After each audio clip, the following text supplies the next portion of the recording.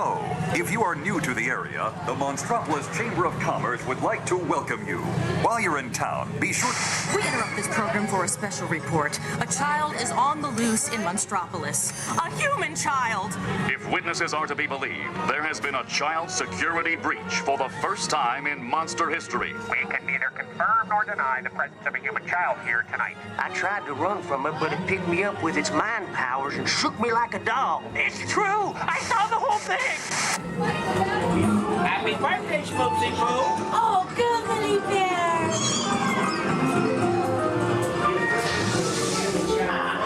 It's telepathic control. Lazy days like a chicken. I thought toward my own. Then it grabbed me with its giant forked tongue and rolled me up and down like a show. Oh, we gotta get you home.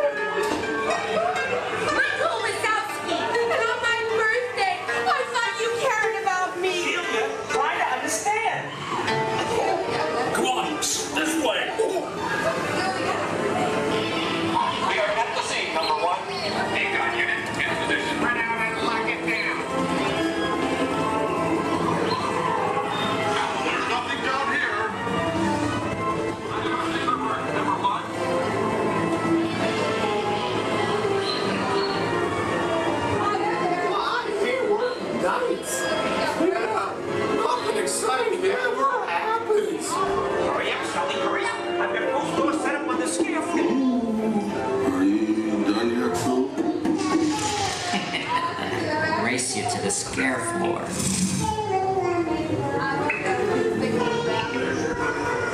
Almost there.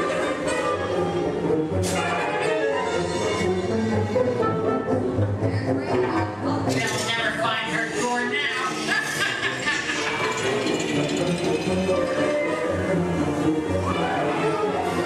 Oh, there's your door. We're almost there, kiddo. Not so fast, Sullivan. They'll never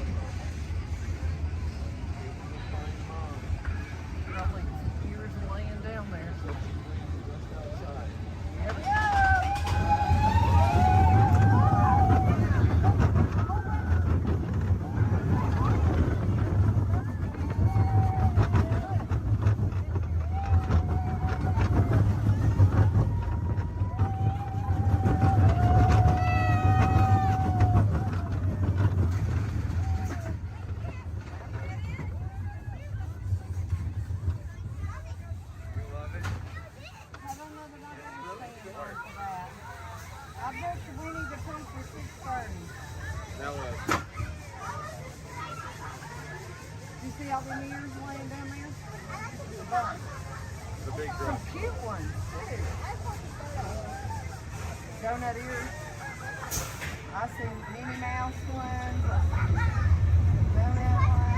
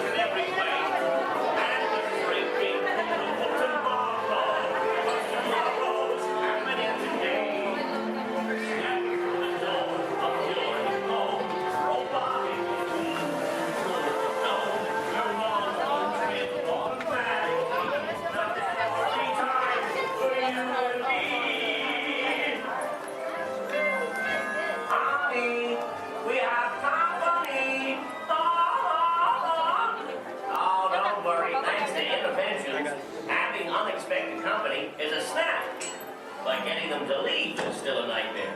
We're still working on that. Yes, sir, we've got all the latest things. And I'm not talking Mr. Coffee, whose work I admire, by the way. I'm talking smart relatives of mine. Genius gadgets that take the hard work out of housework. You want digital, analog, interactive, hyperactive, radioactive. Can you believe it? It's all here. You're gonna love it. I'm gonna have to ask you to leave now. I'm expecting company to arrive at any moment, so if you'll excuse me, I have to clean up this house. There's a great, big, beautiful tomorrow headed right this way. Well, see you around and around and around and around and around. Oh, bye. Bye.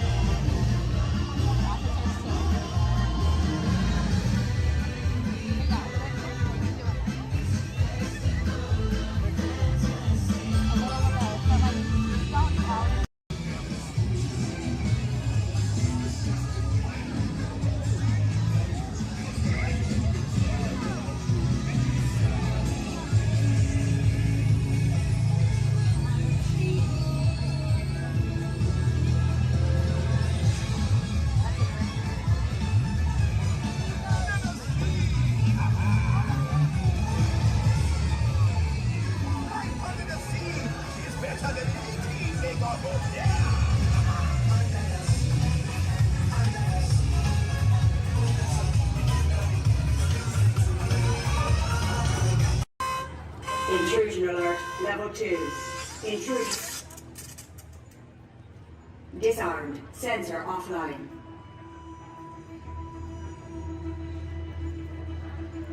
Nothing to see here. Move along.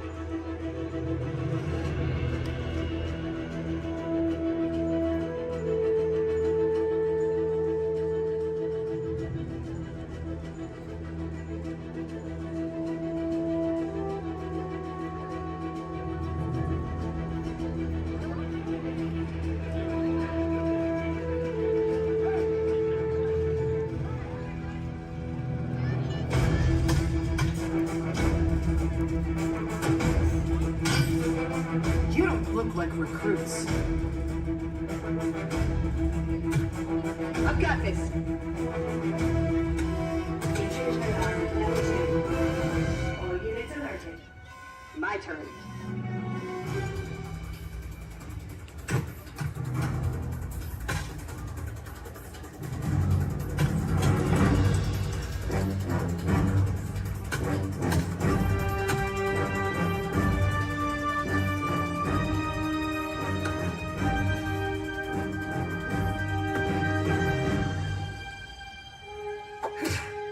Let's try this again.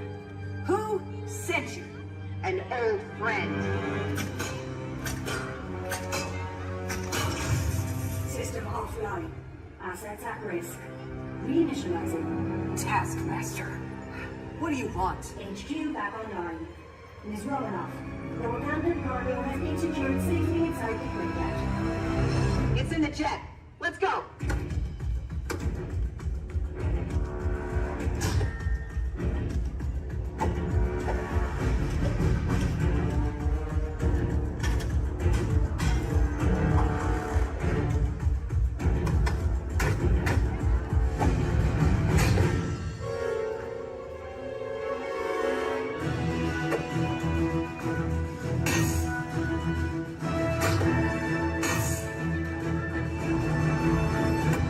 Incoming call from Mr. Stark. Friday, don't put him through!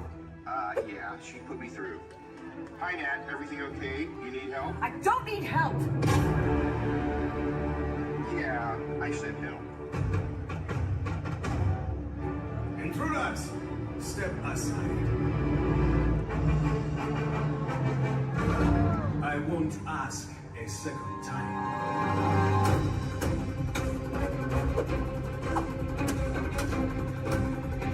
Friday, please introduce our guest. The Taskmaster. Origin unknown.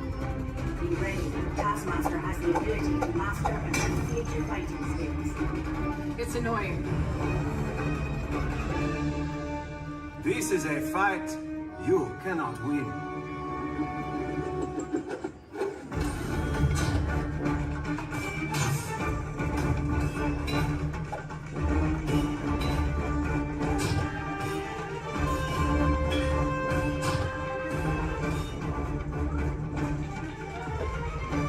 T'Challa, the vibranium! Leave it to me.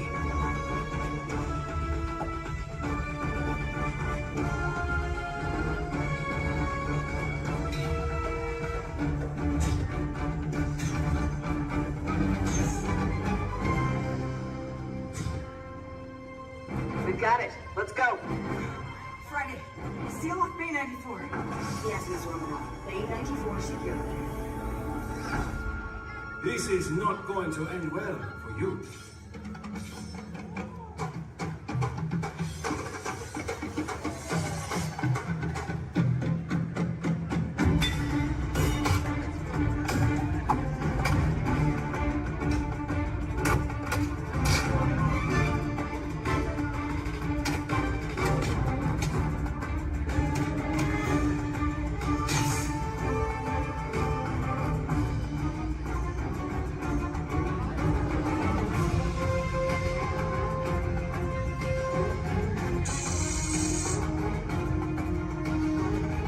Looking for this?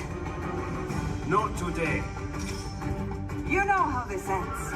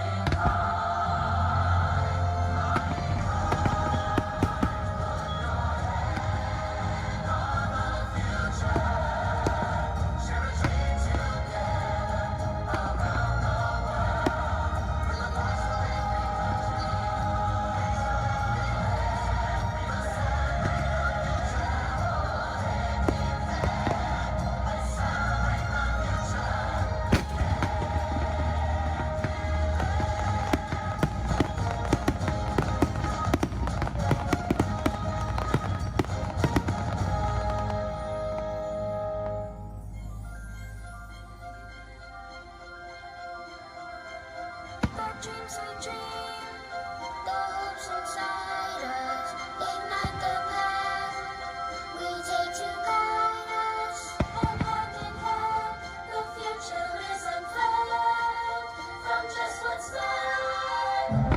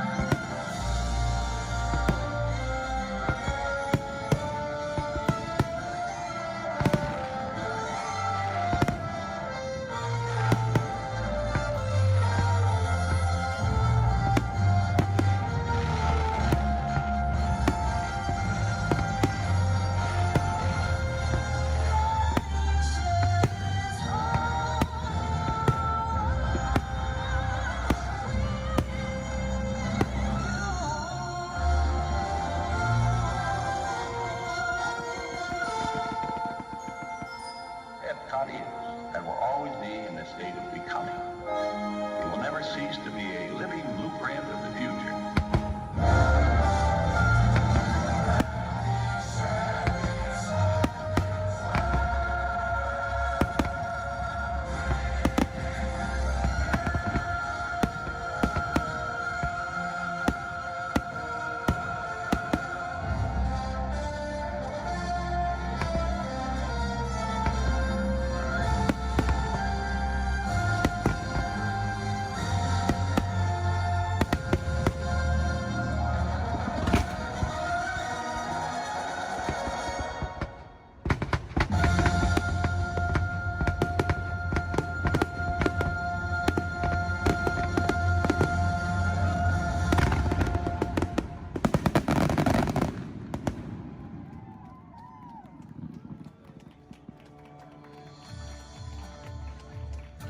Thank you for joining us for Epcot Forever.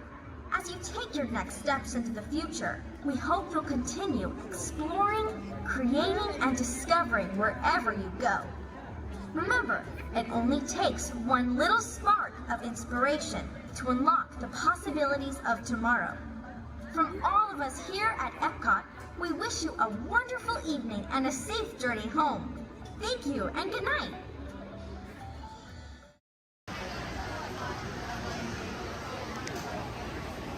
I might be a classic, but I still got a spring in my step. Let's go.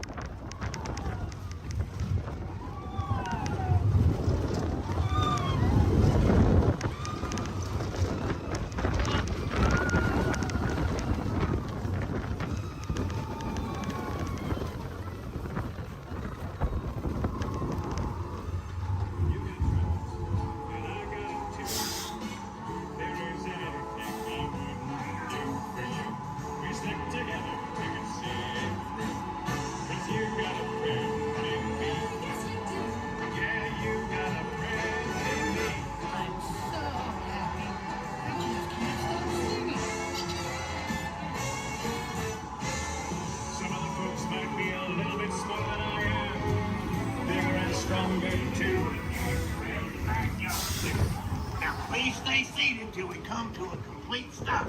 Remember to grab all your stuff and step out to your right. So long, pals.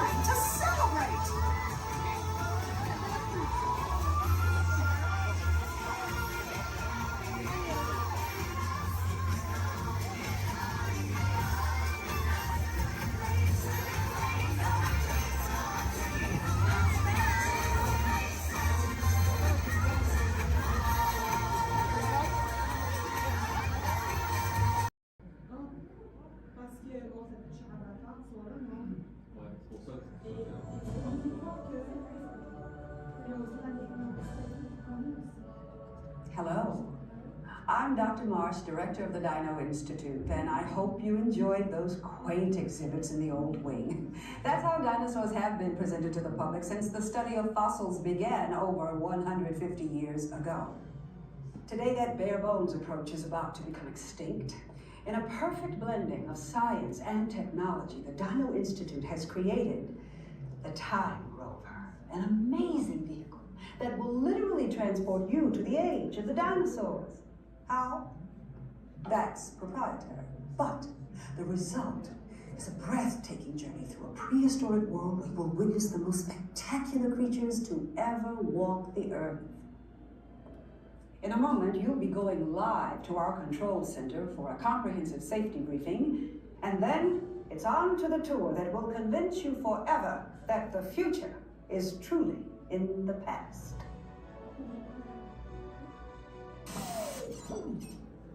Hello there. Welcome to our little trans-dimensional joyride, folks.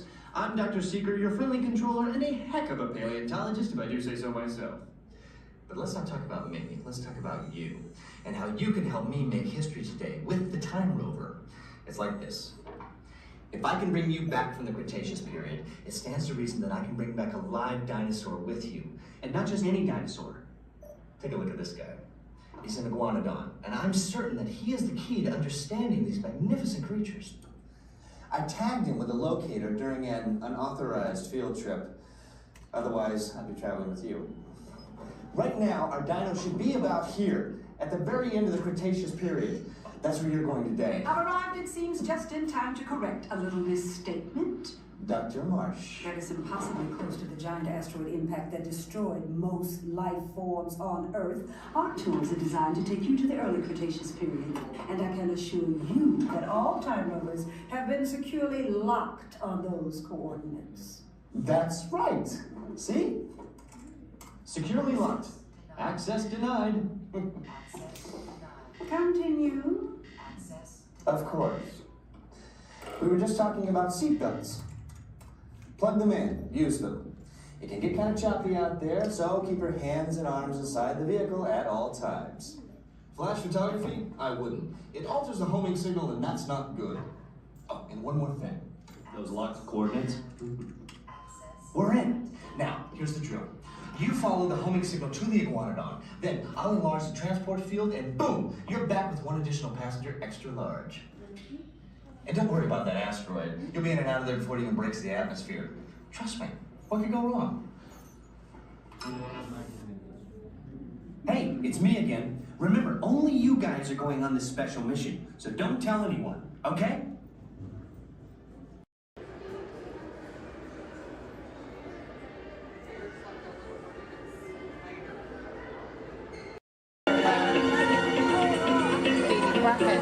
Robots have been a part of our imagination for longer than you might think.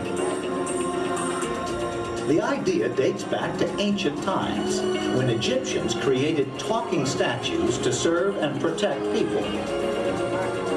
And Greek engineers built water clocks with moving mechanical figures. As centuries passed, inventors built many mechanisms to imitate human movement. These early robots captured everyone's imagination. Who knew? Perhaps one day a mechanical being might really be able to walk, talk. And here he comes, ladies and gentlemen, walking up to greet you under his own power. Even help people. In 1920, a Czechoslovakian writer was the first to call these automatic helpers robots. From then on, robots became popular in stories, art, and especially in the movies.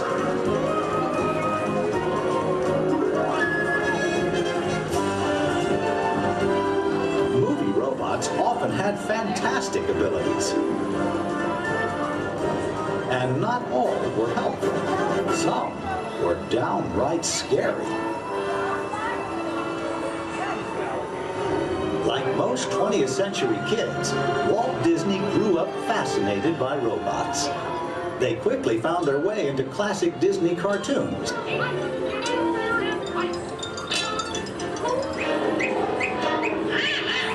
Walt's passion for robots soon took them out of cartoons and into real life. Whatever the man in the harness does, this figure will respond simultaneously in the same manner. Would you cover your life? I don't think we better. A little smoking on the stage.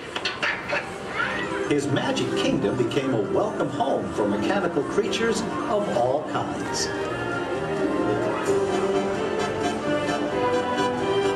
Walt's pioneering work in audio animatronics made robots familiar entertainers at Disneyland, delighting millions of visitors. Meanwhile, in the world of science, advances in hydraulics, microcircuitry, and digital computers were turning science fiction into science fact. Robots had stepped out of the realm of imagination. Today, they are everywhere we and they look. In outer space, in factories, even in our homes. For years, the biggest challenge robotics engineers faced was something we usually take for granted, the simple act of walking. Of course, walking on 2 feet isn't always so simple, especially when we're young. Even as adults, walking has its ups and downs, because it requires well-developed balance and coordination. Making a humanoid robot walk on its own 2 feet is very complicated. Yet this is the challenge that Honda, the mobility company, took on almost 20 years ago. Honda's first prototypes walked in a straight line only, and falling down was a big part of learning. The next prototypes had better balance, but turning was a very slow process. Step by step, the engineers persisted. They built more and more capable models, and finally succeeded in making the most sophisticated humanoid robot the world has ever seen. A machine designed to help people. Honda's advanced step in innovative mobility.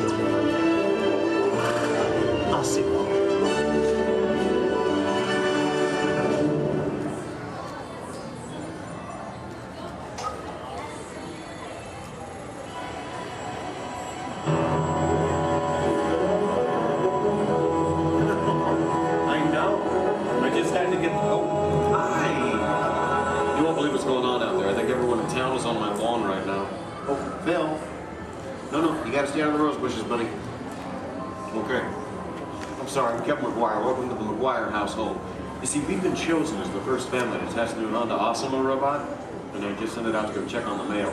It was so much fun watching the neighbors' faces when they first see Osimo. Like, they all... No, you can't borrow the robot. Just...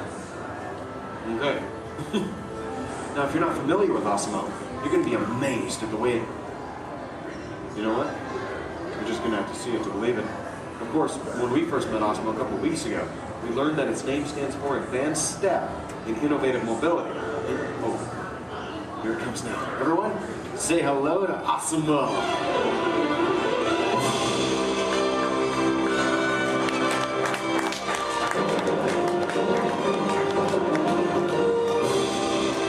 That's a good idea. Everyone welcome the newest member of the McGuire family, Osimo.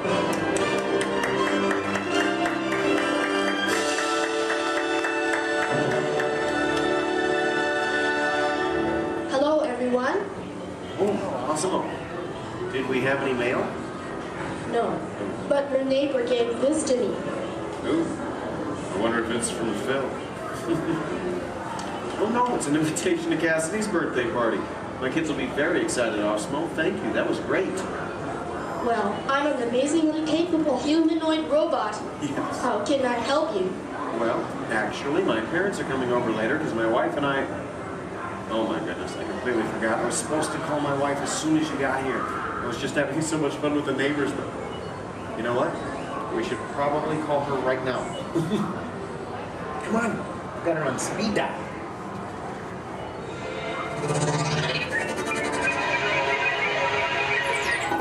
Hi, honey. Hi, hey, look what just arrived. Osimo. Yeah. Can I keep it? Sure. Hello. Hi, Osimo. I'm leaving work early today, and I'll pick up the kids. Okay. They are so excited. So I'll see you in a while.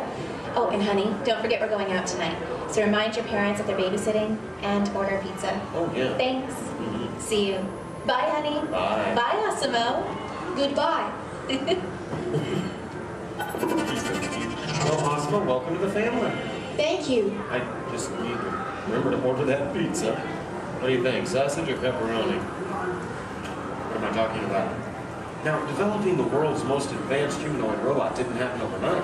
It took teams of Honda experts over 20 years to create this amazing piece of technology. And we're talking about experts in the fields of physics, anatomy, mathematics, computer sciences, chemistry, mechanical, and electrical engineering. Oh, check this out. Osimo? Come this way, please. Now, if I'm sitting down, or in a wheelchair like my wife, Osimo's camera eyes are at about the same level as my eyes, and this makes communication very simple. In fact, if you take a look at the screen, you can see Osimo looking at me. Hello, Osimo. Hello, Kevin. Oh, Osimo, please turn out to all of our new friends. And everyone, wave and say, hello, Osimo. Hello, everybody. And there you are.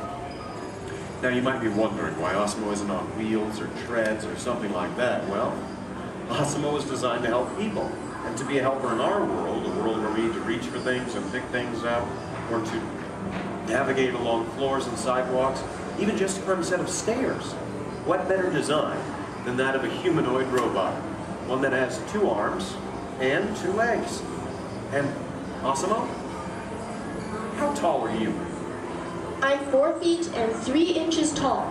Which is the perfect height for opening and closing doors, or turning lights on and off, even working at table surfaces, or just moving things around the inside of a house.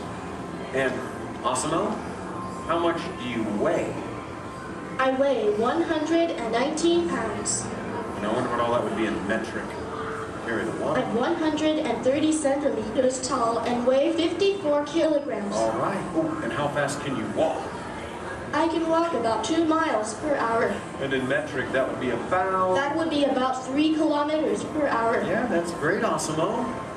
Thank you, Kevin. Now, in order for a robot to operate in our world, it must have the ability to walk.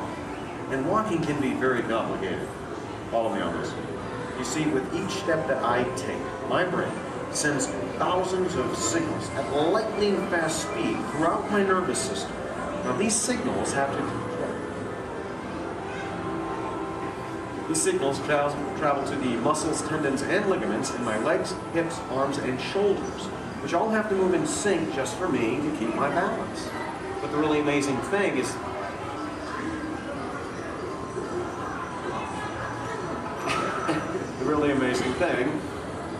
that Osmo does something very similar to this. It uses motors, sensors, and computers to keep its balance and walk like a human.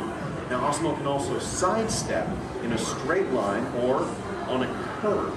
And this makes navigating through a house with all of its constantly changing obstacles very simple. And believe me, Osmo, that move's going to come in very handy with my kids and all of their constantly changing obstacles. But what's even more impressive, not only can Osmo walk forward, but Osmo can also walk backward as well, constantly adjusting its center of gravity with each step, just like us. And Osmo's balance is so good, you know what? Let's just show them. Osmo, please balance on one foot, like this. Yeah. Now Osmo makes it look easy. How about the other foot? All right. And Osmo must constantly analyze the data from all of its sensors and 34 separate servo motors. Well, Osmo, I guess it's true. There's really nothing you can't do, except fly, right? But I could play soccer. Yes, you can. You know, I think Molly left her soccer ball here, so yeah. Why not show everyone? Oh, hold on just a moment. Let me get some goalposts so we can make it official. All right, Osmo, bend it like Beckham. And that's a goal. Very nice, Osmo. Yes. Now it looks simple, but kicking the soccer ball actually requires some technically advanced balance, stability, and coordination. But you know, Osmo, with your ability to understand vocal commands and navigate effortlessly through the environment, it's easy to see how helpful you're going to be around the house. Oh, telephone. Okay, Osmo. I'll get it. Hey, is Osmo there? Yeah, right here. Hello. That is so cool. Osmo, we'll be home in like 5 minutes. Osmo, I told everyone in school they can come over and meet you. And I invited everyone in the neighborhood. Hold on. Also your video. Yeah, Osmo, you're a star. Bye, Osmo. Okay, bye, kids. I know. How about a bye, Dad? Bye, Dad. Love you. You're cool. Well, Osmo, looks like you're pretty popular with my kids. Oh, come on. You know what I'm talking about. Actually, what my kids are talking about is Osmo's DVD, Step to Safety with Osmo, in which it shows how we can use Osmo's unique walking ability to help teach young children safe ways of crossing the street. But Osmo can be helpful in many different ways. In fact, Osmo, did you use your wireless networking capabilities to go online and look for tonight's weather forecast? Yes, I will go online. Great. My wife and I are going out for our anniversary tonight, so I thought I'd check. Partly cloudy, with a high in the mid-60s. Perfect. I'll just remind her to bring a sweater. We can have dinner on the patio. Now, even though Osmo's current role is to help her in the home today, someday Osmo might be able to work in dangerous situations, like fighting fires or working in unhealthy environments, cleaning up toxic spills. And there's even the possibility... But I'm not only designed to help, I can also have fun. I think I know what you're talking about. Everyone, would you like to see Osmo dance? Yeah? All right, how about this, Osmo? You lead, I'll try to follow. Go ahead and kick it.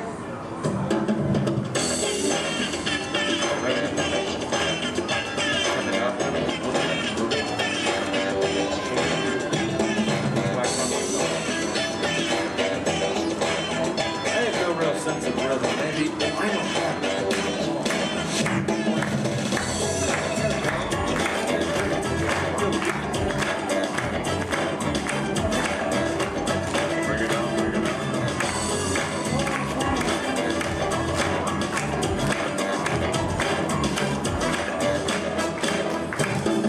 That was very nice, Osmo. Wish I could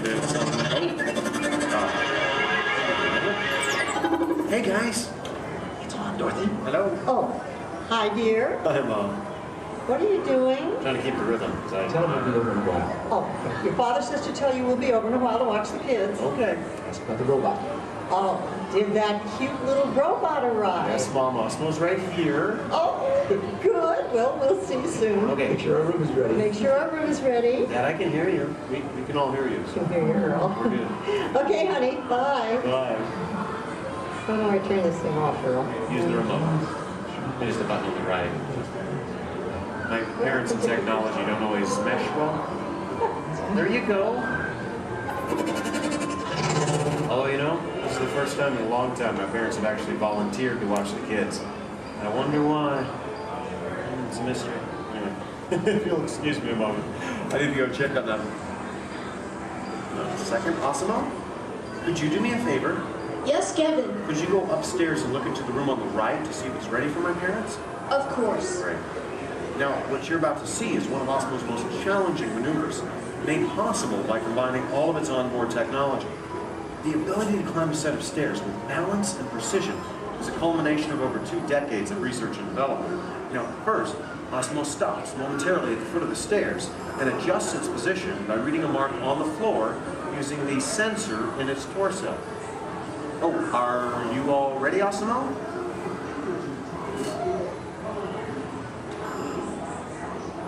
I am ready. Okay then, go for it. Now, with each step, Osmo must adapt and constantly counterbalance using all its computing power to remain upright all along the way. Way to go, Osmo! Now that is truly a historic step forward in human technological progress. Okay, Osmo, go ahead and take a look into the room and see if it's ready for my mom and dad, please. And boom. That looks perfect. Thank you, Osmo. You're welcome. Now, if you thought going up the stairs was difficult, it takes even more balance and coordination to make it back down whenever you're ready, Osmo. Once again, Osmo will find its position by reading a mark on the floor using the sensor in its torso. And when it's ready, it will descend the stairs, constantly adjusting with each step.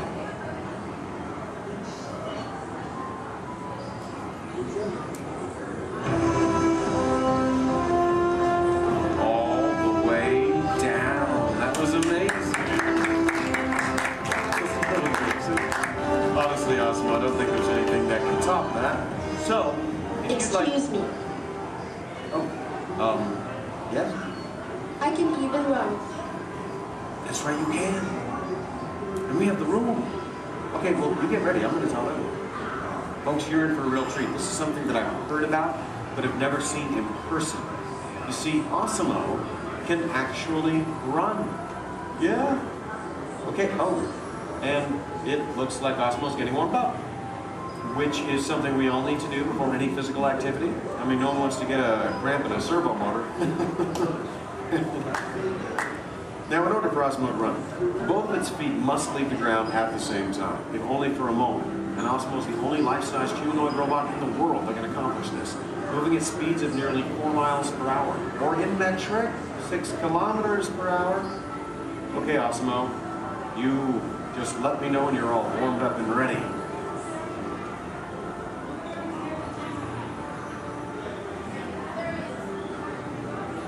I am ready. Alrighty then. On your mark, get set, go!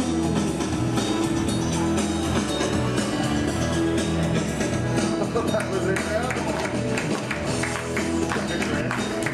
Watch, turn around.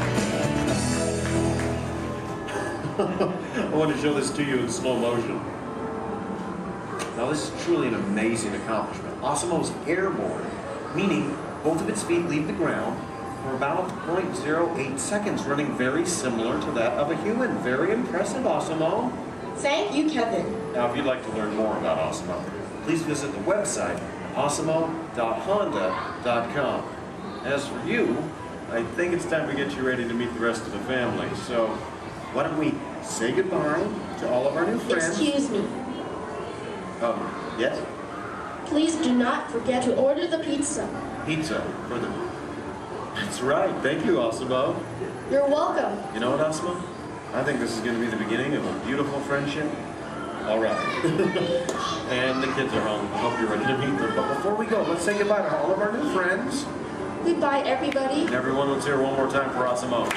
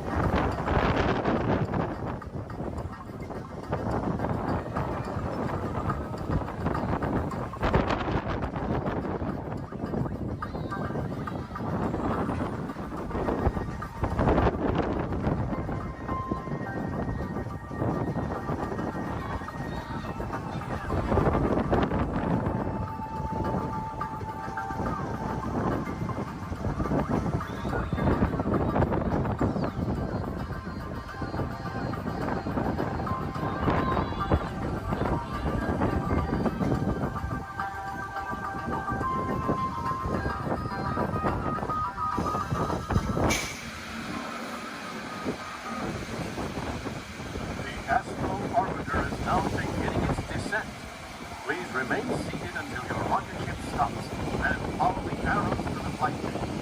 Welcome back, pilots. Travelers, for your safety, please remain seated until your rocket comes to that full and complete stop. Gather all your Jumbo friends, my name is Sky and I'll be your guide on the Harambe Wildlife Reserve. If you look above your heads, there is an animal spotting guide. Probably not going to see all of those animals, but we have some pretty good luck. Just remember to stay seated at all times. That includes any little ones. Please don't hold anyone up or pass anyone around. Keep your hands, arms, feet, legs inside of the vehicle at all times so you brush up against some thorny brush. And these are going to be real wild animals. They are going to be moving around, so you may want to have your cameras out ready. Hold on tight. I recommend a sport or an action mode if you have it.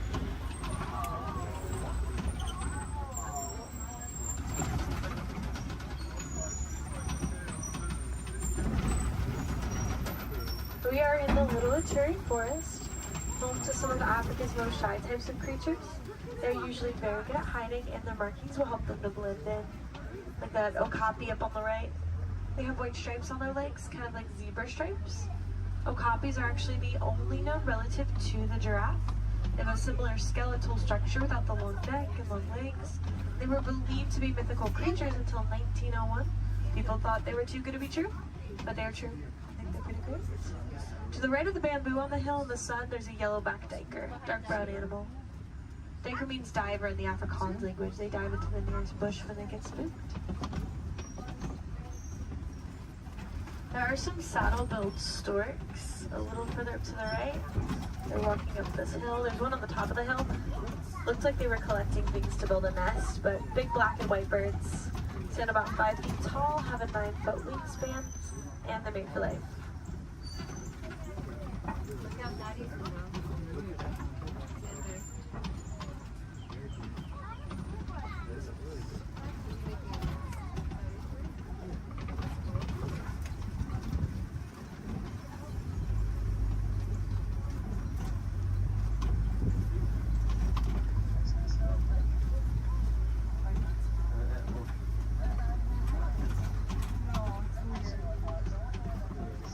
See some antelope further up ahead to the left.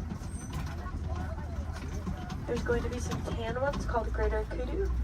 They can leap up 8 feet in the air to jump over obstacles, which is super helpful if they need to get away from a predator. And there's some reddish ones called bongos. Their beautiful coloring is also a greasy substance like marked leaves as they're passing through the forest, potentially making it easier for them to come back and find each other.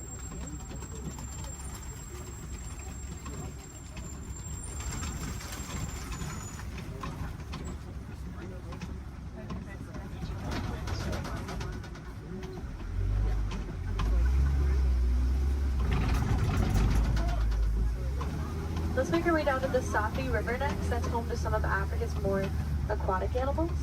We should probably look for them in the water.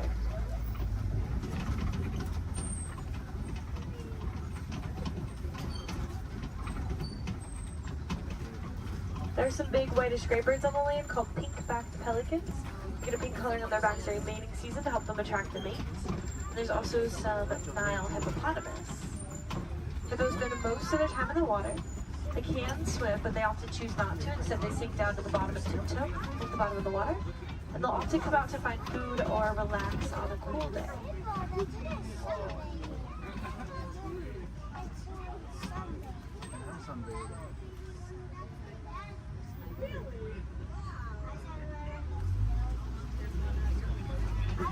The Nile hippopotamus are one of Africa's most dangerous animals. They don't really eat meat, they are herbivores and plants, but are very territorial, and some can even outrun us on land at up to around 30 miles per hour, which is very impressive for an animal that can weigh around 5,500 pounds.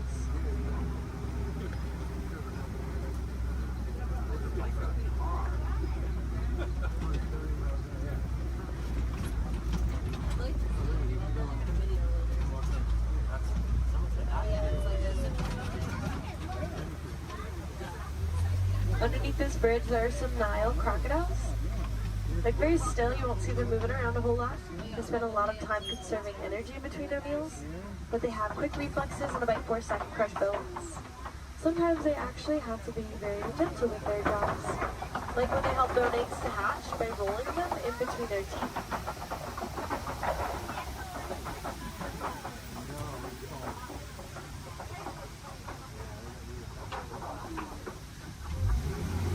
Let's make our way towards the savannah next. That's where we will be spending the most of our time.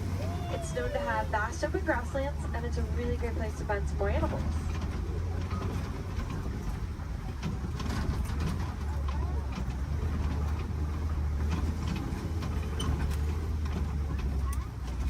We are getting close. Just around this bend to the right, there's a baobab tree.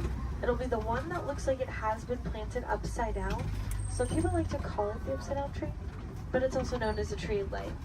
It stays leafless about 9 months out of the year, collecting thousands of gallons of rainwater in its trunk to survive through the dry season. Anything with horns or tusks can very easily break it open, drain the water out, and get a tree.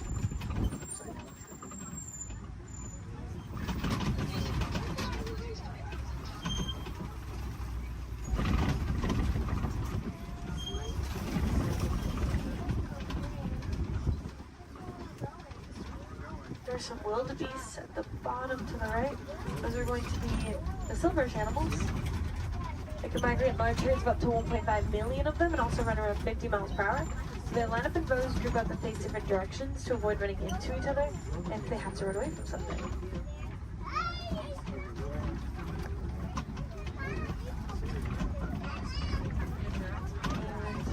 And there's some giraffes. There's a tower, which is a group. Makes sense, they tower over everything at around 20 feet tall. Giraffes are born at about 6 feet tall after a 15-month pregnancy. And the large tan antelope are the elands. They stand up to around 6 feet tall at the shoulder, weigh around 2,000 pounds. And have a funny way of attracting a mate. They'll wrap their woods in leaves like they're creating crowns on their heads, and they'll flex their muscles.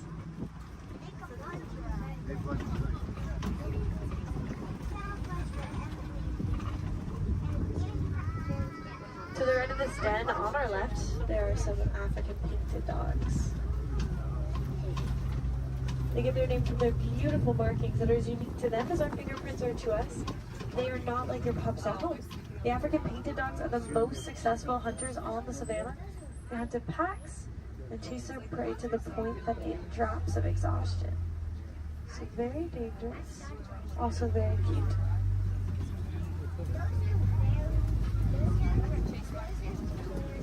There's some sable antelope here to the left with spear-like noise that play backwards to fend off attacking predators that may try to jump on their backs. Now they're going to fight the fight very territorial and quick to stick up for each other, despite being a prey animal. Here's some zebras, a dazzle, which is a group of them. Because their stripes help them to blend into each other and confuses predators. In other words, it dazzles them.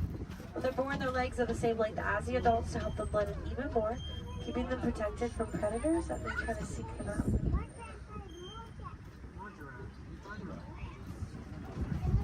Large mounds at the side of the road are termite mounds, made up of animal dung, dirt, and termite saliva. They get as hard as concrete in the sun, so animals like elephants, giraffes, like to use them as a scratching post, wearing them down. Antelope can stand right on top of the worn down buds to use them as a lookout. Look out for predators.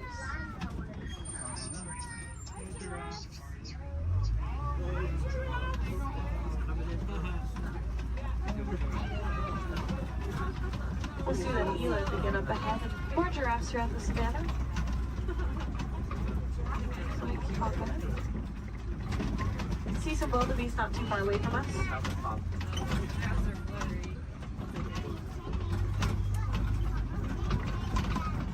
They are a silverish animal on the hills up ahead to the right. Wildebeest can migrate in large herds with about 1.5 million of them crossing the savannah each year.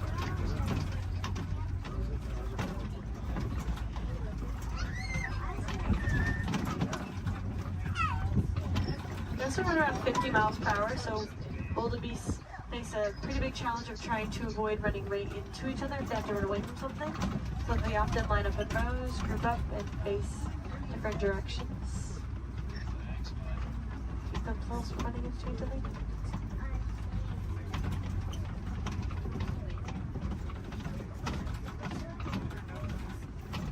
On the very top of the hill to the right, there are some really cute tiny tan antelope called springbuck on that tree.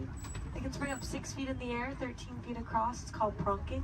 Sometimes they do it to show off to predators because they can also run up to about 60 miles per hour, making them one of the fastest land mammals.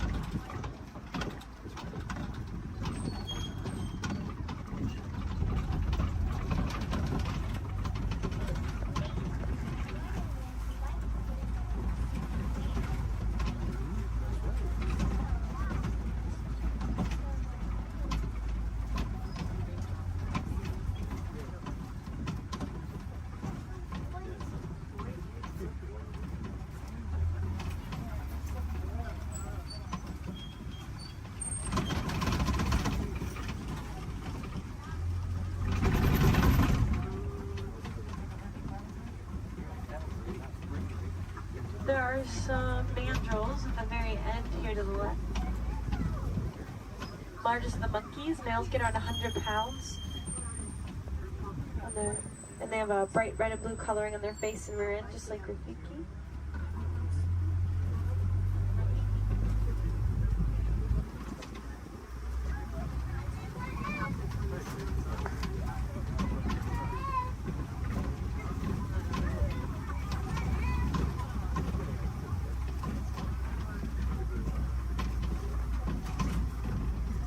Next up, we'll head towards some red clay pits. Some animals really like to eat red clay. It's really good for them, kind of like taking a vitamin. Although, unfortunately, red clay pits are also often a set of coltan mining, which can cause some problems like habitat destruction, limited food source, or poaching. It's actually very easy to help out with those issues if you are interested. All you have to do is recycle any of your old, unused, broken electronics or appliances. They contain that coltan. You might be able to find some recycle bins in places like your local grocery stores or electronic stores. Or you can check out Grace Gorillas. They're working to help gorillas in the Congo, and they cover the cost of shipping if you recycle with them. We're pretty big fans too. We named one of the gorillas Grace on Gorilla Falls Exploration Trail.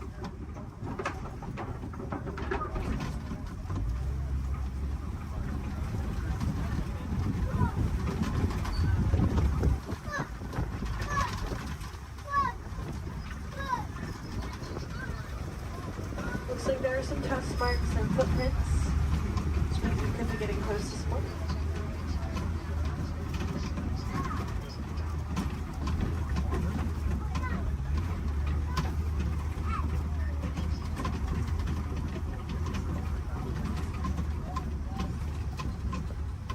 It's pretty quiet here. We'll try to check out around the watering hole up ahead. Sometimes we have a little bit better luck because these animals really like to stay close to their source of water, especially in a place where there is a 3-month drought every year. The savanna dry season does cause animals to have to migrate across the savanna in search of better sources of food and water. When they find them, they stay close to them for as long as possible.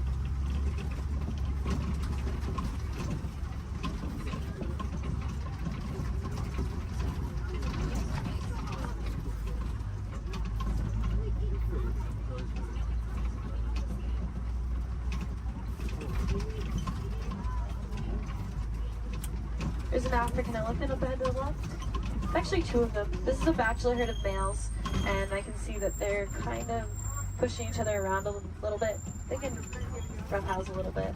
It's pretty normal. African elephants are the largest land mammals. They can weigh up to around 14,000 pounds. Elephants are born at around 300 pounds after a 22-month pregnancy.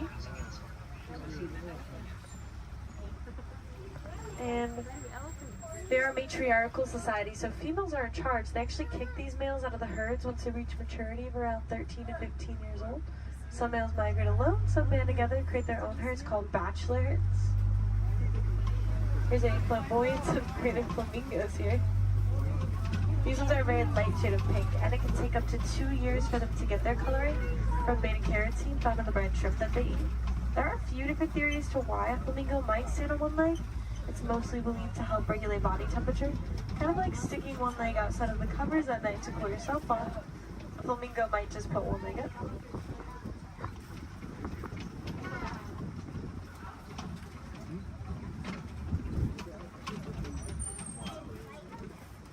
It's really cool to watch those elephants play.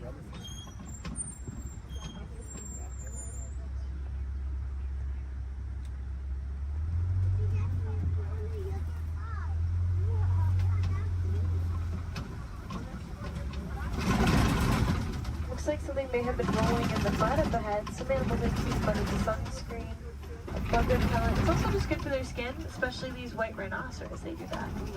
They're almost always covered in mud. Rhinoceros can get up to around 5,000 pounds and are very social, love to hang out in crashes, their groups. Unfortunately, they are poached for their horns made out of keratin, which is hair and fingernails. People believe that it has medicinal purposes. It is really just hair and fingernails, so awareness is a big part of rhino conservation. The rhinos here in this reserve are helping us to spread that awareness. There's an ostrich to the right. Largest birds, flightless. They run around 40 miles per hour. Their wings help them to keep their balance and quickly change directions while they run.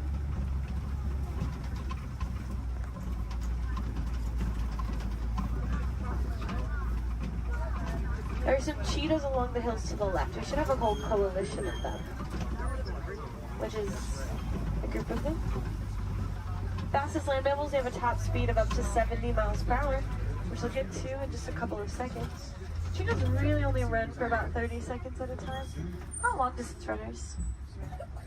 And they are most active during the day. They do their hunting during the day to avoid the competition that they would have if they were to hunt at night, especially alongside big cats.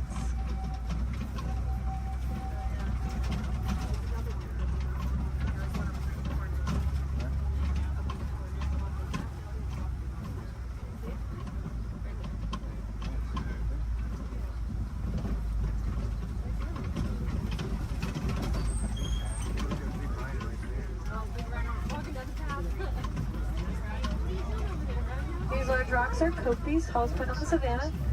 Some animals like to use them as a vantage point to look over the savannah. So maybe you can find something on the other side.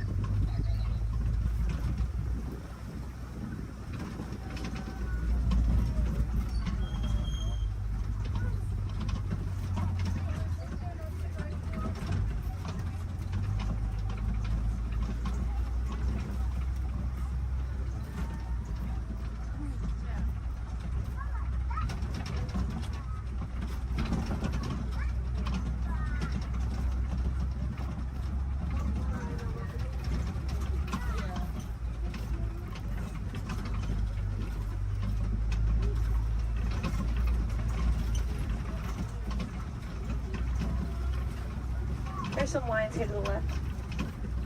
They sleep and relax about 18 to 20 hours out of their day, active for about 4 to 6 hours at night. So we get a tail. That's mostly what I can see. When they wake up, the males stay back to make sure the prides are protected. The females tend to do about 90% of the hunting.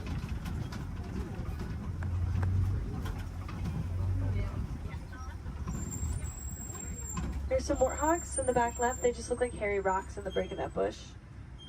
Pumbaa, that means foolish one in Swahili. Actually very intelligent. They'll back up into those burrows with their tusks out to ward off predators. Also use them to dig too, but they work smarter, not harder. They will find them abandoned or steal them from other animals if they can.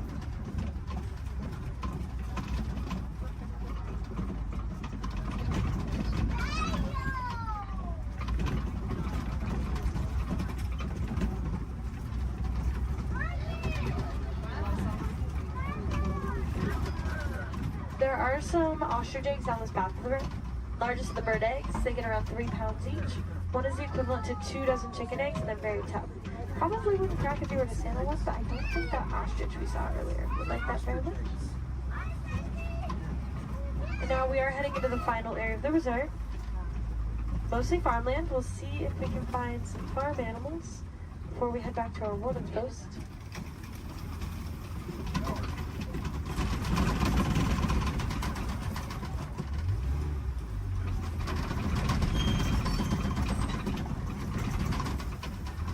There are some Nigerian dwarf goats here. Very tiny type of goat known to take up very little space, and they produce a milk that's nutritious and high in value. Helps communities to rely less on their local wildlife for things like nutrition and income.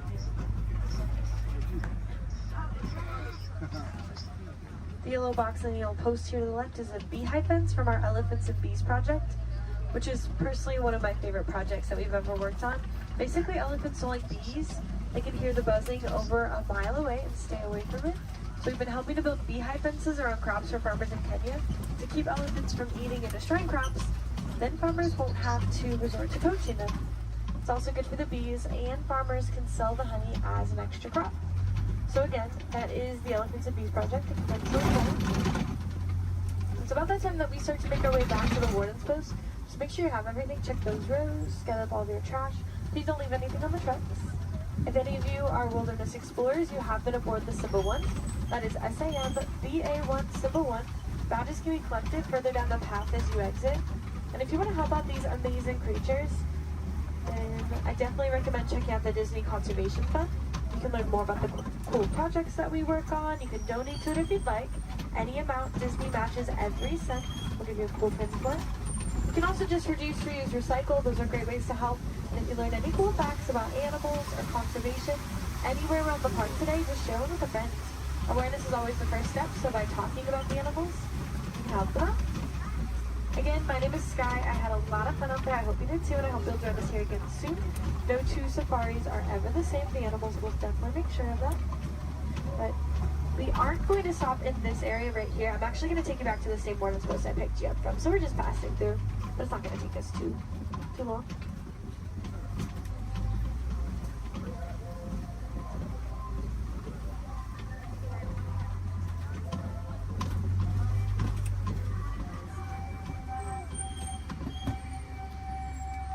Asante Sana, thank you.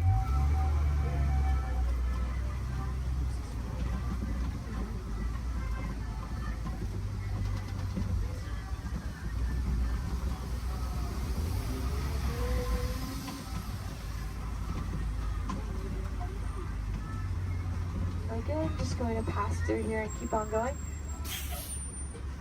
While we have a few moments ahead of us, this is also a good time to decide where you want to head next. You will already be on the Gorilla Falls Exploration Trail as you exit. So if you continue on, you can see some animals like gorillas, meerkats, zebras, naked bull rats. Back in Asia is the Maharaja Jungle Trek if you'd like to see some animals like Sumatran tigers, Komodo dragons, fruit bats. There's also a trail called the Garden of the Tree of Life around the big tree in Discovery Island. So you can get up closer and look at the carvings.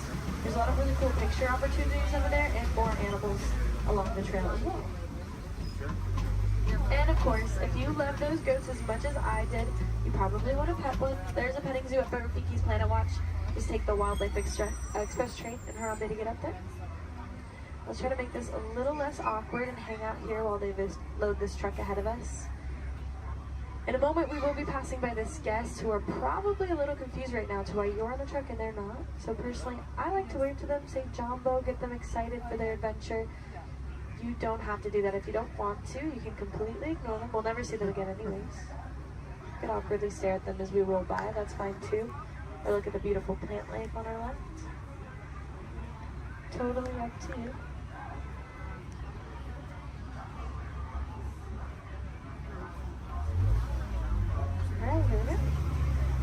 Jumbo friends, Jumbo Warden. Jumbo friends, Jumbo Warden.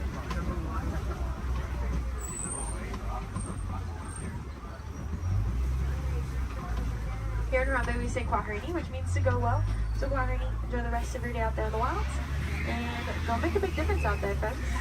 Bye.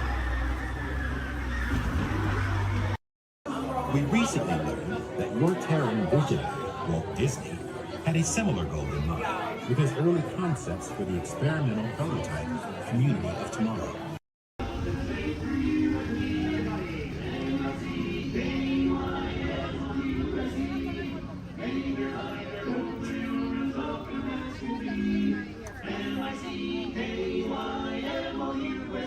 Mickey Mouse, Mickey Mouse, river is old and red and high. Come along and sing a song and join the jamboree.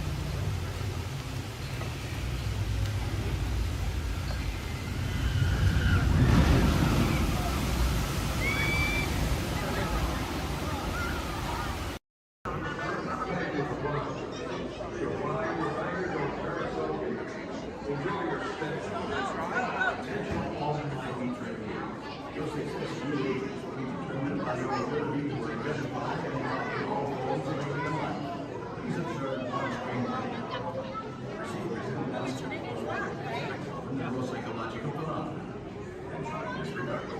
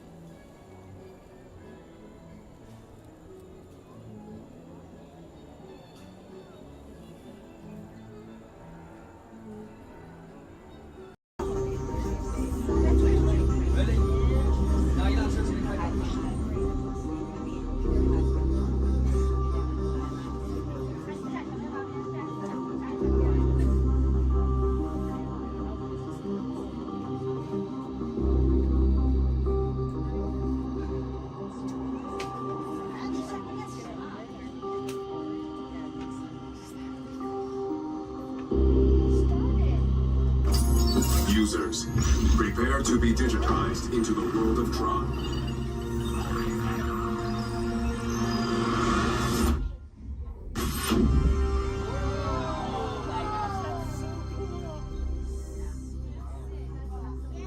Team Blue, welcome to the grid. Proceed to gaze.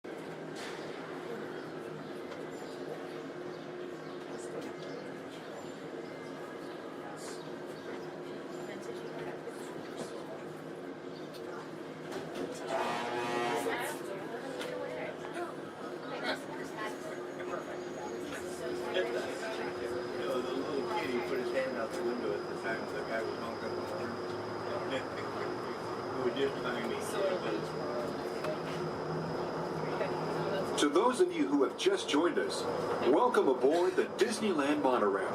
For your safety, please remain seated, keeping your hands, arms, feet, and legs inside the train. Watch your children, and no smoking, please.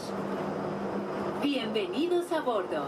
Para su seguridad, permanezca sentado y mantenga las manos, brazos, pies y piernas dentro del tren y cuide a los niños. Por favor, se ruega no fumar. Gracias. We're now en route to our final stop, the Tomorrowland monorail station. Along the way, you can get a bird's eye look at the downtown Disney district, Disney's Grand Californian Hotel and Spa, and Disney's California Adventure. To the left of the monorail is the main entrance of Disneyland, the happiest place on earth. Disneyland is truly an American origin. Since its opening in 1955, it has hosted more than 500 million guests from around the world, including presidents, kings, and celebrities. It is the original Disney theme park, created and enjoyed by Walt Disney himself. To the right is our transportation plaza, where you'll find taxis, hotel shuttles, and public transit stops. We're about to enter Disneyland. Some of the clearances are pretty tight up ahead, so be sure to remain seated, keeping your hands and arms inside the cabin.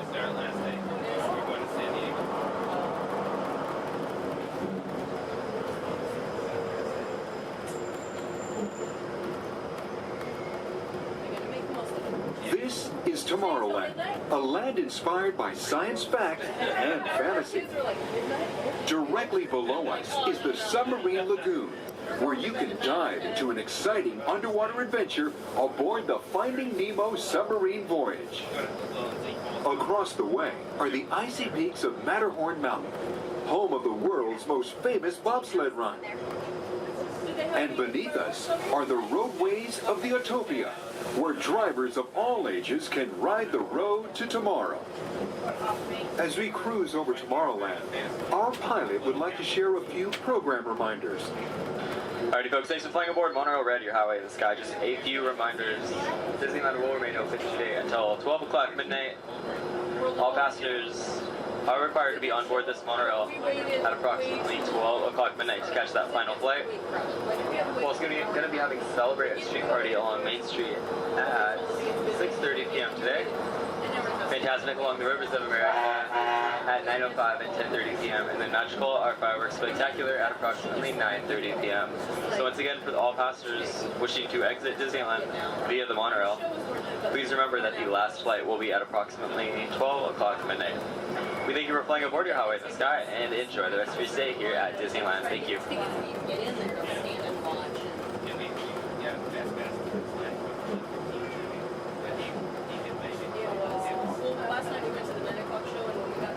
Just ahead and to the right of the train are the sparkling gold spires of one of Disney's most beloved attractions. It's a Small World. Beyond it is the wacky world of Disney's classic cartoon characters, Mickey's Toontown. We're now riding alongside the happiest kingdom of them all, Fantasyland, home to Pinocchio, Snow White, Peter Pan, and other storybook characters.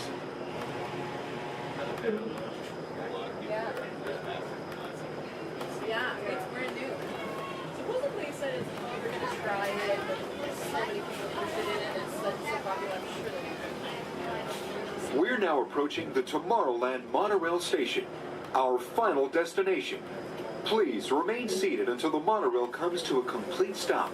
Then, collect your belongings, watch your head, and step carefully from the train. On behalf of all of our crew, thanks for traveling with us, and we hope you'll have a happy and memorable visit here at Disneyland. This is the Tomorrowland monorail station.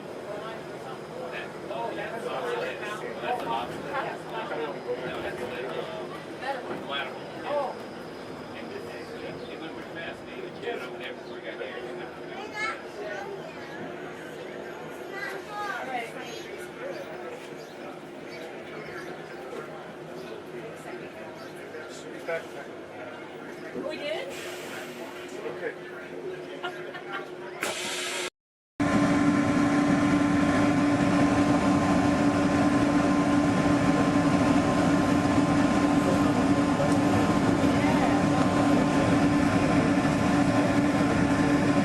To those of you who have just joined us, welcome aboard the Disneyland monorail. For your safety, please remain seated. Keep your hands, arms, feet, and legs inside the train. Watch your children and no smoking, please. Bienvenidos a bordo. Para su seguridad, permanezca sentado y mantenga las manos, brazos, pies y piernas dentro del tren y cuide a los niños.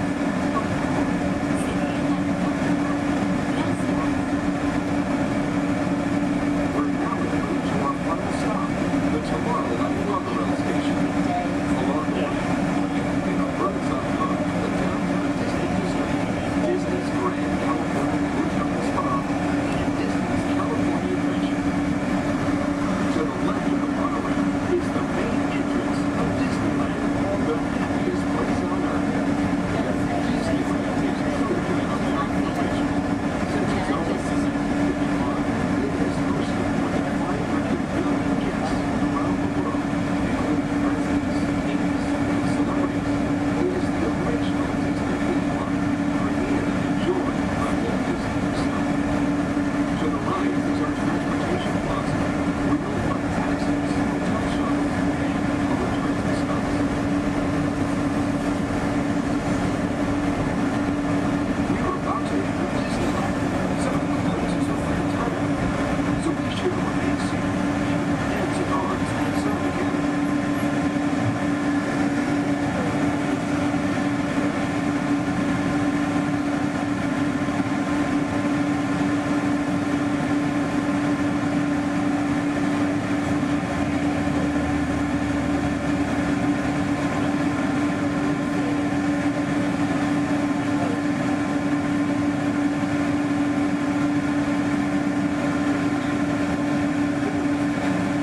Ladies and gentlemen, before we top this morning, hope you break the call real soon.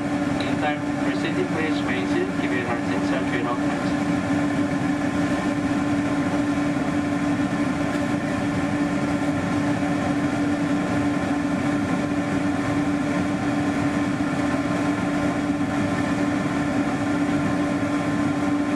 All right, ladies and gentlemen, now for proceed, please remain seated. Give you a hard thing, set trade all times.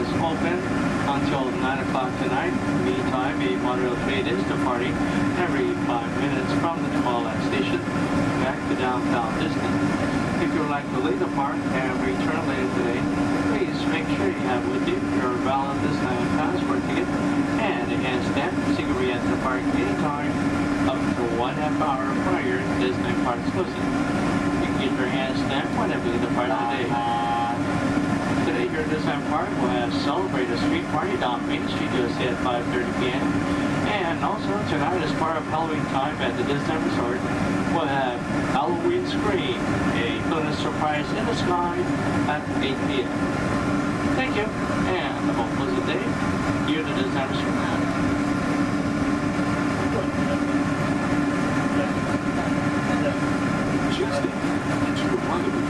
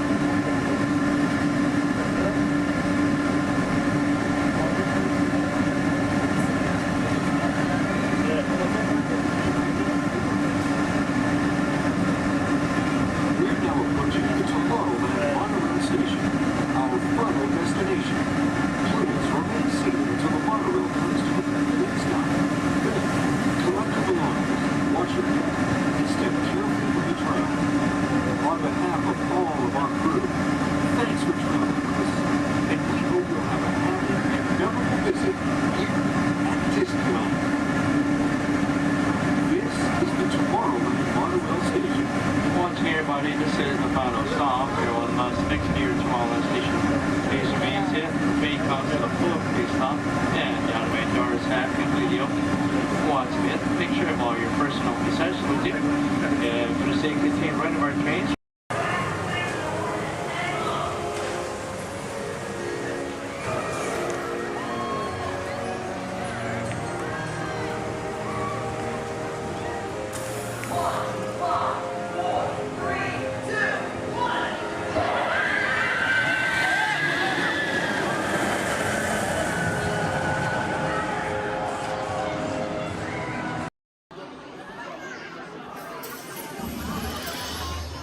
If you have just joined us, greetings, Terrans. I am World Mind, the Xandarian sentient supercomputer. In my extensive databanks are stored the combined knowledge of every Xandarian that has ever lived. Recently, I have been learning so much more about you, Terrans. We Xandarians and Terrans have much in common, including our mutual love of exploration. Xandarians have explored many celestial bodies, what you Terrans call planets, and many fascinating life forms.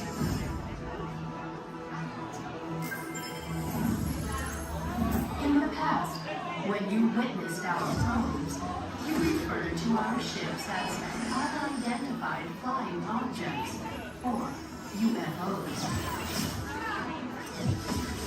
Peter Quill told me that many of you Terrans still believe that these UFOs are flown by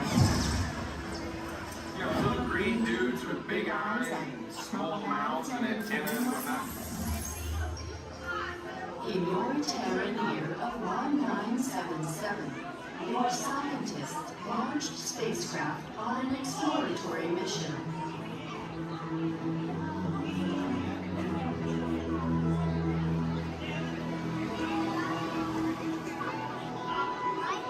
In the Terran year of 2012, Voyager 1 made the historic entry into interstellar space, the outer limits of your sun's gravitational pull.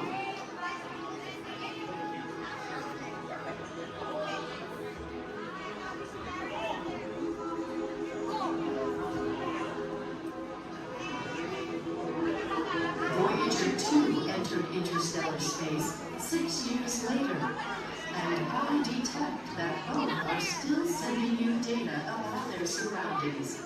Most impressive.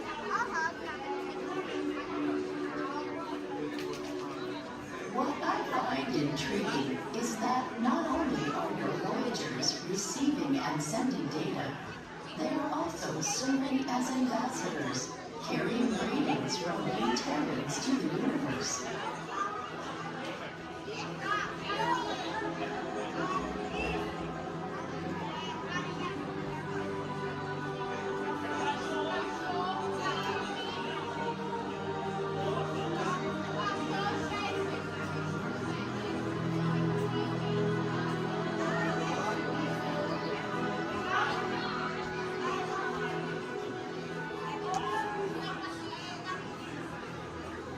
When we Xandarians first detected your planes, we scanned them and discovered on board a golden disc containing sounds, images, and messages from the people of Terra, or Earth, as we would call it. Peter Quill has claimed that the most important item on the disc worth sharing with the universe is the musical message from your Terran, Chuck Berry. I am still processing this message, but am... Shutdown breaks are getting much too short. Now, what have we here? Hey, haven't I seen you before? Seems like I'm always fixing this burnout. Let's see now. No, that can't be right.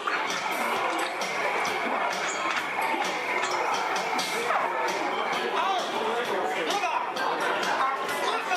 me. Hello? I'm talking to you. Yes, you.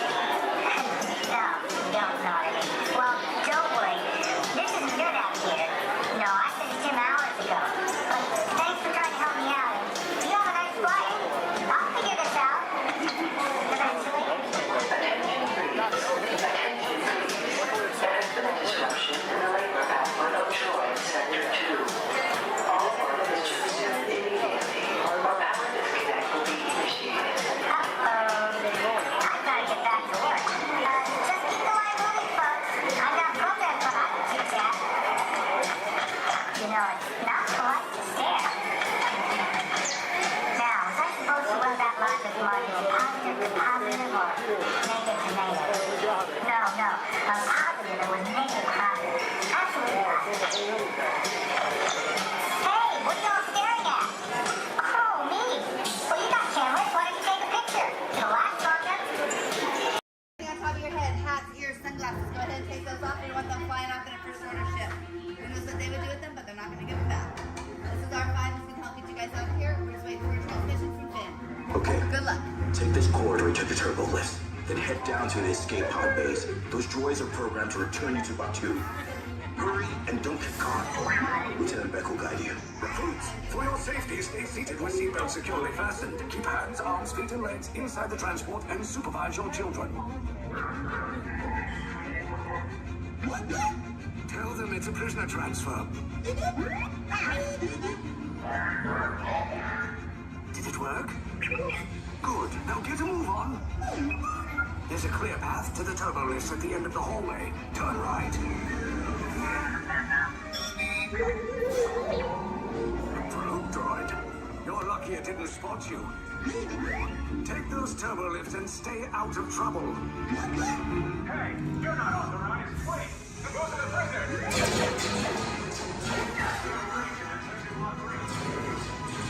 Your cover is blown. Find an alternate route. Who picked these two droids anyway?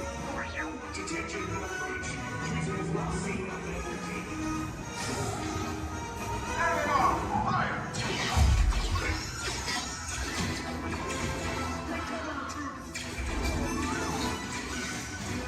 Escape pod to force. Take those down. Copy. Hurry. No, not up. I said down.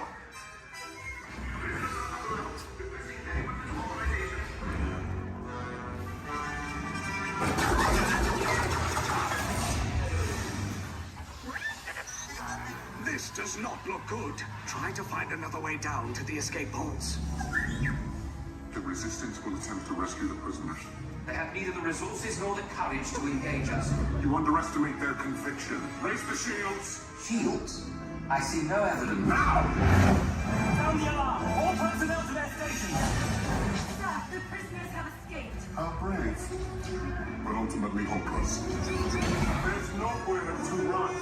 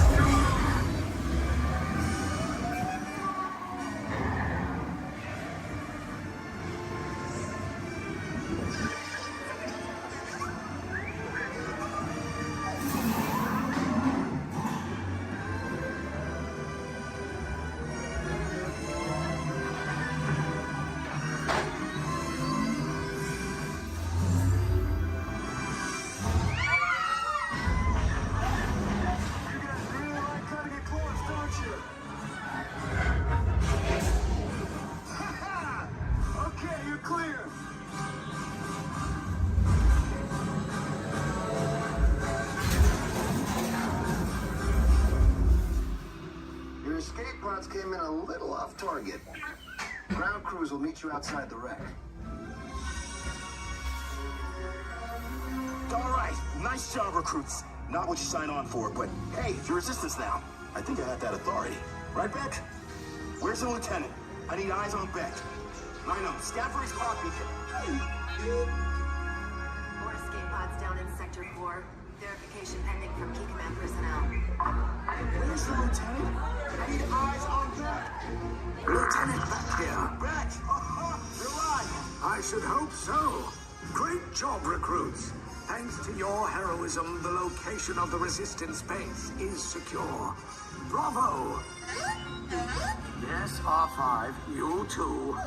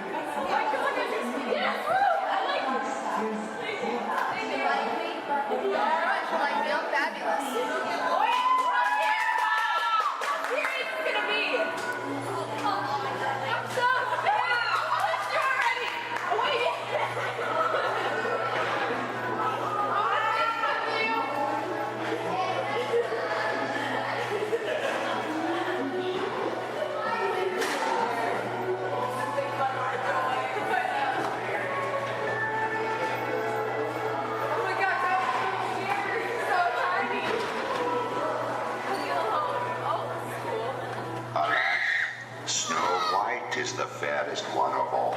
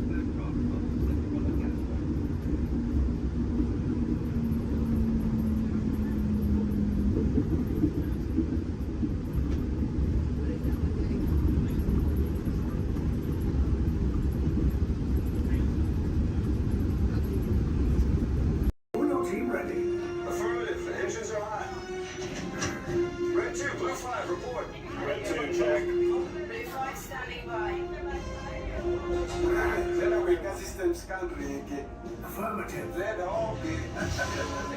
Engage repulsors and hold on, recruits. All ships, launch.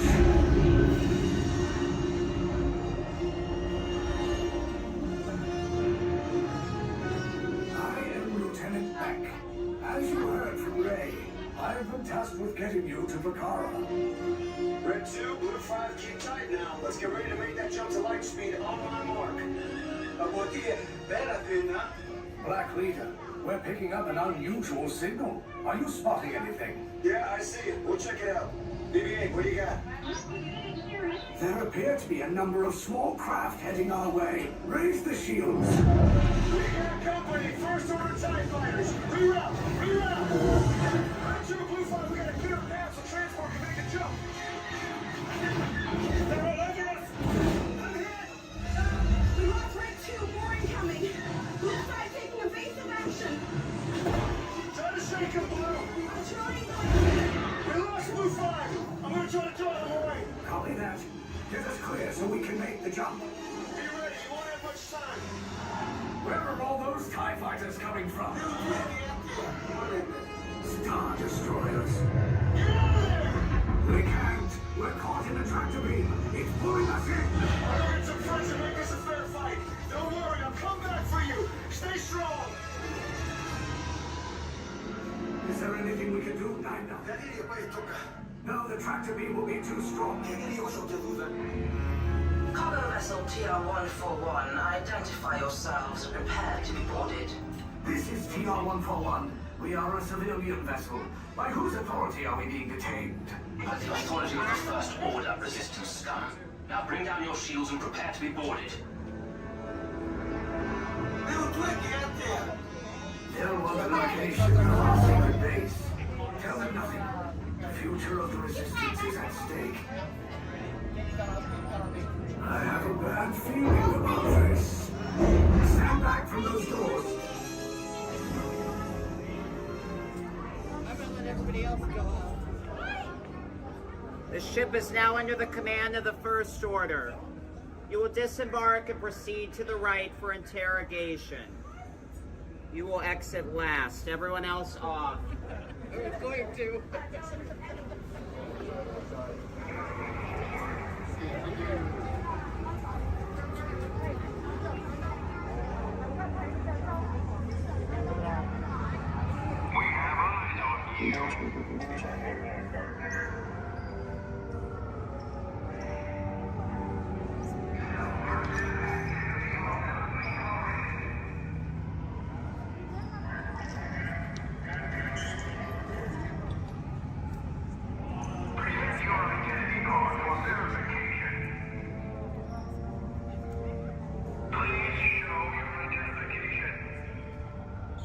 On top of your head, hats, ears, sunglasses. Go ahead and take those off. We want them flying off in a first order ship.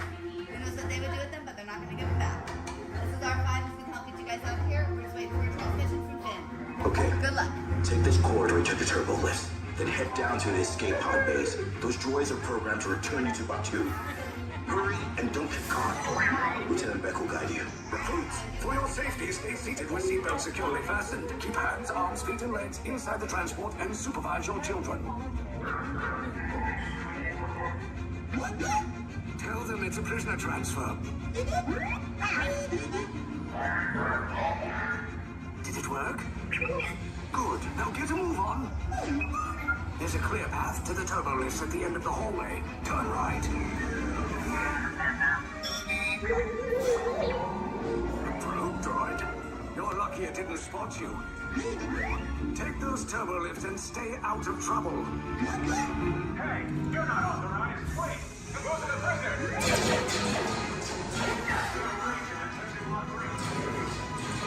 Your cover is blown. Find an alternate route. Who picked these two droids anyway?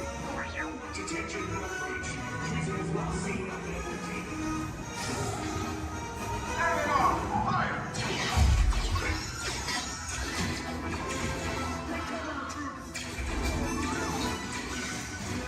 The escape pod just below us.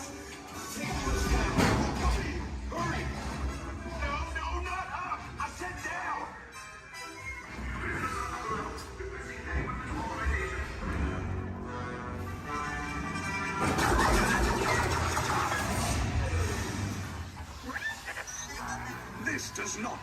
out. Try to find another way down to the escape pods. The Resistance will attempt to rescue the prisoners. They have neither the resources nor the courage to engage us. You underestimate their conviction. Raise the shields! Shields? I see no evidence. Now! Sound the alarm! All personnel to their stations! Sir, the prisoners have escaped. How brave, but ultimately hopeless. There's nowhere to run.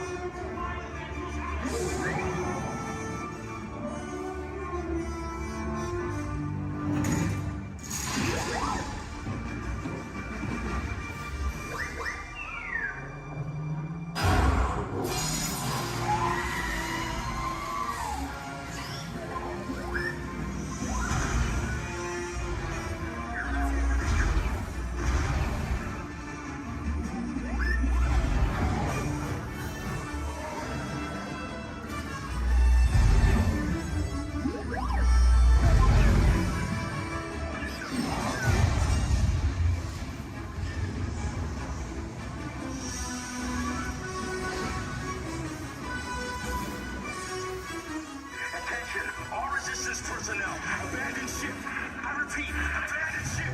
This destroyer is about. There's no escape. You will tell me the location of the secret base, and then I will destroy you and the Resistance.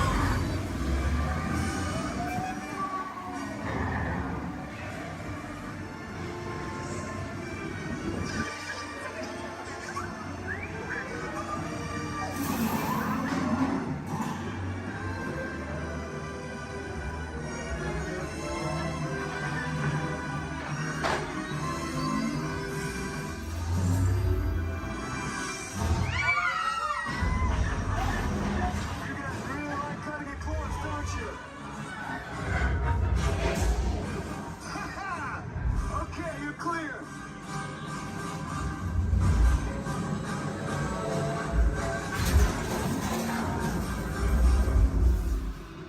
Your escape pods came in a little off target. Ground crews will meet you outside the wreck. All right, nice job, recruits. Not what you signed on for, but hey, you're Resistance now. I think I have that authority. Right, Beck? Where's the lieutenant? I need eyes on Beck. I know, Scaffold's pod beacon. More escape pods down in Sector 4. Verification pending from Key Command personnel. Where's the lieutenant? I need eyes on Beck. Lieutenant back here. Beck! You're right. I should hope so. Great job, recruits. Thanks to your heroism, the location of the Resistance base is secure. Bravo! Yes, R5, you too.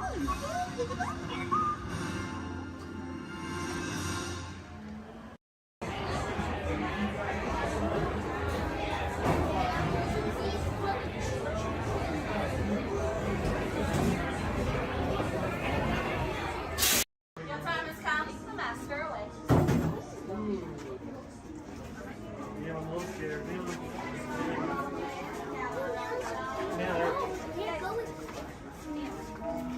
Are you closer to Sphinx or closer to Seven? When hinges creak in doorless chambers, and strange and frightening sounds echo through the halls, whenever candlelights flicker, where the air is deathly still, that is the time when ghosts are present, practicing their terror with foolish delight.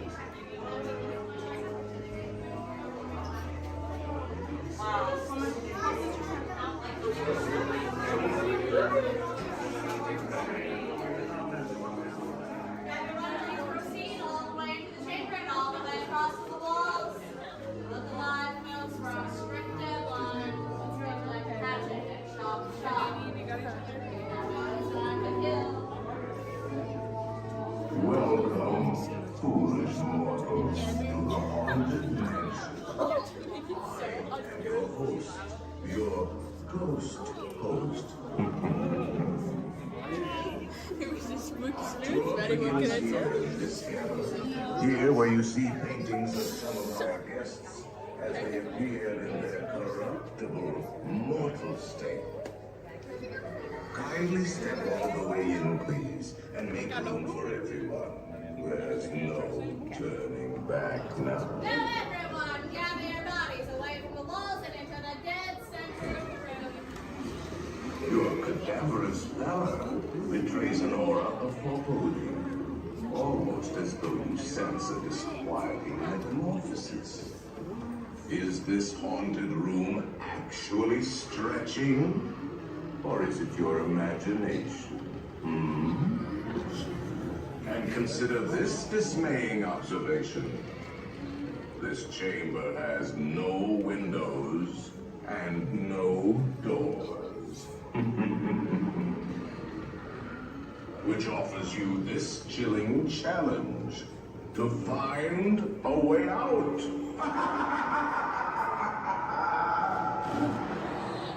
Of course, there's always my way.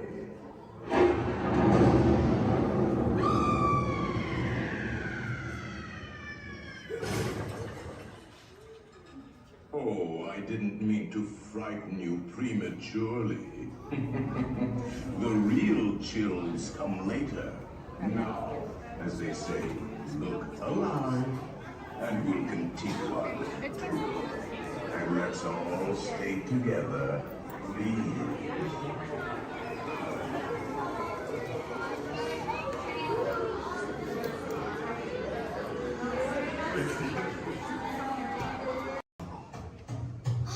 Where is it? I know I left it around here somewhere. Mom! Have you seen my cowboy belt buckle? I can't find it. Never mind. Yeehaw! It's rodeo time. Well done, cowboy.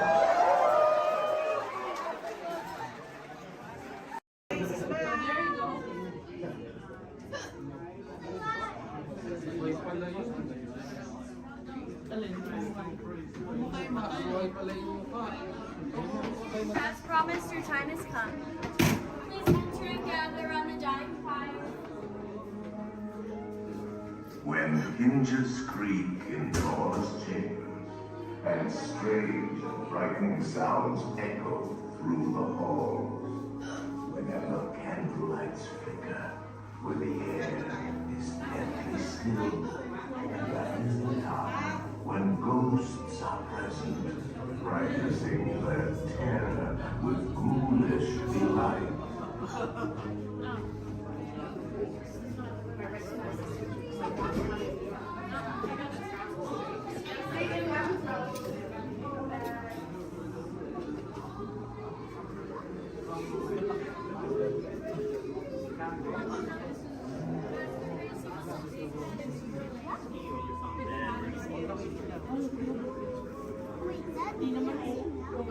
Welcome, foolish mortals, to the Haunted Mansion.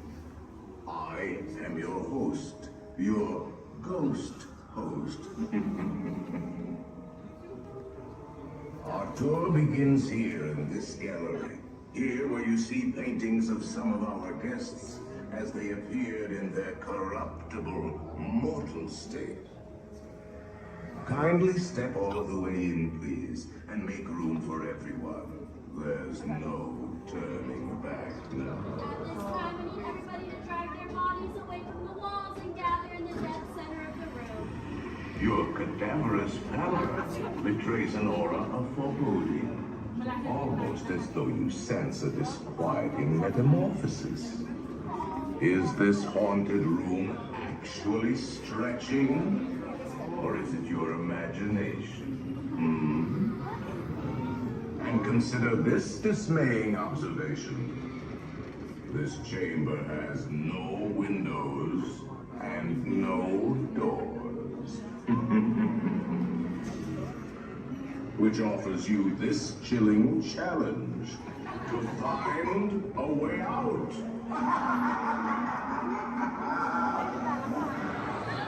Of course, there's always my way.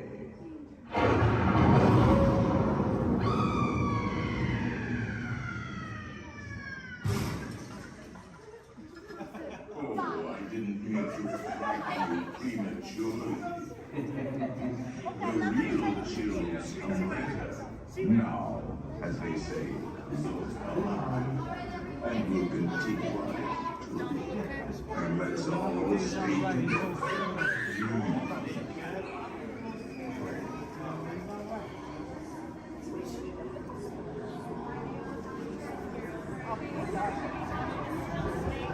He didn't say a word about it. I'm just gonna go watch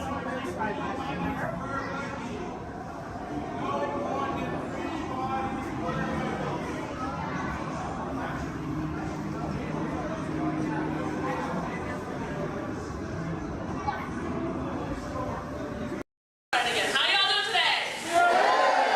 Much better. All right, my name's Brandon. I'm going to be your director on set today. Down there at the end of the box, my assistant Brittany. Everybody say hi, Brittany. Hi. All right, now I'd like to welcome you to Disney Hollywood Studios Backlot Tour. We're going to start our tour right here in the special effects water tank. Water tanks like these play a major role in action films today. Some of that crazy out of control mayhem we've seen movies like Crimson Tide, Pearl Harbor, and The Rock can be created with some of these large-scale physical and mechanical effects.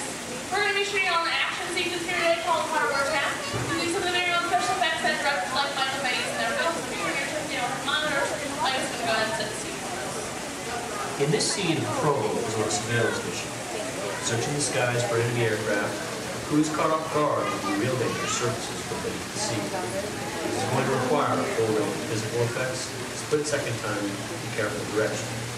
We have the lights, we have the cameras. All we need now is the action. All right, now if anybody knows this serious action, it definitely would have to be director Michael Bay. Some of the special effects you're going to see in our show today include water cannons, pressurized up to 100 pounds per square inch. That must be timed to match our sound effects. And probably the most important effect out of all of these is fire. So this being night at the exact precise minutes. And it does take a lot of time and energy to set these premise for an explosion. But the most important factor in all this is the safety of our actors, and that's where you come in today's ceremony. What's your name? Everybody say hi, Todd. All right, everybody say bye, Todd. All right, Todd, you have been cast a little more mechanic today. Your scene takes place way down there in the engine room of the PT boat. So you want to go ahead and dive on in for me? Did you bring your bathing suit? Oh, I hate when that happens. That's okay. When that happens, we actually just recreate the engine room right for you right here. So all ready to get you all set up. All right. Now, guys, we're actually going to be shooting two different scenes today. Not necessarily in the order that they appear in the movie, but most movies are shot out of sequence. So it can be kind of hard for actors because they must react to scenes that actually haven't even happened yet. It's really up to the director to get them all motivated for those scenes. All right, are you ready, Todd? All right, perfect. Now, what you're going to do is that phone right there is going to buzz. Right there. It's going to buzz just before 800 gallons of water. Just come pouring out of those tanks, slide down the chute and slam into like spray. Not a big deal, right? Perfect. All right, you can handle it. Are you ready?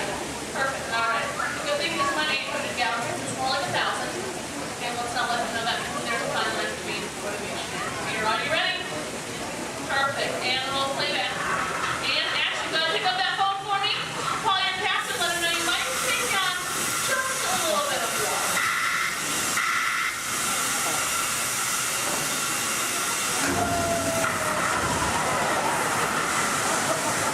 And cut. Everybody give him a nice round of applause. One more quick scene for you if that's okay. All right, just stay in your seat for me. Go ahead and take off your hood. Give me a big dramatic stare at the audience. And act dry. Yes? Act dry. How's he doing, guys? I think he's doing a pretty good job. Give him another nice round of applause. All right. Now we're actually going to insert that scene to our next scene. Our next scene takes place right over here in the deck of our PT boat. It's going to bring in our break for now. Ladies and gentlemen, let's give a nice round of applause for our Captain Ken and Royal and Great Deckhand Debbie. Passes on to set for us. All right, thank you, Brittany. And roll playback. All right, now remember, crew, you are on a surveillance mission, okay? And action. All right, Captain, pick up your binoculars. They're right in front of your wheel, Captain. Captain, your binoculars are right in front of your wheel. Captain.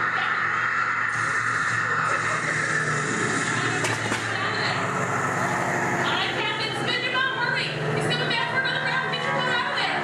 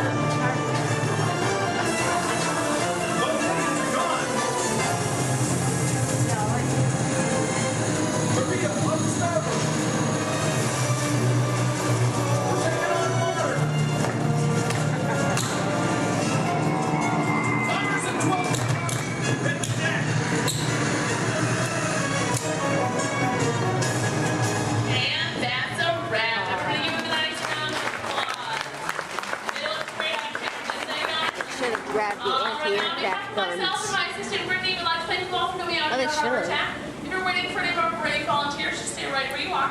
If not, go ahead, turn to your left, down the exit ramp through the cops warehouse.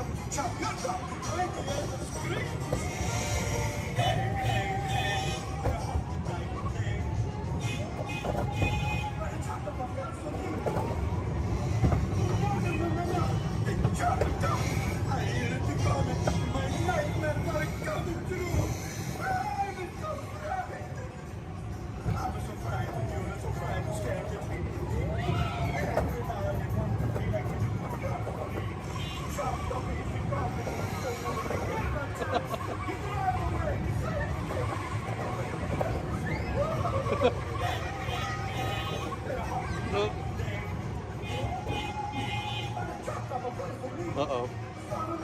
Wow!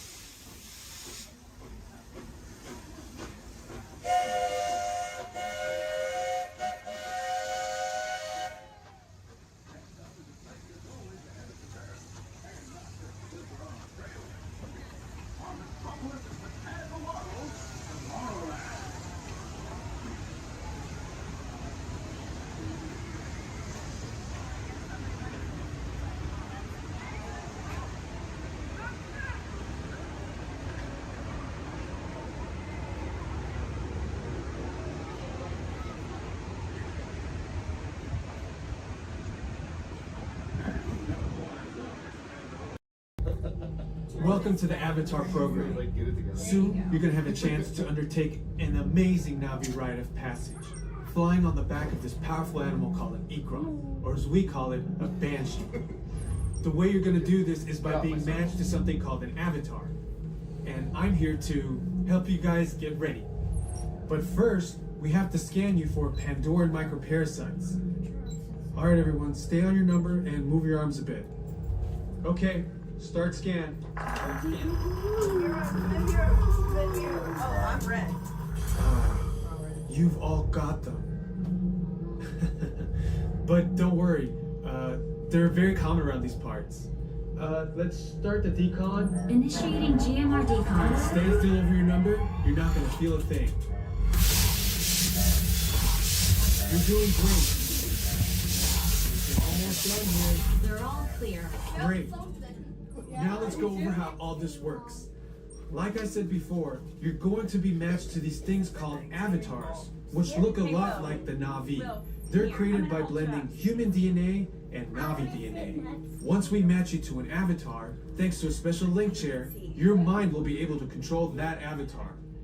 Using avatars to fly this way was all figured out by my boss, Dr. Jackie Ogden. She leads our science team, which is part of the Pandora Conservation Initiative, and we're here in the Valley of Moara studying banshees and their environment. Over a generation ago, this enormous company called the RDA created a lot of damage to the area through their bad mining practices and conflicts with the Na'vi. Just like on Earth, it can take decades for ecosystems to recover. One way to understand what's going on with an ecosystem is to study what are called keystone species. These are animals like tigers, jaguars, seals. The banshee is one of these important animals. Okay, to get you flying on a banshee, we need to find each of you an avatar. Let's prep the genetic sampling. I'm on it. Okay, first we need to find the compatible match of your genetic material with the genetic material of one of the avatar bodies that we already have. Once we do that, you'll be able to link to that avatar and fly. Help us out and move around a bit. Almost. Yes, got him. Now, let's find you your avatar matches.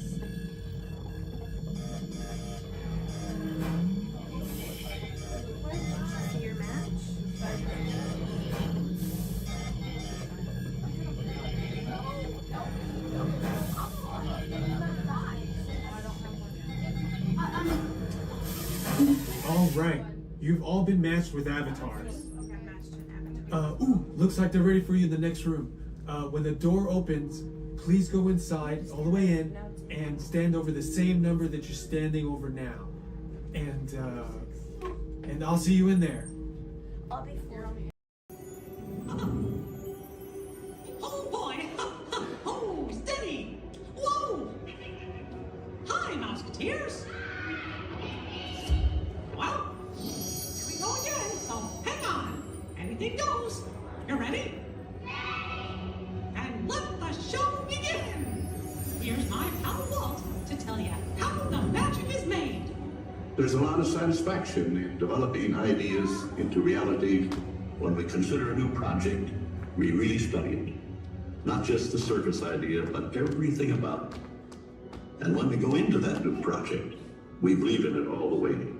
We have confidence in our ability to do it right, and we work hard to do the best possible job. There's really no secret about our approach. We keep moving forward, opening up new doors, doing new things, because we're curious. And curiosity keeps leading us down new paths. We're always exploring and experimenting. Everybody ready? And on with the show! In 1923, a young man from the American Midwest, along with his older brother Roy, started a cartoon studio in the back rooms of a small real estate office in Hollywood, California. This was the small beginning of a family entertainment company that would create unforgettable stories, characters that become beloved friends, wondrous experiences, and music that has become the soundtrack of our lives. That young man was Walt Disney, a master storyteller whose imagination knew no bounds and who delighted in making the impossible possible. Disney 100, the exhibition, is a journey through 100 years of Disney magic, presented in themed galleries based on Walt Disney's creative concepts and philosophies. These include storytelling, creating believable characters, the spirit of adventure and discovery, the magic of sound and music, the world around us, real and imagined, curiosity, imagination, and technological innovation, the worldwide wonder of the Disney parks, and an everlasting sense of optimism about the future. Walt Disney famously said that it was all started by a mouse, but it really was all started by Walt himself. His philosophies became the foundation of the Walt Disney Company. They still inspire Disney's artists, filmmakers, Imagineers, and the storytellers of today. Oh boy! Oh, steady! Whoa! Hi, Musketeers! Well, here we go again, so hang on. Anything goes. You ready? And let the show begin!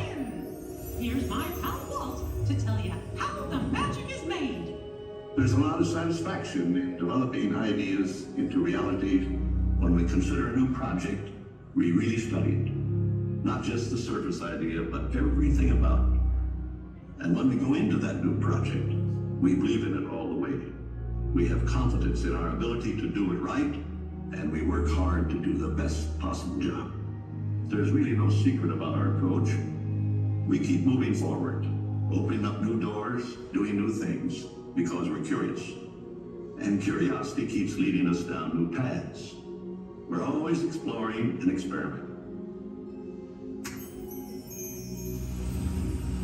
Everybody ready? Then on with the show!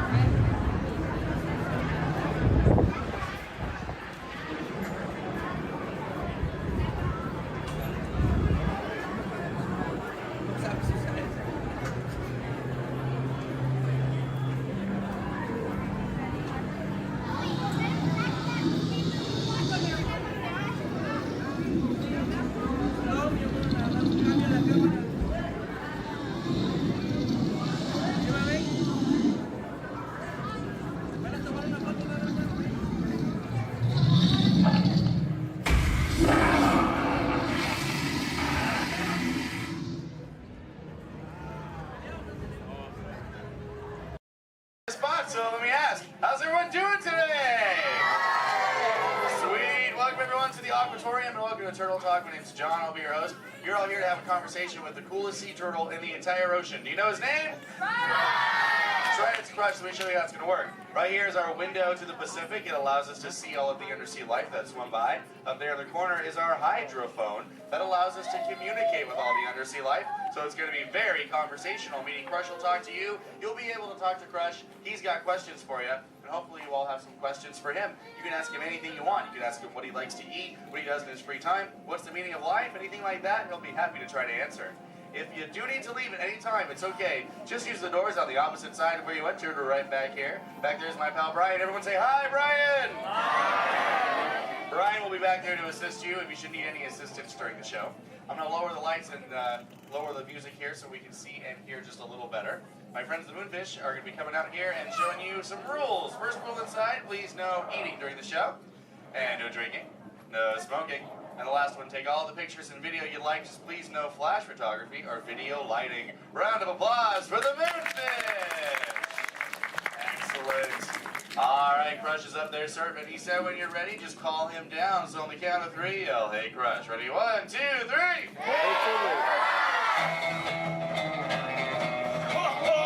Righteous! Righteous! Yeah! Dude!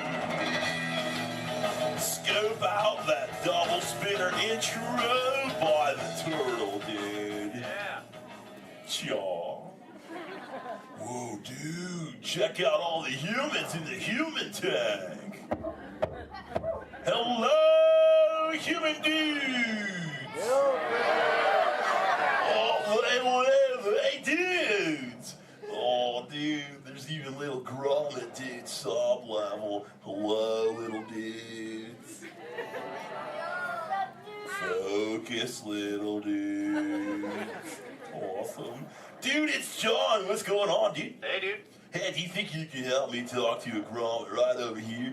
Right down front, kind of in the middle, wearing like a greeny color shell, dude. Brown moss on the noggin.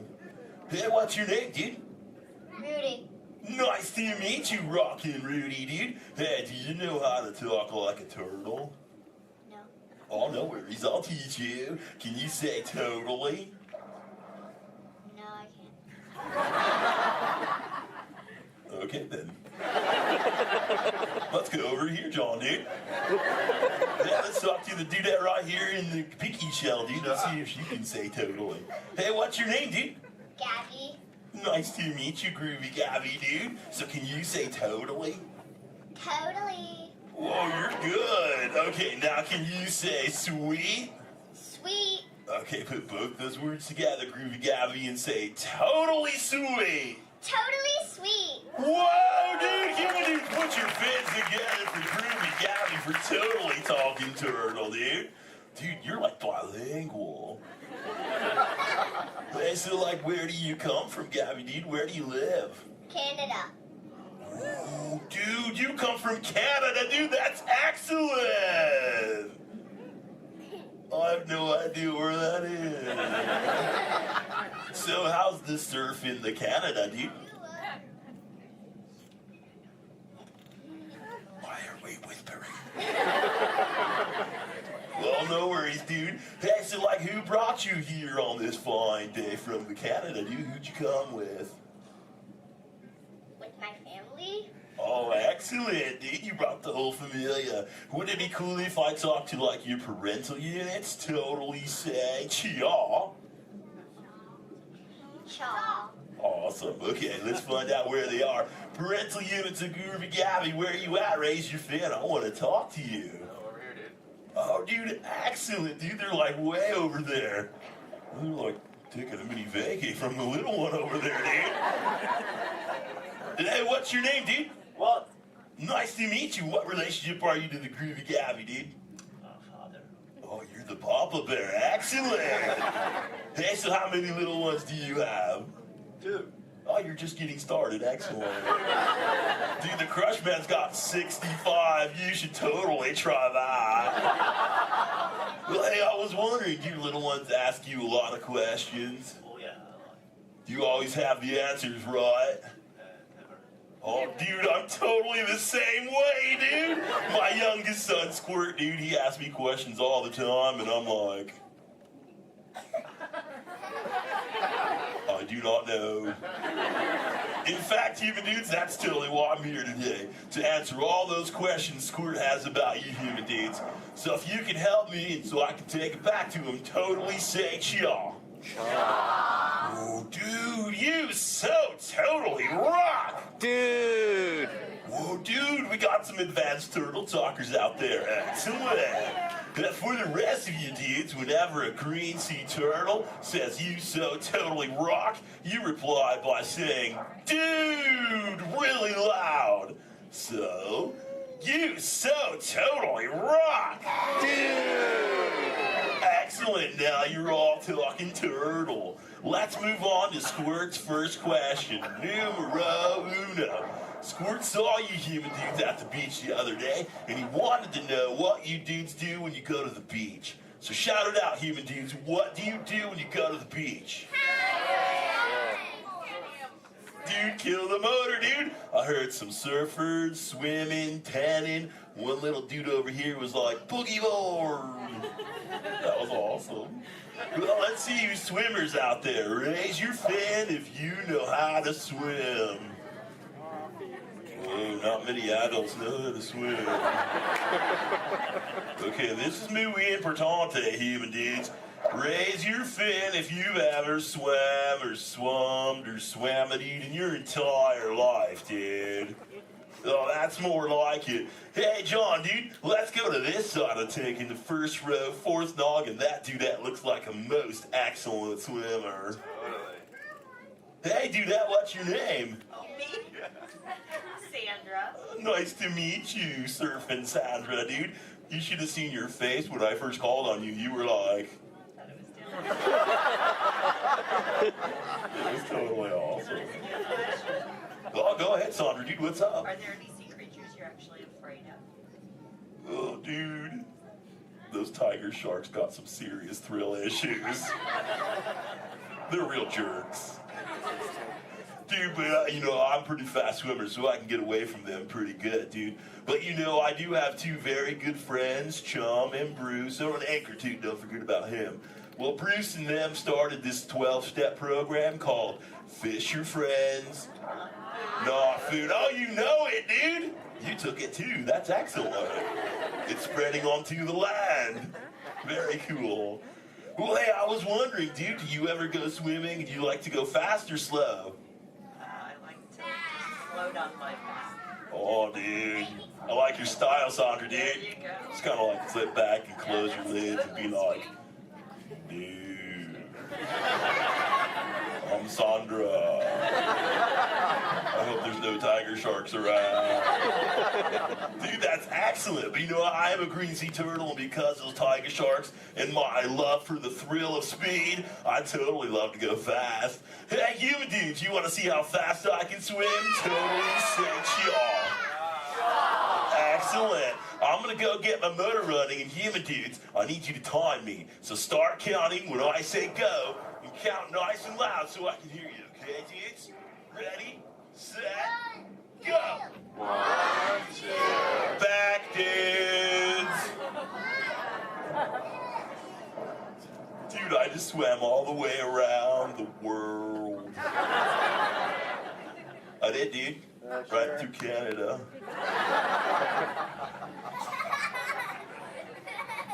Dude, I can't even keep a straight face. I'm totally pulling your fin, dudes. Actually, dude, we can swim up to what you human dudes call 20 miles per hour, dude. But if I'm totally riding like a gnarly, awesome current, like the EAC back there, the East Anaheim current, I'll totally go up to like 45, John will tell me, dude. It's excellent. Oh, dude, but where are my manners, human dudes? I'm totally doing all the talking. So if you have a question for me, dudes, totally raise your fin nice and high, human dudes. And keep your fin high so I can totally see it. Excellent, dude. All right, hey, John, dude, let's go to this side of the tank. Right in the top part of the lily pad looks like a little dude with a stripy colored, multicolored shell, dude. Totally, dude. Excellent. Hey, dude, what's your name? Robert? Nice to meet you, Rockin' Robert, dude. So what's your question? Do you have a favorite toy? A toy? Dude, what's a toy? I don't know. Something you play with? Oh, dude. Yeah, dude, when I first got into the ocean from the beach, dude, I totally loved to play with this sea star, dude. It was excellent. We used to, like, totally have fun together. Do you have a favorite toy, dude? Yeah. What is it, dude?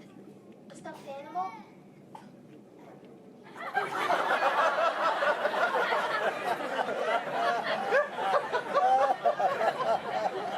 What kind of animal? One from Disneyland? What's Disney? You know what, dude? You got some serious thrill issues, dude. We're just gonna stop it right there before I go any further. Dude, that's excellent. Hey, actually, dude, you think you can help me with something? Say chomp.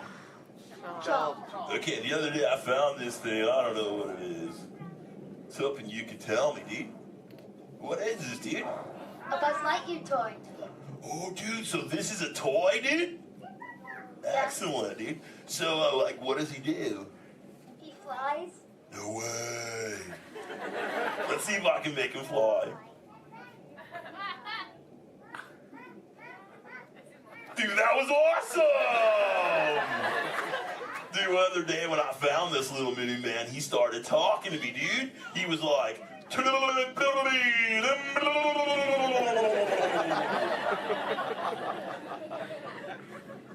know what that means, and he doesn't say it anymore. So do you think Squirt will like this for his next hatch day, dude? Say chaw.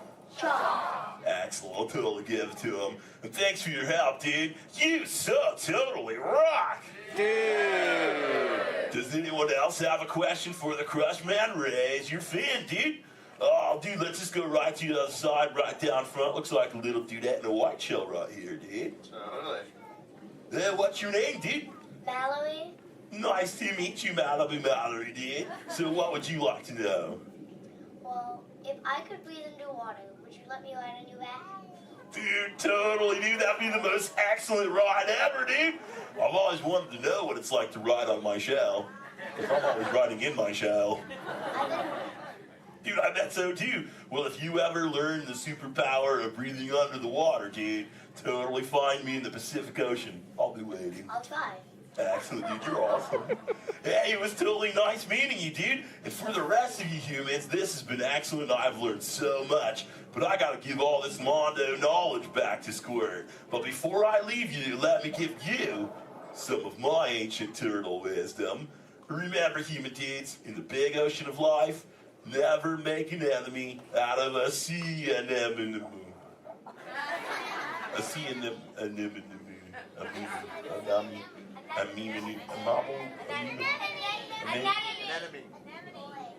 Stay in schools, dude! And remember, you so totally rocked! Give it up for the Crushman!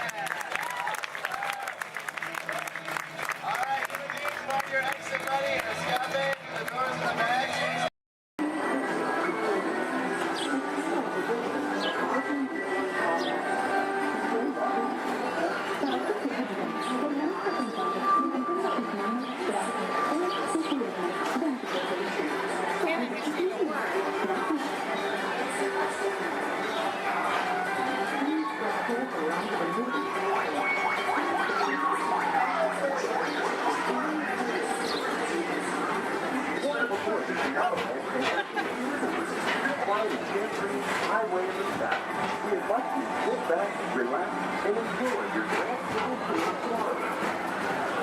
Along the way, you can preview many of the exciting places you want to be sure to enjoy today while visiting Disneyland of tomorrow.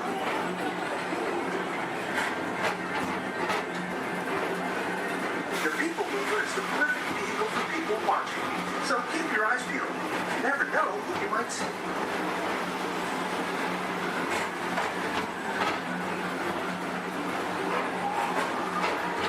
Coming up, Stage's Great Escape, where you can report for duty as a security agent for the Galactic Federation.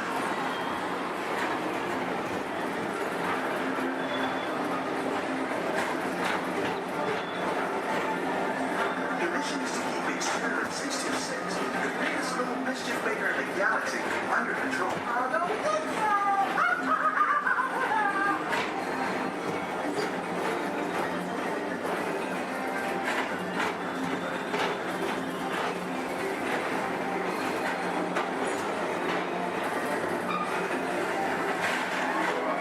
And now, tomorrow, Transit Authority currently proceeds Progress City, Walt Disney's dream for an experimental prototype movie to power. Progress City was the inspiration for Epcot, and many of its forward-thinking ideas have been realized throughout Walt Disney.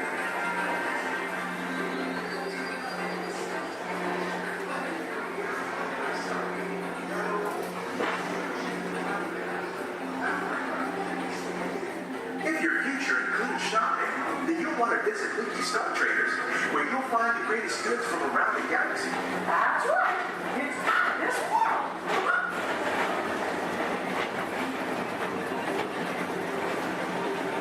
At the Disneyland Speedway, put the pedal to the metal and speed towards the checkered flag in your very own race car. Young or old, this is your chance to drive in the fast lane, but not worrying about getting a speeding ticket.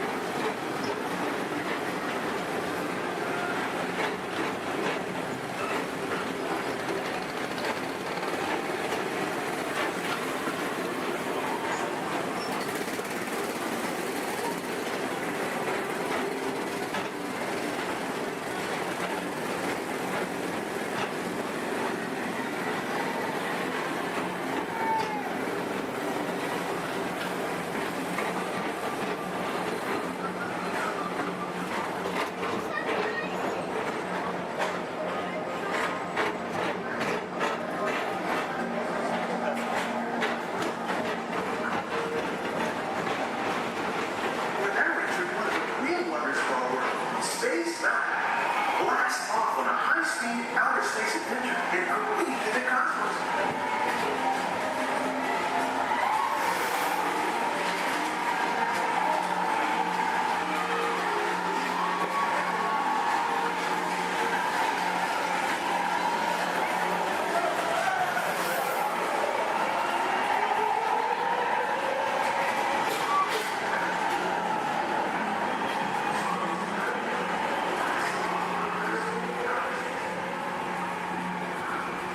Paging Mr. Morrow, Mr. Tom Morrow. Please contact Mr. Johnson in the control tower to confirm your flight to the moon.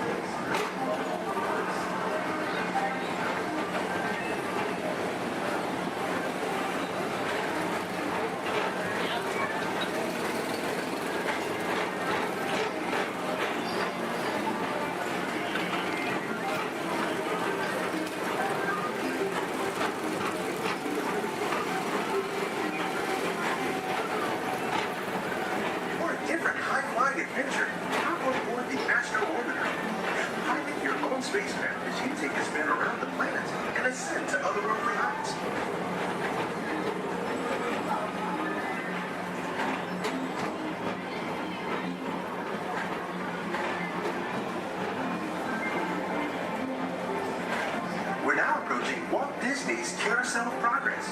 Inside this rotating theater, full families welcome you into their homes of yesterday and today, starting way back at the turn of the 20th century. First presented at the New York World's Fair, this legendary circular theater celebrates the progress that has made our lives better.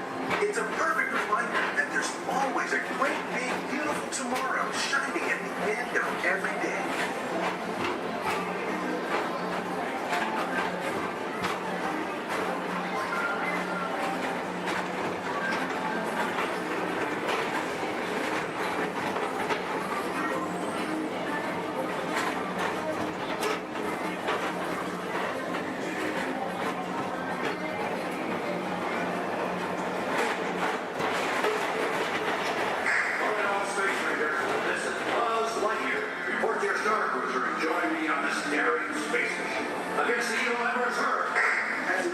Space Ranger, you'll use your own personal laser cannon to save the entire galaxy.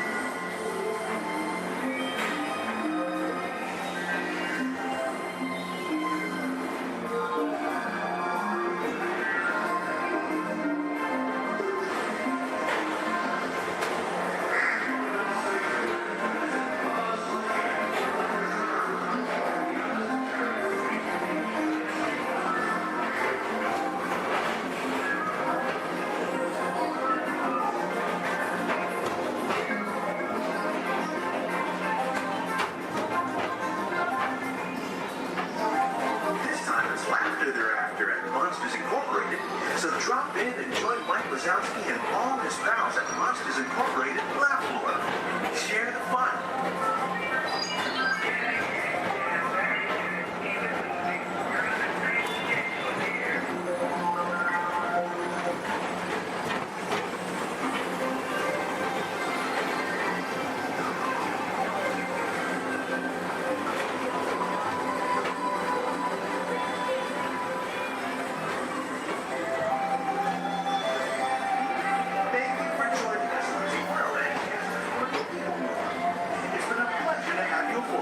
Enjoy the rest of your day and have a great, big, beautiful tomorrow.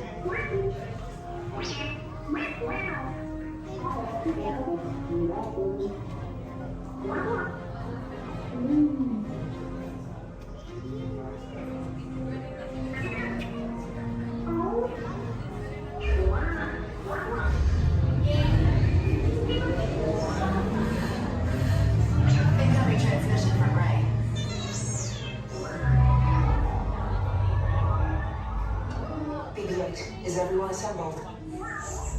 Good. Shouldn't you be in flight prep? Recruits, thank you for joining the cause.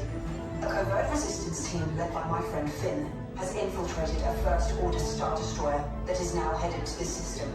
Your outpost on Batu is no longer safe. We have transports waiting to take you to General Organa's secret base on Pucara. I'll regroup with you there. The Resistance desperately needs your help in our fight against Kylo Ren and the First Order. Remember, it is vital that you keep the location of the Pucara base secret. Lieutenant Beck, one of our top commanders, will lead you.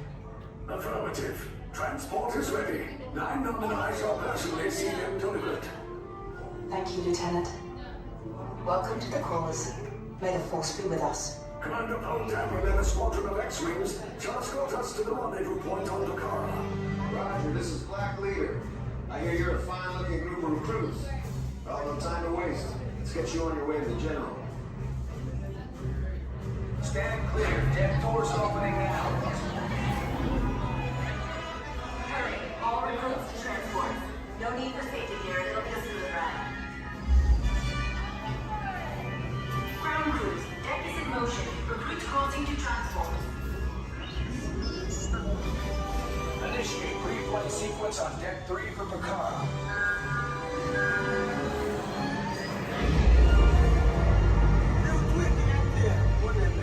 Affirmative. Deck 3, you are clear for launch.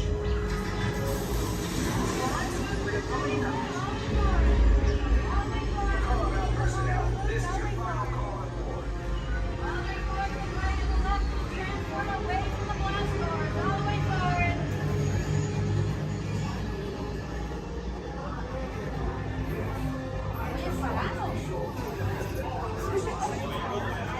Scores away in 30 seconds.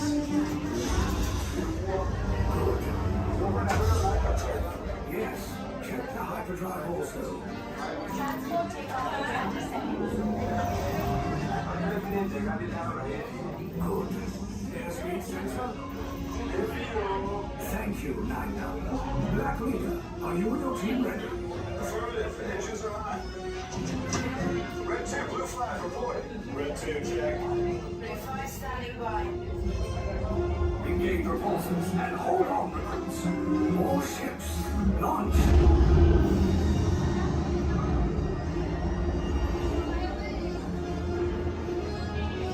I am Lieutenant Beck. As you heard from Ray, I have been tasked with getting you to Pucara. Red 2, blue 5, keep tight now. Let's get ready to make that jump to light speed. On mark. Black Leader, we're picking up an unusual signal. Are you spotting anything? Yeah, I see it. We'll check it out. BB-8, what do you got? There appear to be a number of small craft heading our way. Raise the shields. We got company. First Order TIE fighters. Reroute. Reroute. Red 2, blue 5, we got a clear path so transport can make the jump. They're all over us. I'm hit. We lost Red 2, more incoming. Blue 5 taking evasive action. Try to shake him, Blue. I'm trying. We lost Blue 5. I'm gonna try to throw him away. Copy that. Get us clear so we can make the jump. Be ready. You won't have much time. Where are all those TIE fighters coming from? Star Destroyers. Get out of there. We can't. We're caught in a tractor beam. It's pulling us in. Our hands are friends and make this a fair fight. Don't worry, I'll come back for you. Stay strong. Cargo vessel TR-141, identify yourselves and prepare to be boarded. This is TR-141. We are a civilian vessel. By whose authority are we being detained? By the authority of the First Order resistance scum. Now bring down your shields and prepare to be boarded. They'll want the location of our secret base. Tell them nothing. The future of the Resistance is at stake. I have a bad feeling about this. Stand back from those doors. Attention, passengers of the TR-141. You have been identified as enemies of the First Order. You will disembark immediately and prepare yourself for interrogation. Proceed forward, now.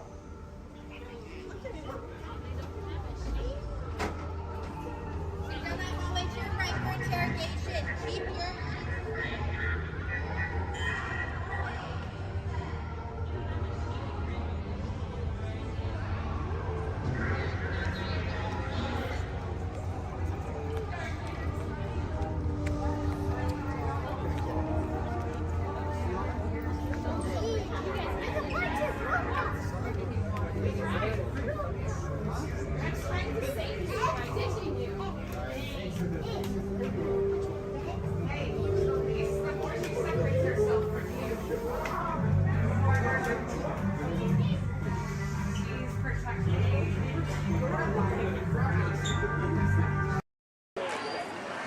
Disneyland Limited, now arriving from a trip around Walt Disney's Magic Kingdom. Passengers will stand by to board.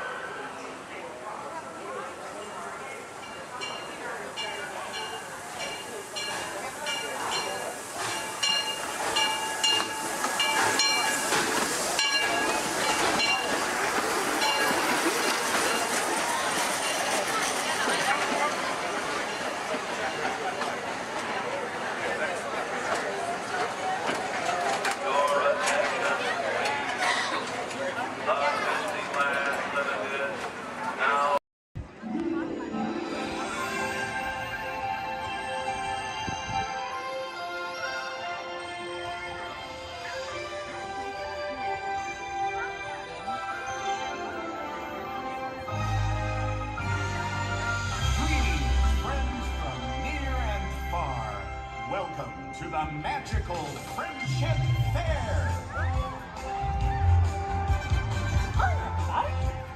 We're so glad you're here! Oh, what a great day! This is wonderful!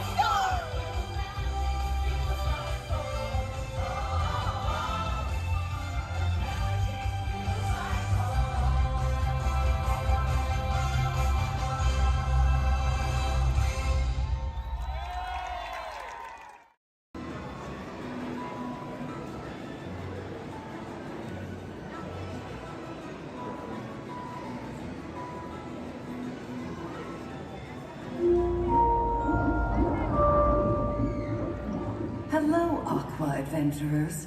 Here's a little fish food for thought. Sea turtles often confuse trash, like plastic bags, for food. But you can make a positive impact by recycling and limiting the use of single-use plastics.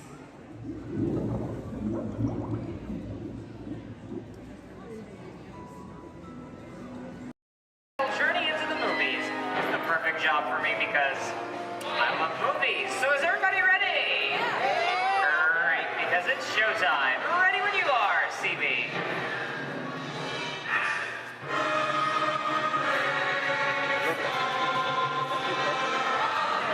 And we are rolling.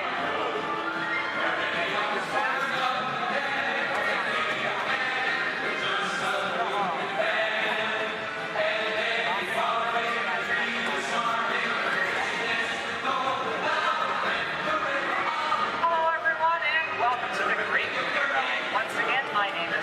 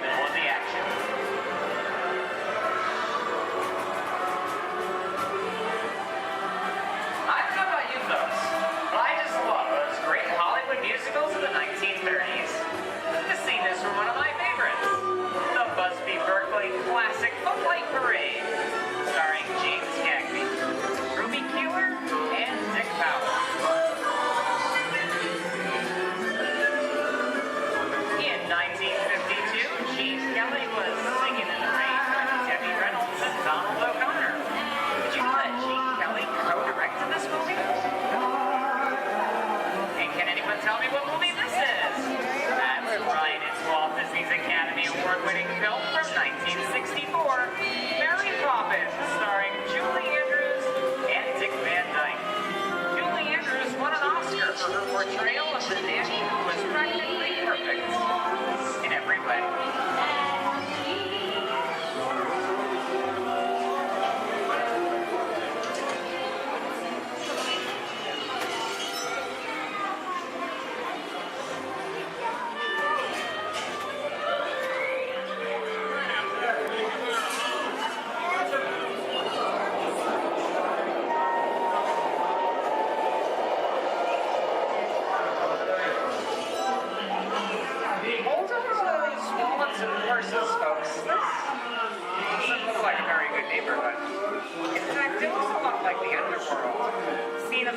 Classic gangster films as The Public Enemy, starring one of my favorite tough guys, James Cagney.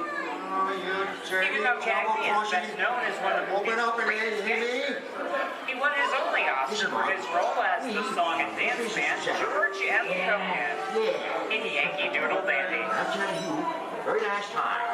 George comes around, he's going to leave you some beer, but you're going to take it.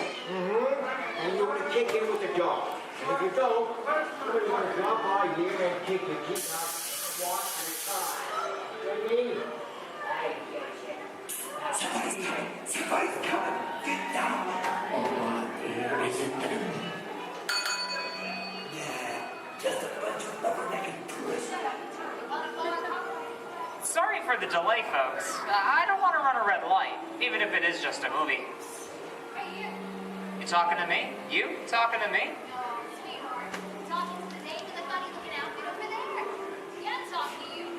I'm not supposed to leave my vehicle. I said get over here. Okay, Mugsy, whatever you say. Hey. How'd you know my name anyway? I've seen this movie before.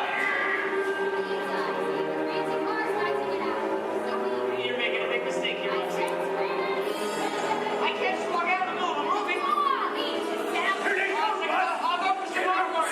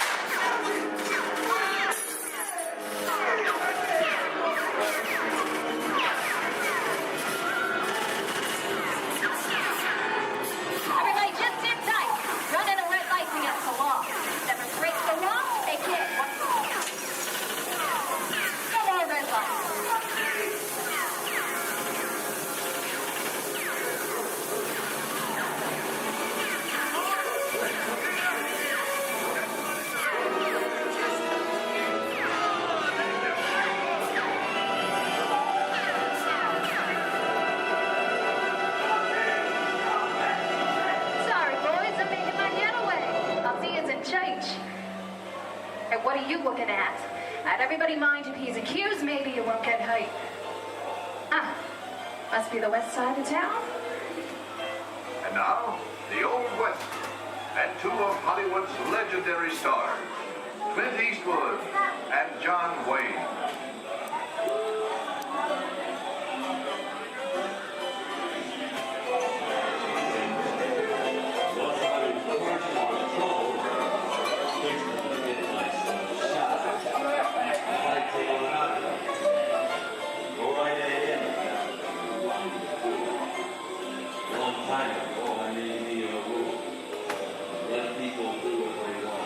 Sleepy little bug, ain't it? That's a mighty tough territory you're heading into, Pilgrim. I think about turning back. That is, one of my opinions. Reckon ought to. Now that we're in the clear, this is the perfect time for me to collect up all your valuables. We'll start with the jewelry. There it is. It's the bank robber. Don't let him get away. Look out, the report, Mr. Brother Copper. Drop your gun. You're under arrest. Nuts. It's nuts to this. Get out of here. Get yourself up. Well, look at it this way. I can't get any worse.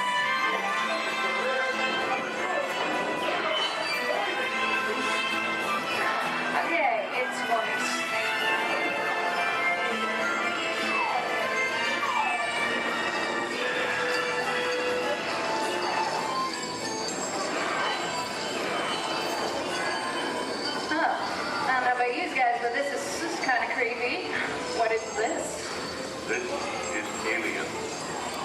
You are with Sigourney Weaver aboard the spaceship Nostromo. Something has gone wrong.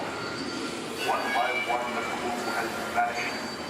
And somewhere in the ship, a terrifying creature waits to claim its next victim. Look, pal, I ain't no victim. Warning. Remain in your vehicle. The area you are entering is extremely dangerous. Proceed with caution.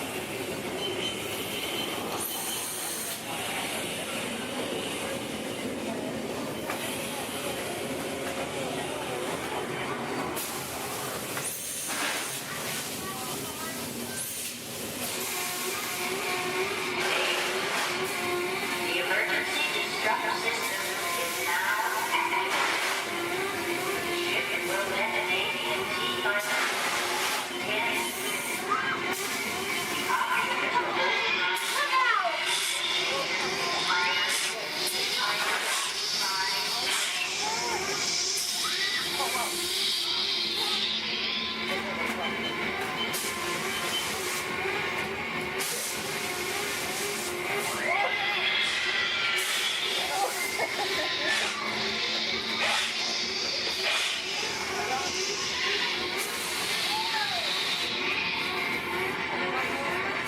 Oh, there he is again! Okay, that's enough creepy crawly things for one day, right? Wrong. Here in Raiders of the Lost Ark, amid 1,000 deadly snakes, Indiana Jones unearths a great treasure. Will Harrison Ford escape with his discovery? And what will be Snakes. Why'd it have to be snakes?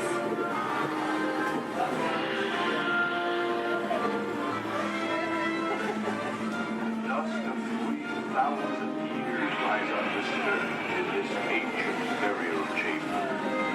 And on the chest, the great stone god, a priceless. Wow. Get a load of that chunk of ice. Now for me to get back to work. And don't nobody move, honey, go get the goods. I don't think they noticed a few extra bodies around here. You know what I mean? But the jewel is guarded by a curse. And those who dare defy that curse must pay with their lives.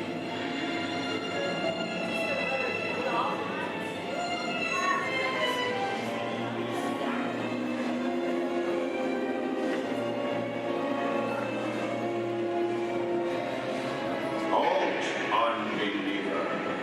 Disturb the treasure of the gods, and you shall all pay with your lives.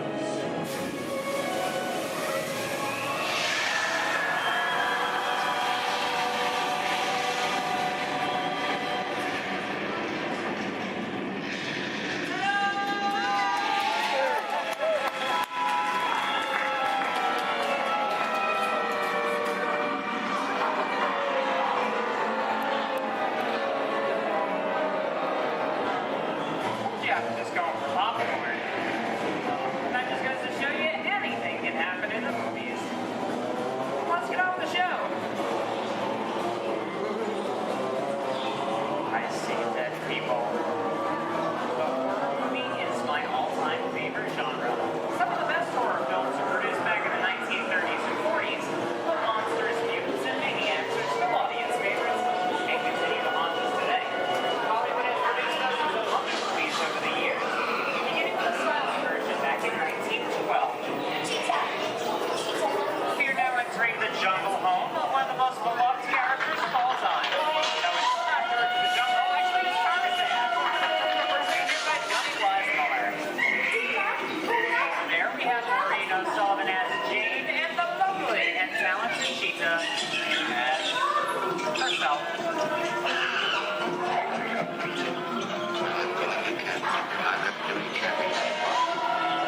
Those are not going to be noble. It doesn't take much to see that the problems of three little people don't amount to a hill of beans in this crazy world. Someday you'll understand that. Louis, I think this is the beginning of a beautiful friendship. That's the last line of a movie ever.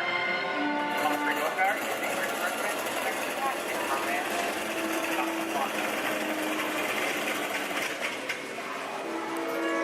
We both know you belong with Victor. Part of his work, the thing that keeps him going. If that plane leaves the ground and you're not with him, you look better. Maybe not today, maybe not tomorrow, but soon. The rest of the time.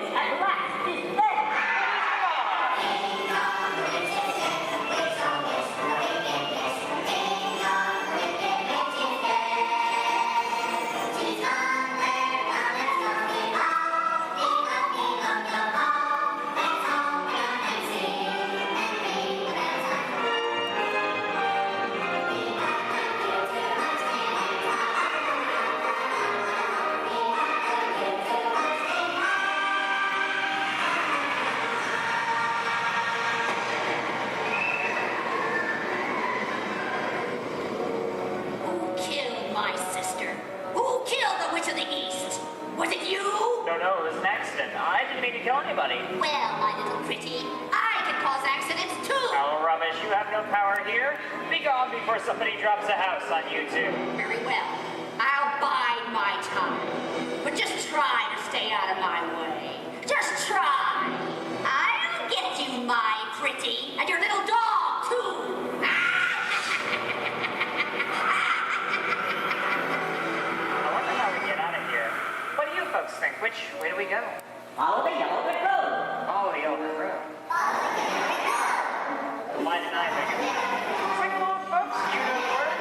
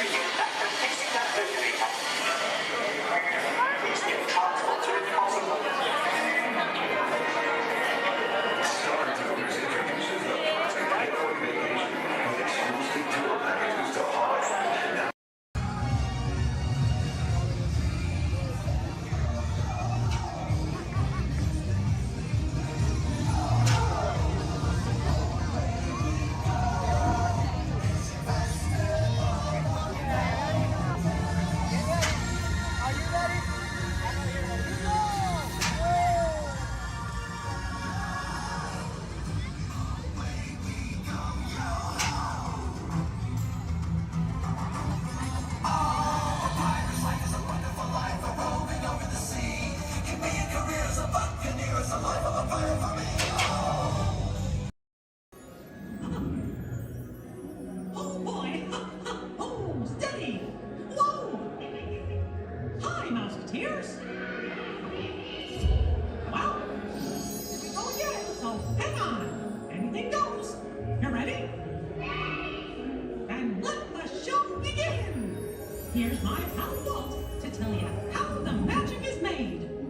There's a lot of satisfaction in developing ideas into reality. When we consider a new project, we really study it. Not just the surface idea, but everything about it. And when we go into that new project, we believe in it all the way. We have confidence in our ability to do it right, and we work hard to do the best possible job. There's really no secret about our approach. We keep moving forward, opening up new doors, doing new things, because we're curious. And curiosity keeps leading us down new paths. We're always exploring and experimenting. Everybody ready? Then on with the show!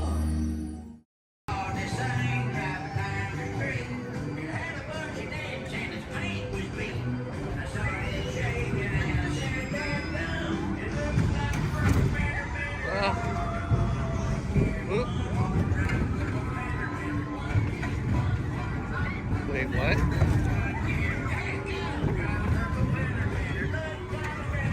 What?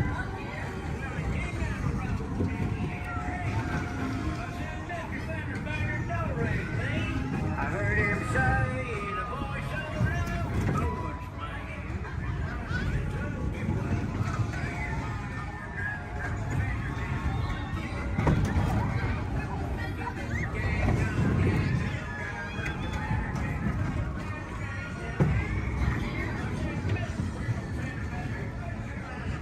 What?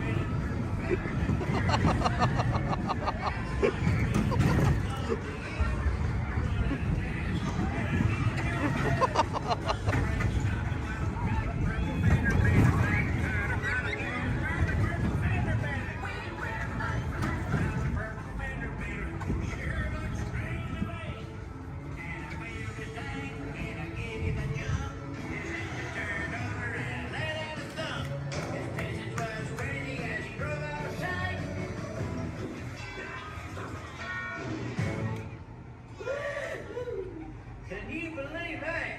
All right, grab all your junk and keep an eye out for that purple fender bender.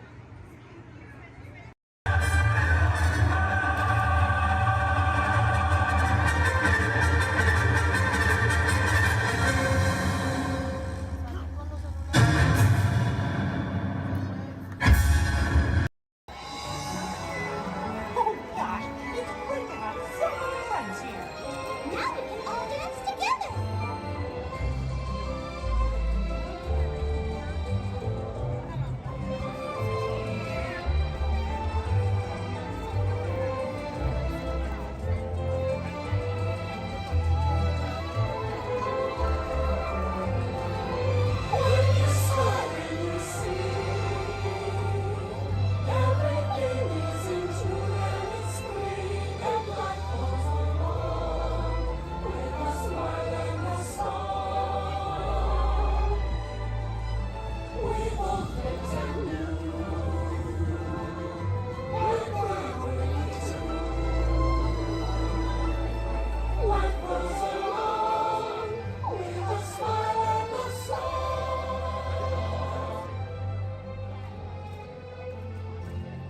That was so much fun.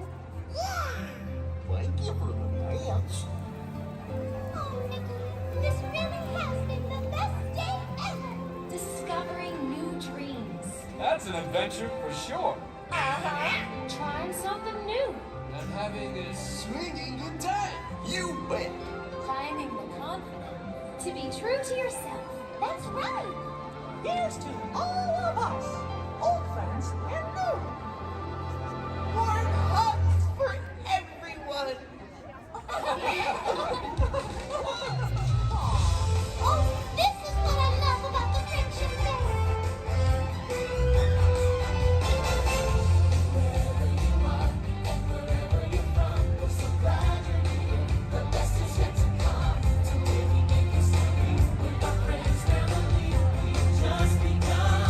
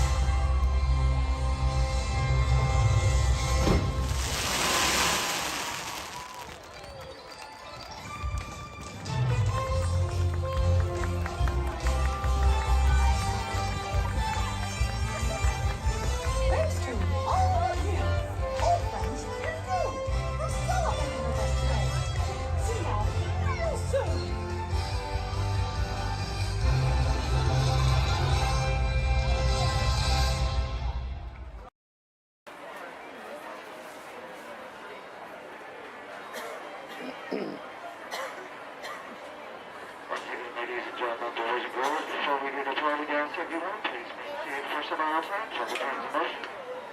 As well as if you want much over, if you ask to go 3 seconds towards the center of the bench, in relation to the crowd coming today, and here's again.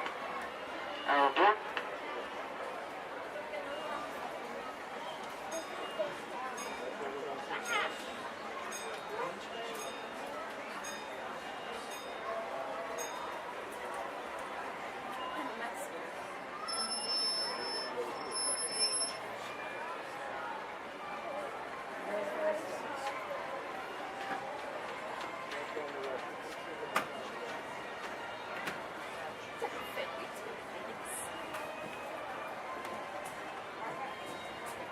Hello, folks. Welcome aboard the Disneyland Railroad. We're now embarking on a grand circle tour of the Magic Kingdom with stops at New Orleans Square, Mickey's Toontown, and Tomorrowland, followed by a visit to the Grand Canyon and Primeval World. We got a lot of traveling ahead of us, so remember, for a safe trip, you need to stay seated, keeping your hands, arms, feet, and legs inside the train. And please, watch your children. Bienvenidos a bordo del Disneyland Railroad. Para su seguridad, permanezca sentado y mantenga las manos, brazos, pies y piernas dentro del tren y cuide a los pequeños. Gracias.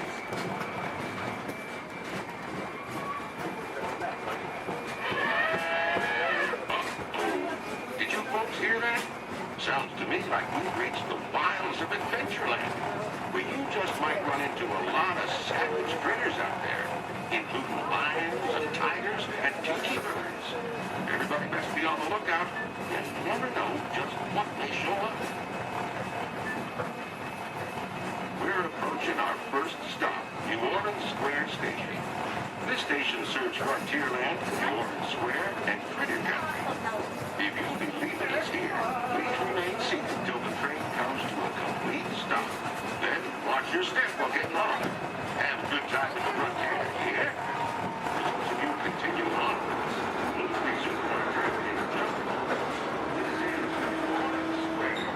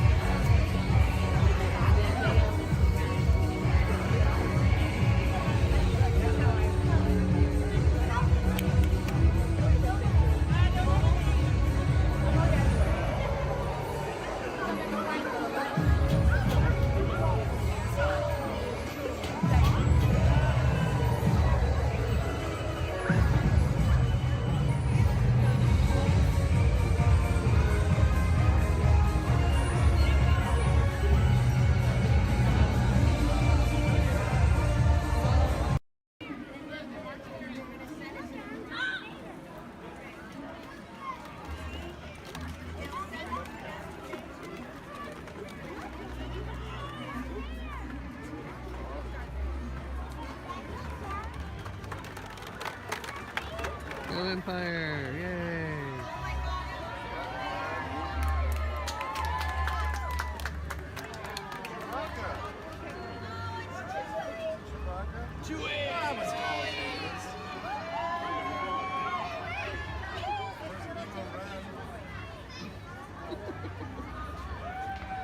Hello, what's up? Hey. Oh, what's up?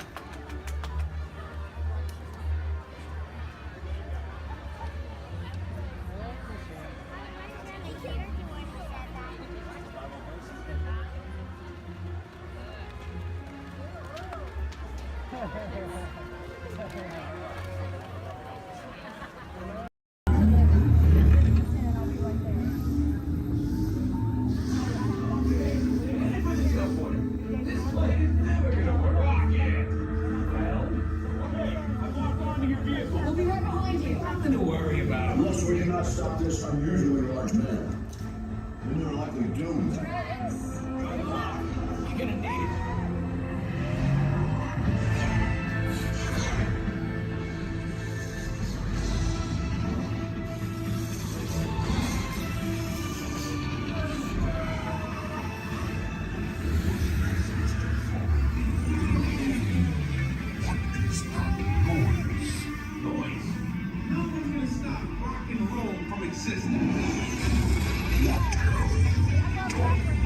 What have we done? I think we're jumping back. We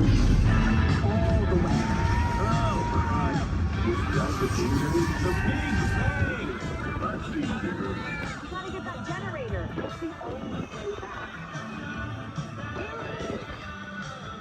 We got the generator.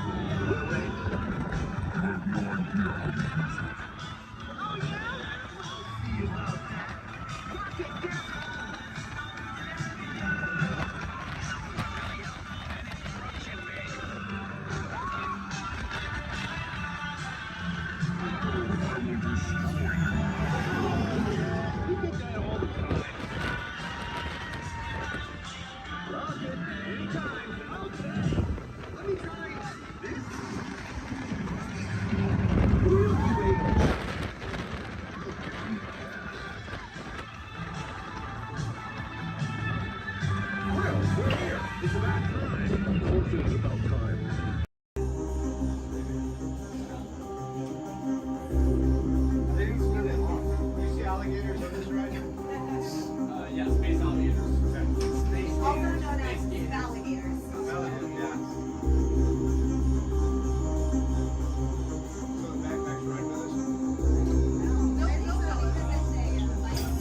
Users, prepare to be digitized into the world of Tron.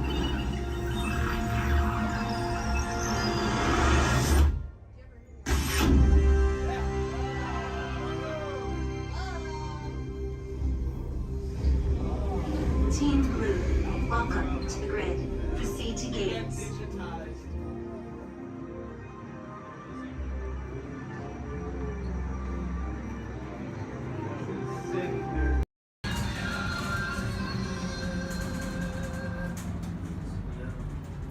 Ladies and gentlemen, this is Disney's All-Star Movies Resort. Please collect your belongings, watch your head and step as you disembark, and take small children by the hand. Thanks for riding with us, and welcome home.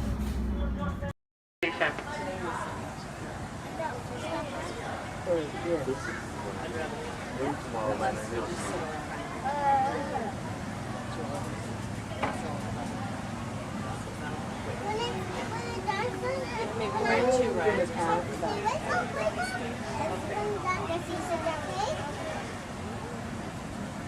We should go get the fast pass. Oh, Lord!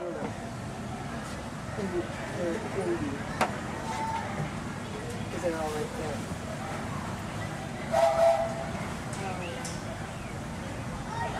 And folks, on our way to Main Street Station, we'll be passing through the Grand Canyon and Primeval World.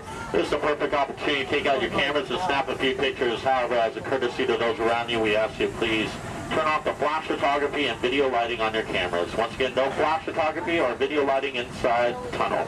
Thank you.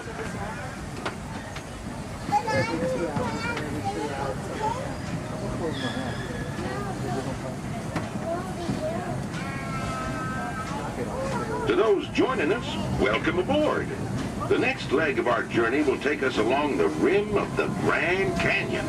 It's a mighty long drop to the canyon floor, so for your safety, stay seated with your hands, arms, feet, and legs inside the train. Be sure to watch your kids and no flash pictures, please. Para su seguridad, permanezca sentado y mantenga las manos, brazos, pies y piernas dentro del tren y cuide a los pequeños. Por favor, no tome fotografías con flash.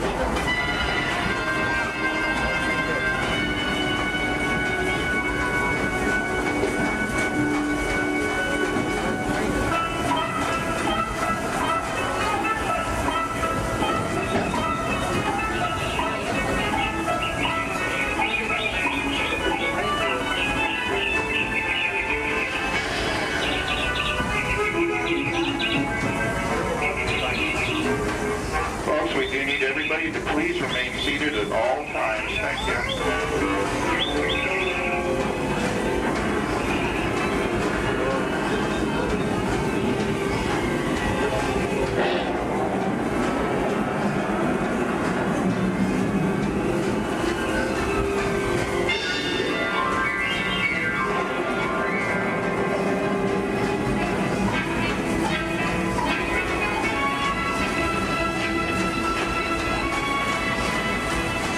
That was the Grand Canyon as we know it today. But it wasn't always that way. Right now, as we travel back in time, back to the fantastic primeval world, land of the dinosaurs.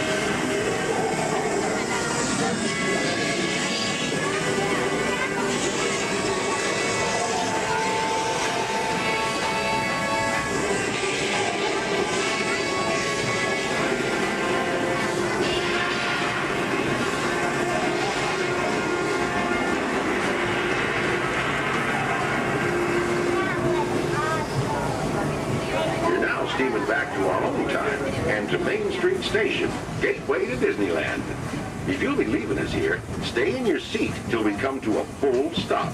And remember to gather all your personal belongings, including the young'uns if you got any, and step carefully from the train.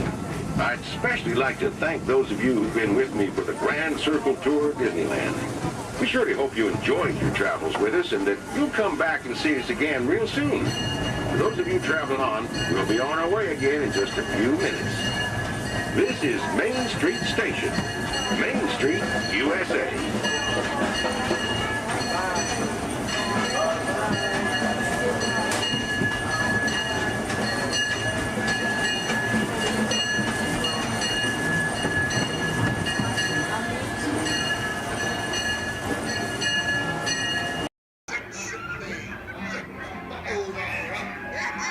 I'm not sponging for rum. It be gold I'm after. Strike your colors, you brazen wench. No need to expose your superstructure. For those of you standing, please hold on to the handrails throughout our journey and stay clear of the doors. For the comfort of others, no smoking, please. Thank you. As we turn south, you can catch a glimpse of the spires of Space Mountain in the Magic Kingdom. Nearby is Disney's 8th-ranked contemporary resort.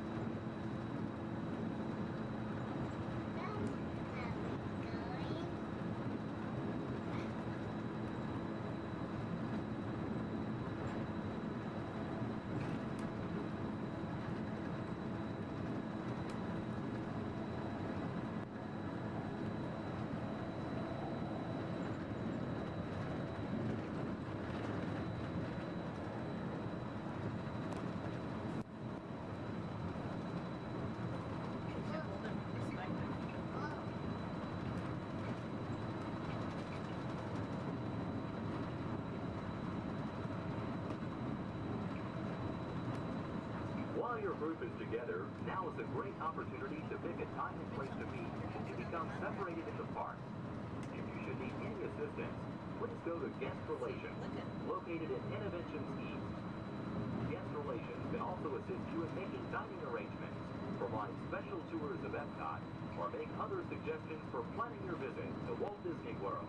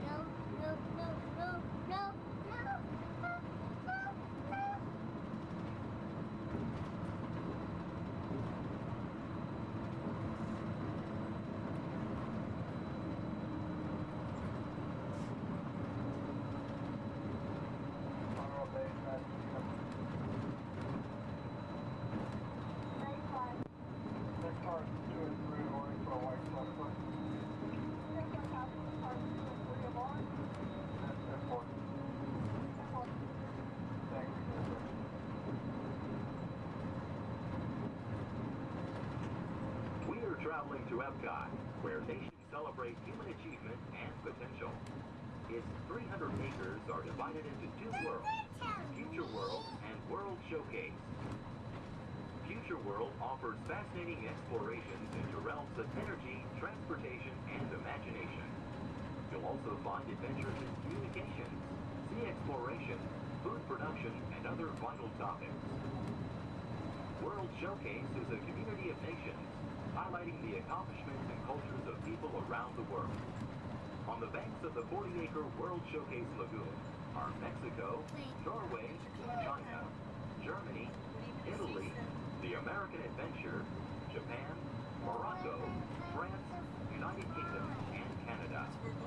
Young adults from each nation represented in World Showcase are among your hosts, making this a true international exchange.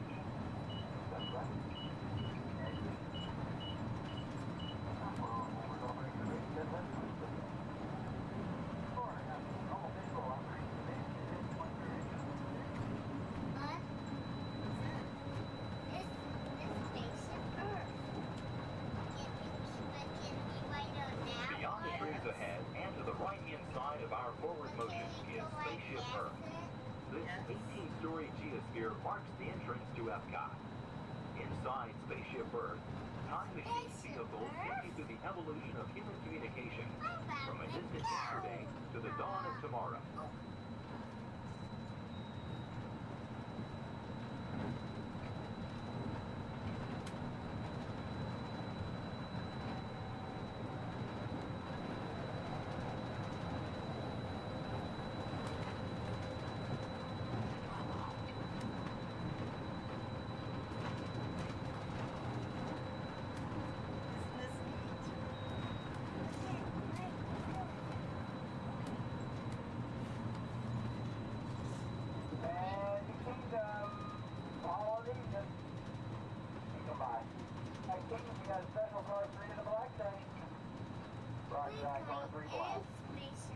Coming up behind Spaceship Earth is Interventions. Inside this hands-on area, you can explore and interact with the ever-changing technologies and products for everyday living in the near future. To the opposite side is the Universe of Energy. Inside you'll find Ellen's Energy Adventure, hosted by Ellen DeGeneres and Bill Nye the Science Guy. Maybe. Next is The Wonders of Life, where you'll discover Body Wars, which takes you on an amazing trip through the human body. No, we are not going to In Test Track, you can experience the acceleration of test driving a vehicle on the fastest and longest ride ever created for Walt Disney World. Coming into view is World Showcase. Directly across from us on the far shore of the World Showcase Lagoon is our host pavilion, the American Adventure.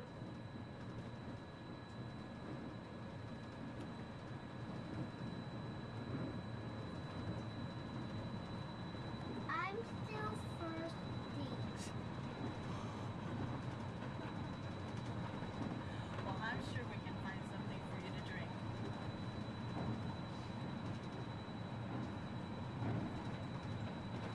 The glass pyramids are the gateway to your journey into imagination.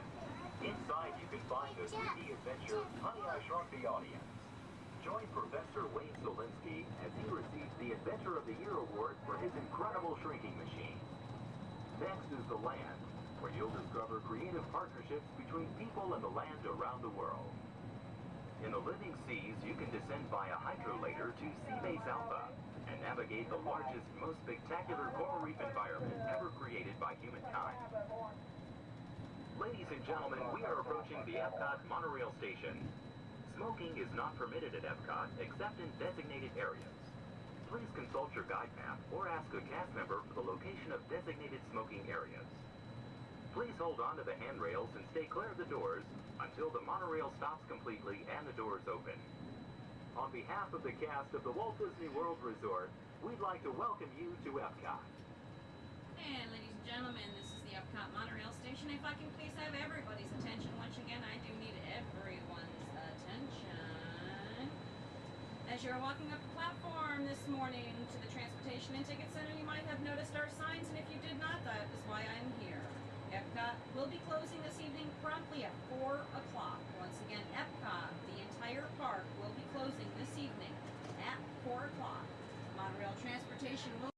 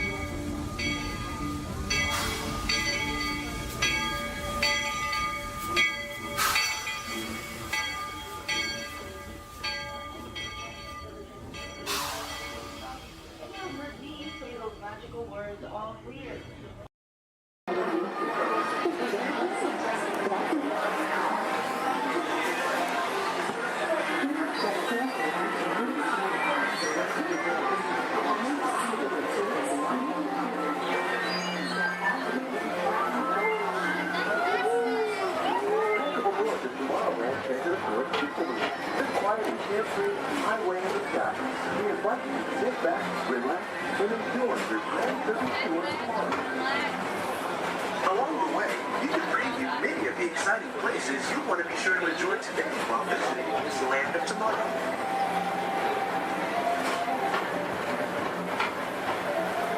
The People Mover is the perfect vehicle for people watching, so keep your eyes peeled. You never know who you might see.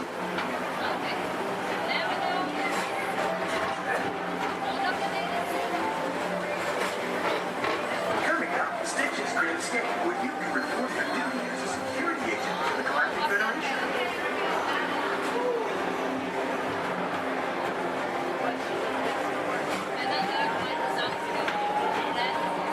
Your missions to keep Big 366, the biggest little mischief maker in the galaxy, under control.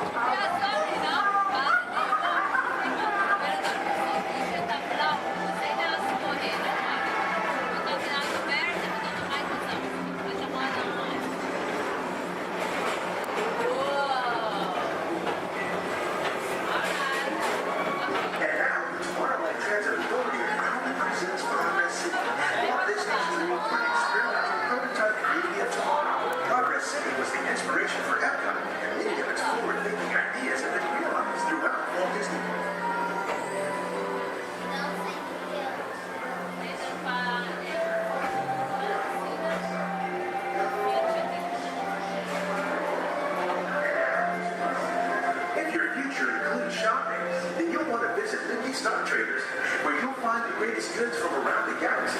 That's right. It's out of this world.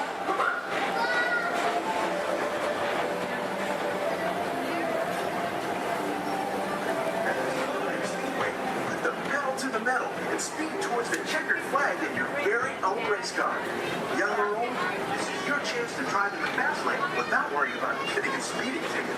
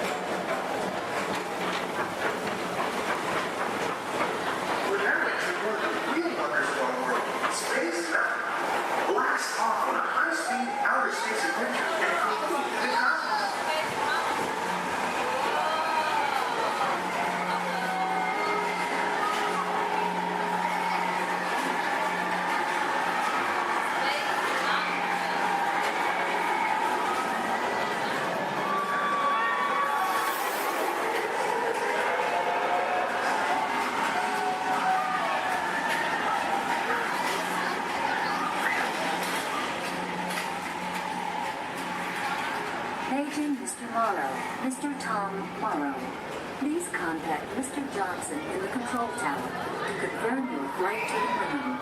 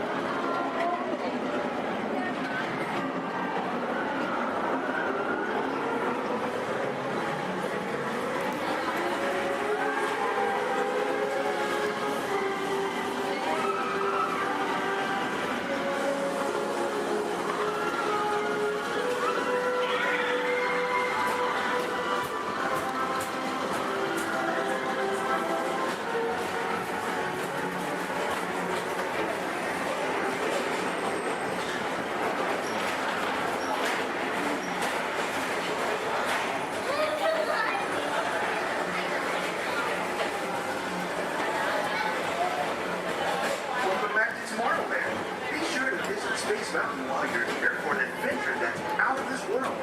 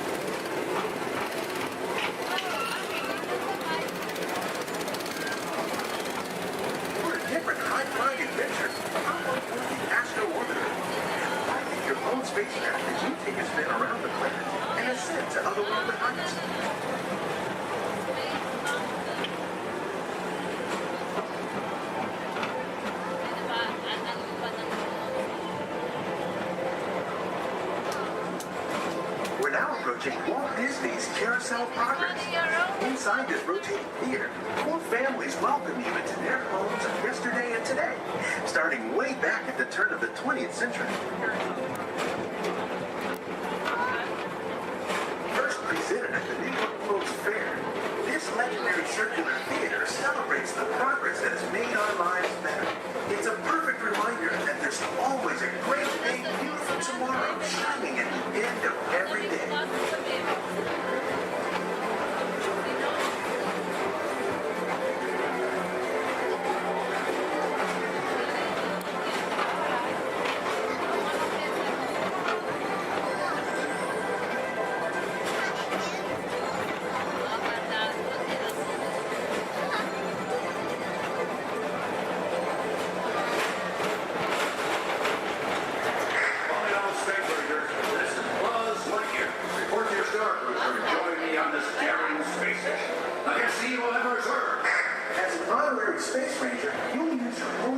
laser cannon to save the entire galaxy.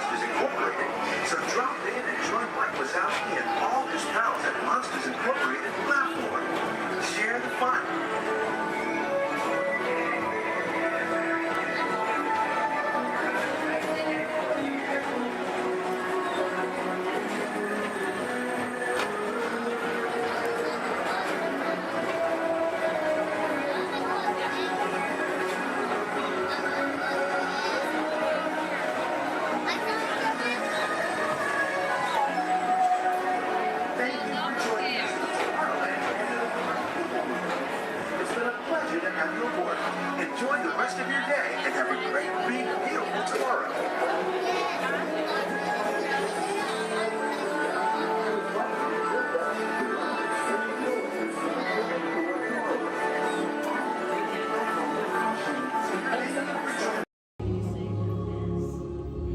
In 1923, a young man from the American Midwest, along with his older brother Roy, started a cartoon studio in the back rooms of a small real estate office in Hollywood, California. This was the small beginning of a family entertainment company that would create unforgettable stories, characters that become beloved friends, wondrous experiences, and music that has become the soundtrack of our lives.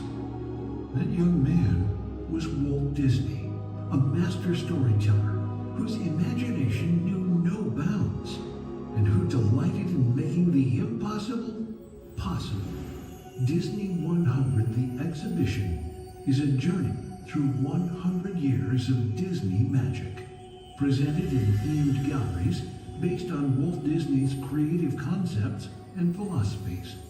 These include storytelling, creating believable characters, the spirit of adventure and discovery, the magic of sound and music, the world around us, real and imagined, curiosity, imagination, and technological innovation, the worldwide wonder of the Disney parks, and an everlasting sense of optimism about the future.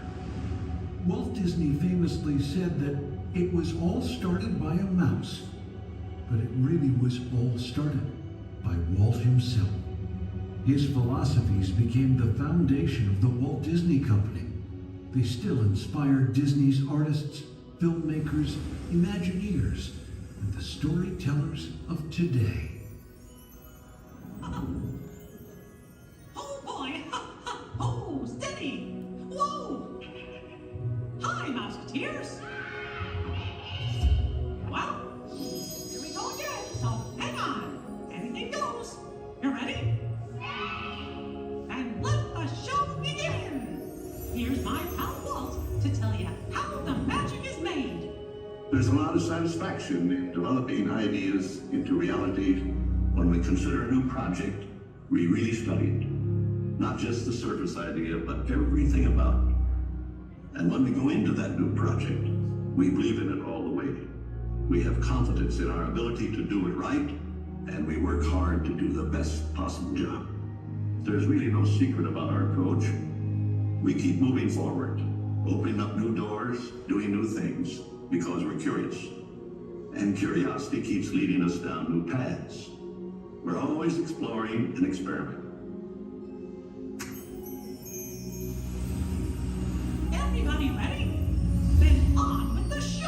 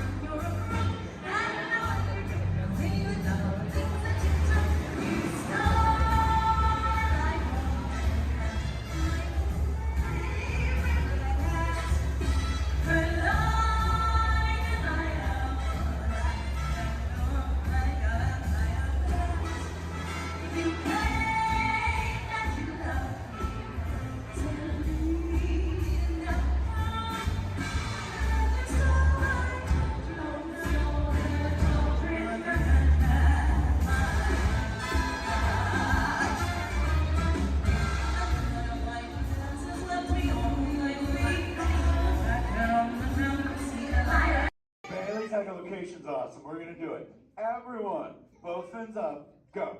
Okay, sub-level, really good. Back bench, solid. Grandma, in the corner, this is where we put our fins up. Good job, Grandma. Good job. Fins up, eyes closed, go. How many fins am I holding up now? No, you gotta go. Yeah, you so totally rock.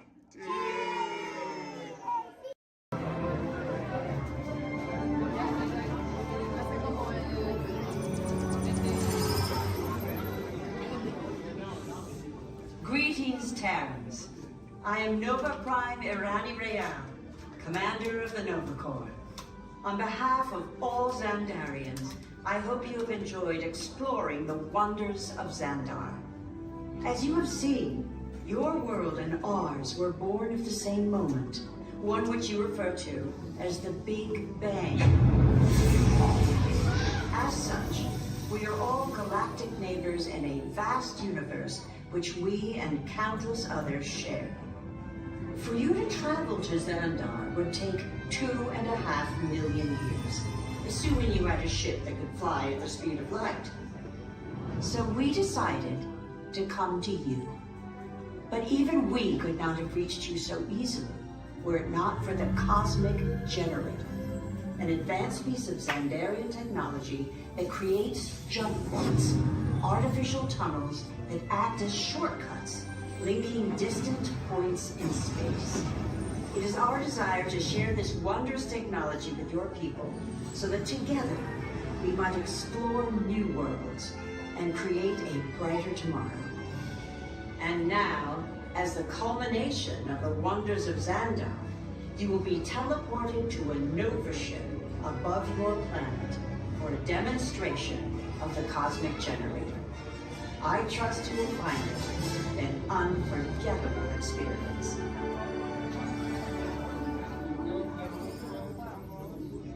Welcome, people of Epcot, Epcoters, Epcotians, citizens of Epcot. Does anyone know what they call themselves? What? I'm on? Someone needs to tell me when I'm on. Welcome, Epcot Terrans. I am Centurion Tal Merrick, and we're just about ready to teleport you up to the ship for the demonstration. As you're about to enter a secure Nova area, I must ask you to put away your Terran communication devices at this time. Recording of any type is strictly prohibited. I am very serious about this. Now, please step forward into the chamber. You're gonna love this.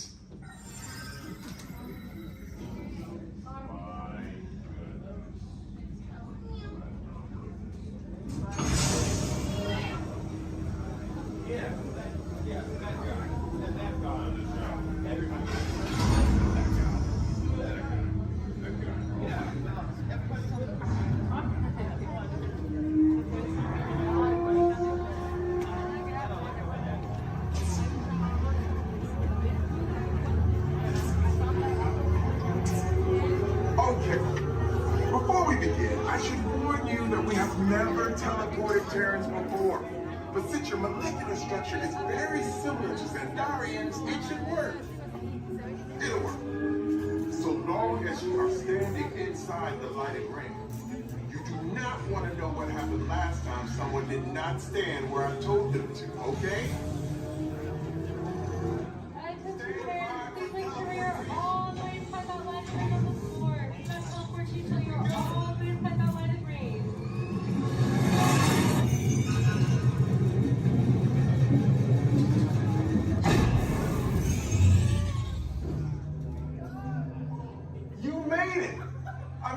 Of course you did. Nova Prime, they're ready. Excellent. What you see before you is the Cosmic Generator. And in just a few moments, we'll be activating it so you can experience for yourself what's happening. I'm not sure. Our power's out. And the Cosmic Generator is gone. Cheer your motto. Go to Code Red. Prepare the fleet. and call the Guardians. Now. There is no cause for alarm. Turn off that alarm. I've got an important transmission coming in. Hey, what's up, Nova Corps? Our cosmic generator has been stolen. What? How? Why didn't we think of that? That thing's gotta be worth a fortune. I am Groot. Good question. Yeah, but who do you think took it? Perhaps that really big man outside your ship. Oh, that is a big man. I need to alert Nova Prime. I have been watching Terrans for eons. That's not creepy at all. This species has failed. Wait, whoa. We didn't even know there was a test. He's got the cosmic generator. He's creating a new jump point. Jump point to where? Not where. When. It's some kind of mutant jump point. He's going back to the dawn of time. Dawn of time, why? To erase an error. Well, that doesn't sound good. Your time is over. Wait, what do you mean? What do you mean it's so vague? The jump point is closing. Hey, Nova Dude, you're Nova Corps need to follow that whatever it is until we get there. We can't. Our power is down, and I've got to get these Terrans onto evacuation shuttles. I got it. I reprogrammed the shuttles to follow them through the jump point. Wait, what? Look, they're our only chance of keeping track of that whack job until we get the cosmic generator back. Piece of cake. Wait! There's cake. Where's this cake? The odds are impossible, Yeah. but it's our only shot. Good luck. Are you sure you can control it? Come on, it's me. I got this. We're all toast. First it was cake, now there is toast. This plan is making me so hungry. Terrans, listen up.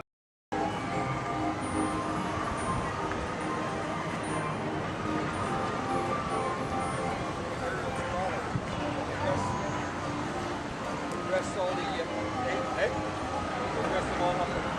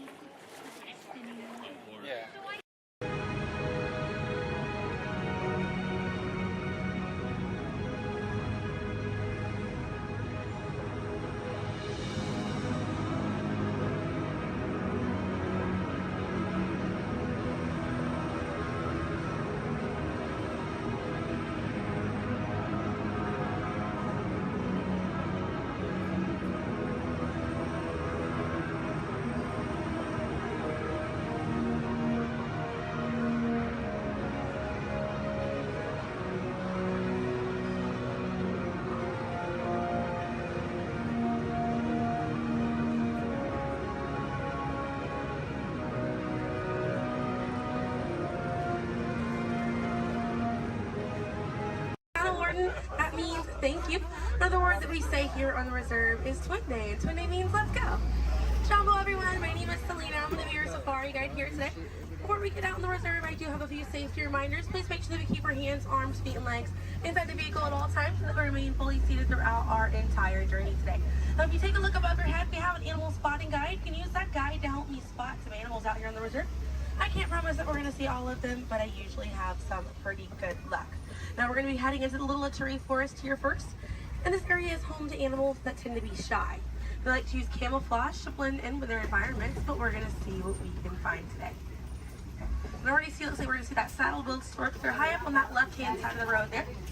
And the saddle-billed stork gets its name after the little yellow patch that's on its beak. It's shaped like a saddle. Those birds are 5 feet tall and have a wingspan of 9 feet, about the same width of the canopy that's above your head.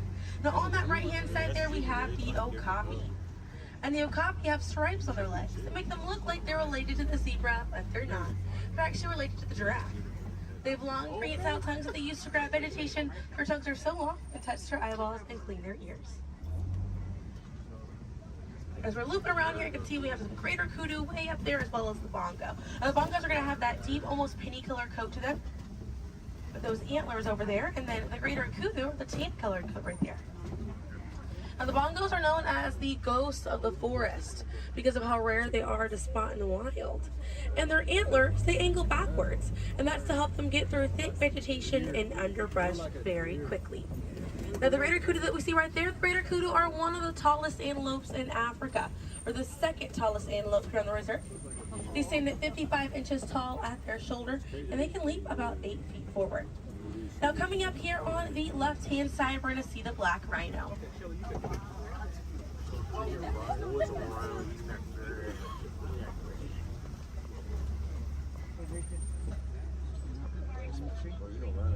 Now, black rhinos are the smallest rhino in Africa. They weigh about 3,000 pounds. Rhinos are poached or hunted for their horns. Some people believe that they have medicinal value, but they do not. Their horns are not valuable at all, made out of keratin. And that's the same thing that our fingernails are made out of. Really good view of that bongo there on the right-hand side as we're passing by here.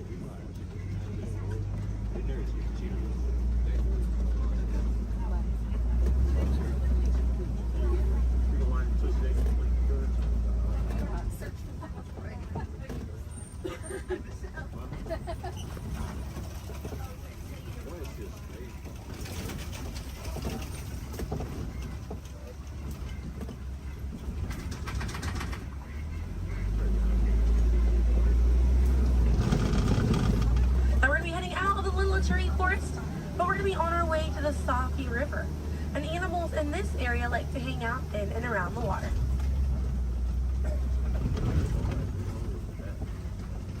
Now, coming up on the right-hand side, we're going to see some pink-back pelicans. And the pink-back pelicans get their name for the pink skin that occurs on their back during mating season. Now, those animals are colonial nesters, so they'll nest between 20 and 500 pairs. That's a group of 40 to 1,000 pink-back pelicans.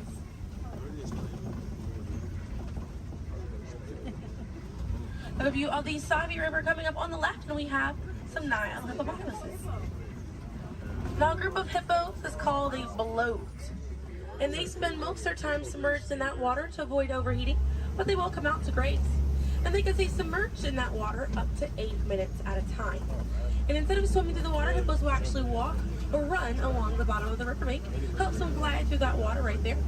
One of the ways you can help out your waterways is by checking your sunscreen to see if it's reef safe. Another way is just being aware of how much water that you use and trying to conserve as much as possible.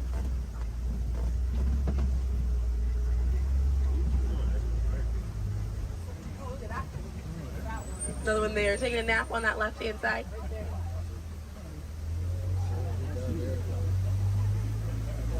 Now, coming up on the left, we're going to see the Nile crocodiles.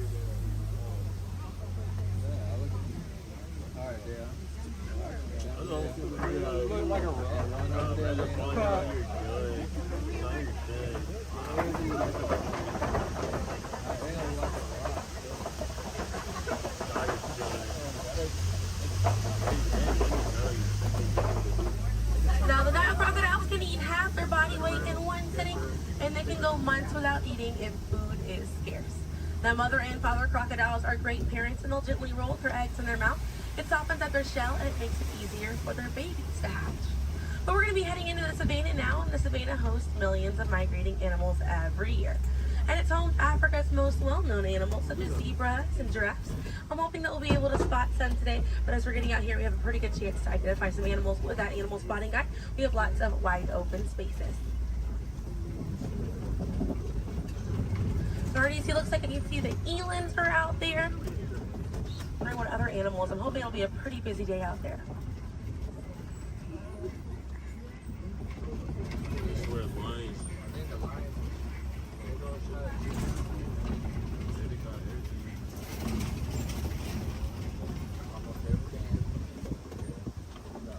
Let's see, also some springbok. It does look pretty busy out there.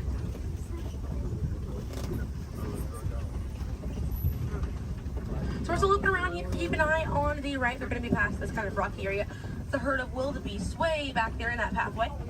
And the name wildebeest means wild beast in Afrikaans. And they'll travel in groups of 1.5 million, and they'll go about 500 to 1,000 miles every year. That's roughly the distance between here and New York. And during the wildebeest great migration, they can kick up so much dust that their dust cloud can sometimes be seen from space. Now, wildebeest are very impressive animals. They're able to run about 15 minutes after they're born. But this group of trees there on the right-hand side, they're all kind of pruned underneath to the same height, and that's about as far as those giraffes can reach. Looking at the vegetation on these trees all around this area here. Now that's going to be the Maasai giraffe, and the Maasai giraffes have an irregular coat pattern. They don't have those clean lines around their spots like the reticulated giraffe that's on your animal spotting guide does.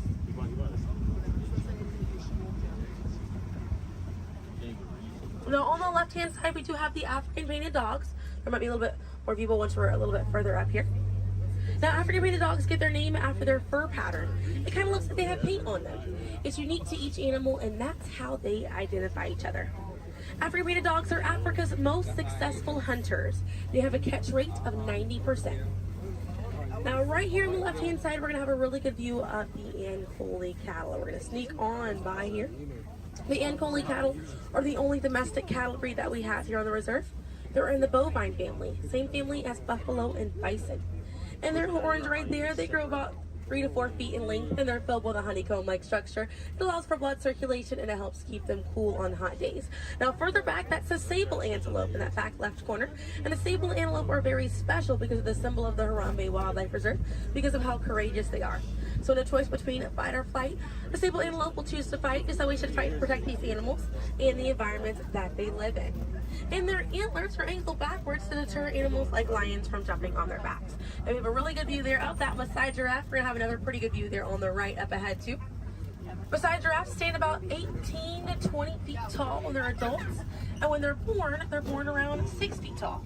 They have about a 6-foot drop the moment that they're born. And just like the okapi, they do have those long prehensile tongues that they use to grab vegetation. They kind of use like how we use our fingers to grab food.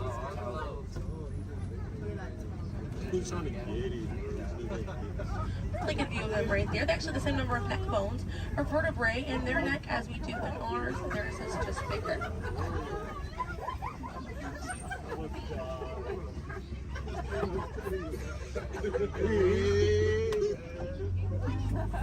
Group of giraffes is called a tower.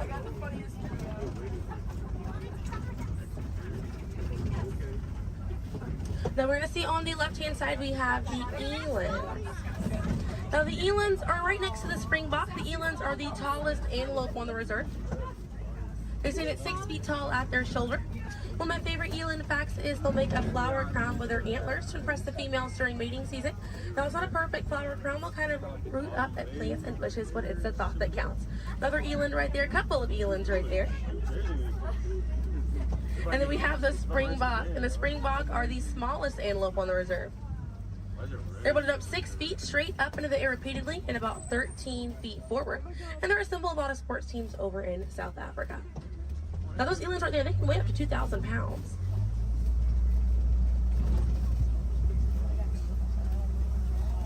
Another view of that Maasai giraffe right there.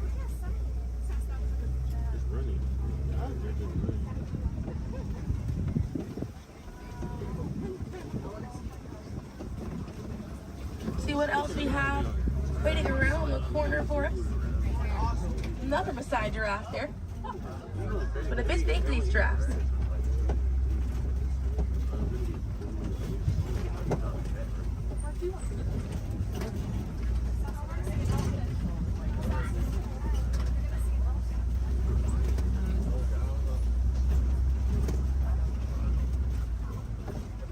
We're going to see the African elephant up here. It's going to be on the right-hand side of the truck.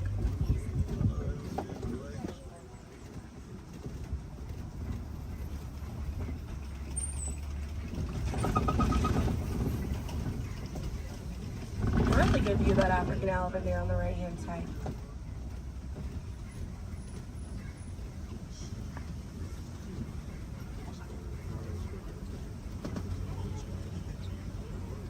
And on the left, we have the mandrill. That's the male mandrill on the left. Lots to look at right here. Male mandrills weigh about 100 pounds. Females grow up to 30 pounds. And they can bare their teeth at each other as a sign of aggression, but they usually don't. They usually do it as a friendly gesture. So it's kind of like the mandrills are smiling at each other. Now we got to see that elephant back there. And elephants are social creatures. That's going to be the African elephant. The females and their young will hang out in large groups together, and the males will form a loose bachelor group, or sometimes they will kind of hang out on their own, depending on their mood. And the way that African elephants stay cool is by flapping their ears. It runs air over the blood vessels that are dispersed all throughout their ears, and it helps bring their body temperature down.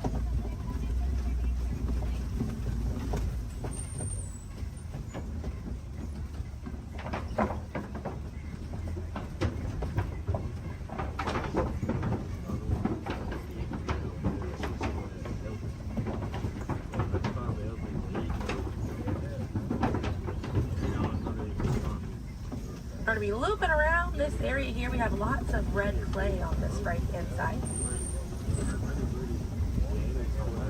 And if you keep an eye out, we're going to be able to see some tusk marks right around the corner here.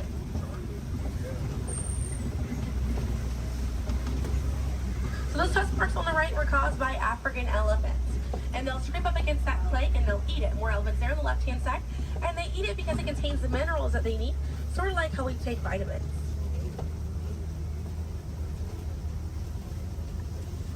They're way out there on that left-hand side. They kind of look kind of tiny from here. We'll see if we can get another view of them a little bit further out.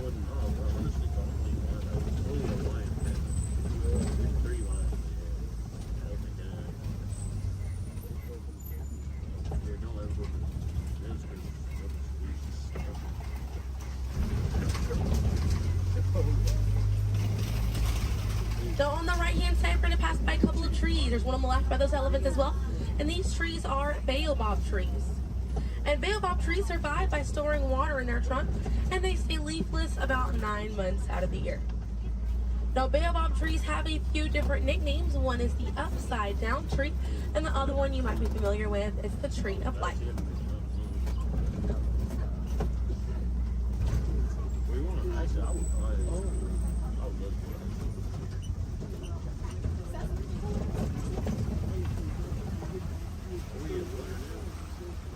And we're coming up here on a group of flamingos. Group of flamingos is called a flamboyant. So here we have that flamboyant of flamingos. Now this particular species is the greater flamingo species, and they're the lightest colored flamingo in their family. They get their color from the brine shrimp that they eat, and over time it turns their feathers pink. It takes about 1 to 2 years to get that full pink coloring right there. When they're born all gray and fluffy.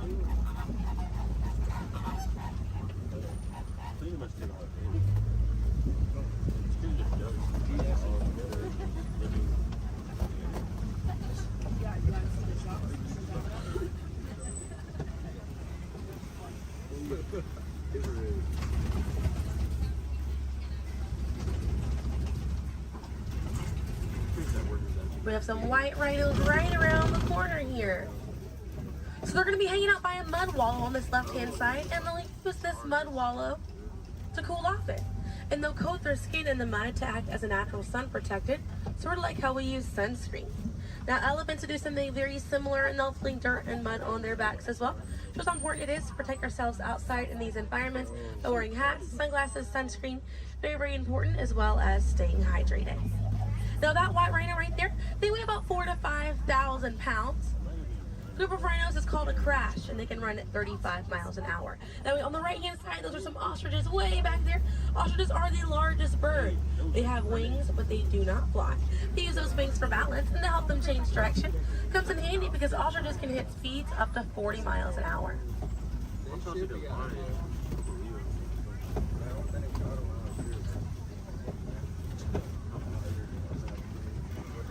You see some cheetahs right around the bend here.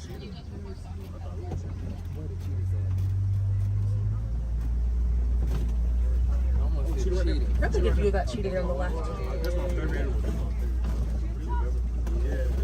Now cheetahs are the fastest land animal. They run a little over 60 miles an hour. And they have 2 black lines on their face.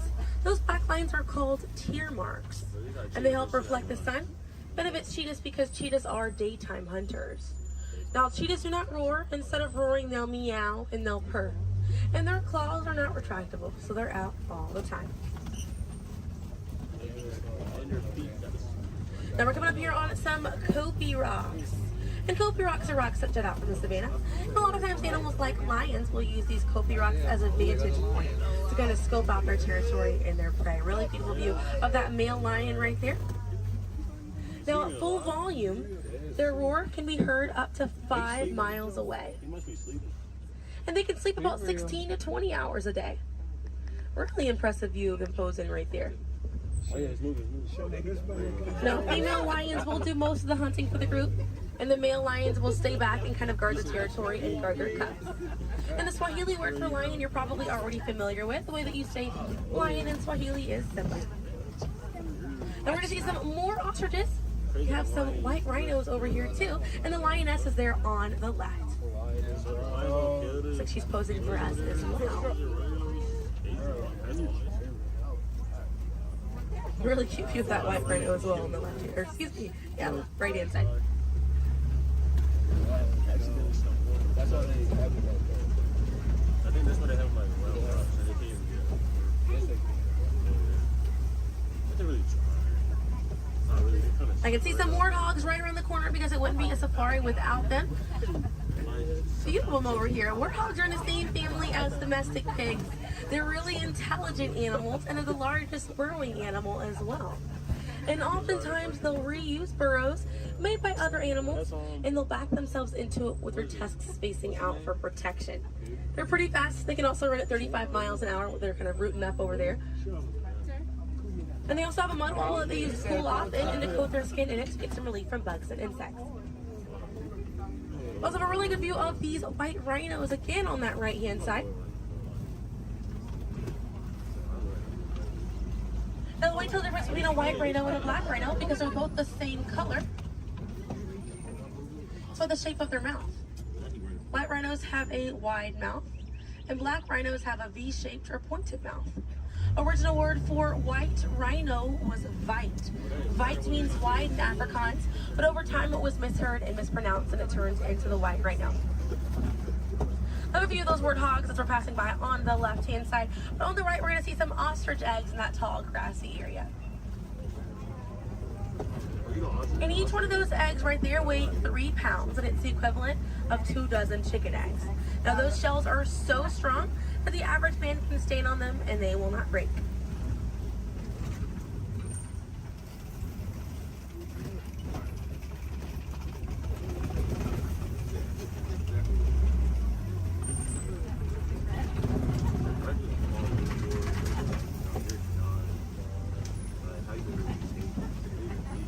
We're gonna see, looks like we have some Nigerian dwarf goats over here.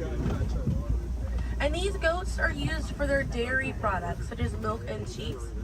So they take up a lot less land than cattle, so they're a bit easier on the environment, and they're very cute. Now their milk is considered high value, so selling that milk helps take away the need to rely on wildlife. Now if you do want to see some more goats today, you can head over to Rafiki's Planet Watch. They have a petting zoo area, an animators area, and a kind of behind the scenes look at Disney's Animal Kingdom. Very, very cool. Definitely check it out if you have the time. They have a conservation station over there, and inside that they do have an animal hospital as well. Pretty cool. It's going to be a train right away through the Wildlife Express. Those trains are going to start running at 9:30. The last train leaves at 4:30 today. The petting zoo is going to close at 5 o'clock once you're over there, and the animators experience is going to close at 4:45.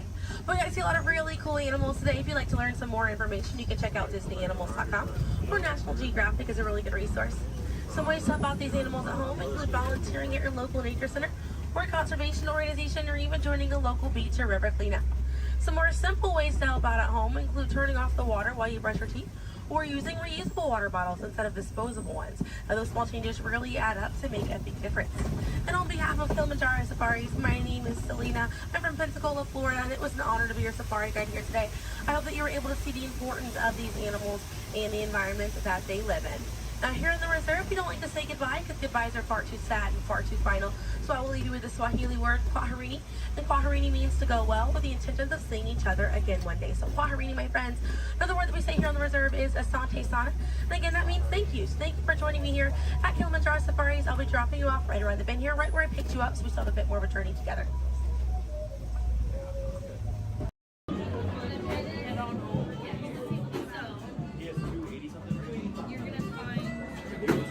Excuse me, choice.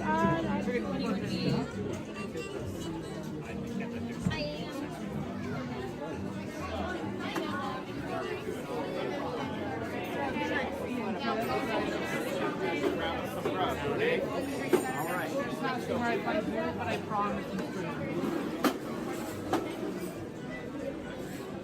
Turn right over here. Passing right by, go deep under tree cut.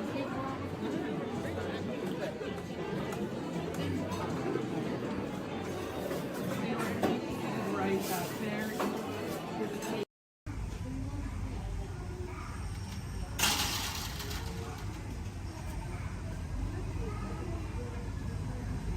Aboard!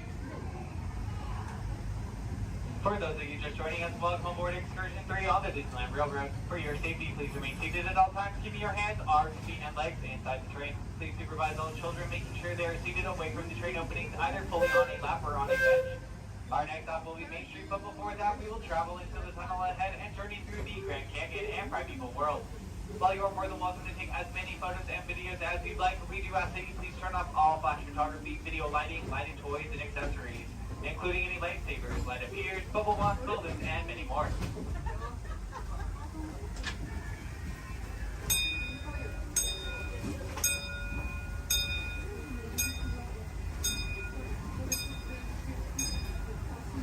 To those who have just come aboard, welcome. The next leg of our journey will take us from the fantastic world of the future to the breathtaking beauty of nature's own design, the Grand Canyon. For your safety, stay seated with your hands, arms, feet, and legs inside the train. Watch your children and no flash photography. Para su seguridad, permanezca sentado y mantenga las manos, brazos, pies y piernas dentro del tren y cuide a los pequeños. Por favor, no tome fotografías con flash.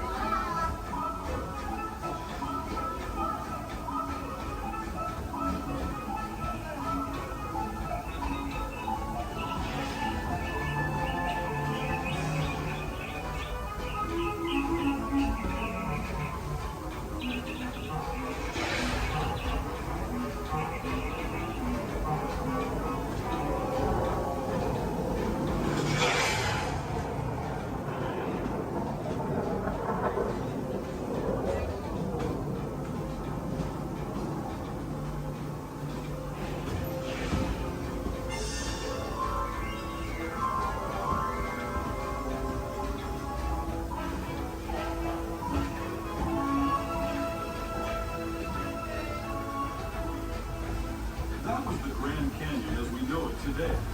But it wasn't always this way.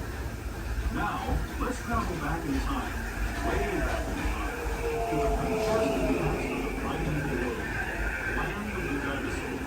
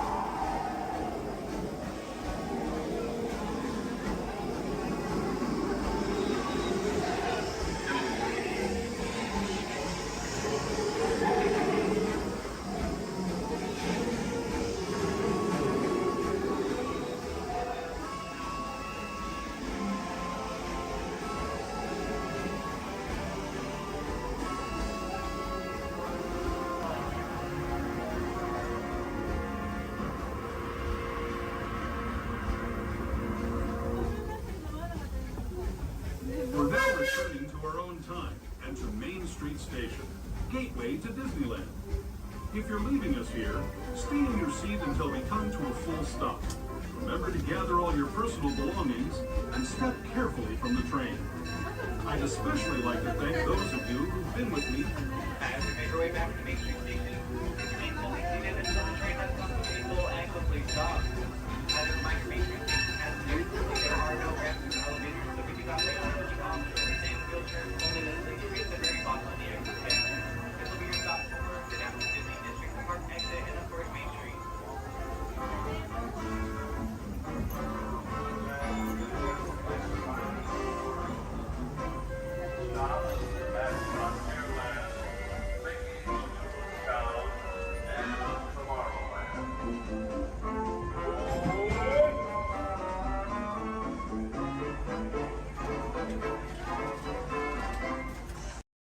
Would like to welcome you. While you're in town, be sure We interrupt this program for a special report. A child is on the loose in Monstropolis. A human child! If witnesses are to be believed, there has been a child security breach for the first time in monster history. We can neither confirm nor deny the presence of a human child here tonight. I tried to run from it, but it picked me up with its mind powers and shook me like a dog. It's true! I saw the whole thing! Happy birthday, Schmoozy Poo! Oh, googly bear!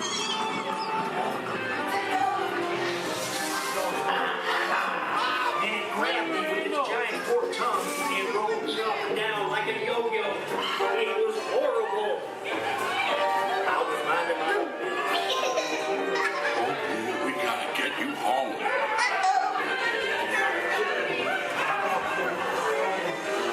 There's a kid! A human kid!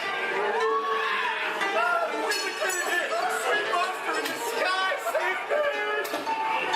Michael Wazowski! And on my birthday, I thought you cared about me! Celia, try to understand. Come on, this way. Perimeter is under observation. Need I get in charge and ready? Lock it down. There's nothing down here. Be on the lookout for this child.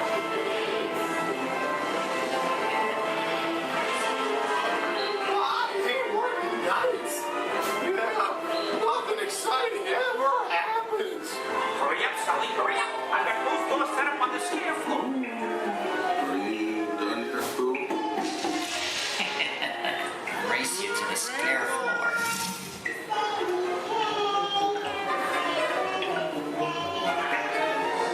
Almost there, kid.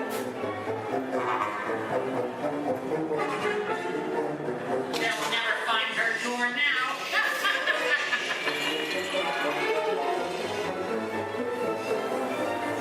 Look, Boo, there's your door. We're almost there, kiddo. Not so fast, Sullivan. They'll never get her home now.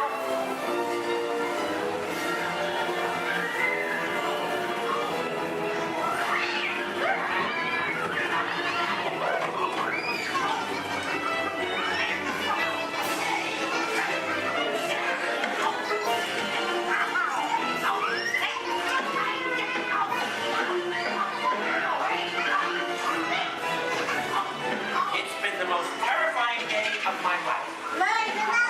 But I love you, kiddo. Kitty's gotta go now. Sleep tight.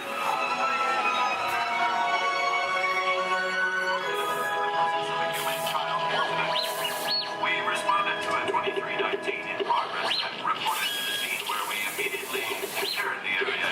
Get ready, folks. We have to decontaminate you. After careful and thorough observation of the perimeter, we quickly rendered the situation status to 990. We can neither confirm nor deny the presence of a human child here tonight. We responded to a 2319 in progress and reported to the scene where we immediately secured the area. We spread out and locked it down. After careful and thorough observation of the perimeter, we quickly rendered the situation status to 990.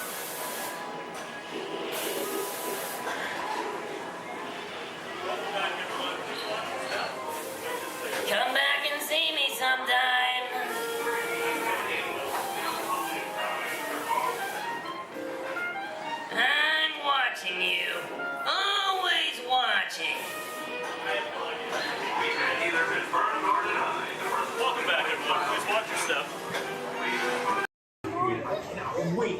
to get to go back and ride Horizons. Also want to see the energy, dinosaurs, and of course, hear the Veggie Veggie Group. Oh, it's the best. Anyway. Okay.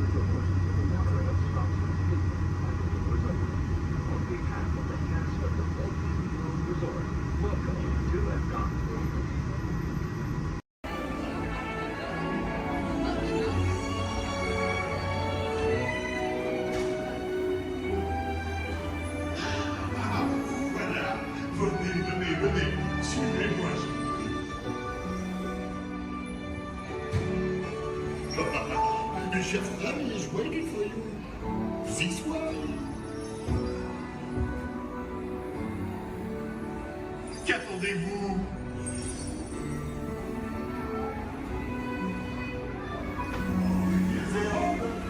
Des invités pour le dîner.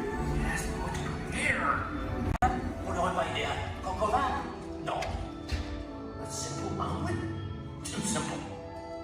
What? Mais oui, that's it.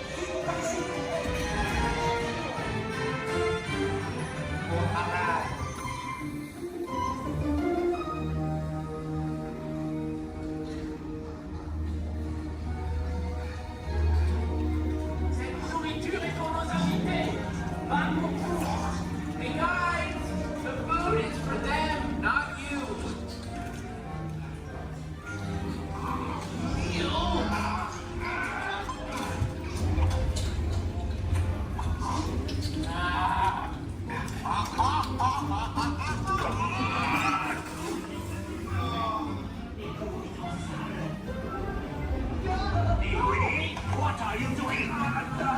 Que manigancez-vous? Out of my way!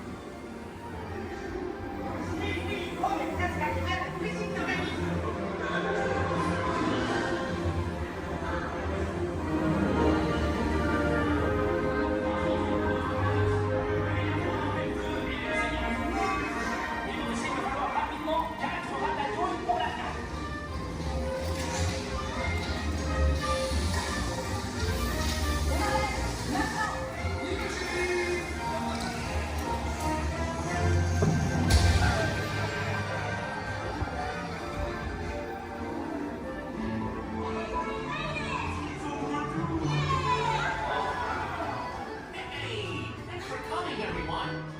Vous serez toujours les bienvenus chez Rémi. À bientôt et bon appétit. Et lui, non?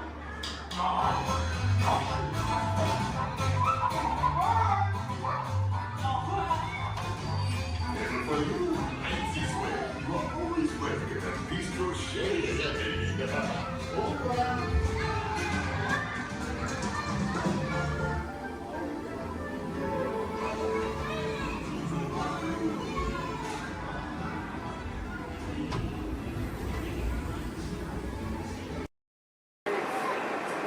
Please stand clear of the doors.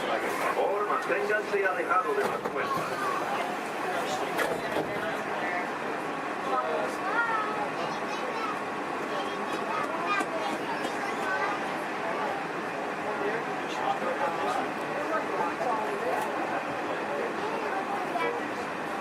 Welcome aboard the Walt Disney World.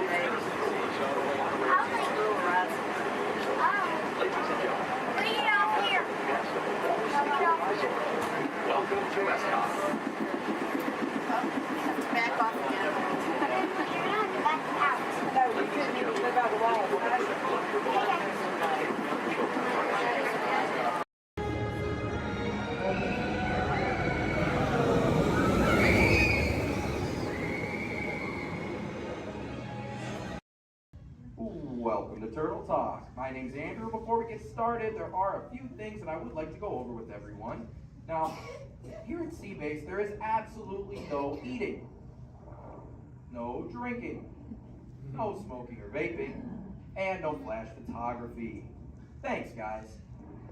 Now, this piece of equipment here is known as a hydrophone. It allows us to hear sounds from beneath the sea, and it's also going to allow us to hear from our very special guest today. Does everybody know who our special guest is? Please shout it out.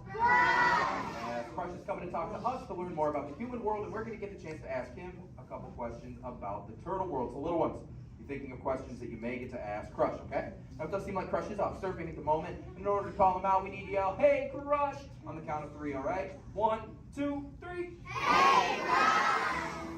Well, righteous, dude!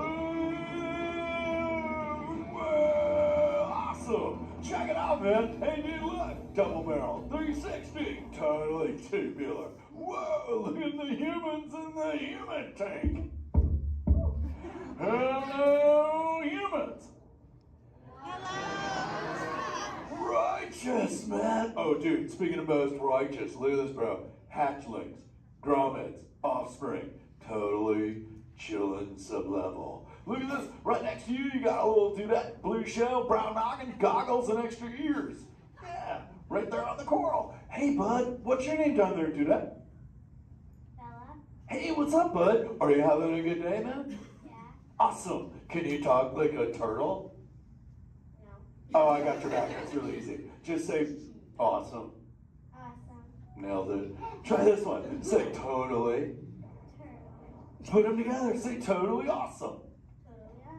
Give it up for that dude. That's righteous. Good job, bud. Totally good. You talk like the turtle. Hey, I got a dude over here with a gray shell, curly noggin, and goggles too. Sweet. Hey, man, what's your name down there, bud? Gustavo. Hey, where are you from, Gustavo? Where are you from? New York. Whoa, dude. Who brought you here today? I went on my car. Oh, we'll find out together. Don't sweat it. Hey, dudes, is there like maybe a parental unit, a life guardian of the Gustavo? If anybody's with them, right? Okay, let's talk to that chick and see what's up. All right, awesome. Hey, dude, what's up, bud? What is your name? Karen. Hey, Karen, what's up? How many kids you got? My English is not good. I'm from Brazil. Oh, I don't speak English either. I talk turtle. Karen, does it freak you out? Gustavo has no clue you're here. Don't worry, Karen. They come back when they get hungry. Karen, did you feel it, bud? Did you feel it?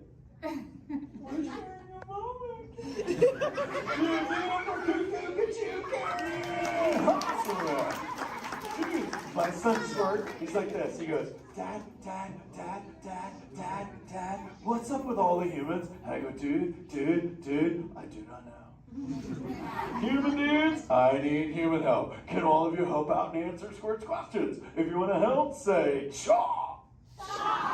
Righteous! You so totally rock, dude! Oh, wait a minute. Sorry, dude, my bad. Check this out. When a turtle says, you so totally rock, everyone says, dude! Here we go. You so totally rock!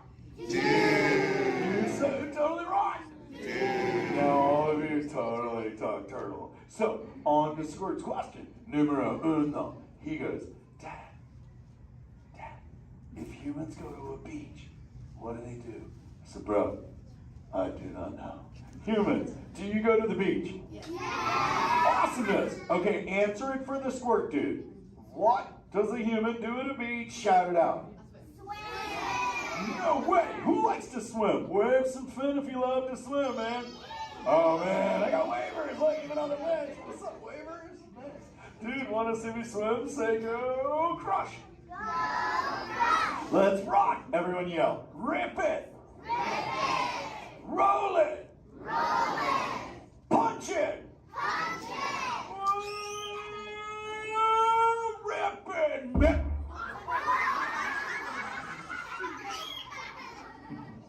Hey, Crush, watch out for the glass. Hey, dude, thanks, Hank. How long has that dude been there? Oh, no, man. My bad, bro, my bad. Where are the manners? I've been asking the questions. Dudes, do any humans have a question about being a turtle? Raise a fin.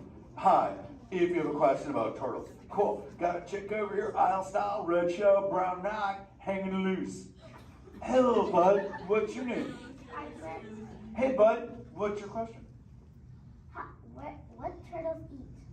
Oh, dude, we're chowing green seagrass and green sea kelp. Big dudes, you're sitting on green seagrass benches. But check it out, Harper. We only eat green stuff, and so it actually turned this green. So, like, I'm green, and my kids are green, and my parents are green. Oh, and my wife's green, and my favorite color ever, purple. He's pulling your fin. It's green. Hey, there's a purple chick over here with like a jellyfish lid. Let's talk to this one on this side. Hey, bud, what's your name down low? Scarlet. Hey, cool name, Scarlet. What's your question? My name's not Scarlet. Oh, wait, what's your name? It's Charlotte.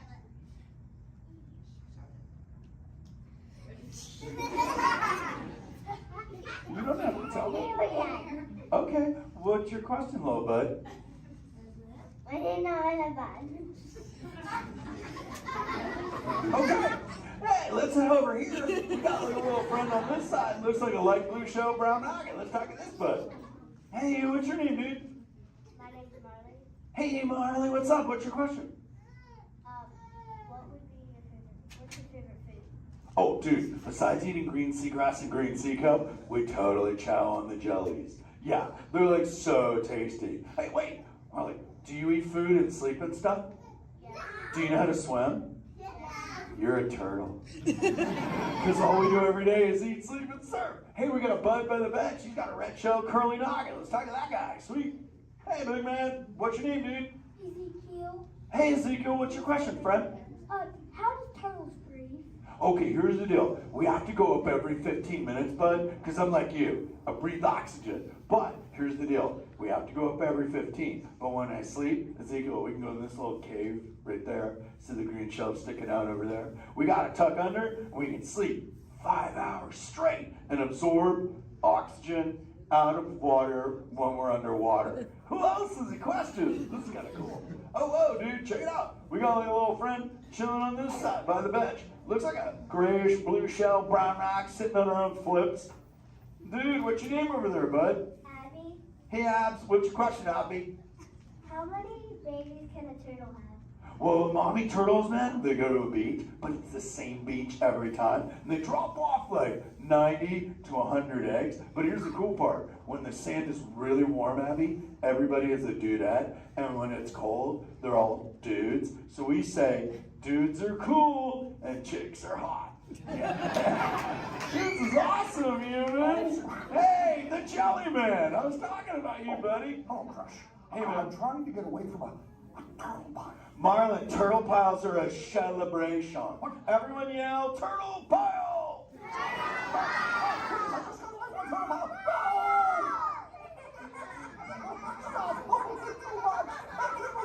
Oh, cool. Hey, boys, surf's up, dudes. Thanks a lot, Crush. For what? The turtle pile? Shout it out, humans! That dude has serious thrill issues. Humans, you rocked it! You so totally rock! Okay, like 4 kids remembered. The rest of you dudes pulled a hard dory. Dudes, don't space out! Remember, Turtle says you so totally rock. Everyone screams! You so totally rock! There you go, you're back again. Oh, bummer. Hey bro, the frequency thing is not working. Whoa, it's Bailey. Call him back with your fins. Put your both fins up. Yeah, put your both fins up. Go.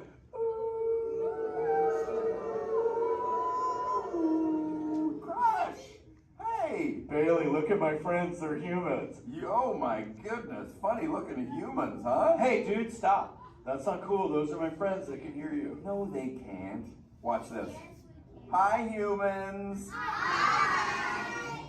Oh, okay. Why didn't you tell me? Dude, I tried, man. You got stoked out. Wait. Ooh. Yeah, that thing. I'm getting something. Ooh, wow. Some of you have 4 ears. Weird. I'm not judging. Humans. Later, Crush. Later, Bailey. Everyone say, later, Bailey, dude. Bailey's echolocation's awesome. We're going to do it. Everyone, both fins up. Go. Okay, sublevel. Really good. Back bench. Solid. Grandma in the corner. This is where we put our fins up. Good job, Grandma. Good job. Fins up. Eyes closed. Go.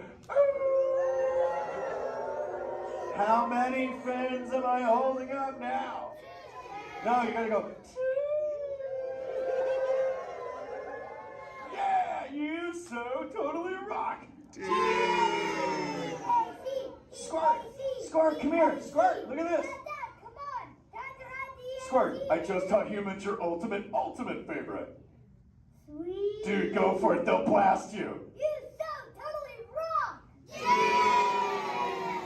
Rock on, human dude. Rock on, Squirt. That's my son. I'm in a jam. Oh, wait. Remember this thing. You gotta be good to the oceans.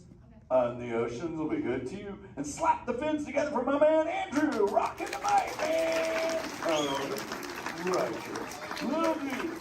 Use the word dude all day long. Because your parents will love you. Hey, Karen. You're welcome, Karen. Let's go! You so totally rock! Let's give it up for Crush. more about crushes and friends like green sea turtles, manatees, or sharks, you can do so up on the second floor of Sea Base. Now, little ones, don't move until your adult comes to get you. Adults, please collect your belongings, collect your children, head on up to those two right there at the doors. Doors are safety, please don't stand up.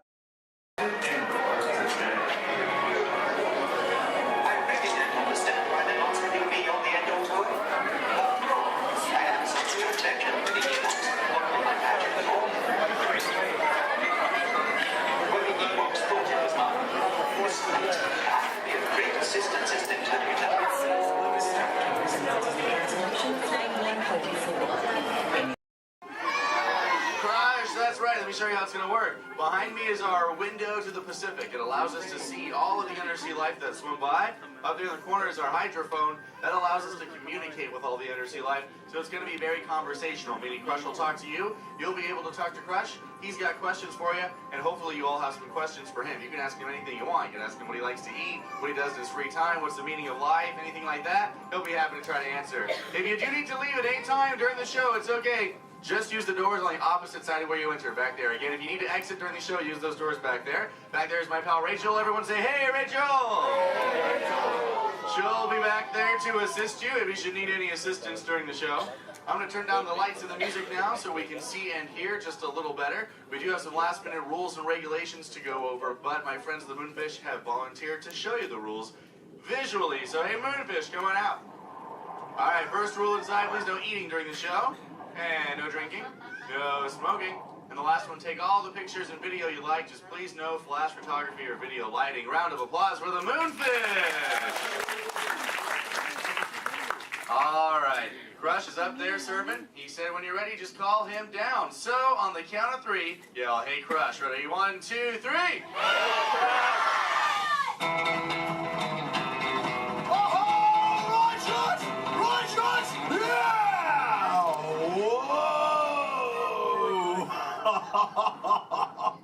Oh, dude, check out the double spinner intro by the turtle. Whoa! Hey, check out all the human dudes in the human tank, too. Well, hello, human dudes. I said hello, human dudes. There you go. Whoa, hey, look at these little dudes, sub-level. Hey, little dudes. Focus, little dudes. Oh, man, let's totally make contact with some of the humans. Oh, hey, John, dude, come over here to the seafloor, dude. At the back of the seafloor, there's totally Mini Man by the aisle with a blue lid and sparklies on it, dude. Oh, I see, dude. Chaw. Hey, what's your name, little dude? That's my deal, dude. Oh, totally sweet, dude. Let's see, how old is he? Hola, little dude. Dude, me amo Crush. 6. Cool, dude. I'm 150, dude. Hey, I still got my washboard abs. Well, cool. It's actually nice to meet you. It's nice to meet all of you humans. I'm here on a mission today. My youngest son, Squirt, he's got lots of questions about you human dudes, but I don't have all the answers. So, I have come to get the answers from you. If you dudes think you could help me out with that, say chaw. Oh, you so totally rock! Oh, dude, hey, for those of you that don't know, when a turtle says, you so totally rock, respond by saying, dude, nice and loud. Try one for practice, you dudes. You so totally rock! Awesome. Okay, Squirt wants to know how many of you know how to swim. Hey, raise your fin if you know how to swim, dudes. Wow, we got lots of swimmers out there. Hey, let's stay up in the seats, dude, over on this side. Last row, dude, like second noggin in, there's a dude with a white shell, kind of like lots of colors on the front, totally. Dude. Chaw, what's your name? Tyler. Oh, nice to meet you, Tubular. Tyler? Hey, dude, when you go swimming, do you like to swim fast or take it nice and easy? I like to take it nice and easy. Oh, chaw. Yeah, dude, just kind of like kick back on the shell and be like, dude. Totally, dude. Hey, I like to swim fast, though, too. Dude, you want to see me shred some biscuits? Say chaw. Chaw. Okay, dude, let me get my motor revved up. Human dudes, I want you to time me, okay? Start counting when I say go. Ready, set, go. Back, dudes. Totally just swam all the way around the world. Twice. Ah, dude, I can't swim that fast. Only about what you call 20 miles per hour. Hey, but check it out, dude. If I get a tiger shark on my tail, I can go way faster, dude. Hey, but I'm doing all the talking here. Humans, if you got a question for me, like totally raise your fin, dude. Talk to the dudette right there, waving me down from the second row.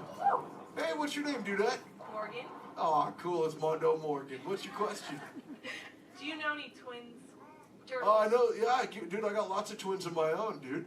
There's my twins, Bill and Ted. I got my twins, Cheech and Chong.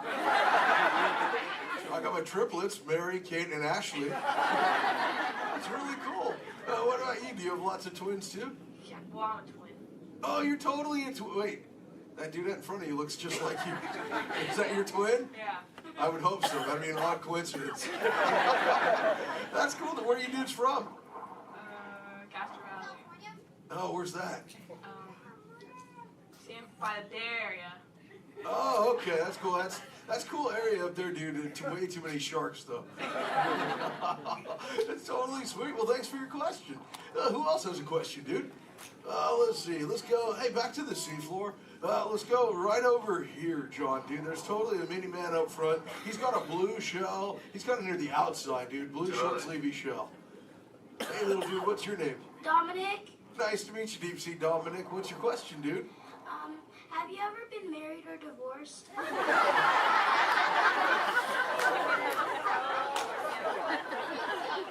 That's a pretty specific question.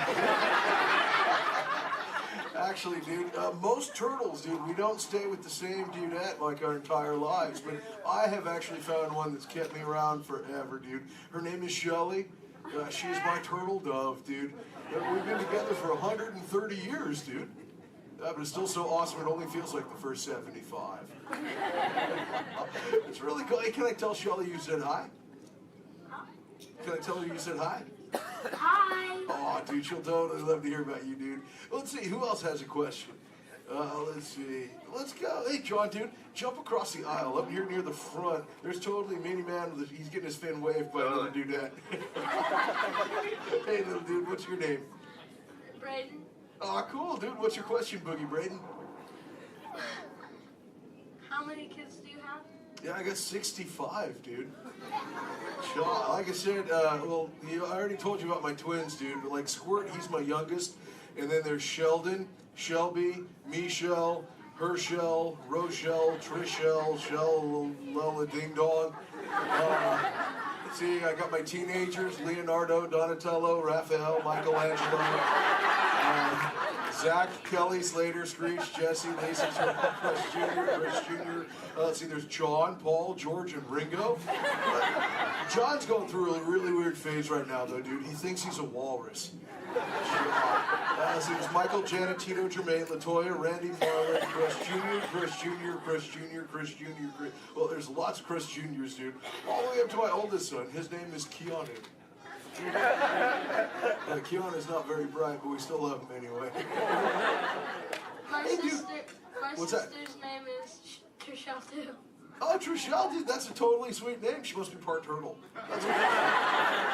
Actually, hey, maybe you can help me out with something, dude. I got a question for you. I found a thingy on the beach the other day. Not really sure what you human dudes call it. Where did I put that? There it is. Hey, dude, what's this? That's a bikini. Oh, cool, a bikini, dude. Do you use a bikini when you go swimming? Oh, why not? Because I'm not a girl.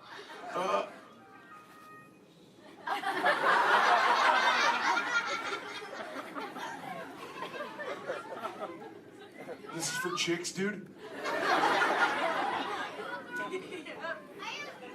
Does it make me look fat? No, you're fine. Anyway, dude. Let's see, dude. Hey, John.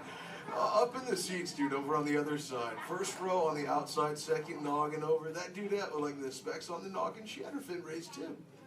Where, dude? Chill from the two noggins to the outside. Oh, totally. Hi, dude. What's your name? Cassandra. Oh, nice to meet you, Kahuna Cassandra. Hey, oh, did you have a question too? Yes. Do What you do you- speak a second language? Yeah, I speak a little bit of whale, some orca, and some dolphin. That's pretty cool. I'm learning, like I said, like I speak human pretty well too. But you know, my friend Little Blue, she's like the best at it, dude. Hey, do you dudes want to meet Little Blue? I think she's around here somewhere, dude. Call her out, dude. Say, "Hey, Little Blue." Whoa, there she is. Hey, Little Blue, dude. Check it out. I was hanging out with these human dudes. Cassandra over there wanted to know if I speak any other lingo, dude. I told her I was speaking just a little bit of whale, dude. I can speak whale. I totally Okay, know. everyone, repeat after me. Hello.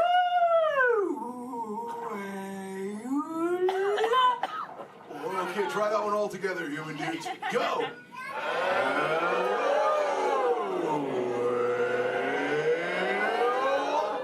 Wow, you human dudes speak whale really good, dude. That was just like excellent. Oh, too bad there's no whales around here, though, dude. You know, sometimes you speak whale and there are like 80 whales swimming around you. Yeah, totally. Not today. No whales around here, dude. No whales. No whales in the ocean today. Try to speak sea. Where? Whoa! Oh, dude, look out! The humans call the whale, dude! Grab shot! Swim away!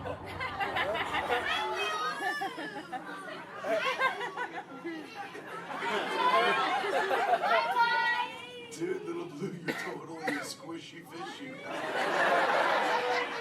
What should we do? Tell the whale to go away. Okay, humans, tell the whale to go away.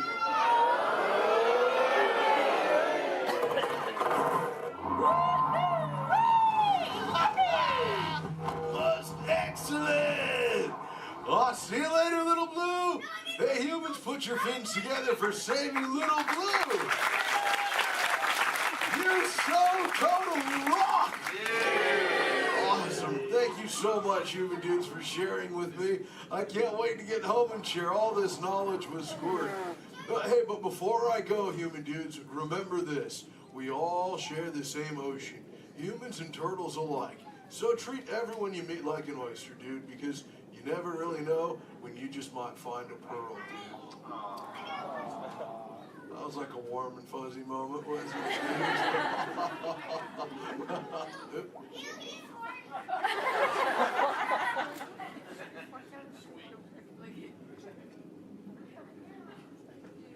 That wasn't me, dude. That was my twin. See you later, human dudes. Rock on! We're with the Elvis Bushman. Awesome. All right, you dudes, find your exit buddy and discover into the doors in the back. Thanks for swimming by. Pilot, push the flashing button to take off. Pilot on the left. Move your stick to fly right and left. Pilot on the right. Pull back on the stick to fly up. And push forward to fly down. That's it. Julie, sorry. Weapons are online. Sorry. Let's go get that fly down. Pilot, make the drop to light speed.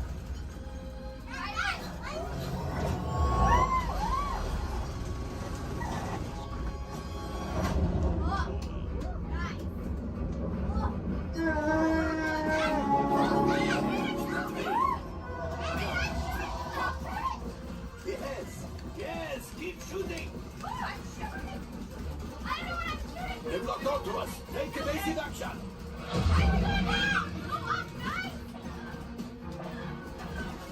Gunners, we need to defend ourselves. Open fire. Gunners, blast away.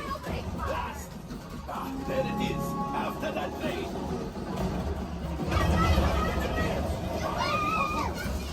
Excellent. Now, gunners, shoot the target free.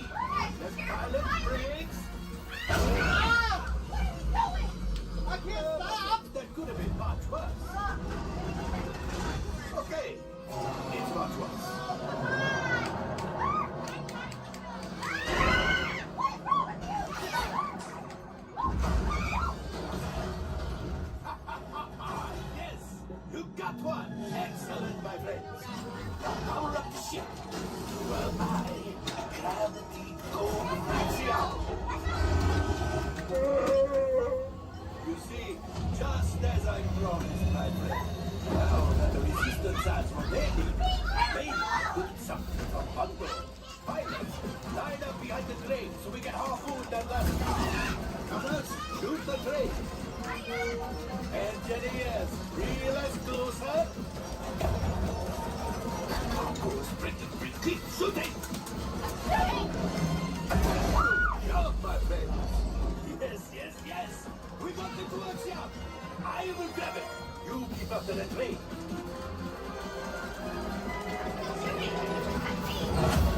Gunship? Oh, that's ridiculous. You're getting too hot. What distraction? Come on, let me get the train. Hurry.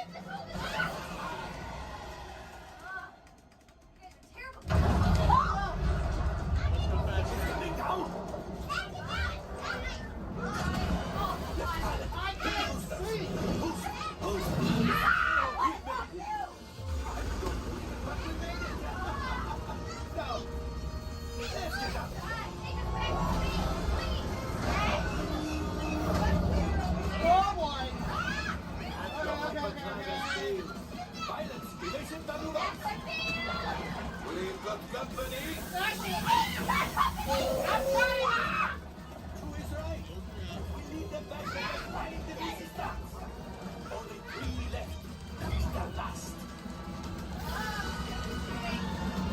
Watch out!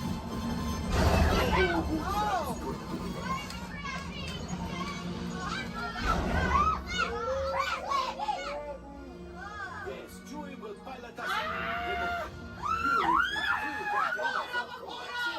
This would greatly help the resistance. You will earn the First Order and made Chewie proud.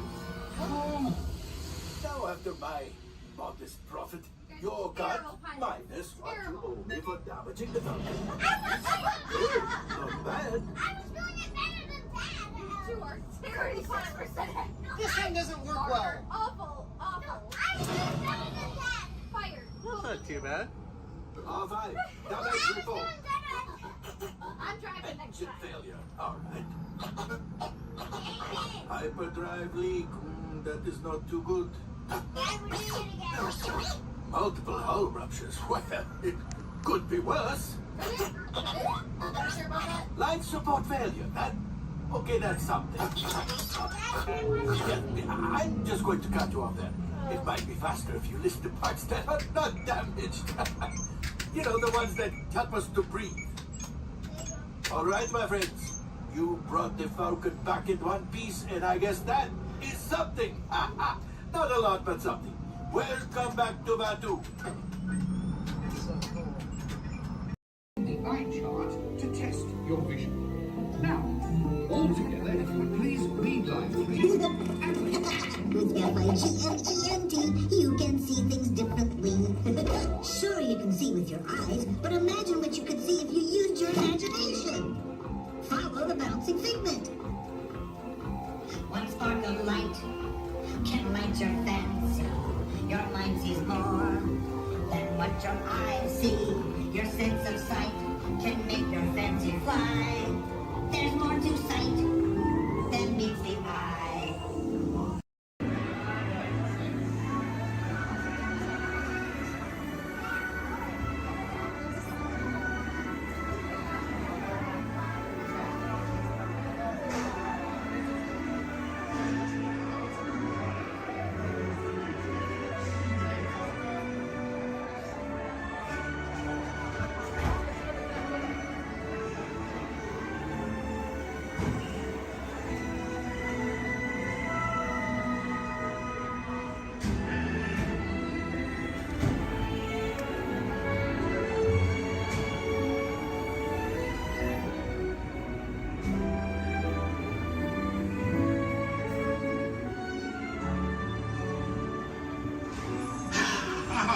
Voilà, venez, suivez-moi, je vous prie.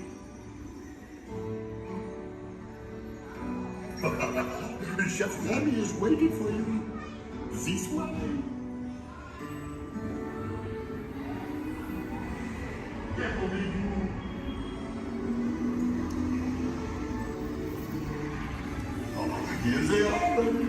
Des invités pour le dîner. On n'aurait pas idée. En commun? Non. C'est Too simple. What? Well, that's it.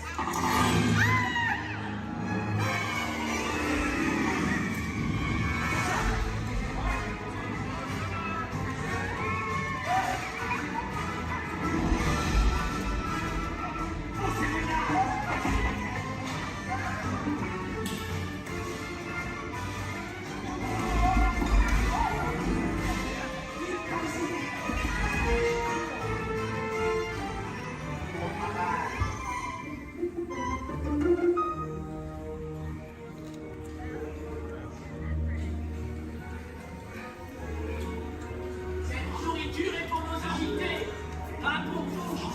Hey guys, the food is for them, not you.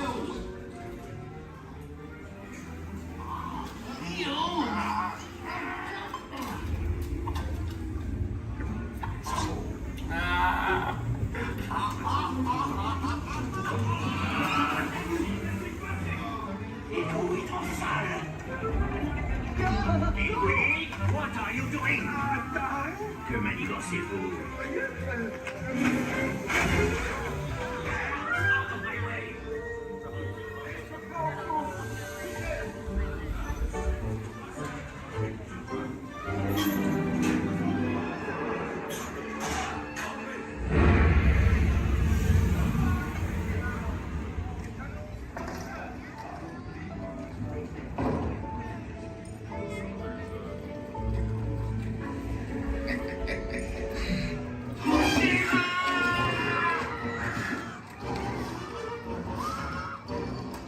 Dépêchez-vous!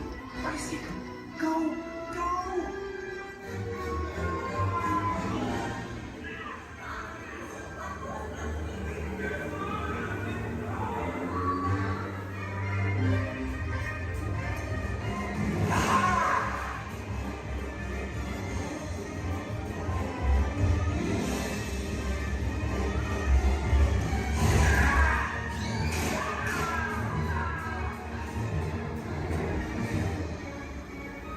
Come on!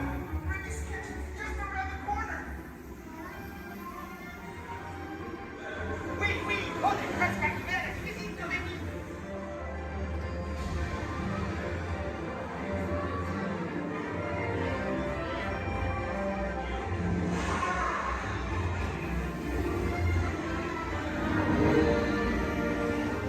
Trois entrepôts pour la douce.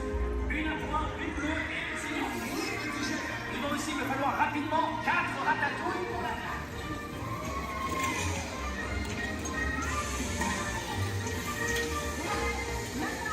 Oui, ma chérie.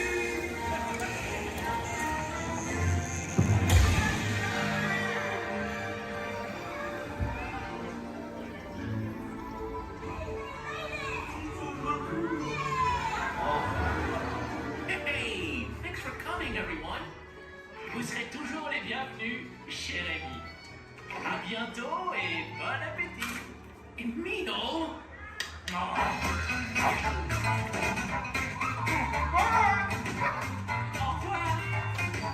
Never for you, like this way. You are always welcome at Bistro Chez Rémi. Au revoir.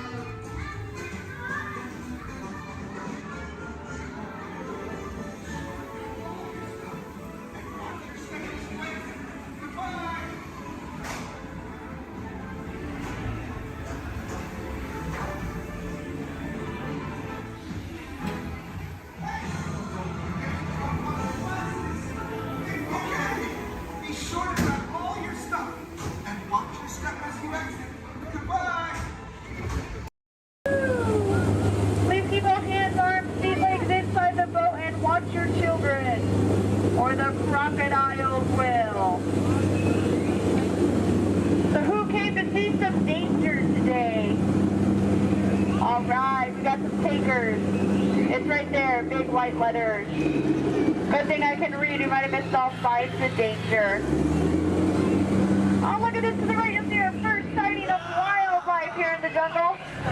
Right there's a prime example of why some wildlife destroy their children at birth. We're now approaching ancient Cambodian shrines built by ancient Cambodian Shriners. This place is loaded with crocodiles. Speaking of crocodiles, to the left you'll see a Bengal tiger, known to jump over 25 feet, but don't worry. They're like 15 feet away, he should jump right over us. Watch out for Ginger, Ginger Snap. She's the one top cookie.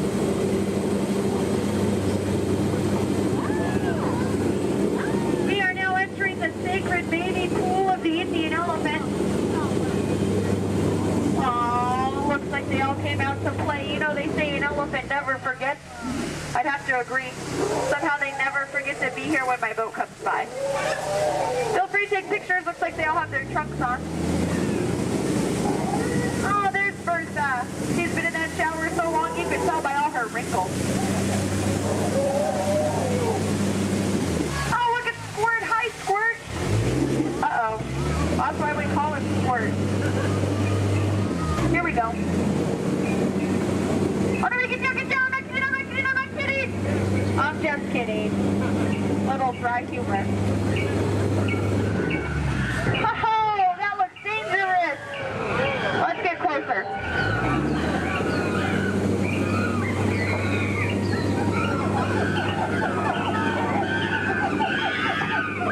Looks like the gorilla took over this camp. Look what they did to that truck. Unbelievable. They left the lights on. What a shame. Uh-oh. The monkey has a gun. Let's get out of here. Woo! Now if you look over here to the left, real hard through the trees, through the bushes, you'll see absolutely nothing. Just ahead is beautiful Schweitzer Falls, named after the African explorer, Dr. Albert Falls. We'll be going over that later. Uh-oh. Everybody lean, lean, lean, lean, lean, lean, lean, lean, lean, lean, lean, lean. Woohoo! We are now on the Nile River, the longest river in the world. If you don't believe me, well then you're probably in denial. So here look, there's an African bull elephant. You can tell by his huge ears and enormous ivory tusks. Now, for those of you with a short memory, to your right, that's an African bull elephant. You can tell by his huge ears and enormous ivory tusks.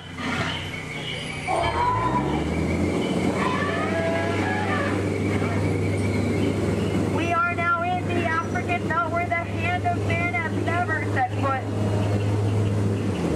Aww, look at the pride of lions protecting the sleeping zebra. That's how zebras sleep, on their sides, eyes open, surrounded by lions. He looks dead tired. We'll let him rest in peace. Oh no, there's that lost safari they were looking for. I told them not to mess with the rhinos. They always get their point across. In the end. Needs to be the low man on that totem pole.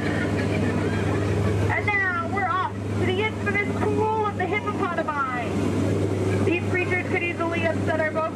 Just as we say, knocked over 6 boats, but I don't think you have anything to worry about. Only 5 of those boats were mine. Uh-oh, this doesn't look good. Oh no, these two are charging, come here, I'm gonna scare them away! Look at that, scared stiff. We are now entering headhunter territory. The terrible place to be headed. To your right, you'll see some native arts and crafts. Art's the one on top. Oh, looks like they're celebrating something here. I'll see if I can translate for you. Nope. Oh no, we're being attacked by one party. Everyone get down, all goes out of here. Watch out for spears. Spear, spear, spear, spear, spear, spear. Spear, spear, spear, spear, spear, spear, spear. Ooh, that was fun to hear those spears flying by. And now the moment you've all been waiting for, the amazing, incredible, the backside of water. Woohoo! Get excited! Now if you look back, you can see the side of water. We're now in the Amazon. I heard it's a killer place to fish. Just stop, drop a line, and the fish are always biting. I think this looks like a pretty good spot right here. Uh-oh. Wait a minute, what are these bubbles? This isn't good, not the Amazon. What is going on? Woohoo! Piranhas! Man-eating piranhas!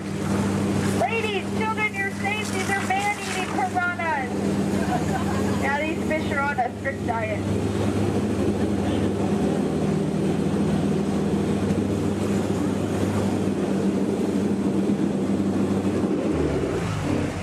Here's Trader Sam. He's our head salesman here in the jungle. Business has been shrinking, but it looks like he's having a special today. 2 of his heads for just 1 of yours. Any way you slice it, you'll come out ahead. Trader Sam's actually... Whoa. Oh, there's Allie! I thought she was coming with us today. Looks like she's already unpacked her trunk. You might think that's water, but it's not. And now for the most dangerous part of our journey, the return to civilization. I don't know how, but you just survived the jungle cruise. Woohoo! Please keep all hands, arms, elbows, fingers inside the boat. Don't want you to get caught between the boat and the dock. That could really, really hurt my boat. Well, here we have Matt and Matt. They're gonna professional elbow grabbers to help you out today. All right.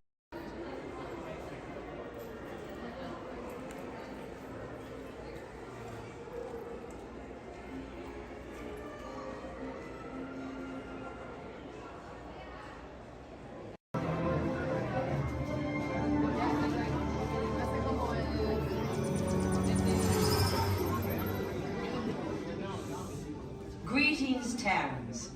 I am Nova Prime Irani Rayan, Commander of the Nova Corps.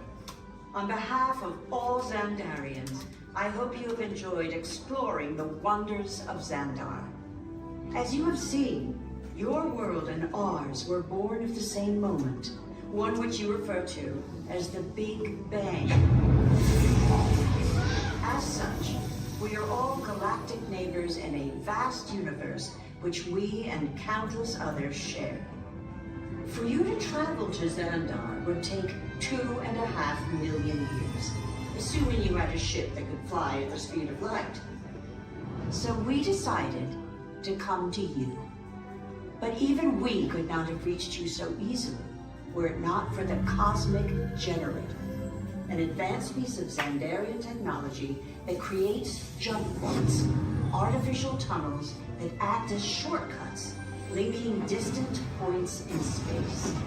It is our desire to share this wondrous technology with your people so that together we might explore new worlds and create a brighter tomorrow. And now, as the culmination of the wonders of Xandar, you will be teleported to a Nova ship above your planet for a demonstration of the Cosmic Generator. I trust you will find it an unforgettable experience.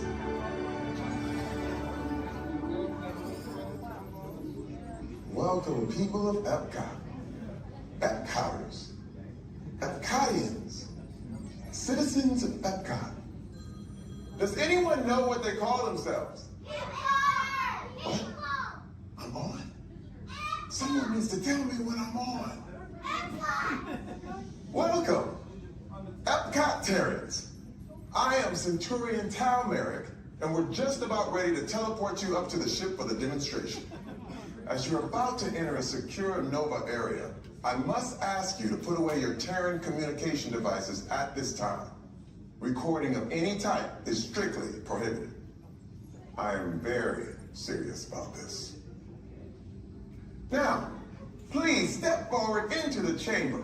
You're gonna love this.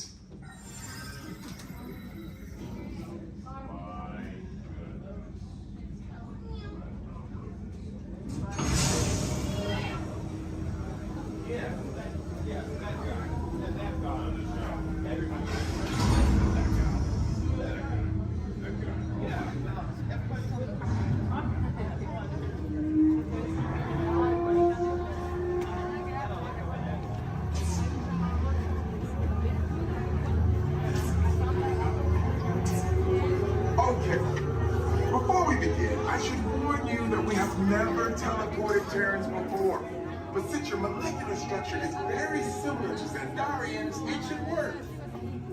It'll work. So long as you are standing inside the lighted ring. You do not want to know what happened last time someone did not stand where I told them to, okay?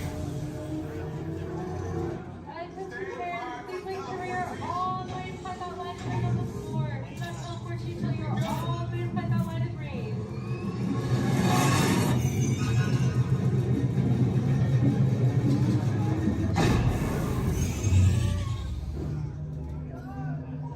You made it!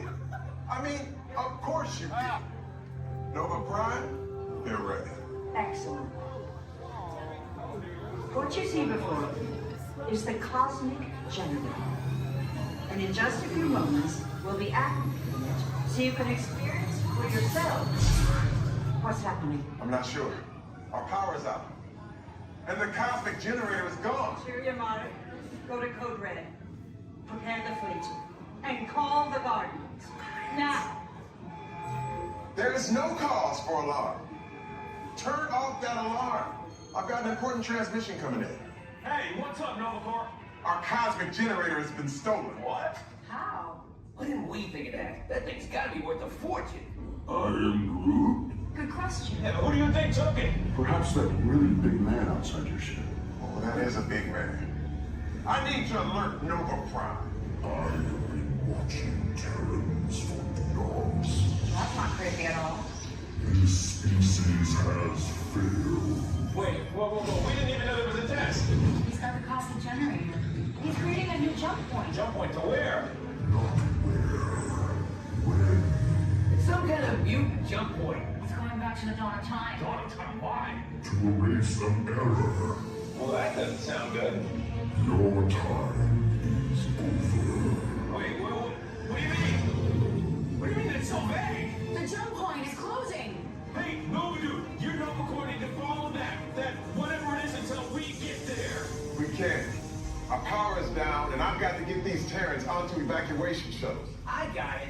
I reprogrammed the shuttles to follow them through the jump point. Wait, what? Look, they're our only chance of keeping track of that whack job until we get the cosmic generator back. Piece of cake. Wait! There's cake. Where's this cake? The odds are impossible, Yeah. but it's our only shot. Good luck. Are you sure you can control it?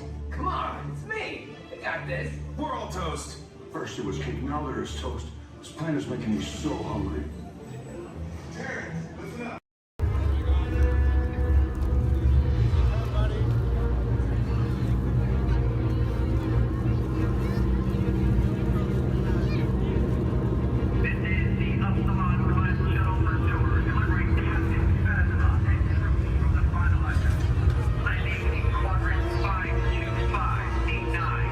Prepare to depart. Cutting ion sublight distance.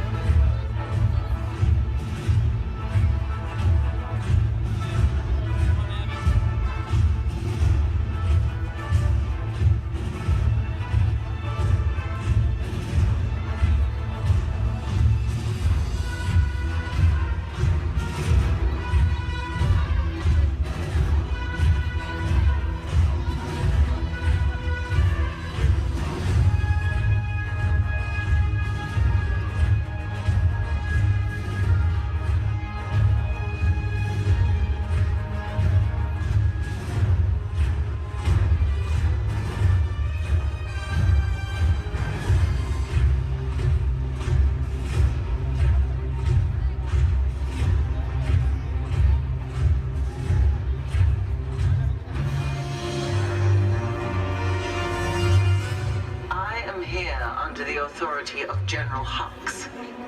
You are here under the authority of me. Stand proud.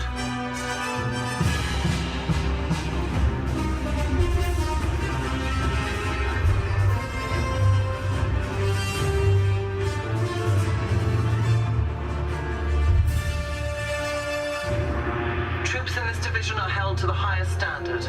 Mine. Show me fearless.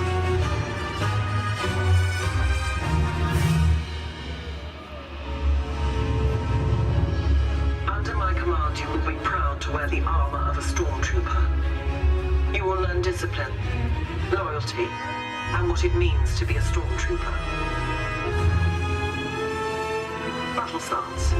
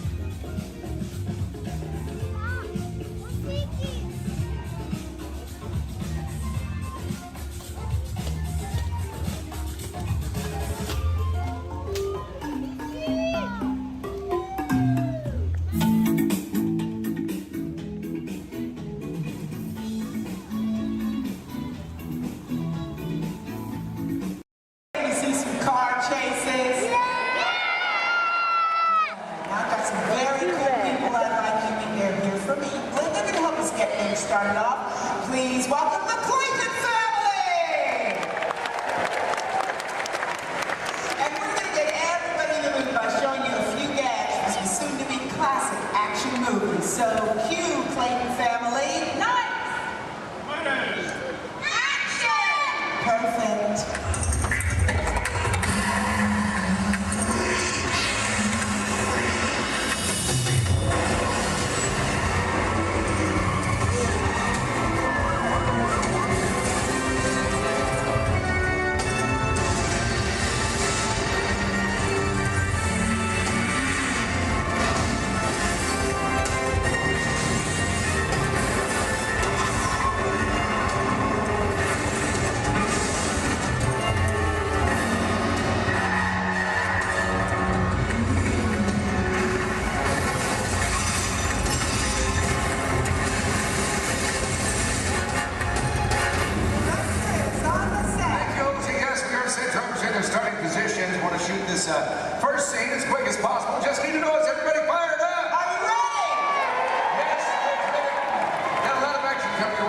just checking with drivers, make sure we're good. All right, today, ladies and gentlemen, we're shooting a big chase sequence similar to the ones you've just seen on the big screen, only we're shooting a brand new action-adventure film set in the south of France. All you need to know right now is that our hero is in a red car and he has this top secret envelope with him. Now everybody else is just trying to prevent him from leaving town with it.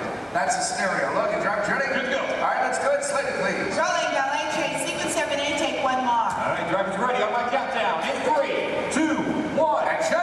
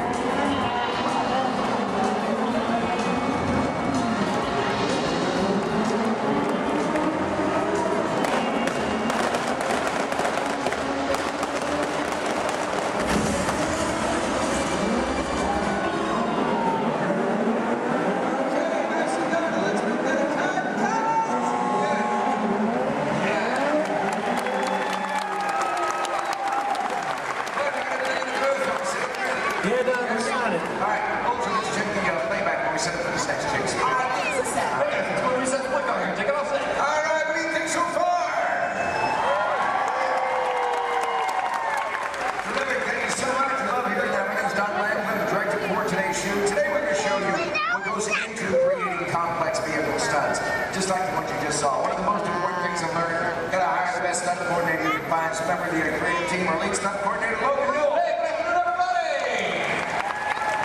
Thank you very much. All right, off to a good start. Terrific. I see right there. It's good stuff. Love that for Chase Films.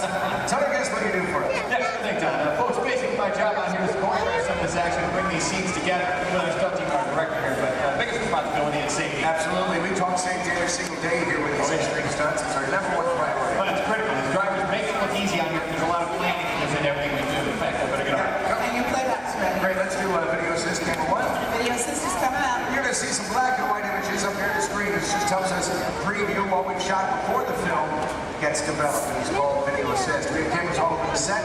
Most of this one is not taken from my two cameramen. I got everything down here in the slab chair. We got the camera truck. But I just want you to notice how we're framing the action in some of these shots. Keeping the camera low actually makes it look like these cars going faster than they really are.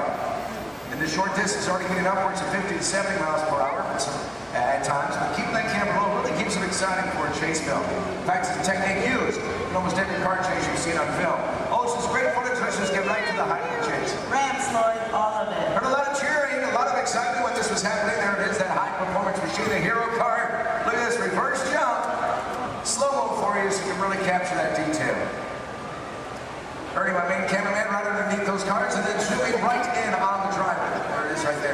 main man, Ernie.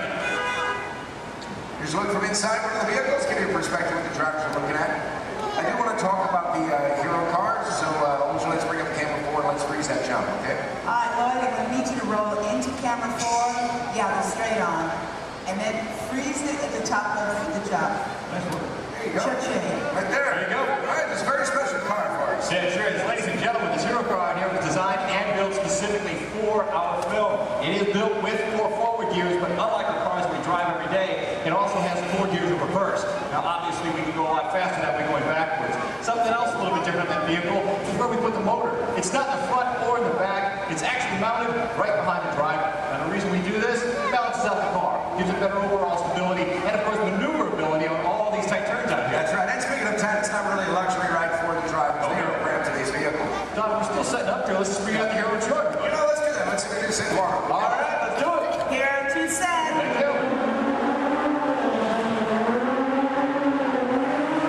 Oh, yeah. There he is, being into place. Ladies and gentlemen, how about a nice warm welcome for your hero from Brazil, Mr. Eduardo. Nice to meet you, my friend. Great work, Edu. Great work, my friend. Now, we've worked together for a little while, and he's pretty awesome at the 180s, 360s, at 540. Pulled that out. Look good. Look good. Glad we put that in. How about you? You glad we put that in? Yeah? You're glad? Okay. It's all right. This thing's on. You can talk. Hey, Eddie, go ahead and look at the camera and tell everybody how you do the jump backwards. They love that too. It's going to take a long time? Yeah. All right. Well, I'll summarize for you guys. As good as he is at what he does, this unique, one-of-a-kind car has its win. Let's check that out. Here are 2 on set. All right, nice see, folks. It's really not safe to drive in reverse at high speeds, of course, or jump a car backwards for that matter. So what we did is we had a duplicate car built. This is exactly every detail as Eduardo's hero car right here, except for one tiny modification. It's built, so our driver faces out the back. Check this out. We even took it a step further. Built a reverse stunt driver. Made it look like he was facing out the front. Hello, everyone. I'm not Bill. So reverse hero. Let's hear for Ron Fox. Nice work, you guys. Great exchange. Now, folks, you may be wondering out there how we're able to switch these vehicles mid-take like that without you noticing. In fact, also, we got it on a video system. We bring it up. You got it. I need cameras 1 and 6, Lloyd. Roll. There we go, guys. You can see right over here, this is our first hero, Eduardo, drove on the set. Our reverse hero, well, he was actually waiting in position to take over for it. That's right. The 2 cars are like runners passing the baton in a relay race. Once the main car disappeared, well, this reverse car took over without missing a beat. Let's hear it again for these drivers.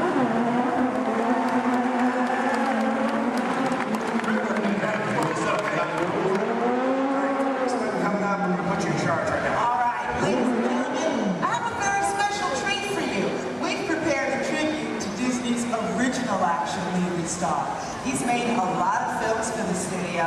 He's lovable, cute as a bug, and I understand he does all of his own stunts. Do you know what I'm talking about? Yeah, so let's check him out in action. Roll film for me, Lloyd. Thank you.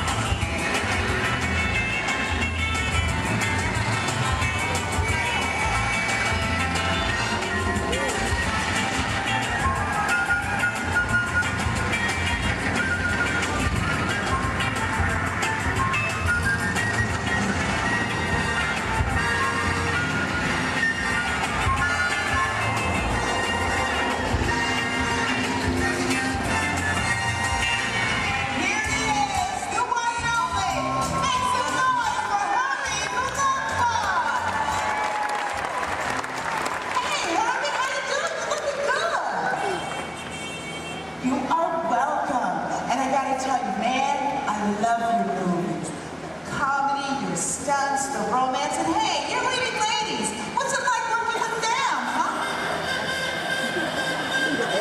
Okay, down boy. You know what? I think we understand. Now look, we gotta finish setting up for the next sequence, so hey, why don't you head over and let everybody get a good look at you? Getting on up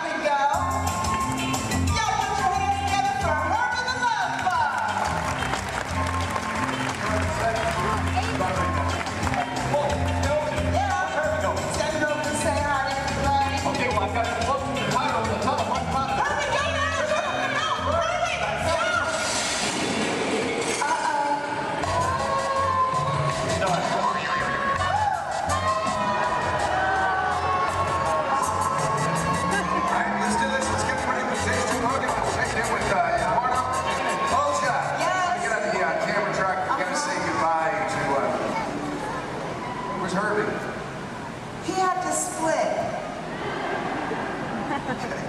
What's this one? Let me get on the camera track. Go ahead and set this scene up for everybody, okay? Okay, cool. Now, ladies and gentlemen, this is another segment of our chase. The hero's still being pursued, but it is getting harder for you to maneuver. Our marketplace is now a whole lot smaller thanks to the addition of the big trucks and the market carts. So the questions now become, how's our hero going to spin or go backwards? Where's it going to go? And what's it going to do? Let's find out. Got them all set up for you now. All right, good. Everybody set? Yes, good. Logan, drivers ready? Oh, yeah. That's good. Slater, please. Rolling blockades. Sequence A, take one more. All right, guys, here we go. One more countdown. In 3, 2, 1. Action!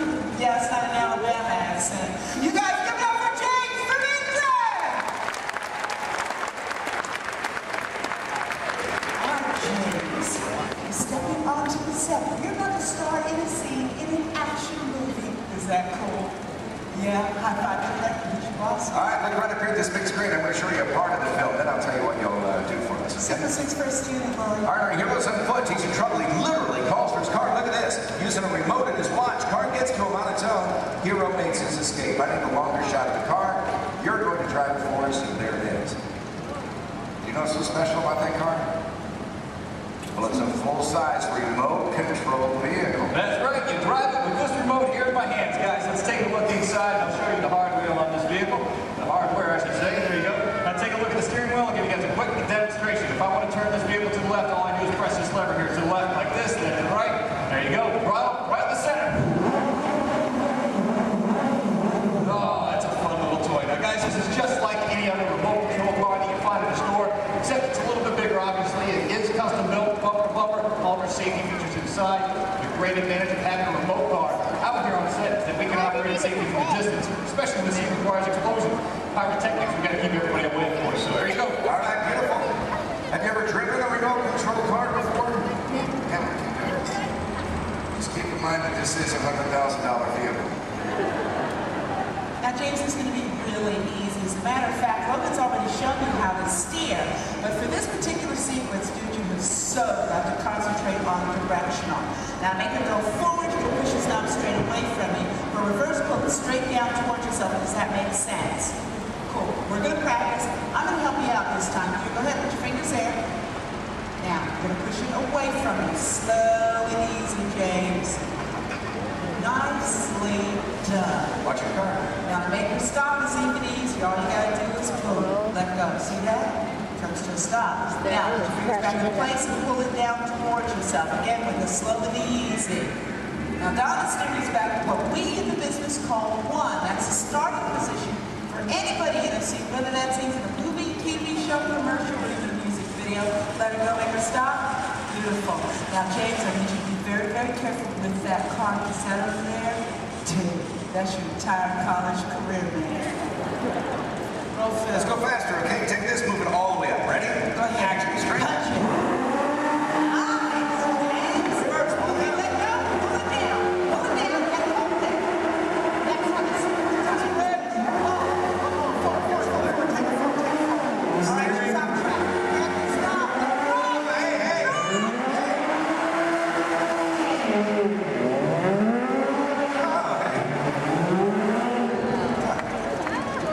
Drive on the side of I just love how they do special. Are you released?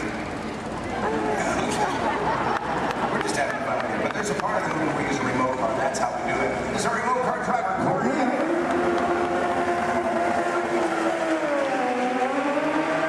Actually driving the vehicle, but you were the star of the scene. And to commemorate this moment, I have for you lights, motors, action, extreme stunt show, honorary driver, men. Can't get this been anywhere in the world except for starring in the role you just did. That's how exclusive this is. All yours.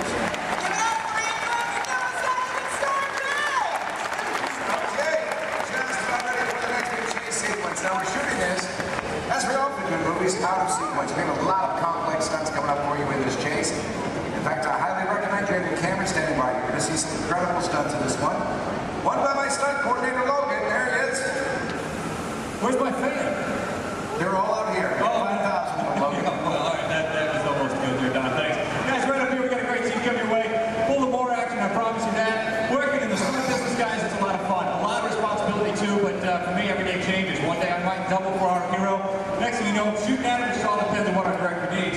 I'm pretty sure by now you guys all figured out how to get down, right? Pretty obvious? Yes, I'm standing just over 40 feet high during the sheet. Falling into that pad, we're going to kick it off here momentarily. So, Don, when you guys are ready. We are shooting the very beginning of the film. This is where you see the hero for the first time. He's in a gray jacket, just picked up this top secret envelope. This, of course, you met him earlier, our hero, Eduardo Olivera.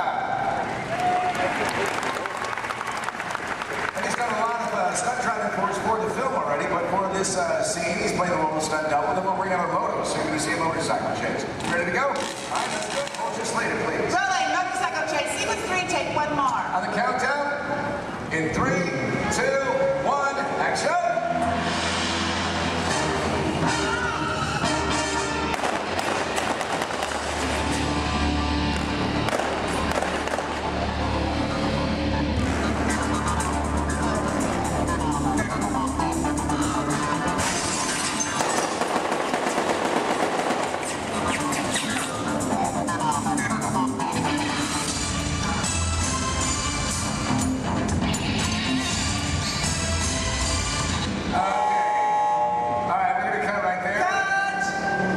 Such a good job.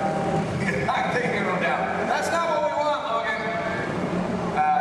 So the hero actually stays on the bike. So we're going to change out the bike, check the surface. this, make sure there's no oil spills or brake fluid, and then we'll pick up the scene probably right from the top again, okay? All right, so this is Bill Ortiz. He's calling shots for this while Logan was doing the stunt for us, but we'll get the iPhone in there. So let's just go to BGM for a moment, and we'll get this started as soon as we can.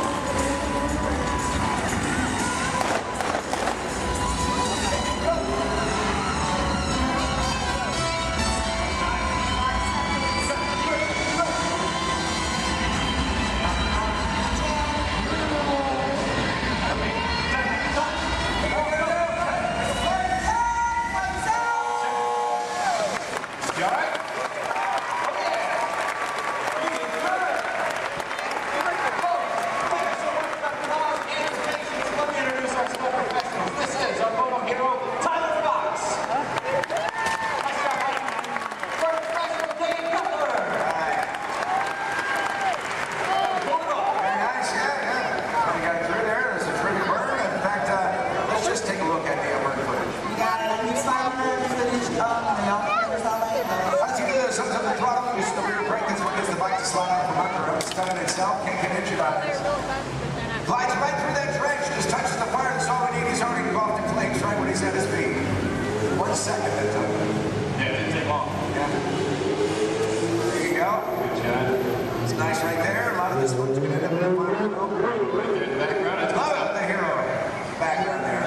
10 seconds in, Dave starts feeling the intensity. We know it as soon as he goes down.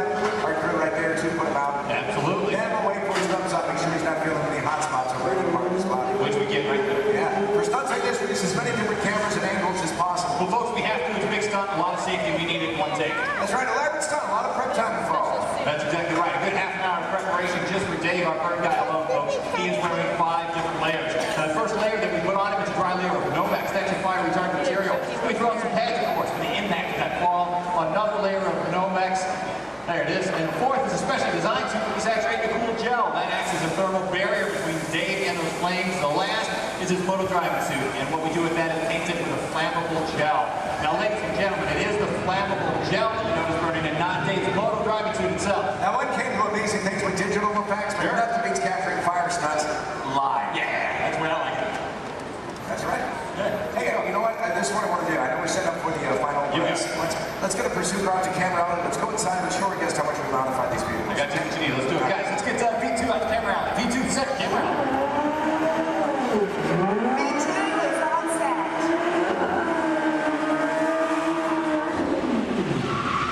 There you go. Right there. That's terrific. Slow it down, boy. Hey, there you go. Folks, how would you like this guy to be your valet? Put your hands together for Mr. Nick Keeley. Hey,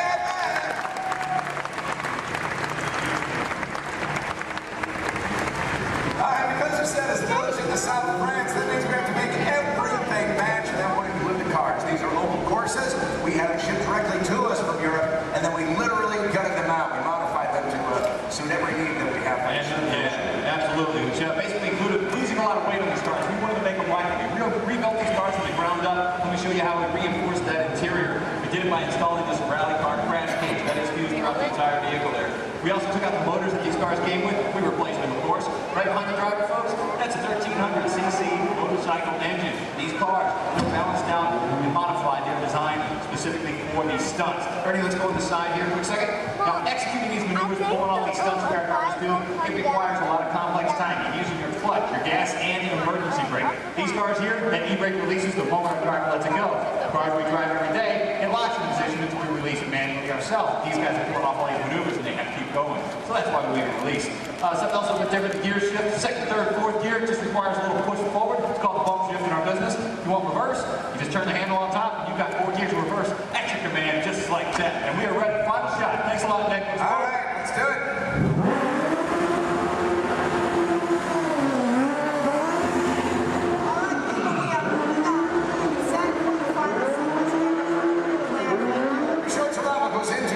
Complex vehicle stunts. Right now I want to show you the film, and I want you to find the scenes you just saw shooting here. Remember that first scene called the ballet chase? Then there was the jump in the semi. Now this motorcycle chase you'll see first in the film. Also look for an additional stunt that Logan did for us on that rifle. We're going to heat things up right now. Let's roll that film.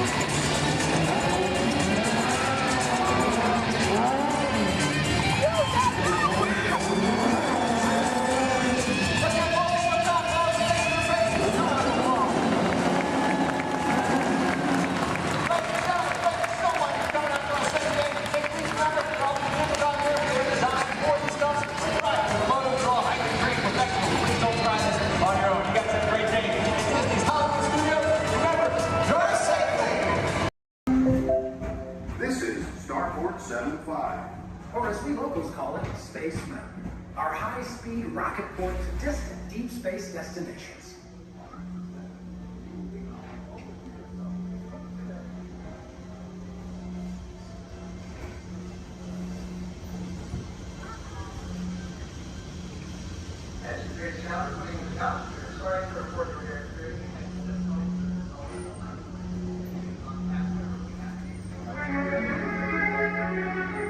Let relaxation wash over you at the most refreshing retreat in the galaxy, the coral rooms of Pisces 7.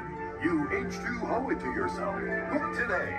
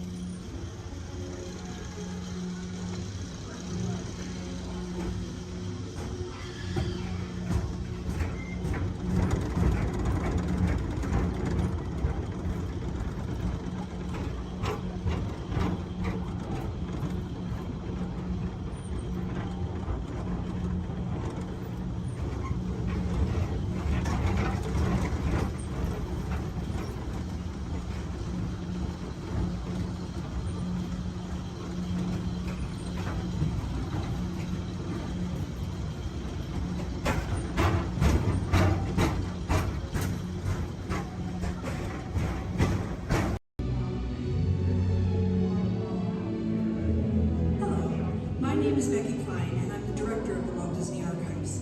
Here at the Archives, it is our mission to protect, preserve, and make available the history of the Walt Disney Company. So in celebration of 100 years of Disney magic and entertainment, it's my honor to welcome you to Disney 100, the exhibition. This very special exhibition will travel the world for 5 years in 2 units, one in North America and one in international locations. Both units feature hundreds of iconic Disney artifacts from throughout its history, including props, costumes, models, attraction vehicles, and artwork, as well as original immersive activities that are sure to please visitors of all ages. We hope you'll enjoy your visit today and look forward with us to the next 100 years of Disney magic. And my name is Alexis. How's everyone doing this wonderful evening? Good. That was the most believable I've heard all night. But we're going to try it again anyways, folks. How's everyone doing this wonderful evening? Great. Woo! All right, once again, my name is Alexis. I'm going to be your storyteller and captain for the evening.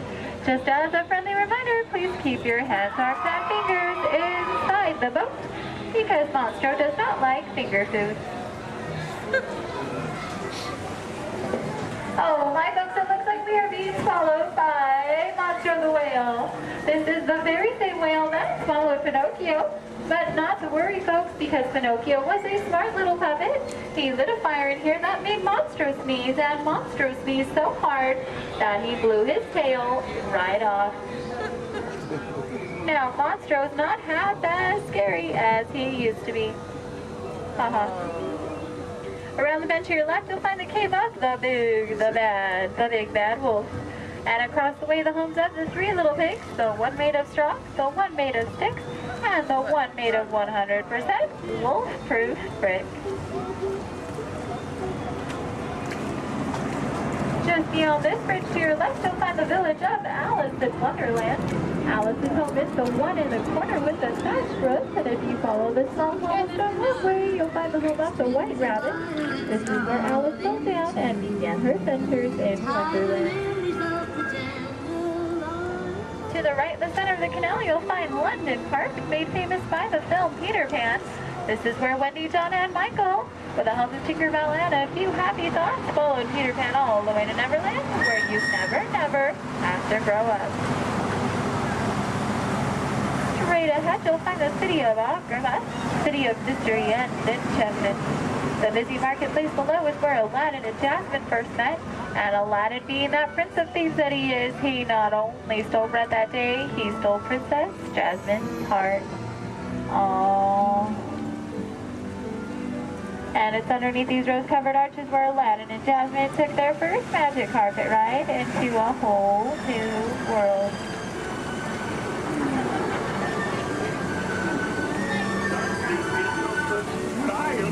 Now,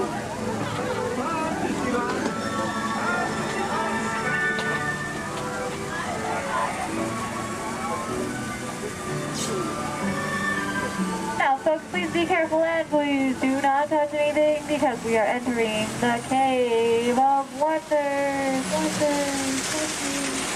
As Aladdin and Abu discovered, this cave holds one treasure more important than all the others. A magic lamp complete with its very own genie.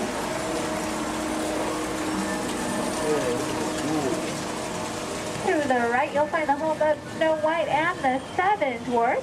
The Seven Dwarfs are still back up in that jewel mine, whistling while they work. See? And to the left, you might recognize this French chateau as the home of Cinderella and her evil stepsisters and wicked stepmother.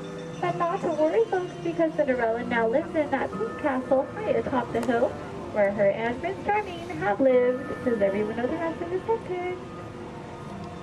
Happily ever after.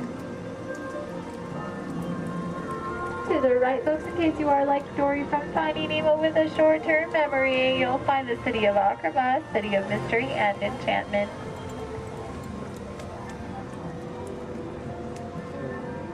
To the left, you'll find the world-famous patchwork quilt.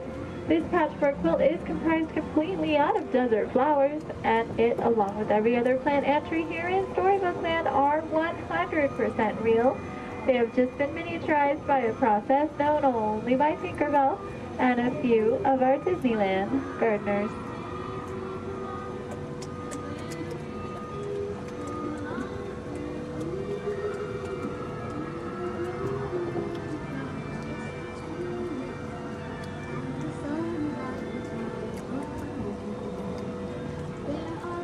Coming up on your left, you'll find the humble home of Mr. Mole. And just beyond that, the not-so-humble home of Mr. Toad. Doesn't look like either of them are home right now. I've heard it's because they're on some wild ride. Bordering the canal to your left, you'll find the 3 Dutch windmills. The windmill in the center is best known for sheltering the local animals in Disney's animated film, The Old Mill. Straight ahead, below those Alpine mountains, you'll find the village of Geppetto and Pinocchio. That workshop near the waters where Geppetto made his wish for Pinocchio to become a real live boy. If you listen carefully, you just might hear them still celebrating inside.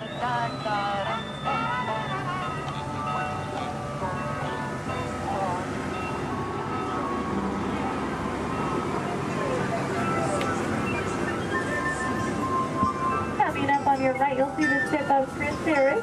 The sandy beach nearby is where Ariel took her first steps on land and saved Prince Eric. That castle on top of the beach is where her and, you guessed it, Prince Eric, now lives happily ever after.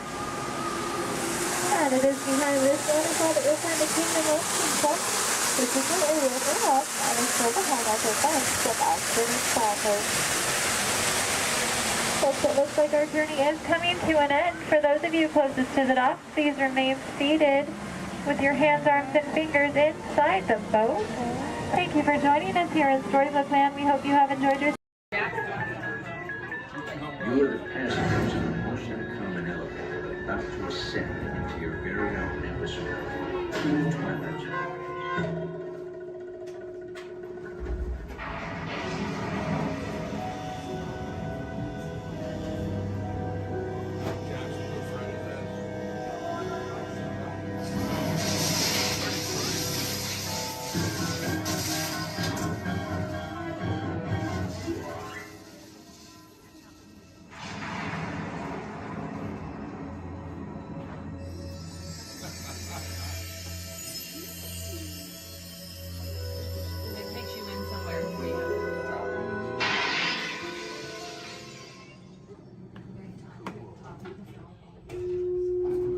One stormy night long ago, 5 people stepped through the door of an elevator into a nightmare.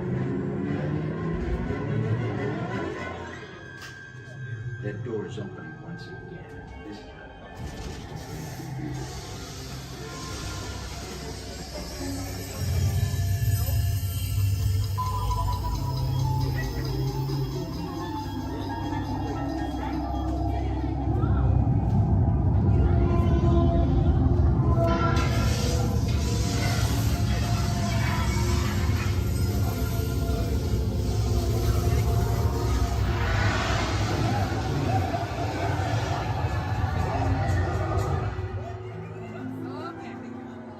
You are about to discover what lies beyond the fifth dimension, beyond the deepest, darkest corner of the imagination, in the Tower of Terror.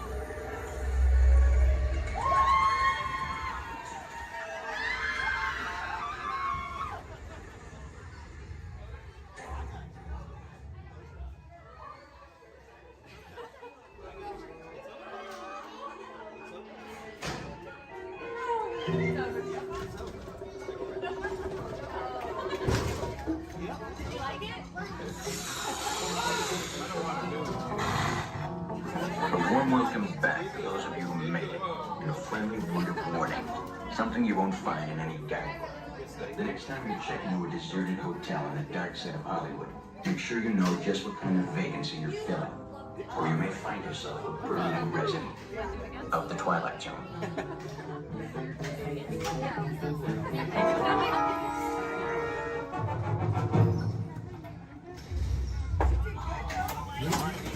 Welcome back, everyone.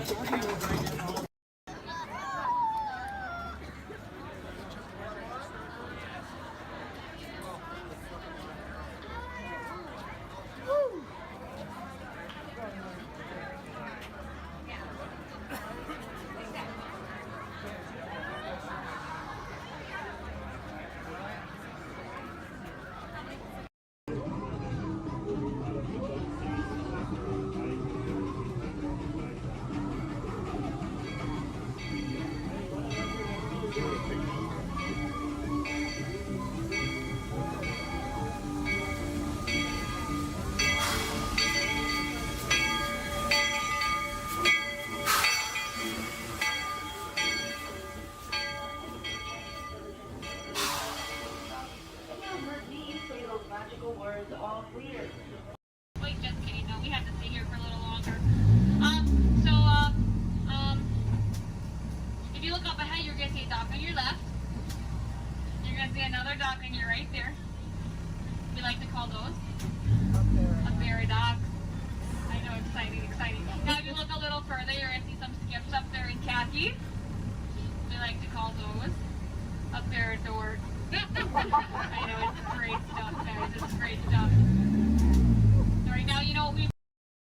My name is Christina, and here at Seabase, I do have a few reminders. There's no eating, no drinking, no smoking, and absolutely no flash photography. Thanks, guys. The equipment you see here hanging in the water is called a hydrophone. Hydrophones help us to hear things beneath the sea. Today, this is going to help us hear a very special guest. Does everybody know who that guest may be? Shout it out. That's right. Crush is going to come out and ask us a few questions about the human world, and we may have a few questions for him about the turtle world. So please think about the questions you may want to ask Crush. I do know Crush is out catching a wave, and he asks, on the count of 3, as part of a year of a million dreams, we are going to have Joseph count out from South Carolina. 1, 2, 3, and everybody else, scream out, "Hey, Crush." Ready? Joseph? Hey, Chris. Hey, Righteous, dude! Oh, dude, I totally heard my name while I was catching that totally tasty wave, and I was just totally, whoa.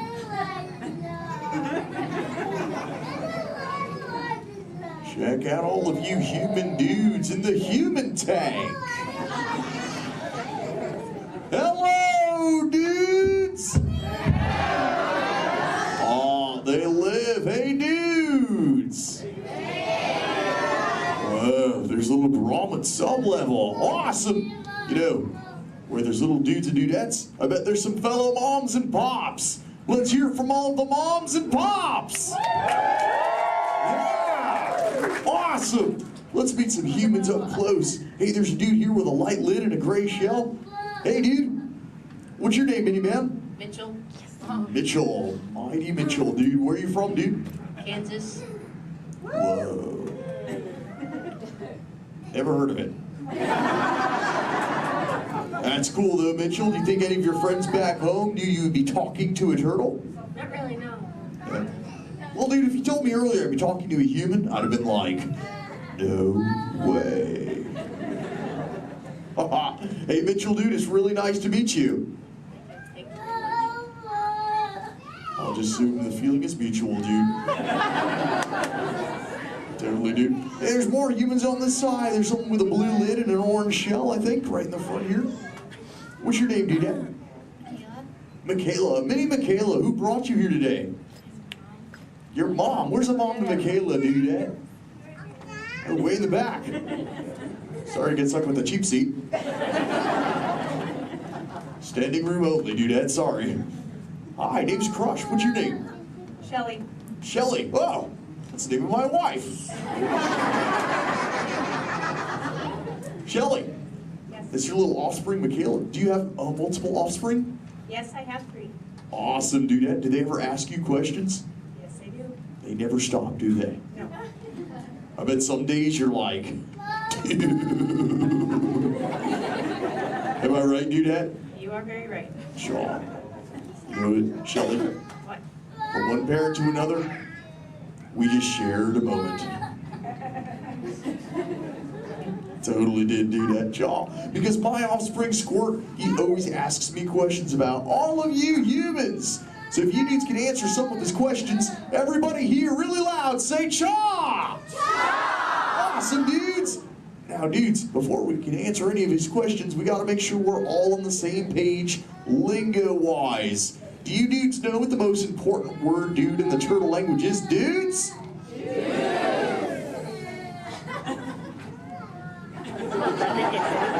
That's right, it's totally dude. Because dude can be used in so many different ways. Example, if something is totally awesome, you say dude like this. Dude! Let's try that, dudes, really loud on 3. Here we go. Uno, dos, 3. Awesome! But when you get bummed out, you go, dude. Try that one, dudes. Whoa, you're bumming me out. But no worries, dudes. If something is bogus, yet semi-humorous, you say dude like this. Try that, dudes. Dudes, you are totally talking turtle. Now here's Squirt's question numero uno. He saw some humans at the beach and he came back to me. He said, Dad, what is up with humans? What do you dudes do when you're at the beach? Shout it out, everybody! Oh, you swim, dudes! How many humans here swim? Raise your fin if you're a human that swims, dudes. Lots of human swimmers here today, dudes. Most excellent. There's even a dude sitting on the front row bench on the corner of this side. He's wearing a white shell. Where are you going? There he is. What's your name, dude? Brian. Brian, dude, you swim? Yes. Awesome. Brian, when you swim, do you prefer to swim real fast or to take it easy and take the turtle's pace? The turtle's pace. Turtle's pace. No shame in the turtle's pace, right, Brian? No shame. Awesome, dude. Hey, Brian, I've got a question for you, dude. All right. Does this look familiar? Yes. I'm Brian. Yes. Awesome, Brian. Thanks for your help, dude. Hey, dudes. I just realized I am the only one here asking questions. Does anyone have a question for me, dudes? Raise your fins, and I shall try to find you. Who's got questions, dudes? Let's go up front near the center. There's a dudette wearing a white shell. Right up front here. Hey there, dudette. What's your name? Madison. Minnie Madison. What is your question? How do turtles swim? How do we swim? Oh, we got these awesome flippers that pushes through the water, Madison. It's totally awesome. In fact, a sea turtle like me can swim up to about 20, 25 miles an hour. And that's like, whoa. Totally, dude, Ed Shaw. Hey, if you dudes want to see how fast that is, say, Shaw! Awesome, dudes. I'm going to swim so fast, you'll be like, no way. And I'll be like, oh, way.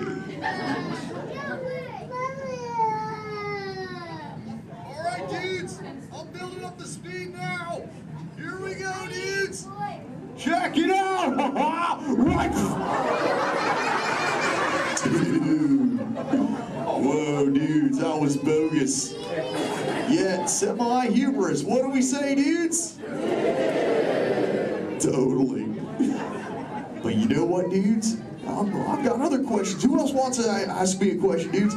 Oh, let's go back to the center. Right in that second row, she's got the red shell here. She's got a question for me. Right there in the center with the red shell. What's your name, Dudette? Cameron, what is your question? What do you like to eat? Oh, I love to eat green seagrass and green sea kelp. Cameron, what do you like to eat? Chicken. Chicken. Does chicken ever give you bubbles, Cameron? Sometimes green seagrass gives me bubbles, dude. It's kind of bogus.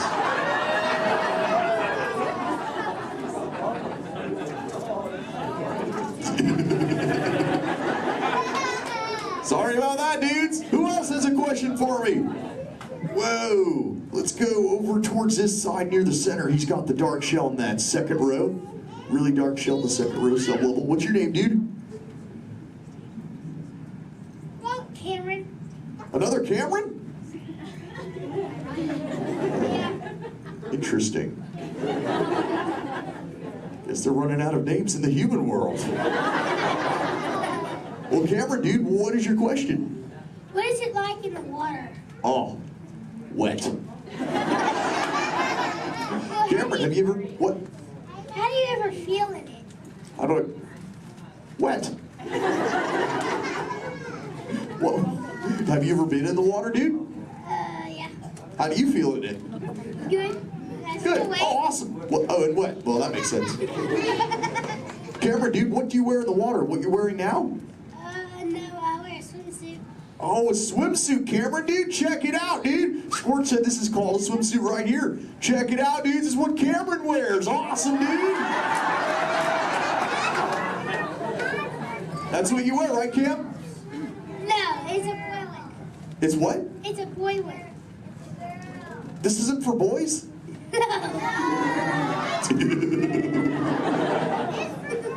I didn't know that, dude. Cameron, dude, can I ask you a personal question, dude? Yeah. Does this make me look fat? No. No? Oh, thanks, dude. Cameron, dude, remember, when you get older, you'll find that will always be the correct answer to that question. Totally. What, dudes? No, dude's name's Crush. Where you see Little Blue? On the other side? No way, dudes. That'd be awesome if she were here, dudes, but she's totally not. Hey. Whoa, Little Blue. I know you. Shaw. Hi, I'm Dory. Totally. I remember you. You're Mush.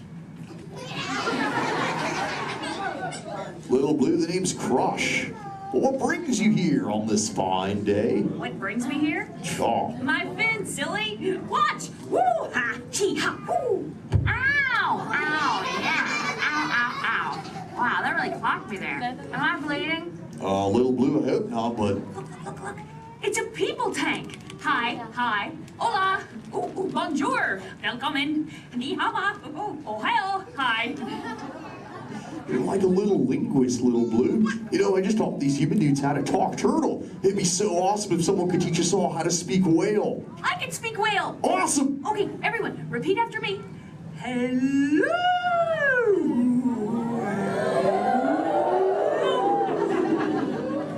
That sounded pretty good, dude. Let's try it all together real loud. Hello, whale.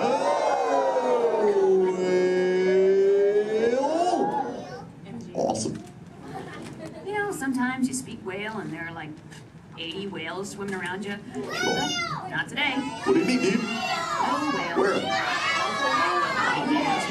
You see one behind me? Whoa! Little Blue! Oh! There's totally a whale, Little Blue. Swim, Little Blue!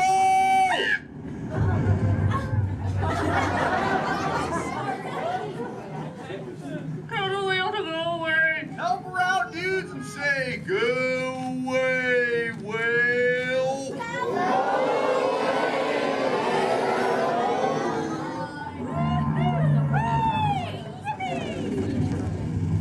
You did it, dudes! You saved Little Blue! Put your fins together. That was awesome! You so totally rock, dudes. You know, I could hang out with you all day, but I have to make sure Little Blue is okay. So before I go, remember, do not fight the current, learn to ride it, and it will totally take you where you're meant to go. And little dudes and dudettes, do the Crush Men a big favor. Keep using that word dude for the rest of the day. Your parents will love it. Bye-bye, dudes. Let's give it up for Crush! On your journey, keeping your hands, arms, feet, and legs inside the car. And please, supervise your children. Remember to stay clear of the doors, which will open and close automatically. Enjoy your trip aboard the Metroliner.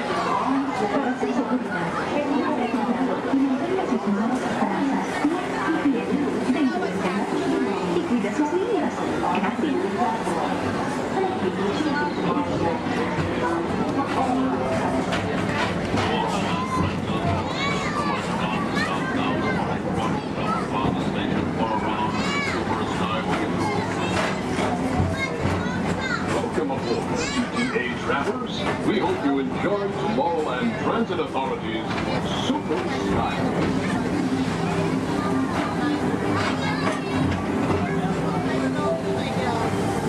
Now approaching Tomorrowland Interplanetary Convention Center. The convention center is host to a galaxy of wonders from the faraway planet.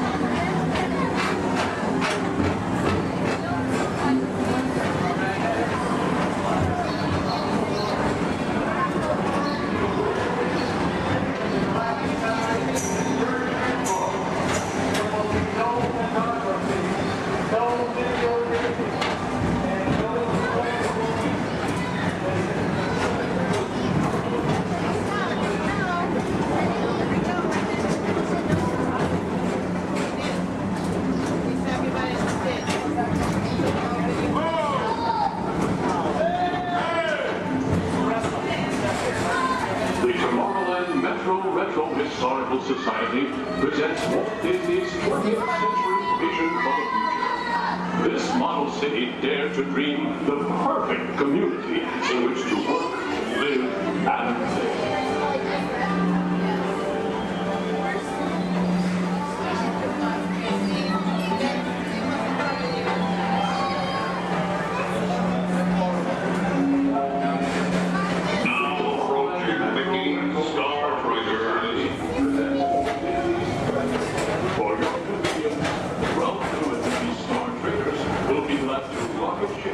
To many planets in the galaxy.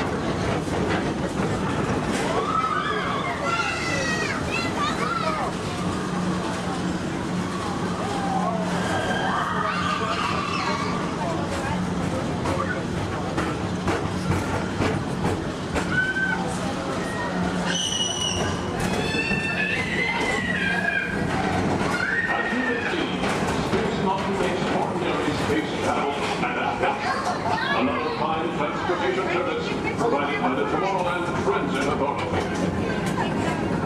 Attention, all visitors from Galaxy M31. Please keep forward-facing tentacles clear of oncoming Metroliner vehicles.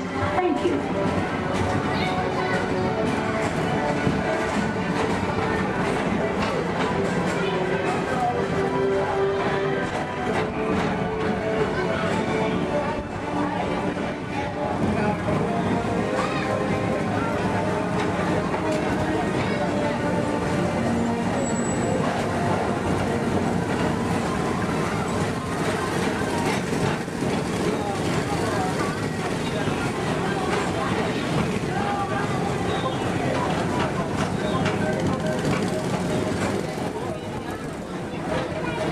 The centerpiece of Rocket Tower Plaza is the League of Planets Astro Orbiter.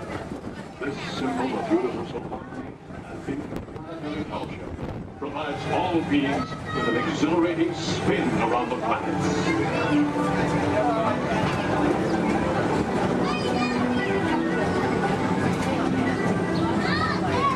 Remember, Blue Line passengers, for all your future travel needs, the TTA services all of Tomorrowland's outlying areas, including the personal rocket ship docking lot, and of course, perfect parking, the latest in upgrade. Paging Mr. Morrow, Mr. Tom Morrow. Your party's excited has arrived. Please give them a ring. Now approaching Walt Disney's Carousel of Progress.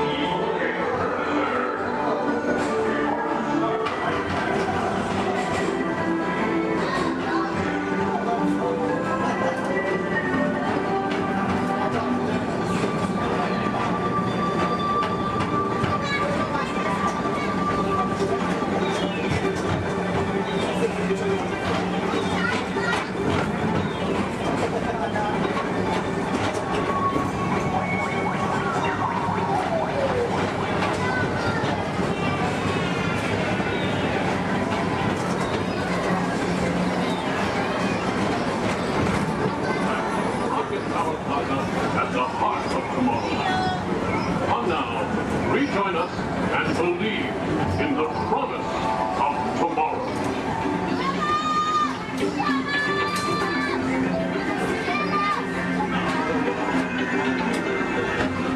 Rocket Tower Plaza Station.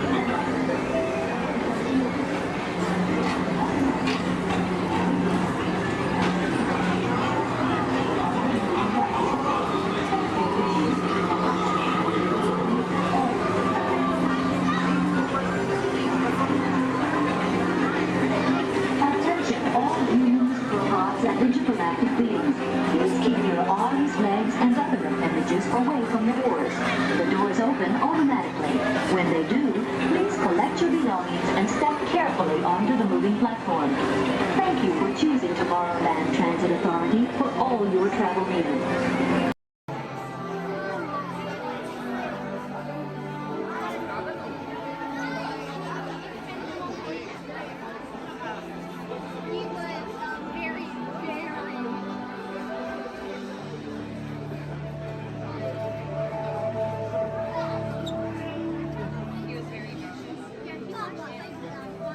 Technology that may be setting on most babies throughout the galaxy is our universal neural teleportation network.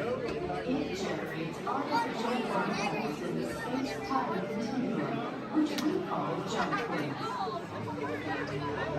Jump points allow for ultra-rapid space travel. What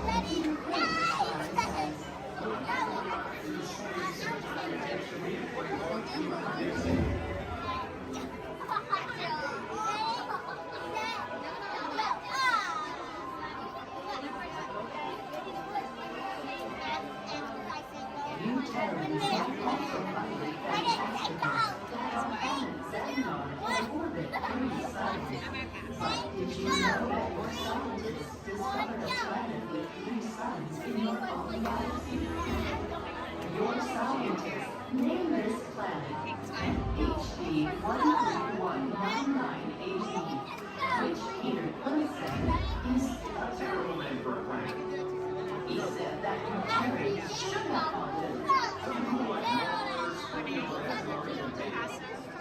I am still trying to decipher exactly how a name makes a planet's temperature clear. You may wonder what it is like to live on a planet with 3 suns. Observe. For much of the year, our suns appear close together in the sky, giving it a familiar Terran night and day cycle, yet with a unique triple sunset and sunrise each day. As our planet continues along its orbit, the suns grow further apart until they reach a point where the setting of one coincides with the rising of another. At this point, Xandar is in near constant daytime. Is that not wonderful? There are so many wonders in our universe. You will discover more of them as you continue your visit here in the wonders of Xandar. We welcome you, Terrans. Okay, so he was.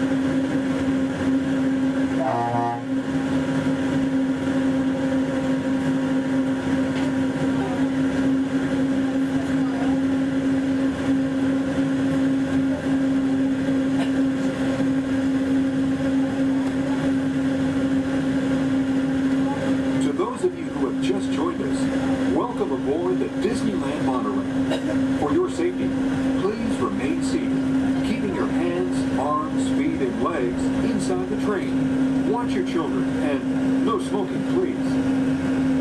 Bienvenidos a bordo. Para su seguridad, permanezca sentado y mantenga las manos, brazos, pies y piernas dentro del tren y cuide a los niños. Por favor, se dirija al otro. Gracias. We're now en route to our final stop, the Tomorrowland monorail station.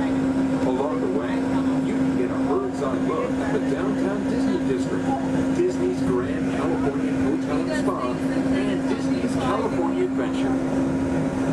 To the left of the monorail is the main entrance of Disneyland, the happiest place on earth. Disneyland is truly an American original.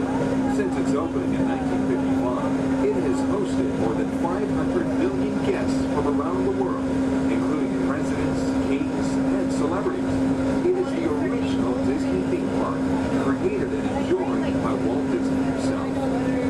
To the right is our transportation plaza, where you'll find taxis, hotel shuttles, and public transit stops. We're about to enter Disneyland. Some of the clearances are pretty tight up ahead, so be sure to remain seated, keeping your hands and arms inside the cabin.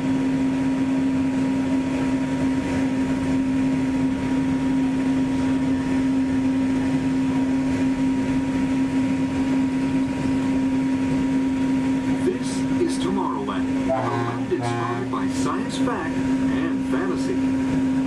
Directly below us is the Submarine Lagoon, where you can dive into an exciting underwater adventure aboard the Finding Nemo submarine voyage. Across the way are the icy peaks of Matterhorn Mountain, home of the world's most famous bobsled run. And beneath us are the roadways of the Utopia, where drivers of all ages can ride the road to tomorrow. As we cruise over Tomorrowland, our pilot would like to share a few program reminders. Hello everyone, welcome aboard Monorail Red for your enjoyment. This land park will remain open until 9 p.m. tonight. The park's hours has been extended to 9 p.m. Our last monorail tonight will be at 9 p.m.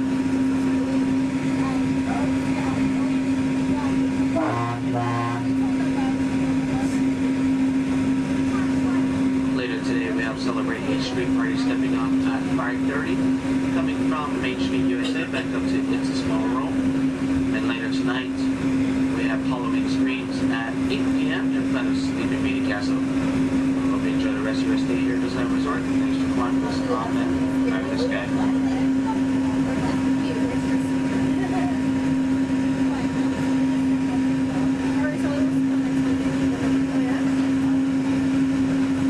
Just ahead and to the right of the train are the sparkling gold spires of one of Disney's most beloved attractions, It's a Small World. Beyond it is the wacky world of Disney's classic cartoon characters, Mickey's Toontown. We're now riding alongside the happiest kingdom of them all, Fantasyland, home to Pinocchio, Snow White, Peter Pan, and other storybook characters. Last time I went, one of the guys got really close to the little boys right here. It freaked me out, and I hit him, and I was like over it. I'm never like, and I had to come back. I haven't gone to my. We're now approaching the Tomorrowland monorail station, our final destination. Please remain seated until the monorail comes to a complete stop. Then, collect your belongings, watch your head, and step carefully from the train. On behalf of all of our crew, thanks for traveling with us, and we hope you'll have a happy and memorable visit here at Disneyland. This is the Tomorrowland monorail station.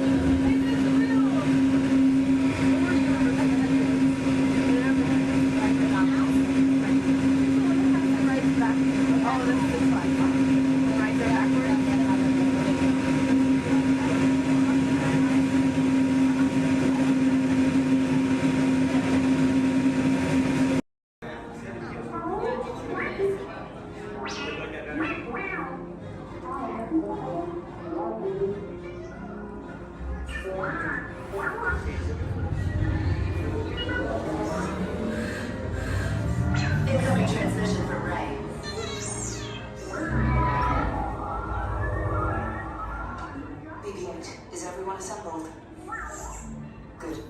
Shouldn't you be in flight prep? Recruits, thank you for joining the cause. A covert resistance team led by my friend Finn has infiltrated a First Order Star Destroyer that is now headed to this system. Your outpost on Batu is no longer safe. We have transports waiting to take you to General Organa's secret base on Pucara. I'll regroup with you there. The Resistance desperately needs your help in our fight against Kylo Ren and the First Order. Remember, it is vital that you keep the location of the Pucara base secret. Lieutenant Beck, one of our top commanders, will lead you. Affirmative. Transport is ready. Line up and I shall personally see them delivered. Thank you, Lieutenant. Welcome to the cause. May the Force be with us. Commander Poltan and a squadron of X-Wings shall escort us to the rendezvous point on Pucara. Roger, this is Black Leader. I hear you're a fine-looking group of recruits. Well, no time to waste. Let's get you on your way to the General.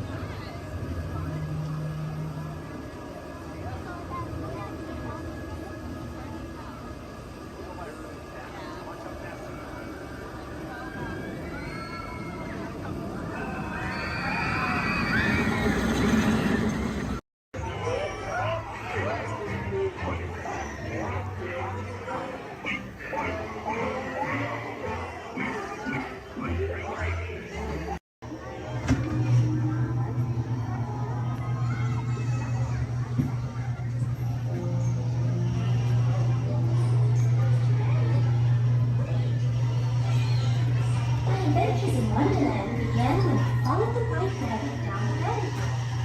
All of a sudden, I fell. Down, down, down.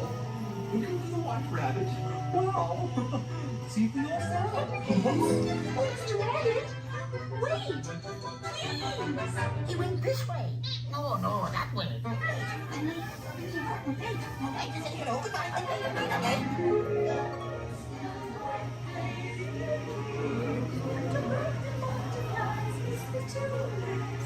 And the sun is like a toy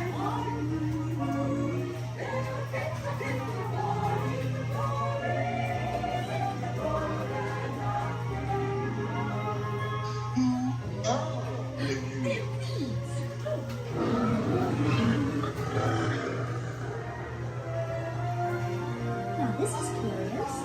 I wonder if the rabbit came in here. I'm not sure. Where I am. Wait! Don't go, please!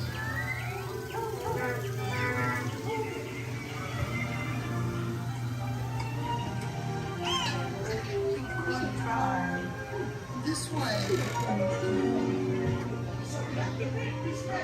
We're making a gorgeous red and making a cheery shade. Because we know they'll cease to grow. In fact, they'll soon be dead. Oh, and yet we go ahead making a gorgeous red.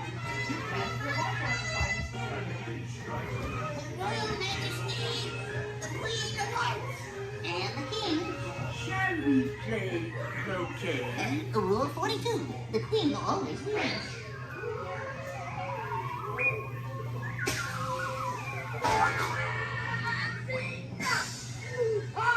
With their heads!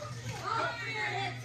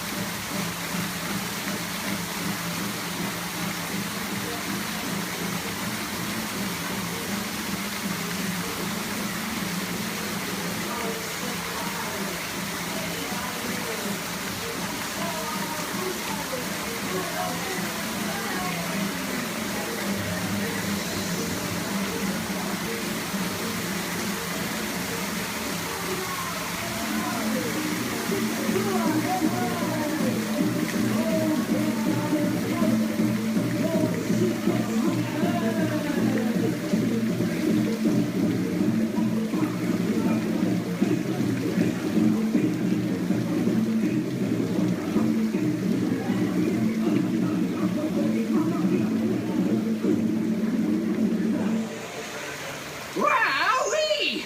Phew, that's almost as much fun as New Year's Eve in the orange groves. My word, we did get a mite carried away, huh? I say, look out there across the water. It appears we're a bit of company. Law me, yes. Welcome, you all. Permit us to introduce ourselves. My name is Claude, and my loquacious cousin over here is... I'll introduce myself, if you don't mind. Hi there. I'm, well, let's see now. It's right on the tip of my beak. Clyde Birdbrain. Oh, yeah. I'm Clyde Birdbrain. I say, perhaps you good people have never conversed with toucan birds before. Well, neither did we, till one day we discovered this magic sunshine pavilion. By Jove, yes. I remember just how it happened, many, many bird baths ago. There we were in an explorer's launch on a mysterious river in deepest Adventureland. Off in the distance comes the fierce roar of an African lion.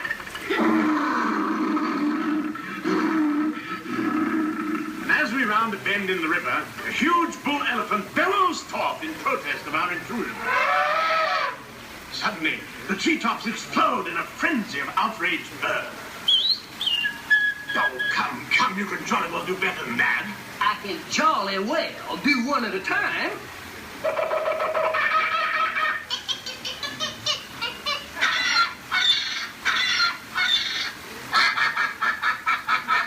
Meanwhile, shifty-eyed crocodiles lurk by the water's edge. Lurk, lurk, lurk. And the giant python slithers down from an overhanging limb. What's happened? What's wrong? I think snakes. Don't be ridiculous. I'm only relating a story. Oh, all right, Clyde. Enough is enough. That wasn't me. I never even opened my beak. Huh? Excuse me, I really hate to interrupt such an exciting story, but they are calling us for a show. For God's sakes, it's already showtime? And say yes, it is already showtime. And now, Claude, it is your turn to make the announcement to all our guests. Righto.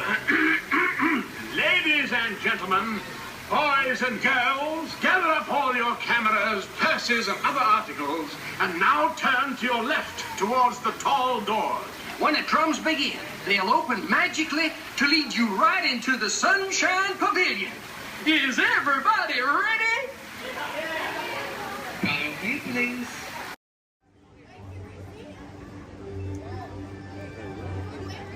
Hey there!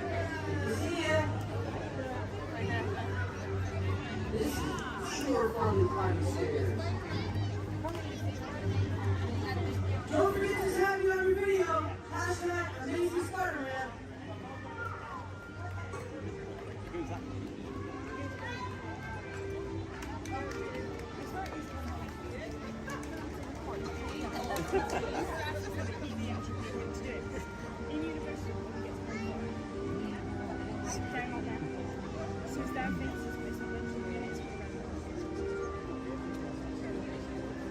Hey everyone! Looking good down there! Wow, this is a friendly neighborhood. Welcome to Avengers Campus. Hey, what's going on, guys? Oh, me? Ah, you know, just spider stuff. Okay, time to run some tests. Spider-Man, Oh, hey, Sharon. shall we conduct an altitude test?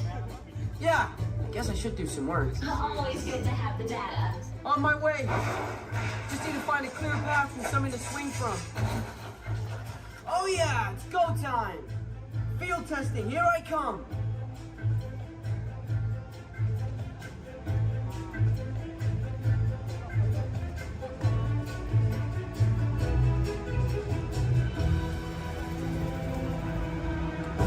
Time for some field testing.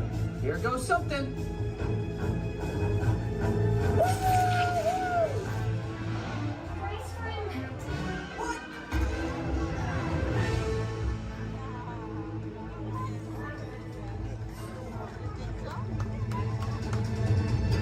I'm good. Less phase inaccurate. Sure. Did you get that? I got the data. Okay, let's try the test. Hang on, I'll be right down. This is cool.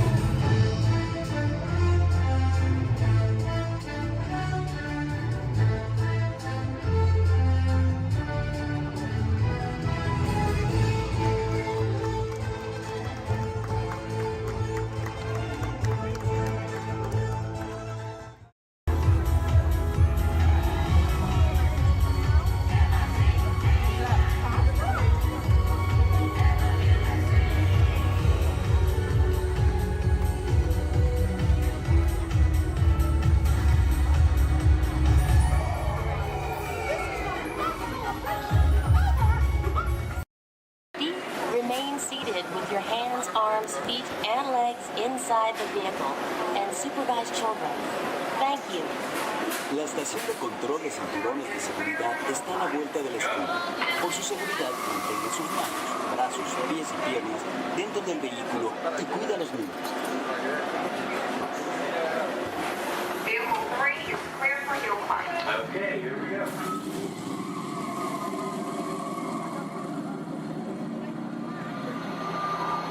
The target transmission load data are looking good. Great. Let's proceed to the rough road tests. You got it.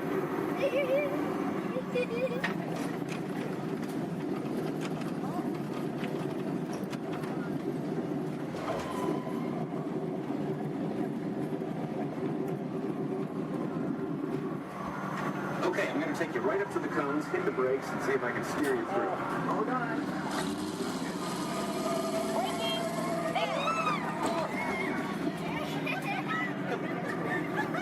Okay, we're back on track. Let's do that other sequence. Okay, let's try it again, this time with the anti-lock brakes. ABS reactivated.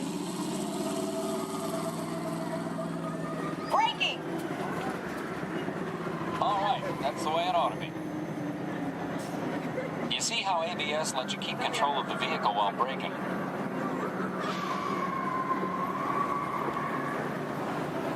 Let's demonstrate some extreme test conditions. Okay.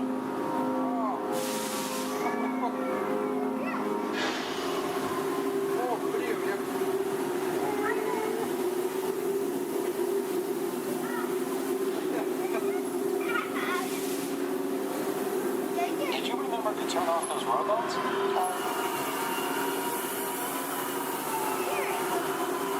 Clear for track course A. All right, let's pick up the pace. Increasing speed. 10%.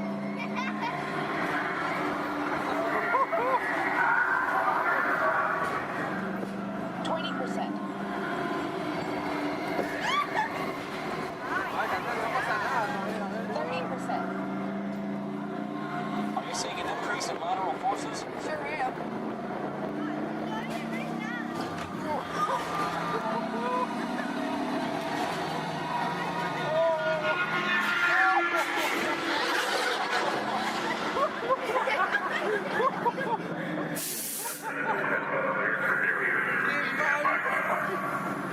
Ready for the variant test. Oh, chocamos acá.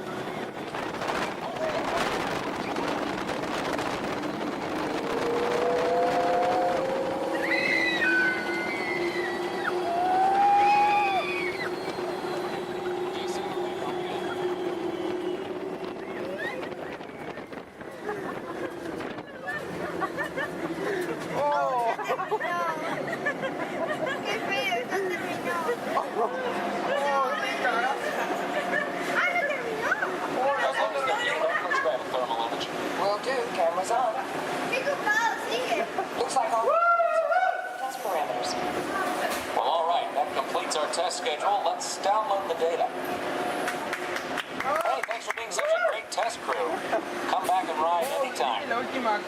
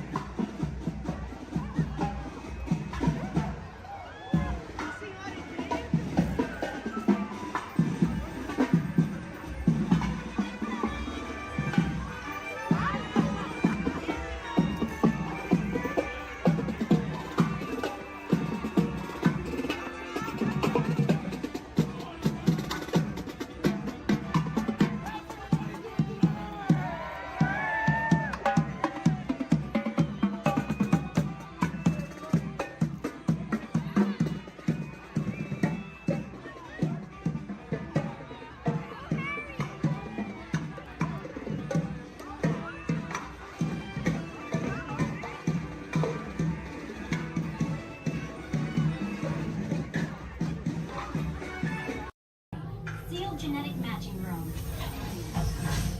Okay, Dr. Stevens, they're ready. Can everyone see me? Great.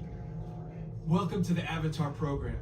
Soon, you're going to have a chance to undertake an amazing Na'vi rite of passage, flying on the back of this powerful animal called an Ikron, or as we call it, a Banshee.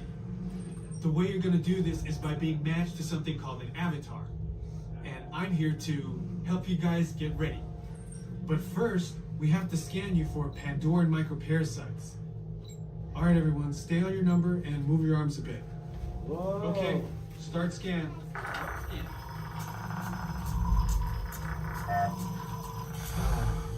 You've all got them. But don't worry, they're very common around these parts. Let's start the decon. Initiating GMR decon. Stand still over your number. You're not going to feel a thing.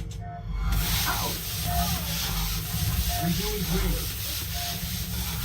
Almost done here. You're all clear. Great. Now let's go over how all this works. Like I said before, you're going to be matched to these things called avatars, which look a lot like the Na'vi. They're created by blending human DNA and Na'vi DNA. Once we match you to an avatar, thanks to a special link chair, your mind will be able to control that avatar. Using avatars to fly this way was all figured out by my boss, Dr. Jackie Ogden.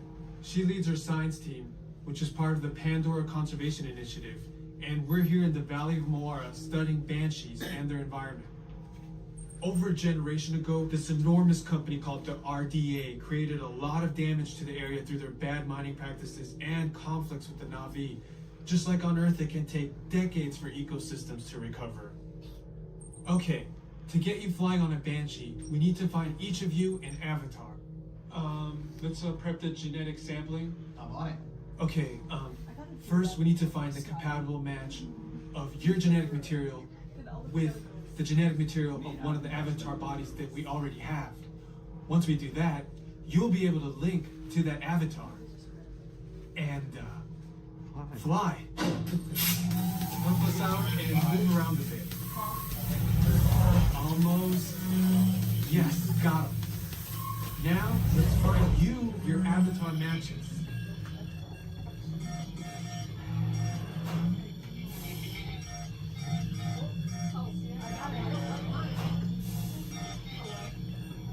Oh, I got a match. Well, I got one. Okay. Yeah, match. Oh, I don't do that. All right, you've all been matched with avatars. Looks like they're ready for you in the next room. When the door opens, please go inside, all the way in, and stand over the same number that you're standing over now. And I'll see you in there.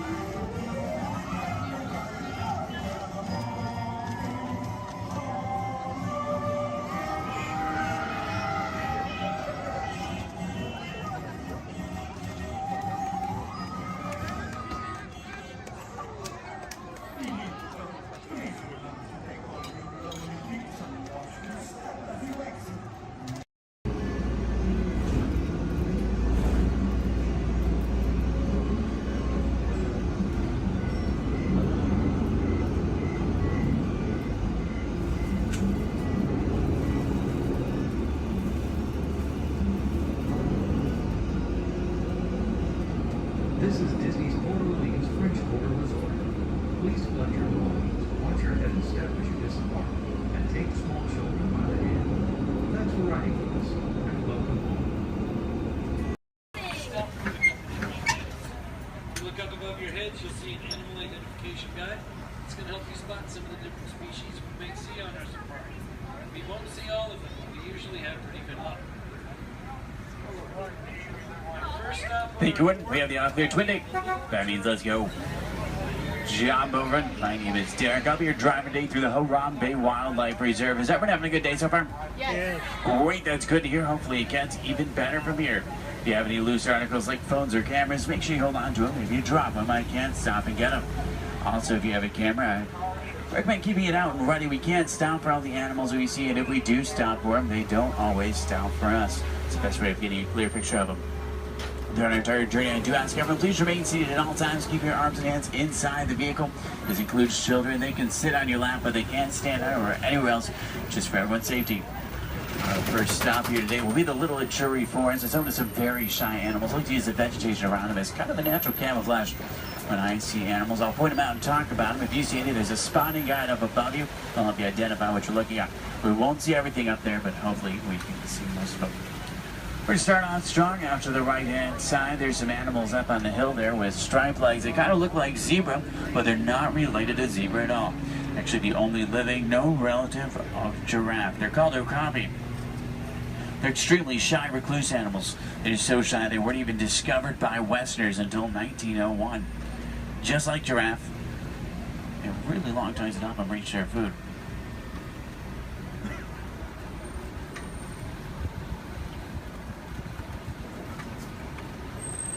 Watering holes like the one out to the left are essential in forests like these. Animals will stay close to them, that way they have a source to drink from.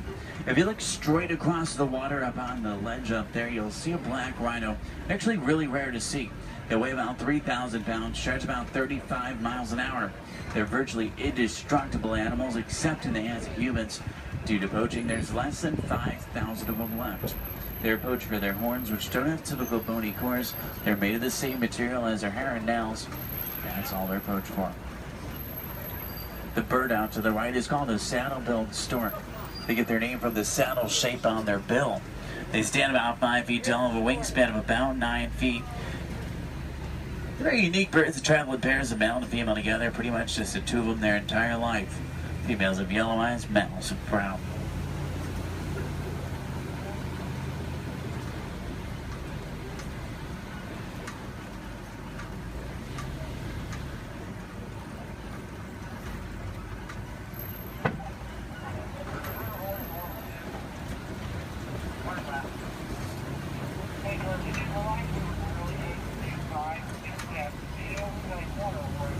To the left, you'll see some tannish animals. They're called greater kudu.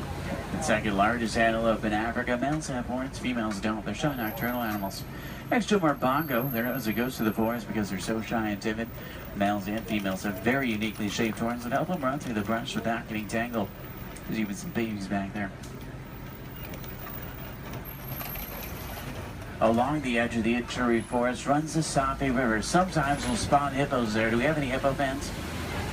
Awesome. Let's see if we can find any. Hippopotamus means river horse, but they're actually closely related to whales. They weigh about 5,500 pounds, can run about 30 miles an hour. Hippos are nocturnal. At night, they leave the water searching for food. They'll walk up to 6 miles looking for it, and once they find it, they'll consume about 90 pounds of grass each every single night. They can hold their breath for about 8 minutes, and they walk along the ground under the water, which makes it challenging to spot them. You see a blob discoloration or bubbles in the water, it's probably a hippo. Keep in mind, you might not always see them on the surface, but that doesn't always mean they're not there. A group of hippo together is called a bloop. There's 2 in the water out to the right, you can kind of see, and there's quite a bit more in the water out to the left, behind that island there.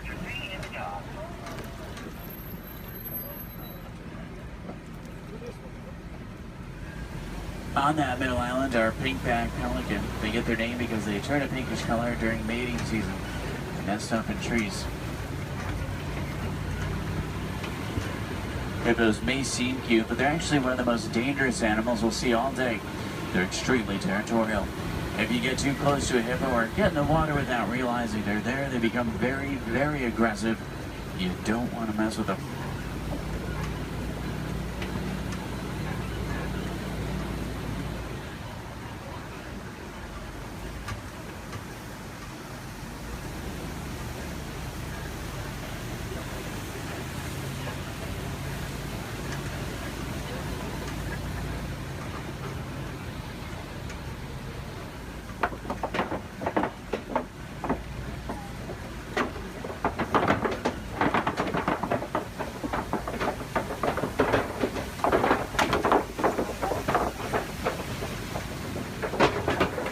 Do we have any favorite animals we're looking for today?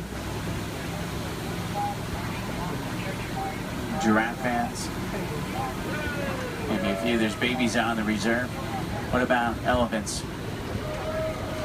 Some elephant fans. Any lion fans?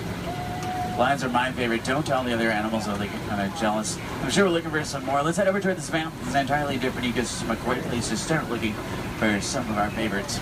Now on the right up here, we're going to see a baobab tree. We'll see them all throughout the reserve. They're also known as upside-down trees because they look like they're upside down.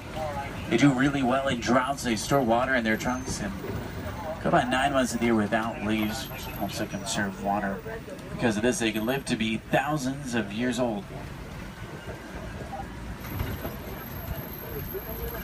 We're entering the African savannah we're all working hard to conserve. Serves as a home to millions of animals. Every year is a roaming grave searching for food. It does work like a big circle here. The elephants, they're the bulldozers. They push down the trees, which helps the grass grow and helps provide food. The giraffe will eat the leaves under the trees, which lets sunlight through to also help the grass grow. The zebra and the antelope will eat the grass, and then smaller animals like warthogs, they do the edge work. Helps create the image we're all looking at today. In a balanced ecosystem, there's food for everyone.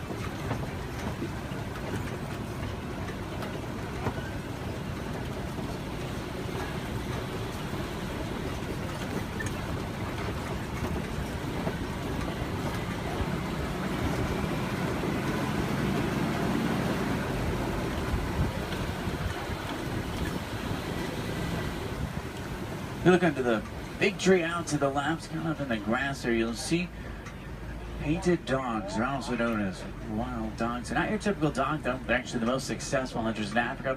They're more successful at hunting than the big cats, including lions. They rally before they hunt. They'll hunt in the morning and the evening. They follow their prey until it drops from exhaustion, and once they get it, That consume 1/3 of their body weight in just one sitting.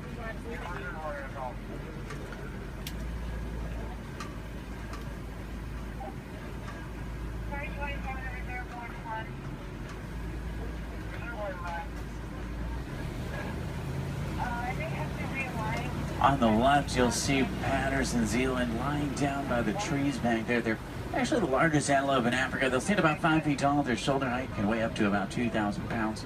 They can jump up to about 8 feet in the air. Both males and females have spiral-shaped horns on their head. The orangish mounds we're passing are called termite mounds. They're hard as concrete. Elephants use them as scratching posts. Once they wear them down a little, antelopes stand on top of them. That way they can see predators like lions approaching. Inside each mound are millions of termites. There's also a series of tunnels and canals that help them to move.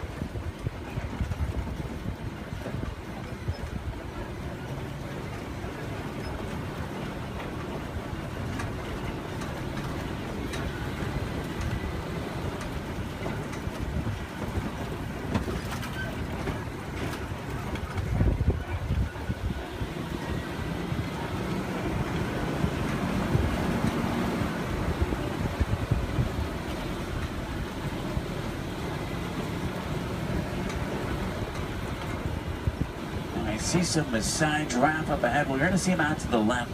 You see them about 20 feet tall. They're tallest. There are some babies on the reserve. They're born about 6 feet tall. In human world, that's pretty big, but in giraffe world, it's really not. A giraffe will spend about 18 hours of their day eating, and they sleep very little, sometimes just about 30 minutes a day.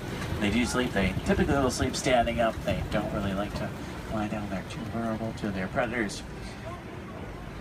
They have 7 vertebrae in their neck like humans. A giraffe can run about 30 miles an hour, and they have hearts that can reach lengths over 2 feet long. They're known for their irregular patterns. However, every giraffe's pattern is totally different and unique, like a fingerprint. A group of giraffe together is called a tower. This is a tower of giraffe. I can't stop for them. There's new animals in the area, so I have to kind of roll by them.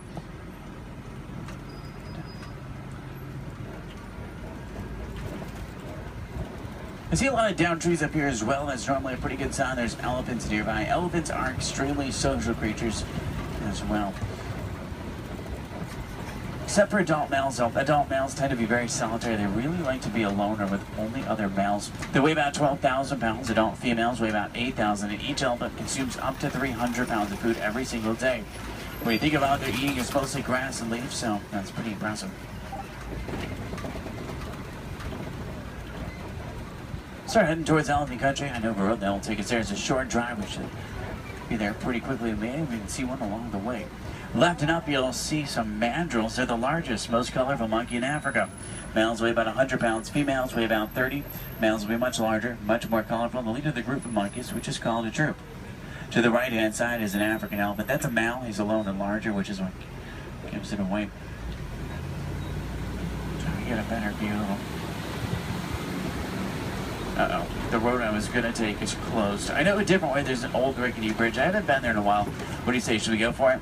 Yeah. Let's do it. We're gonna see some more elephants, right? If you're not an African, easy way to tell you're looking at an African elephant is from their ears, which look like the shape of Africa. And they flap their ears. Is how they regulate their body temperature.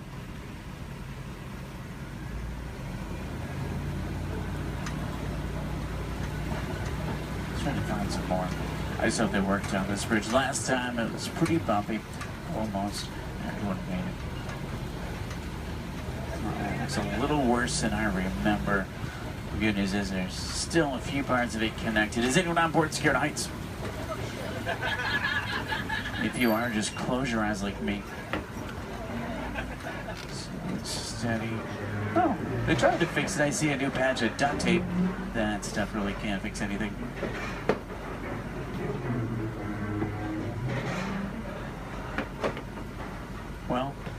I'm safe. About half of you are. Did everyone make it across with me this time? Yeah. Great, let's try to find some elephants, make it worth the trip. Now you see tusk marks in the clay up here. Elephants will break it off and eat it. It gives them minerals they don't get in their regular diet. It's like a vitamin for them. I think it's pretty cool. For all the moms on board, this fact will be much scarier than average. Female elephants are pregnant for 22 months. I know, that's a long time. Now, young elephants have the second longest childhood to humans, about 15 years. There are young elephants on the reserve. It's really hard to tell how old they are, though. They grow fairly quickly. We'll try to find the best place to see them up ahead. Hopefully we can find some down by the watering hole. I'm still in that area where the new animals are, so I have to keep rolling for the elephants, too. I can't come to a complete stop, but I can slow down quite a bit. So make sure you have your cameras out and ready so you can get a good picture if you want one. In the meantime, I'm going to try and tune into a local Harambe radio station. I can normally get a pretty strong signal here. That way we can listen to some music while we look for elephants.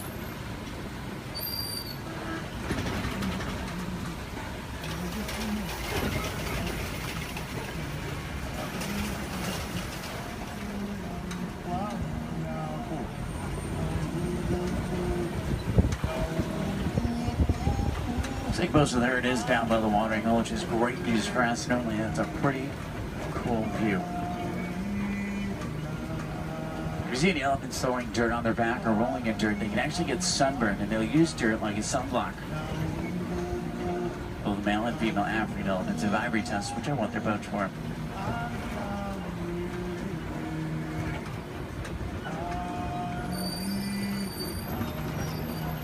Trunks might not seem stronger, but they're going to be up to 100,000 muscles in just their trunk.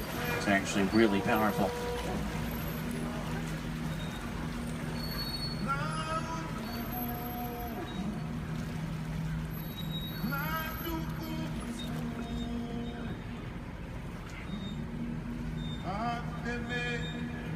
Out to the left are greater flamingo. They're born gray, but after about a year of eating brine shrimp and other seafood, they turn the pinkish color we see right now. The chemical in the shrimp that turns them pink is beta-carotene. Does anyone know you call a group of flamingo together? It's called the flamboyance. It's pretty funny. They're also known as a stand. I guess flock is just too simple for flamingo.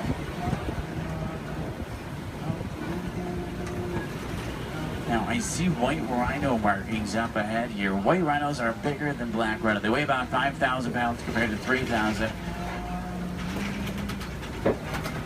They're not named after their color. Both white and black rhinos are both actually gray. They're named after the shape of their mouth and their size. Their mouths are wider. They get their name after the African word white, which means wide, but it's translated into white. Let's see if we can find any up ahead. Looks like they might be moving around a little bit. In the meantime, out to the left, we do see some zebra. A zebra's skin mirrors the pattern of their fur. Their hind leg is so strong that with one kick it could break a lion's jaw. Zebra are also blind runners, which means if they get scared or spooked and start running, they can't see. They'll run in any direction and hope there's nothing in front of them. The little brown animals out to the left are called bontebok. They're related to wildebeest. At one point, there was only about 17 total bontebok left. They were put on reserves and safe farms. Now they're doing much better. They're poached for their coat, which has a very unique coloring to it. They're extremely gentle animals.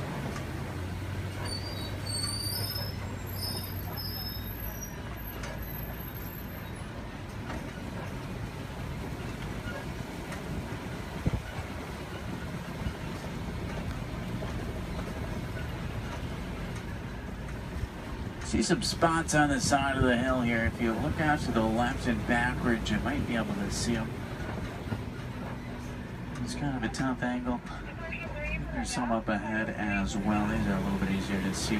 These are cheetah. Cheetah run an average speed of 60 miles an hour. Their daytime hunters have phenomenal vision. It takes them about 3 seconds to reach that 60-mile-an-hour mark. Once they hit it, they can only run it for a short distance. If you look out to the left, you'll see them lying down. It's really hard to see them. They blend in well with the sun and shade combination. Does anyone see them over there? They're kind of, if you look out to the left and then to the right a little bit, you'll see them out to the bushes. They're in this direction, this way. If you see them? I know, they're really hard to see. They're camouflage. They're not powerful animals, they're speedy animals. If they come across an animal that is powerful, like a lion, they'll turn around and run the other way. Speaking of lions, I see a Kobe rock formation up ahead, which is a good place to look for them. Lions are inactive about 20 hours of the day. It doesn't necessarily mean they sleep all day, it just means they really like to lay around a lot. You can hear lions roar for up to 5 miles. Females, they're the hunters. Males typically stay back and protect the pride. At night, a lion's vision is 6 times stronger than a human and helps them hunt. They're rabid hunters, so they hunt what they see moving. If there's something standing still, they may not even notice it. In Swahili, lion is Simba. I know, what a coincidence. If there's any wilderness explorers on board, you're on the Simba 1. That's SIMBA1, page 13 of your handbook, Simba 1. There's a crash of rhinos out to the right. You can get a pretty cool view of them. There's even some babies. The babies stay pretty close to mom. Keep in mind, mom weighs 5,000 pounds, can run 35 miles an hour. So if you thought your mom was scary when she's mad, these are a little scarier. Left it up is a pride of lion. There's a male. Look higher, you'll see a female. She's way up on top of the rocks up there. Extremely graceful animals, but they're also very powerful. Get that sense when you're around them.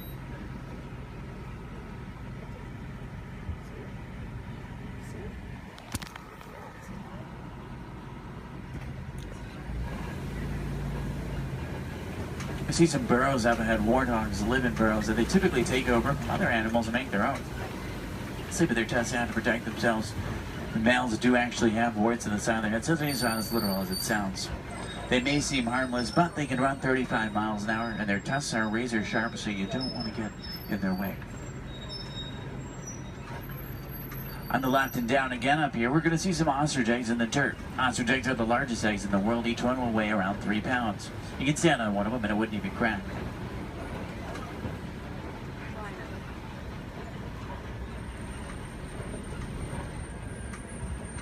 If you're wondering what Disney does or what we can do to protect some of the animals we've seen today, the Disney Conservation Fund has been doing research for a long time. And a good example of something we've learned is elephants in Africa migrate quite a bit. There's a problem though, they're migrating onto farms and taking crops from farmers, and the farmers did not have a non-violent way to stop it. Fences don't work, elephants plow right through them. So Disney went over to try to help their conservation partners find a solution, and they found out that elephants are terrified of bees. So they created beehive fences and installed them in Africa. This not only keeps elephants out of dangerous territory, it also benefits the farmers. They can make extra money from the honey. What we can do is recycle old technology like cell phones, cameras, and computers. We can also just learn more about these animals, because the more we know, the more we can help, just like elephants and bees. The animals to the left and right are called scimitar horned oryx. They get their name from the scimitar-shaped horns on their head. They're on the critically endangered list. I think their horns are pretty cool. About anything we've seen today or anything I can help you with for the rest of your day, feel free to let me know. I would be more than happy to help. In the meantime, we're going to start to make our way back towards Harambe Village. Once we get back, if you're looking for more fun things to do, I recommend the Pangati Forest Trail. You can see gorillas, baby gorillas, naked mole rats, hissing cockroaches, underwater hippos, meerkats, and more. About a 15-minute hike, but you'll get some great pictures and make some great memories. At the end of Harambe on the right is the Festival of Lion King. It's one of the most popular shows at Disney. By far one of my favorites. It's worth the trip. Make sure you drink plenty of water today, otherwise the heat can sneak up on you. Did everyone enjoy the safari? Yeah. Great, that's good to hear. Now the best thing is no two safaris are ever the same. Whether it be a different driver, different animals, or the same animals closer, it's always unique.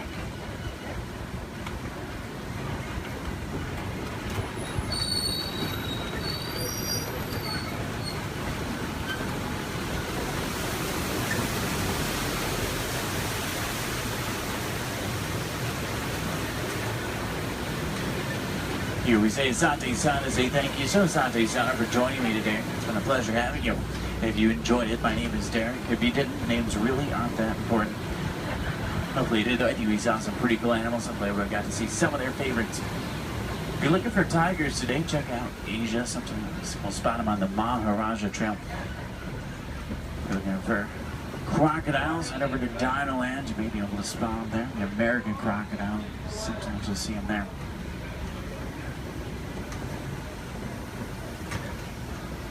I'm going to take you right back to where I picked you up. It's a short drive back. We should be back in just a few minutes.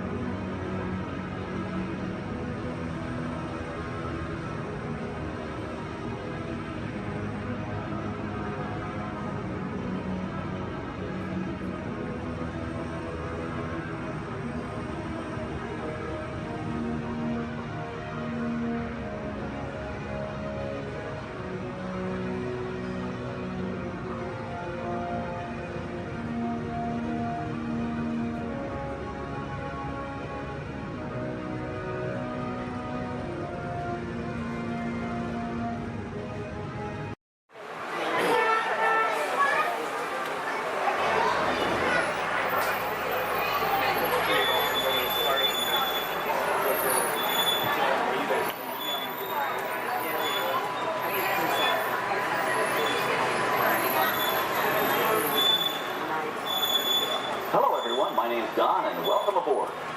We're heading into the back lot of Disney's Hollywood Studios. This production area was built in 1988 as a Florida counterpart to the Walt Disney Studios in Burbank, California. We included sound stages, recording studios, high-tech editing rooms, all the tools needed to create movies, TV shows, and radio broadcasts.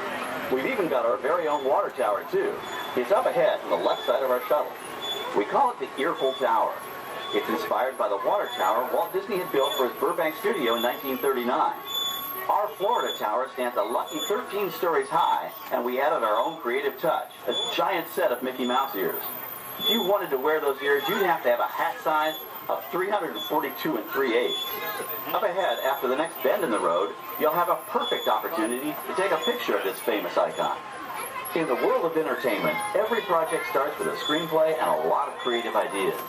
A production studio is where the ideas of writers, producers, and directors are transformed into an on-screen reality. Within these huge spaces, filmmakers can literally create their own worlds. Our Florida sound stages are soundproof, weatherproof, and most importantly, air-conditioned. All vitally important for the cast, crew, and equipment. Many of the crafts needed for filmmaking are located right here on the lot. On the left, we have our own greens department. It grows flowers, trees, shrubs, and topiaries. A few well-placed plants can cover up empty spots in the set and add a touch of natural beauty to a scene. On the right are two of the aircraft from the 2001 blockbuster hit Pearl Harbor. These exact full-scale replicas of P-40 fighters were used in the special effect fight sequences. Of course, many of the planes we saw flying through the aerial battles or sitting on the ground weren't real at all. They were created entirely within a computer. Oh, keep your cameras focused to the right. We're coming up on that perfect angle of the Earful Tower I told you about. It's a true masterpiece.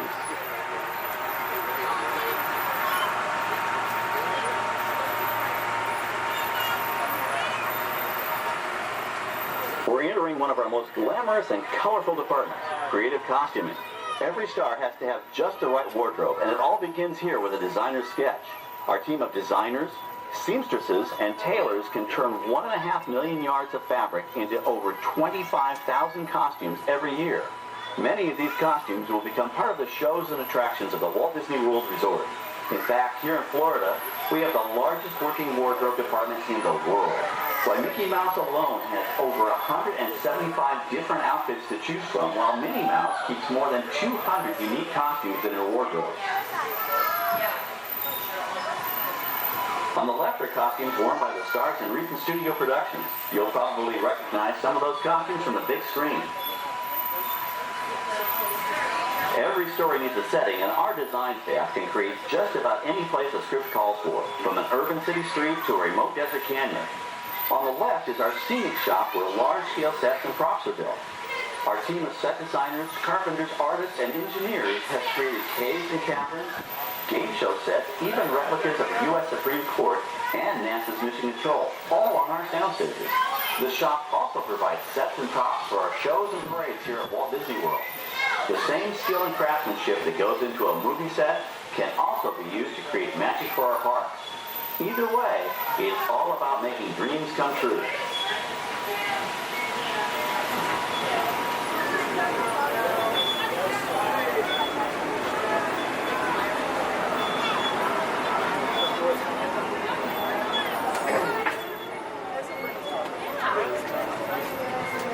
Now we're entering a zone we call the Boneyard. It's an outdoor storage area for oversized props and vehicles. Cars, trucks, boats, planes, we often save these props in case we need them for future productions. In this backlot collection, you may find real working vehicles, non-working mock-ups, and even large-scale miniatures used in special effects shots. Large-scale models create a more convincing illusion on camera. We even place small cutout passengers in the windows of the plane.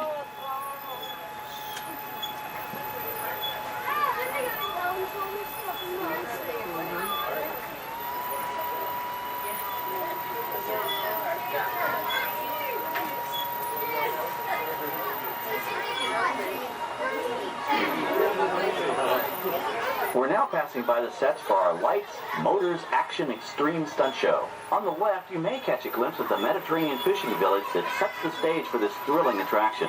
We'll get a closer look at it soon, but for now, we're approaching one of the largest standing sets on our back lot. It's over on the right. It may not look like much from this angle, but it's pretty spectacular on the other side.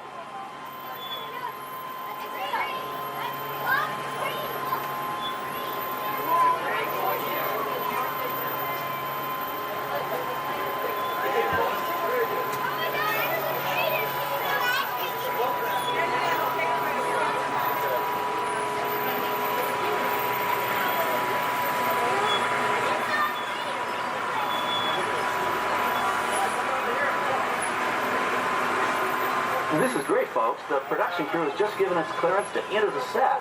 Hello, Backlot Tour. I'm Amy, the production coordinator here at the studios. I can see your shuttle heading toward our canyon set. I've given your driver permission to come in and take a look around.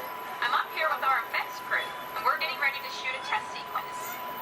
Oh, on the way in, you're going to be crossing a wooden bridge, and things may get a little bumpy, so please, hold on to your belongings, especially hats, cameras, and glasses, and keep an eye on any small children in your party.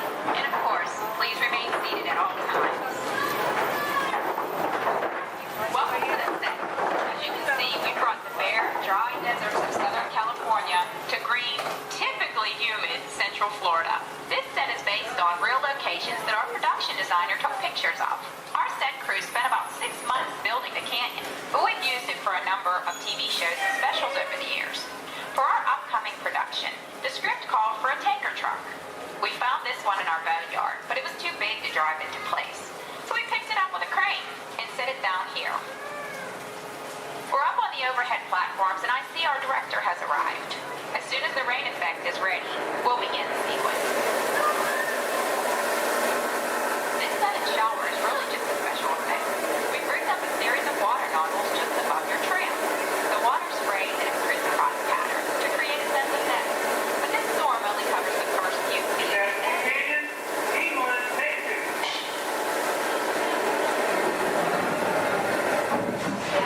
Okay, it's showtime. Everybody stay seated. Hang on to your belongings and watch your children.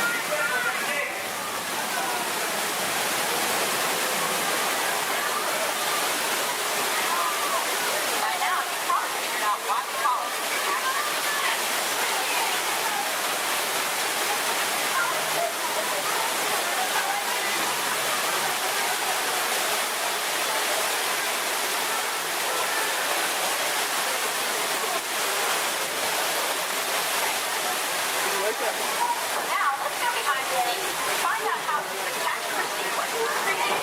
The canyon itself is a facade, a steel structure covered with wire mesh and layers of concrete, sculpted and painted to look like natural rock formations. Narrow yellow pipes carry propane gas to fuel the explosions and fire effects. For the flash flood, we used 100% real water, about 70,000 gallons of it, dumped from overhead tanks. Oh, but don't worry, we recycle. All of that water will be pumped right back up to the top for the next take. We shoot some of the water through air cannons for an extra dynamic effect. Those air cannons are powerful enough to shoot a basketball over the top of a skyscraper the size of the Empire State Building. To top it off, our shuttle was sitting on hydraulic shaker tables. They provided the shaking, rattling, and rolling sensations for the scene. The entire sequence can be reset in 3.5 minutes. That's just enough time to bring in the next shuttle. Well, I've got to get ready for our next take. Thank you all for being part of the action. Hey, I'm needed back on the Okay, well, thanks, Amy, for giving us access to the set.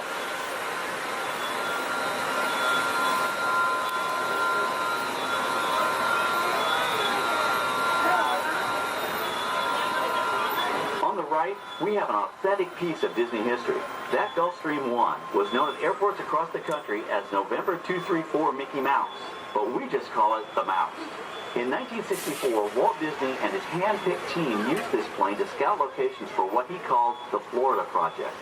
Soon, they secretly began purchasing thousands of acres of land, which became the Walt Disney World Resort in 1971.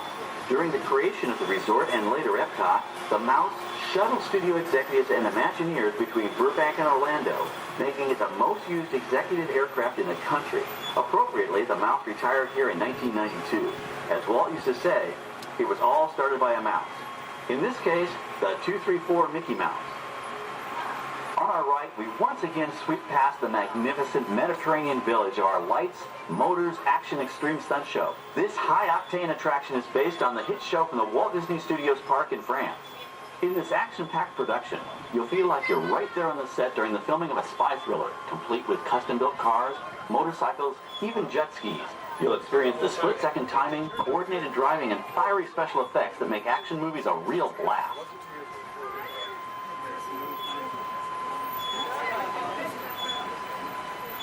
The staging area to our right is known as Acceleration Alley. Here, the custom-built stunt show vehicles rev their engines up to 70 miles an hour before making their high-speed entrances onto the stage for our lights, motors, action extreme stunt show. Of course, these are professional stunt drivers. We hope you'll enjoy their daring driving skills, but please, don't try them yourself.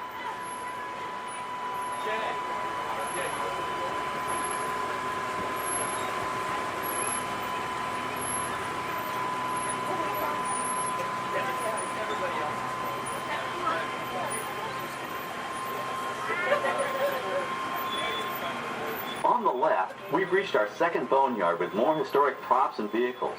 When we reuse older props in a new production, they're often refitted with custom parts and given a whole new color scheme. You might not even recognize them the next time you see them on screen. For instance, coming up is our friend Herbie the Love Bug. He went through a special demolition derby makeover. Those dents and dings were added on purpose, but he can be polished up as good as new for his next starring role.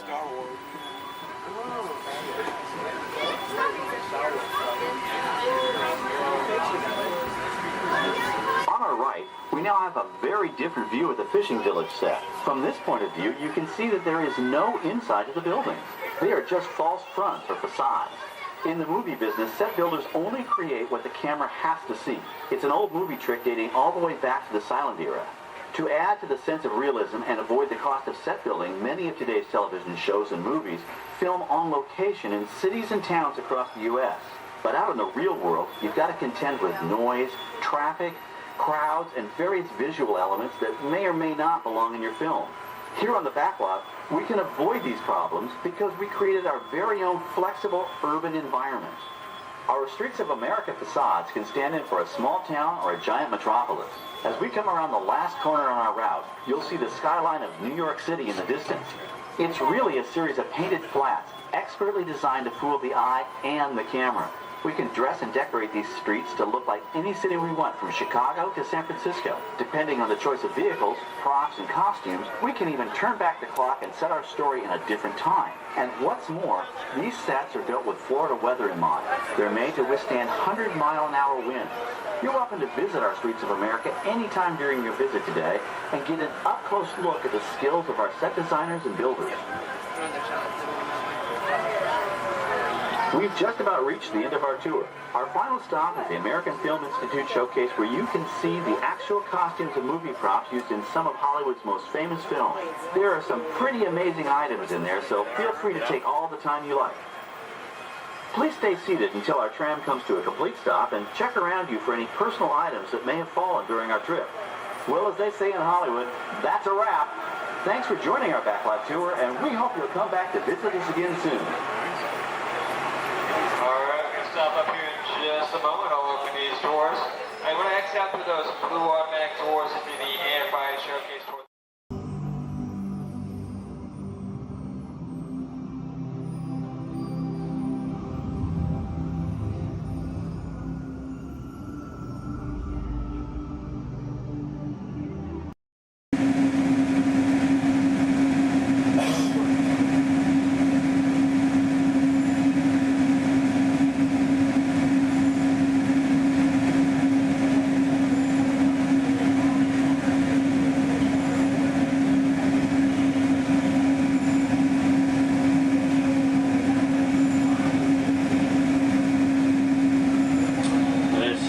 pilot speaking, I'd like to welcome everyone on board Monorail. Look around our red.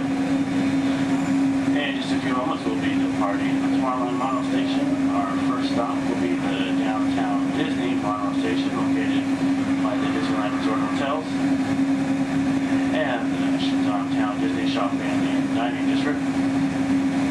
And then we'll be returning here to Tomorrowland. Tomorrowland will be our final stop.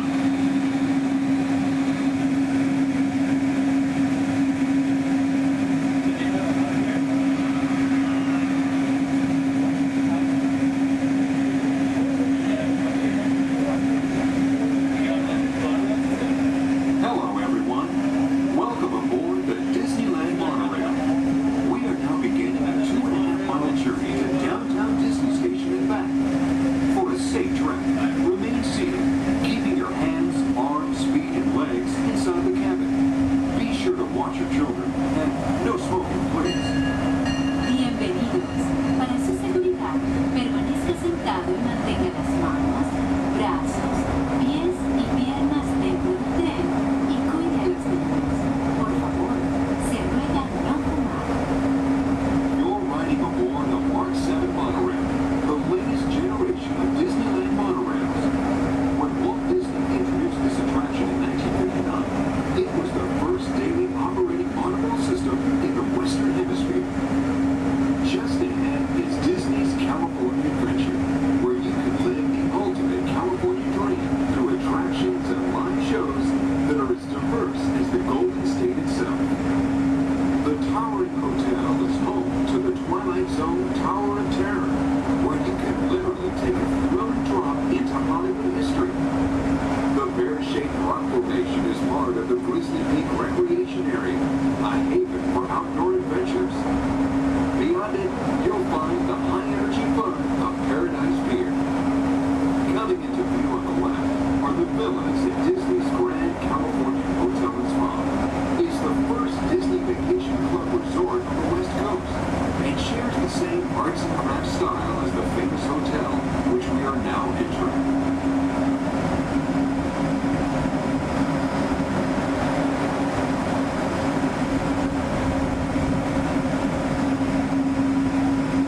We are now arriving at Downtown Disney Station, gateway to the Downtown Disney District and the Disneyland Resort Hotels.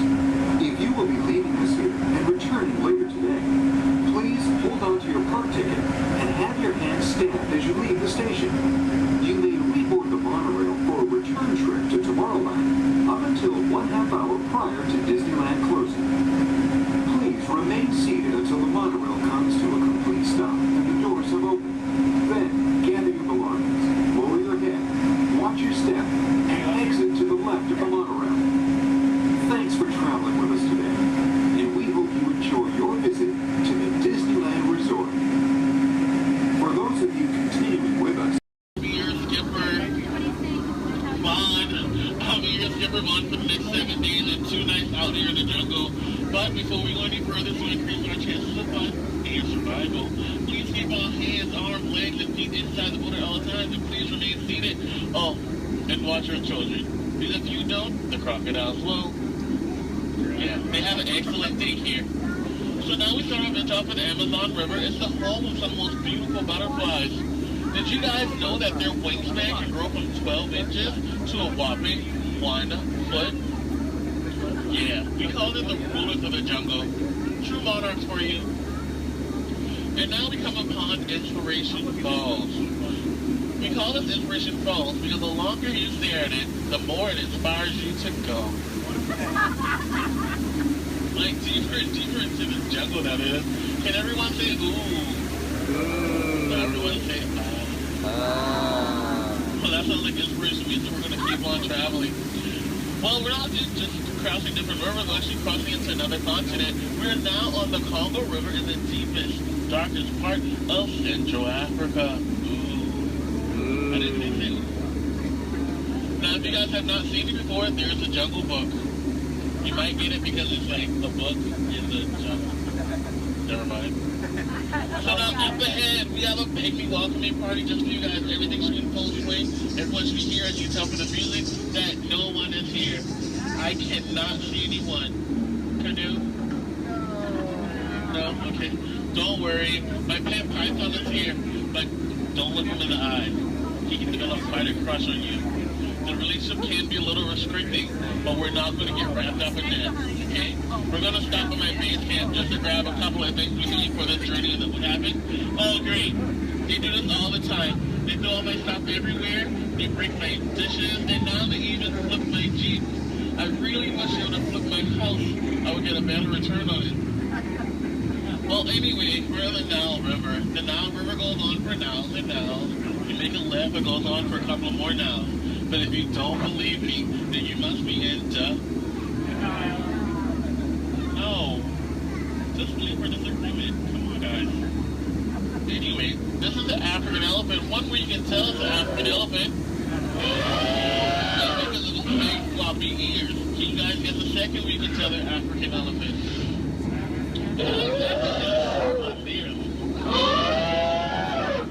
Well, anyway, now those African elephants actually trod down the path here on the African belt for all these beautiful animals to come play together on the Nile River. Yeah, some zebras, some wildebeest, some tall cheetahs. But look, the Nami's family of light are playing so nicely with that zebra that he is dead. Tired. We're just gonna let him rest in peace, sis. Now see, this is a sight to see. I told these guys that a rider can outrun a horse. Did they listen? No. Well, I guess they'll get the point in the end. Oh look, that's my friend Ina. Everyone say hi, Ina. Alright, bye, Ina. So now we're going into crocodile country. Please hold your favorite child close. You know who they are. Here we have Smiley and his girlfriend Ginger. Be careful, Ginger Snap. Yeah, she is one top cookie. I'm sorry, that was a crummy joke. I thought I was milking for what it's worth. And look up ahead, we have what we call falling water, named after Dr. Albert Falls. Did you guys know that there's 100,000 different types of bacteria in that one waterfall? Yeah, feel that mist on your face. If you don't feel it now, you're gonna feel it later. Oh, and now it's time to talk about me. Now, as it is pleased to see this is how I landed my job here.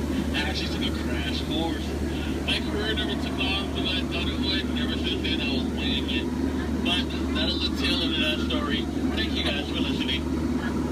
And now we have apples. Don't worry, guys. I will scare them away with my trusty gun and some discouragement.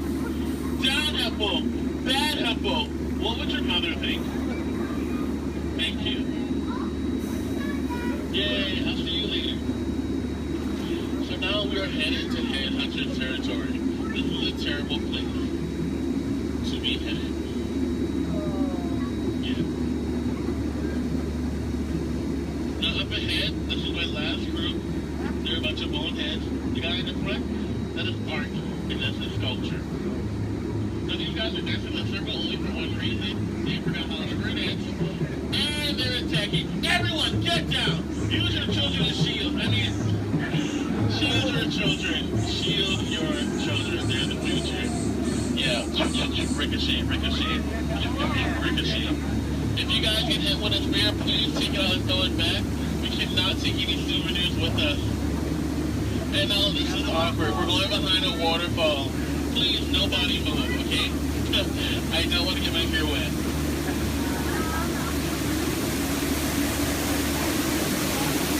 Now that bacteria.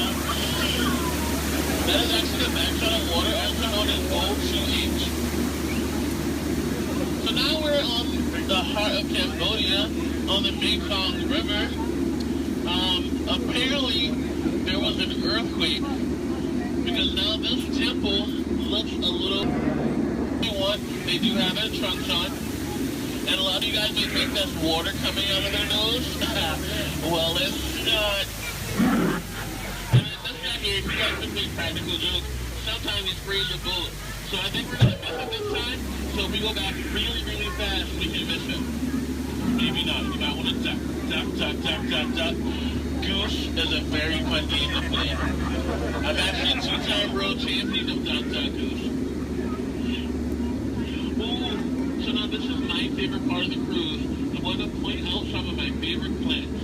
Pay attention, please. That one. That one over there. The green leafing one right there. And then the tall one in the back. Did you see that? Okay. And here we have Trader Sam. Everyone say hi, Sam. Hi, guys. So, Sam is actually the head salesman of the jungle, but recently his sales have been shrinking. So he's got a great offer going on for you guys. 2 of his heads for 1 of yours. So no matter which one you guys place it or dice it, you always come out ahead. So now we're returning back to civilization. Please keep your hands, arms, legs, and feet inside the motor all the time. And please remain seated. This is kind of awkward. I'm horrible with goodbyes. So I'll leave you guys with these parting words. The same thing my mom told me when I turned 9 3/4. She said, "You're a skipper, Bond. Now get out." Oh, please watch ahead and watch your step. If you miss your step,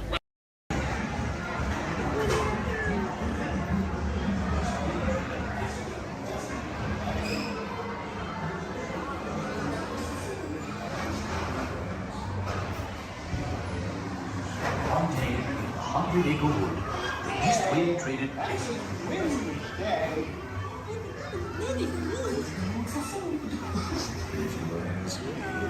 He'll never reach there.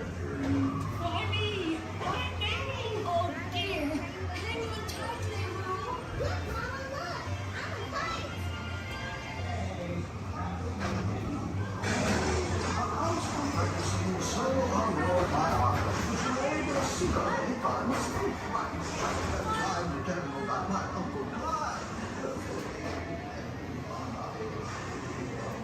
Hunter! Come bounce with me!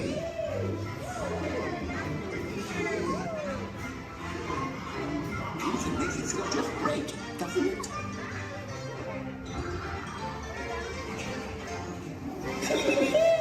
Follow me! I almost bounced right out of the ride. Watch out for Evermonth and the Wolves. They feel honey. Steal honey.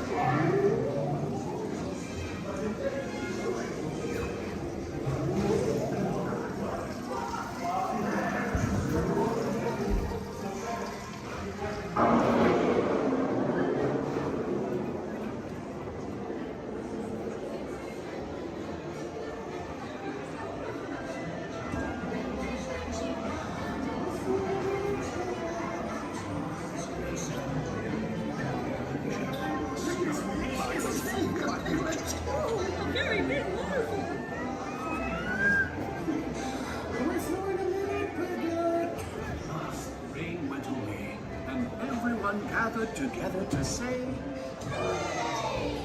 hooray for Boo, too!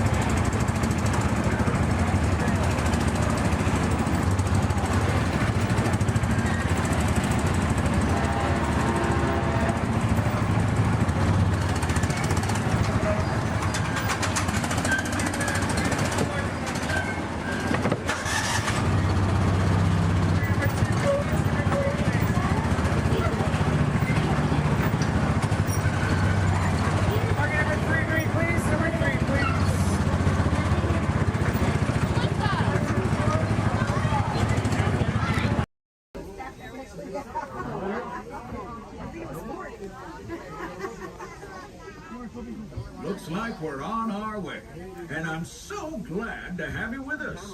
The next leg of our journey takes us to Main Street, USA. We'll head for Frontierland after that.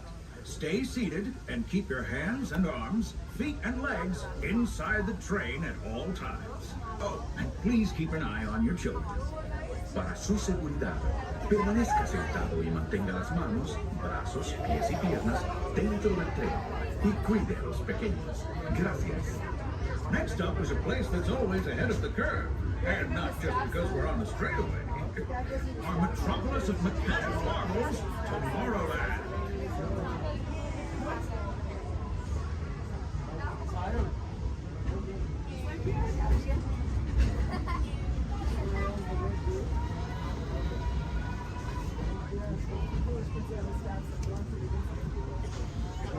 As you know, I love this railroad about as much as a songbird loves the morning.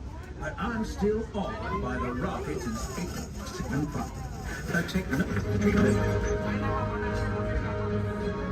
Unidentified users detected in upload conduit area. Scanning. Calculating. Locomotive maintaining trajectory. Intervention not required.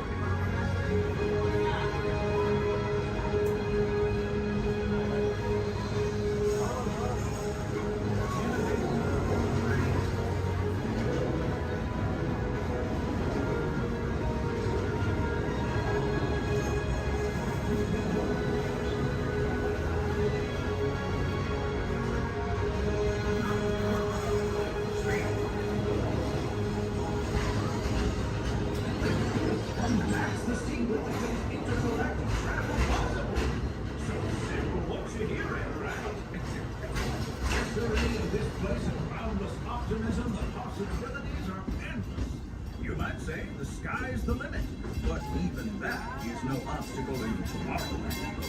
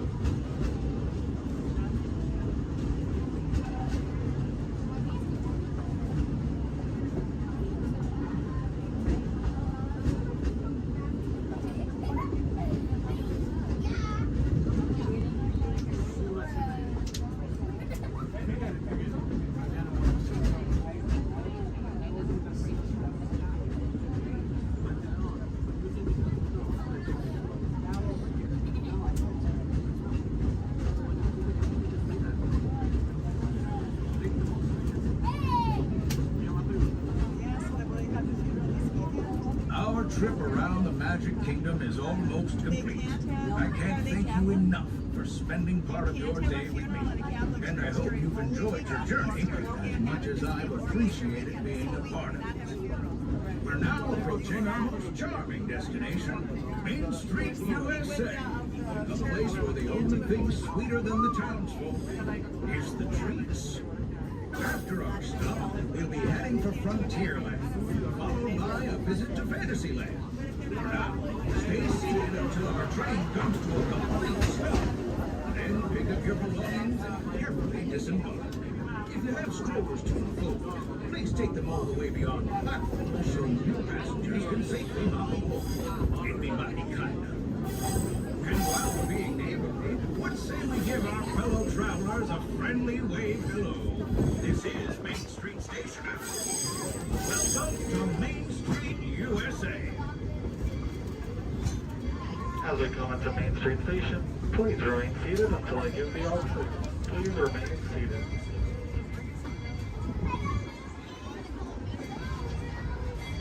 Please remain seated, everybody. Please remain seated until I give the all clear.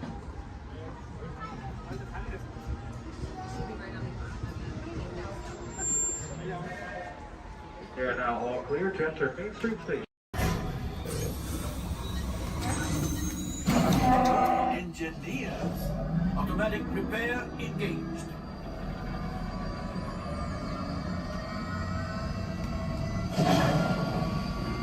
Right, pilot. Push the flashing button to take off. Pilot on the left. Move your stick to fly right and left. I was just about to say that. Pilot on the right. Pull back on the stick to fly out. And push forward to fly down. Oh, watch it! Chewie makes flying this thing look easy, eh? Weapons are online. Left pilot, hit the booster. Now let's go get that coaxial. Right pilot, make the jump to light speed.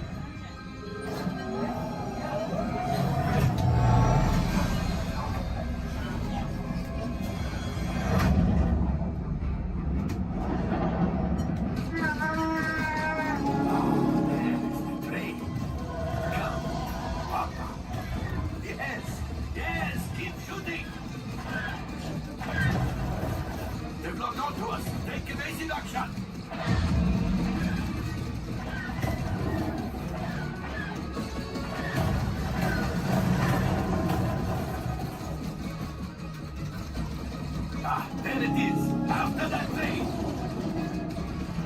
Gunners, fire the harpoon! Excellent! Now, gunners, shoot the cargo free! Left pilot, brakes! Well, my friends, that could have been much worse. Okay, it's much worse.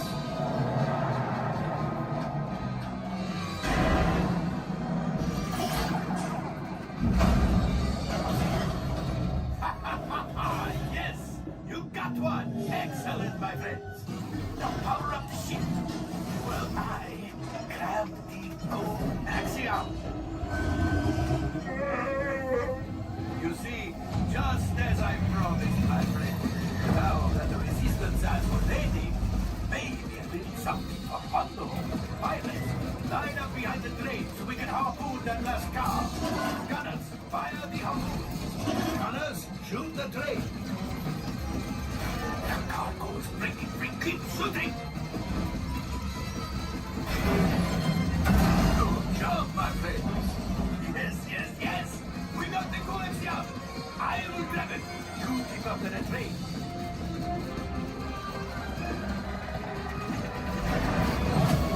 Gunship. Oh, that's ridiculous. Things are getting too hot. We need to get out of here. Yes, a distraction. Fire the missiles at the train.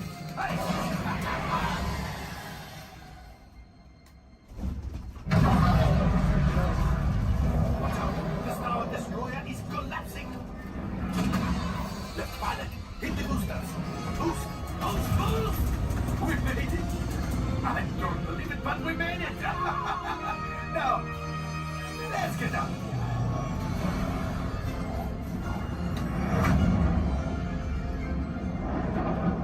Great job, my friends. You retrieved 2 containers of coaxium. This will greatly help the resistance. You have heard the First Order and made Chewie proud. Now, after my modest profit, your cut minus what you owe me for damaging the Falcon is... Hey, not bad.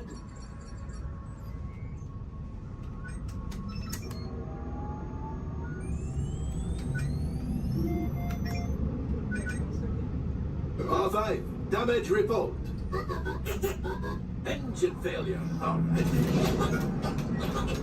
Hyperdrive leak. That is not too good. Multiple hull ruptures. Well, it could be worse. All right, I'm making an executive decision. Everybody out. Go on, get out.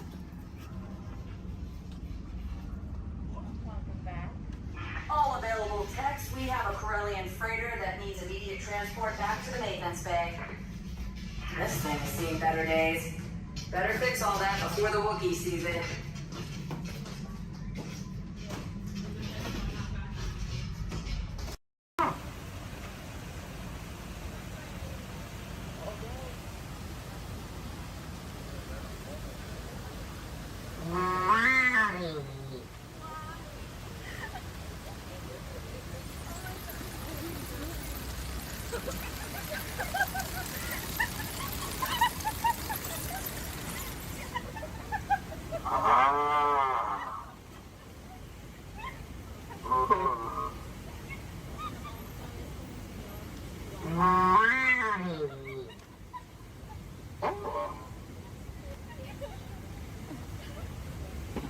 I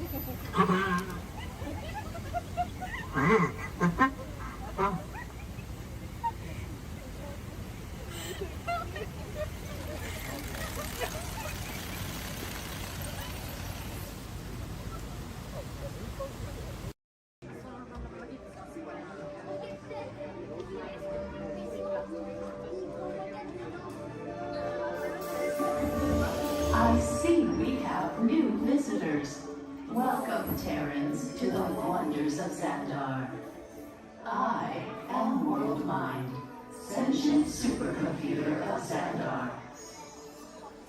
I hold the knowledge, memory, and experiences of all Xandarian citizens, past and present.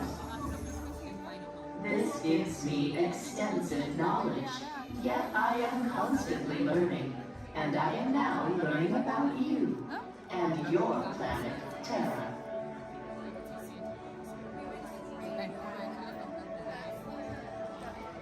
Much of my knowledge of your world came from your great scholar, Peter Quill. However, many of his facts have yet to be confirmed, such as the incredible importance of a legend called Footloose.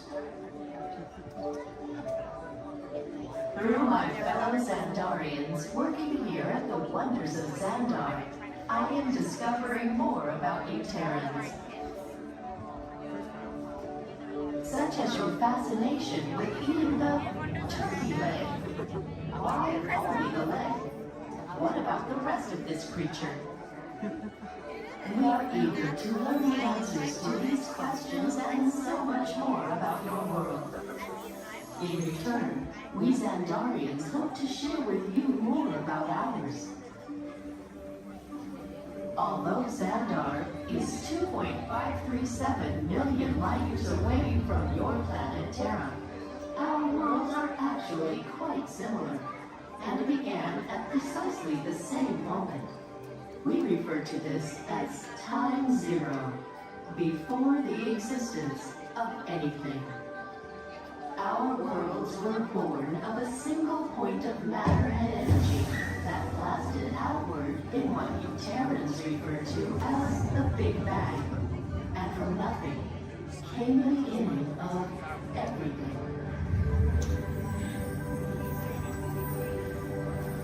Incredibly hot and extraordinarily powerful, this explosion filled the cosmos with a cloud of rapidly moving particles. Over the next 100 million years, space continued to expand, and the particles cooled and slowed. As they coalesced into huge swirling clouds, gravity pulled them into larger, denser clusters. At the heart of these clusters, the temperature rose, and the particles were compressed so tightly they fused, releasing enormous amounts of heat and light. This is how the very first stars in our shared universe were born.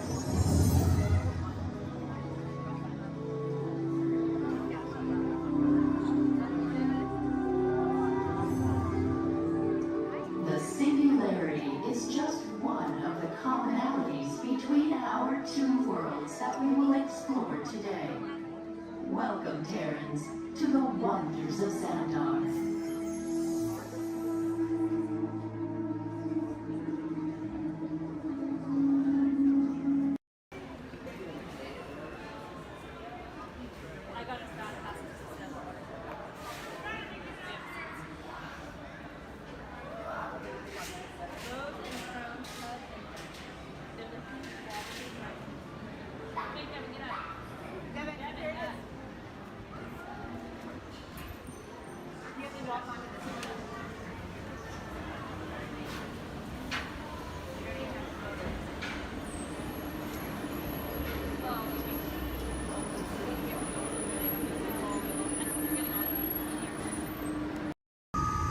Welcome aboard the Walt Disney World monorails at Epcot.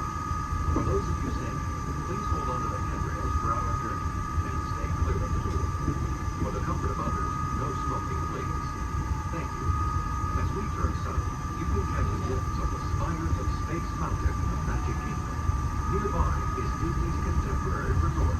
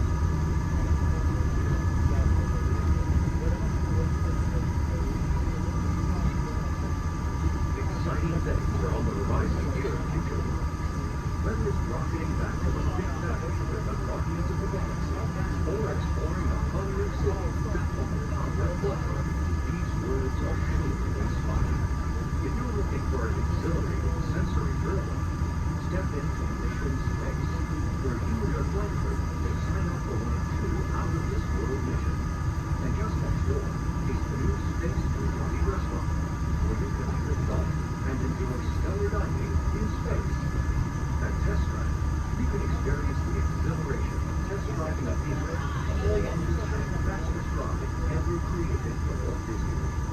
Across from the Disneyland showcase, you'll find representatives from the postcard, making this a truly international experience.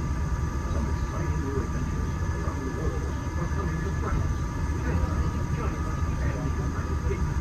Join us tonight at the lagoon to celebrate together during the nighttime spectacular. There's even more for you to explore, and you come around the world with a packed inside the Plus Pyramids, unleash your spark and journey into imagination with figures and experience your favorite short films like never before at the Disney Pixar Short Film Festival. Next is the Land, where you can celebrate Earth's rich diversity. The Land is also home to Soar, a free flying adventure across the wonders around the world. Here at the sea, you'll be able to meet some of your favorite undersea pals from Disney Pixar's Finding Nemo. We're approaching the Epcot monorail station. For our smoking guests, there are designated smoking areas just outside the park. Please hold on to the handrail and stay clear of the doors until the monorail stops completely and the doors open. On behalf of the cast of the Walt Disney World Resort, welcome to Epcot.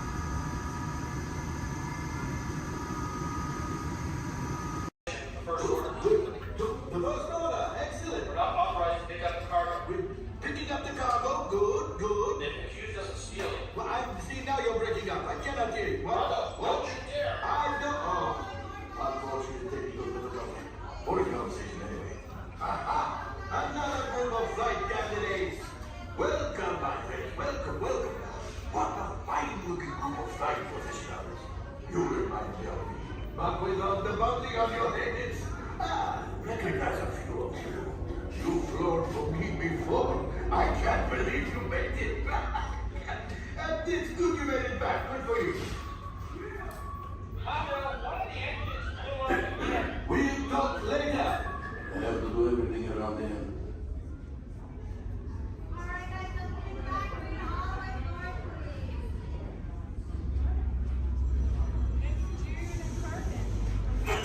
Yes. Hello, my friends. I am Hondo Onaka, and this is Onaka Transport Solutions. Today, I am offering the opportunity of a lifetime. I need flight crews to transport this valuable merchandise across the galaxy. Pilots to navigate, engineers to operate the ship, and gunners to defend the shipments. And that is where you come in. Oh, the Millennium Falcon. Oh no, for some very fast and very profitable expeditions. Chewbacca, my fine furry friend. Yes. As we agreed, you let us use the ship. We'll get you the supplies you need. It's a win-win. You help the resistance, I get all the profits. What? No, the First Order will never know we were there. Okay, time to go, so, bye-bye. We better go before he changes his mind. Hold on, my friends. Listen carefully and remember, the better you work together. For those of you just joining us, welcome aboard Excursion 3 on the Disneyland Railroad. For your safety, please remain seated at all times, keeping your hands off the feet and legs inside the train. Please supervise all children, making sure they are seated away from the train openings, either fully on a lap or on a bench. Our next stop will be Beacon to Town Depot, your gateway to all Fantasyland attractions. We'll meet you at the front. We're taking the train to the front. Oh, perfect. Okay, bye.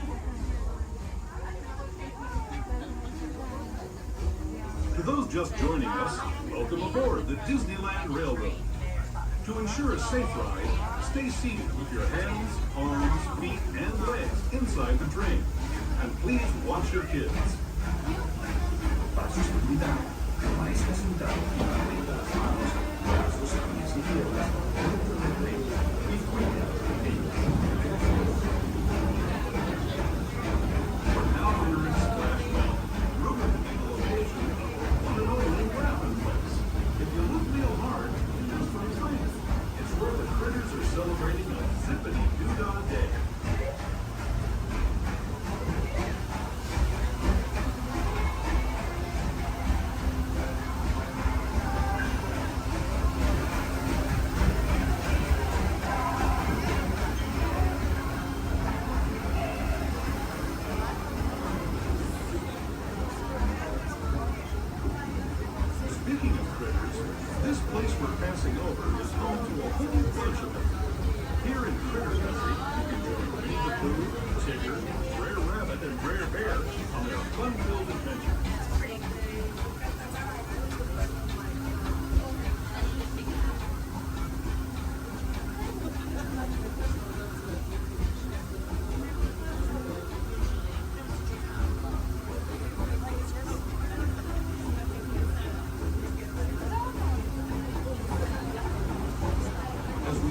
past Hungry Bear Restaurant, last outpost in these parts, we're now joining up with the rivers of America and entering the frontier as it looked more than a century and a half ago. This is my favorite part of the journey. Around every bend, there's natural beauty as far as the eye can see.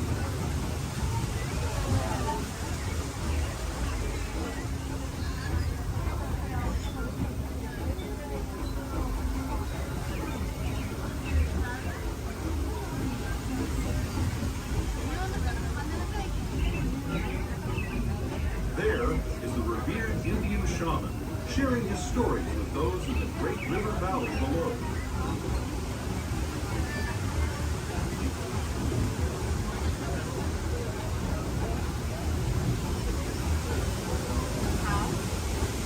People like me have been riding these rails since the 1800s, traveling through nature's wonderland in a matter of days, rather than the months it used to take by mule or stagecoach.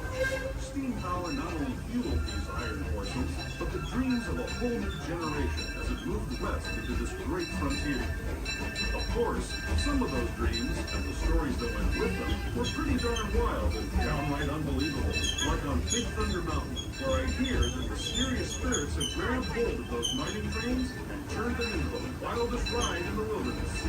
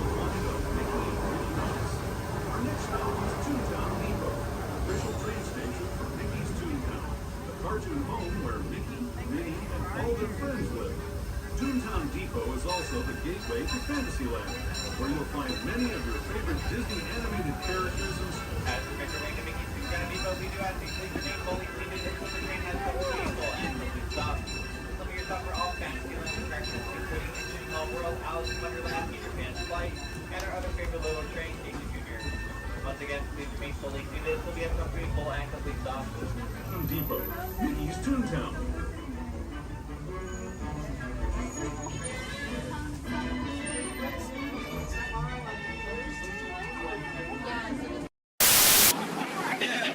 Just kidding, you'll never see them again. Yeah, but chances are you probably never saw them before, so who cares?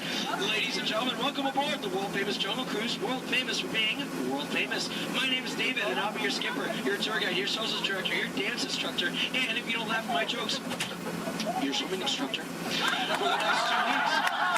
Alright, the first river we're entering is the Amazon River, where everything is larger than life. You can tell to the left and to the right of the boats by these butterflies coming up over here.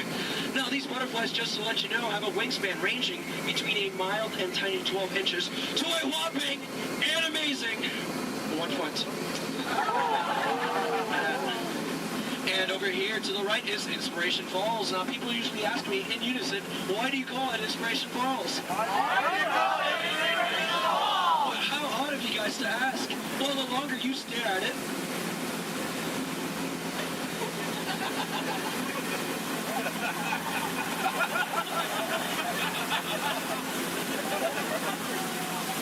the more it inspires you to travel deeper and deeper into the jungle. Everyone say, ooh.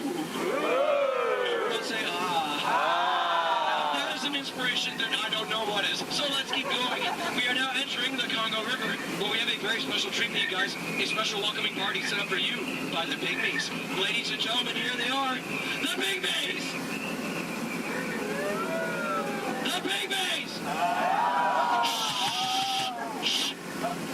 good. Usually they don't run off. Something really, really big must have scared them off. Yeah, that's not good. Okay, folks, no need to worry. That is a giant python. It spreads up to 24 feet, and it's actually quite friendly. So friendly, it might develop a crush on you. Now, let's see if we scare off that bad boy by getting something over here from my camp. Oh, no. Folks, please do me a favor. For any of you wearing yellow, please do not make us sound like a banana. They find it very appealing. Don't laugh. That's not cool. Yeah, the picture and everything. Okay.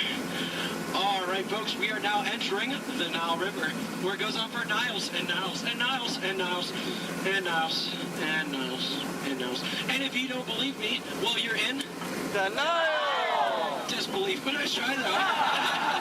All right, coming up over here is an African elephant. Now this elephant is special because I taught it a really cool trick. Watch. All right, Bertha, speak in Spanish. I'm just kidding. I haven't taught him that yet. Over here to the right, you'll see a sandstone formation. Now, I like to point this out because most people take it for granted. Oh, come on, that joke rocks. All right, we're now entering the African belt, where you'll find all sorts of animals such as wildebeest, impalas, zebras, giraffes, and lions. These lions over here are demonstrating the first law of the jungle, survival of the fittest. They're demonstrating it by protecting that sleeping zebra. Yeah, that zebra looks dead. Tired. All right.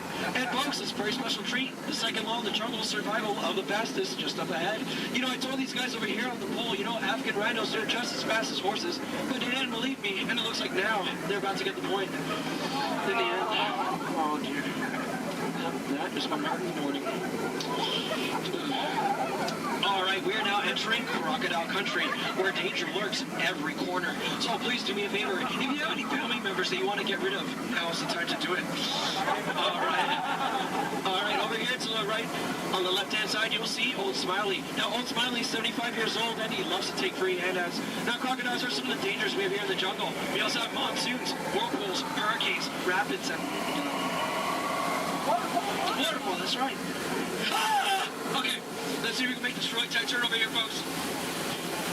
All right, just in case any of it's a lead to the right. Lead to the right, lead. I'm so sorry. Lead to the right. Lead. We're not gonna make it. Okay.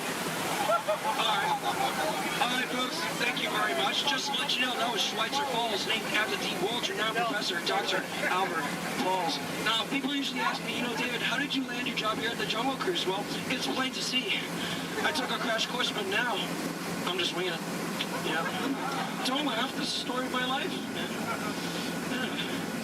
Oh, no. Okay, folks, looks like we're stumbled upon a pool of hippos. Okay. Everyone, please do me a favor. Don't do anything stupid. I'm going to try to steer them up here. Oh, God, go away!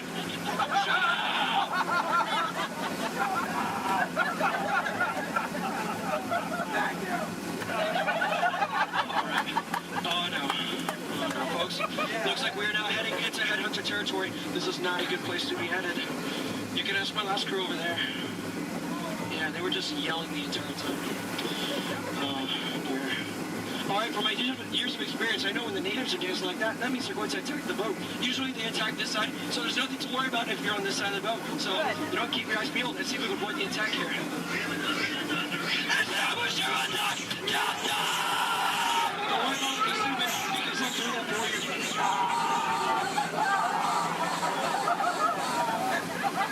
Is the coast clear? All right, good. Ladies and gentlemen, here's something you don't see every day. What you've all been waiting for, the amazing, the stupendous, the colossal, the eighth wonder of the world.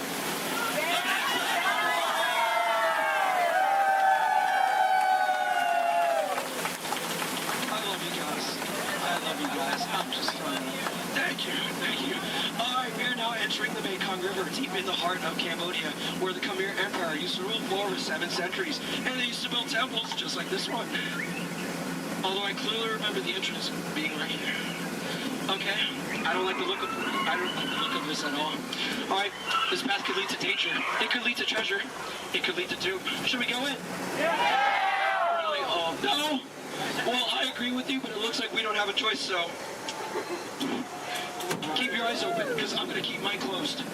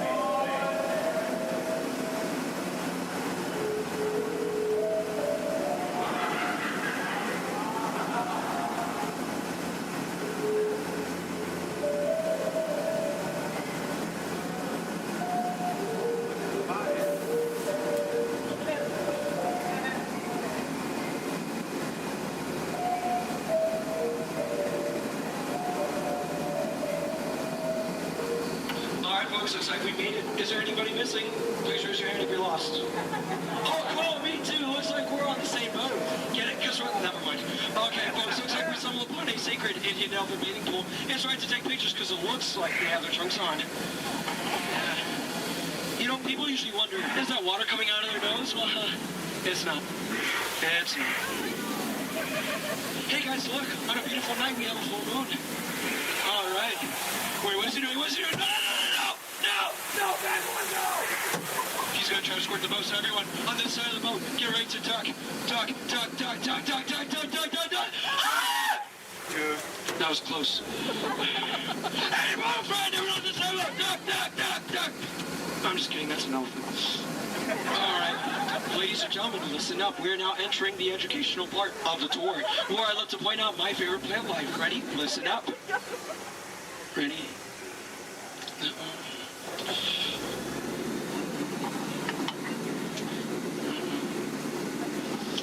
No, and that one. Any questions? No? Which one's over here? The green one. All right, now over here is Trader Sam. Now, Trader Sam's a close friend of mine, and he has just been promoted to head salesman. Now, lately his sales have been shrinking, so he has a very special deal for you guys. 2 of his heads for one of yours. Any takers? No? Well, either way you slice it or dice it, you always come out ahead of the deal. All right, folks, now returning to the sad part of our journey, the return to civilization. So, I know, trust me, I feel your pain. All right, you want to go one more? I'm sorry. All right, now please listen up. This is very important. When exiting the boat, please exit the way you entered. Please do not cross these center crates over here. Trust me, it is a tripping hazard. You will trip, you will fall, and that would be 2 bad trips in one boat, and I'm only responsible for one person. And please remain seated at all times. Okay, everyone? Thank you so much for joining me. Now get out. I'm so sorry. Thank you so much. Standing ovation. Oh my goodness. Standing ovation, clap. Oh my goodness, you guys made my night. Like really, you guys did. All right. Hope you guys enjoyed your time here at the world famous Jungle Cruise. My name is Skipper David, and if you didn't enjoy your time, well, my name is Tito, and I have no idea what I'm doing here. So, all right. Please watch your head and watch your step.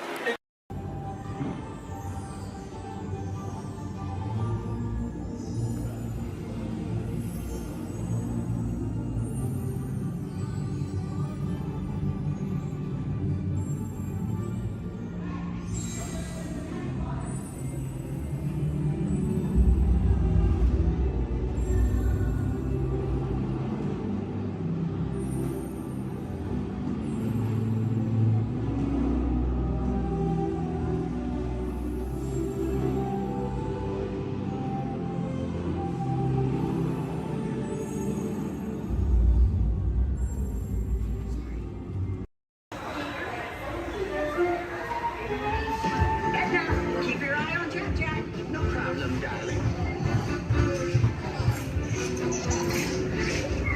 And the baby is gone. Edna? Dash, go get him! Edna, get started. Hold on. 5, 4, 3, 2, 1, go!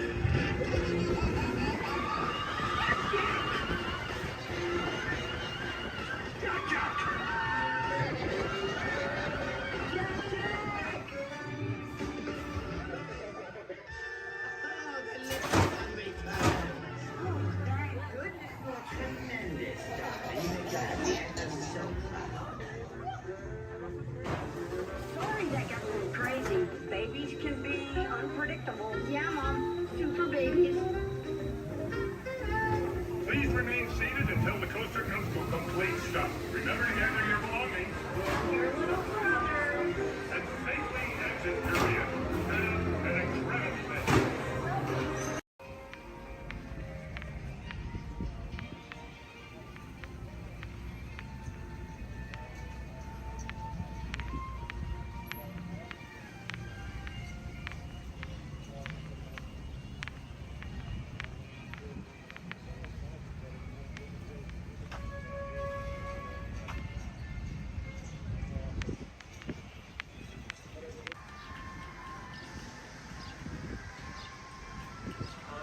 Hi. Tom, watch your step. Welcome aboard. All right. Thank you. You're welcome. I'll see you on the other side. All right.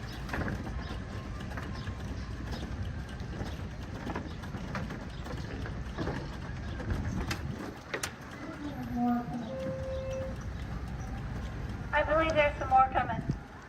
Oh, okay. I'm gonna fill my water bottle in the Fowler.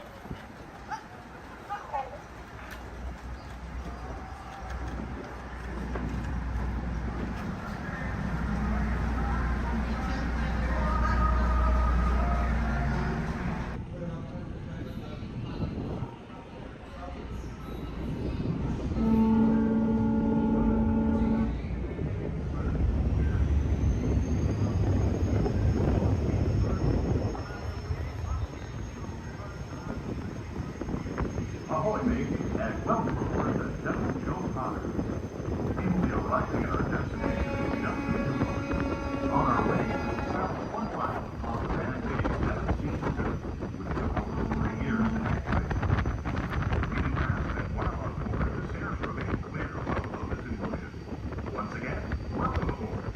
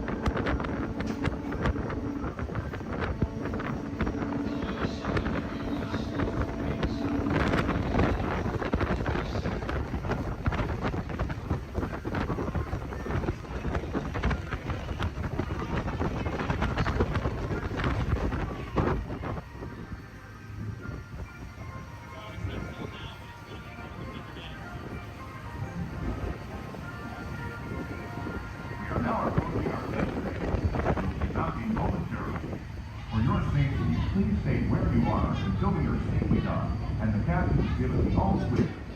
Because this is a free floating zone, we do have a tendency to bounce around a bit during docking. If you are standing or sitting on the stairs, we ask that you please clear the stairway. Everyone else, please remain where you are until we've completed our docking. Once again, please clear the stairway. You'll be given an all clear when it's safe to crown the stairs and doors. Por favor, manténganse alejados de las escaleras.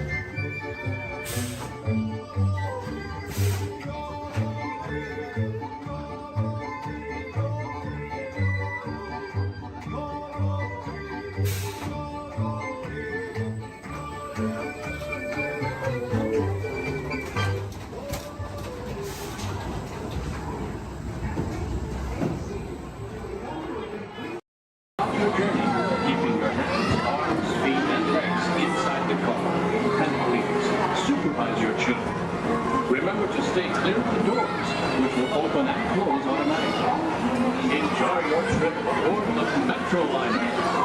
Para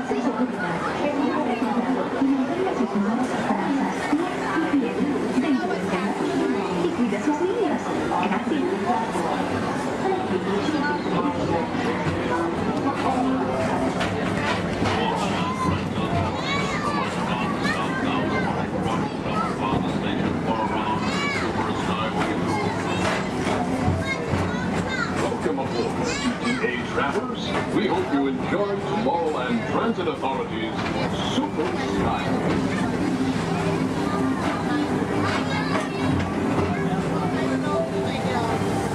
Now approaching Tomorrowland Interplanetary Convention Center.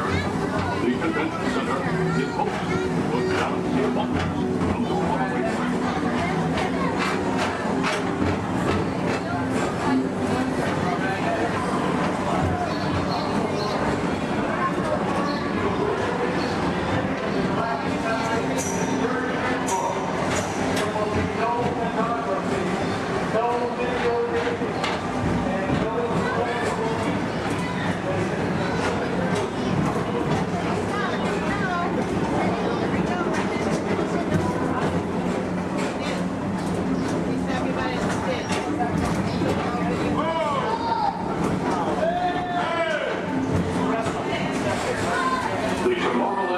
Retro Historical Society presents Walt Disney's 20th century vision for the future. This model city dared to dream the perfect community in which to work, live, and play.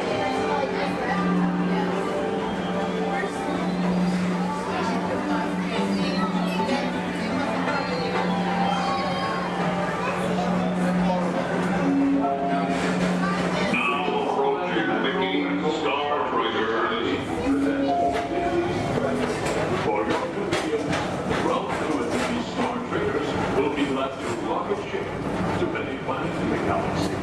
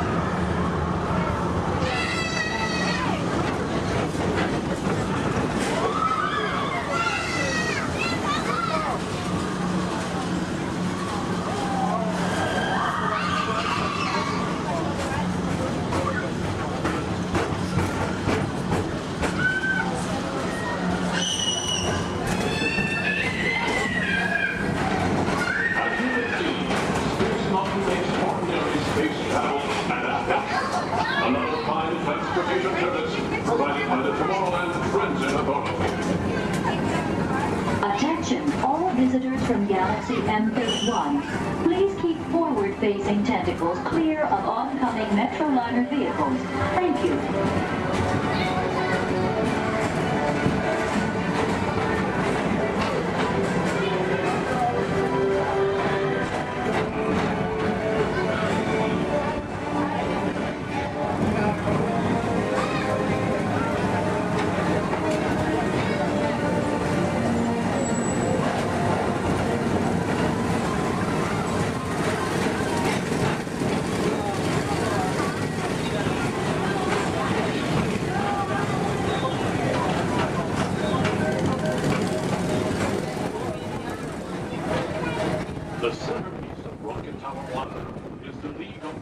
astronaut.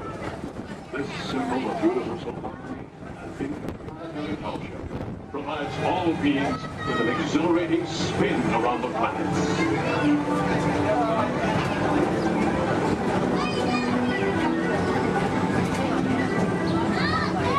Remember, Blue Line passengers, for all your future travel needs, the TTA services all of Tomorrowland's outlying areas, including the personal rocket ship docking lot, and of course, perfect parking, the latest Paging Mr. Morrow, Mr. Tom Morrow. Your party with Saturn has arrived. Please give them a ring. Now approaching Walt Disney's Carousel of Progress.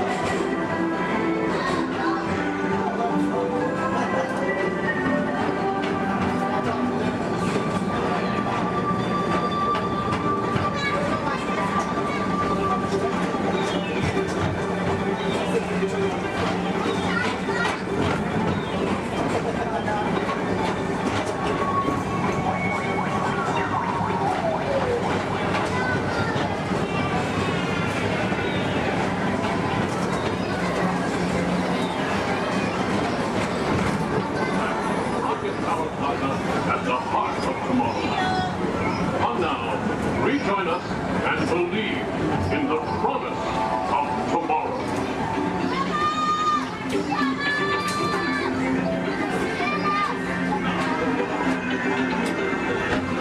Rocket Tower final station.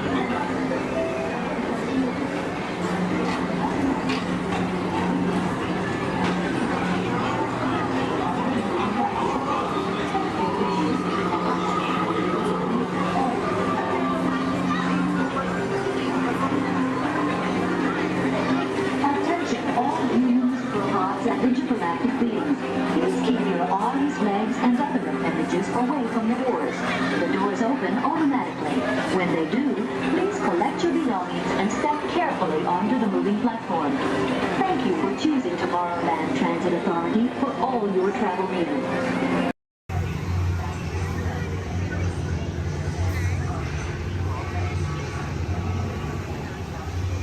Time travel commencing in T-minus 10 seconds and counting. This is Seeker. Listen up. We've got to get in, grab the Iguanodon, and get out before that asteroid hits. Let's roll!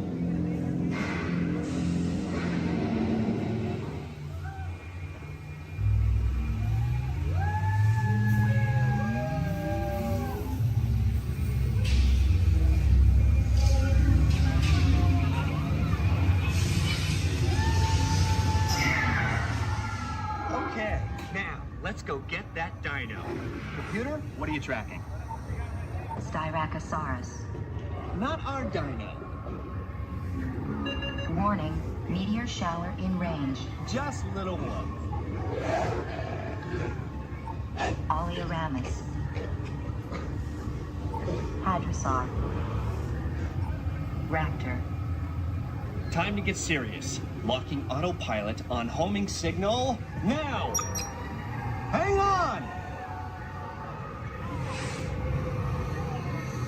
I'm tracking a big dino on the scope. Could be ours. Computer, full stop. Identified. Carnotaurus. definitely not our dino. Go, go, go!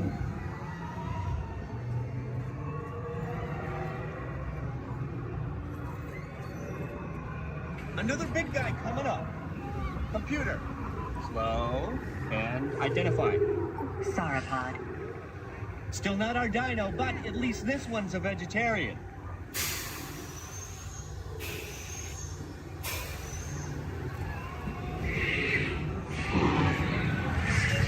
Asteroid impact in 90 seconds. We better move it. Pterodactyl. Incoming! Asteroid impact in 60 seconds. We can't stop now. Keep going, keep going. Compsognathus. Computer, what's happening? Loss of traction. Four-wheel drive, move it! Warning, meteor strike. Evasive maneuver! Left! Right! Left! Right! That was close. Computer, now what? Carnotaurus. That's it! Abort mission! Abort! Abort! Iguanodon. Forget it! Get them out now! Asteroid impact. Brace yourself! This is it! They're not gonna make it! They're not gonna make it! Mission accomplished. You made it! I knew you would, and guess who made it back with you? I better find him before security does. Thanks for everything!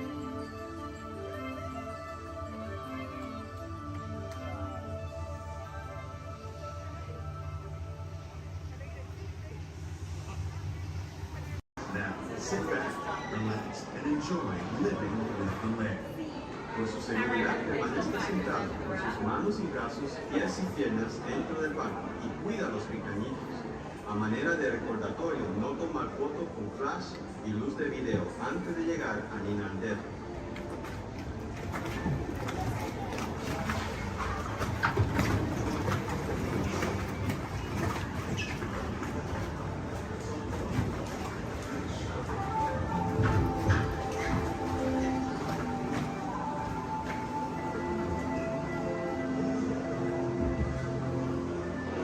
Welcome to a voyage of discovery and awareness of the richness, the diversity, and often surprising nature living with the land.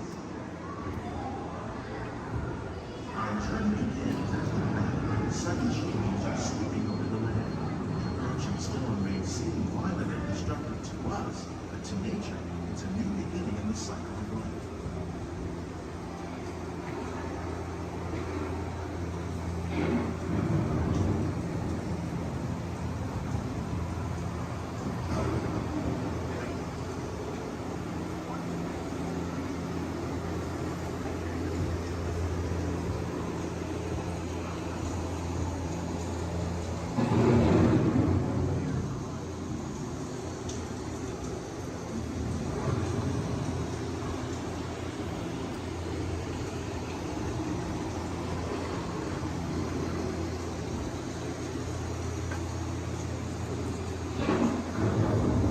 Beneath the surface of the land, roots trap water from the flowing mud, extracting precious nutrients and minerals. These elements, when combined with sunlight, create the diverse living systems above the land.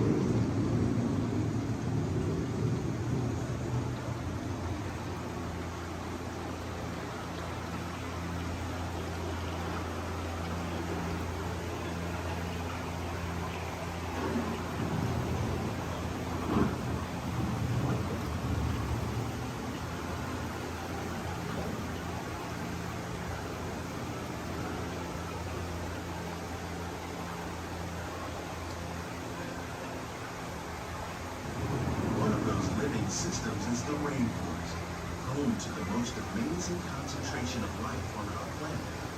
These dense and beautiful forests cover only a tiny portion of the Earth's surface, but they contain more than half of its plant and animal species.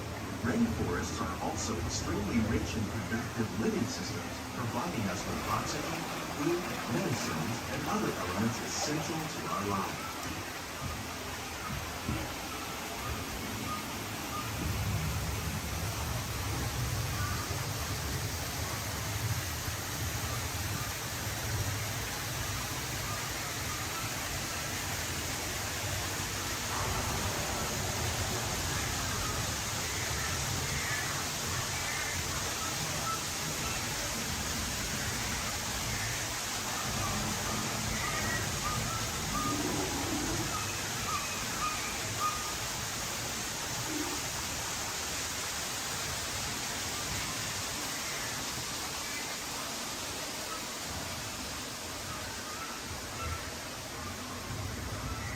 In the desert, nature has created a very different, no less beautiful living system. And while this arid landscape may seem lifeless, it is very much alive. The plants and animals that have learned to survive in these harsh conditions make use of what little water they can find and avoid the scorching rays of the relentless sun.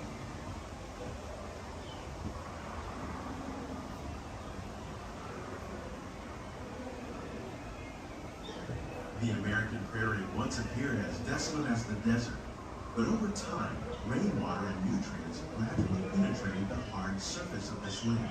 Even the hooves of the mighty buffalo helped create the rich soil that will one day become home to the American farm.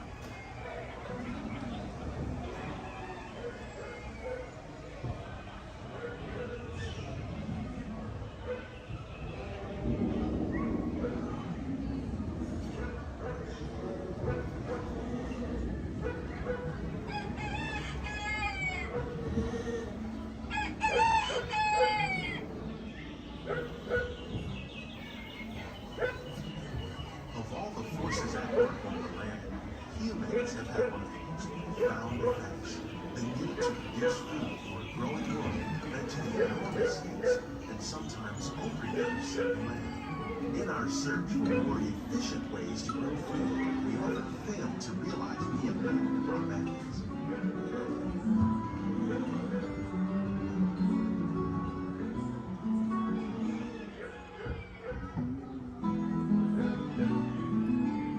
Today, we're learning to live with the land, discovering better ways to grow food that will assure both human and environmental well-being.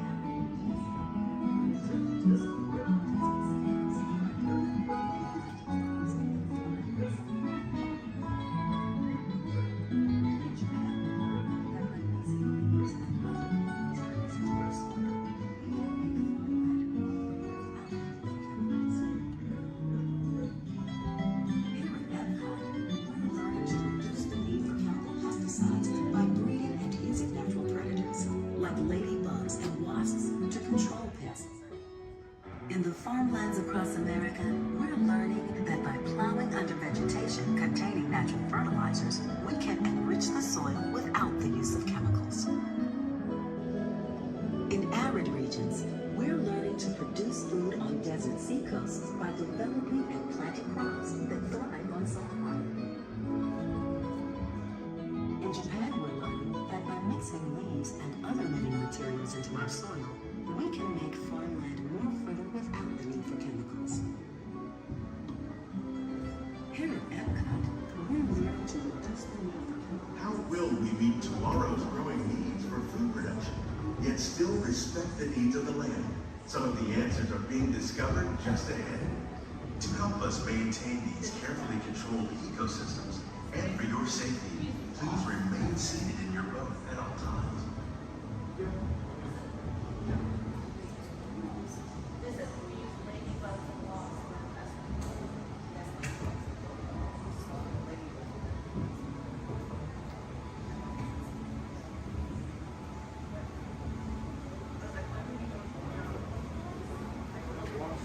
Welcome to our living laboratory, where scientists from Epcot and the U.S. Department of Agriculture are exploring innovative ways to produce relevant harvests now and into the future.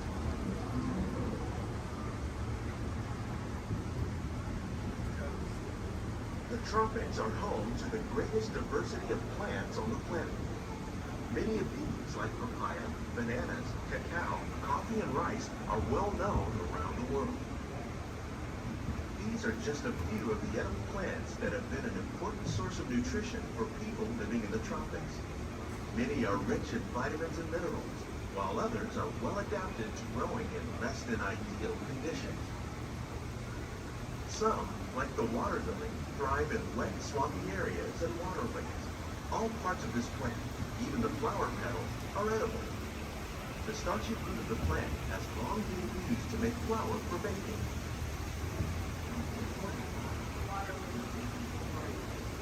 One day, many of these lesser-known tropical plants may be as important as the bananas growing on both sides of the boat. More than 28 million tons of bananas are eaten annually, making it the most popular fruit in the world.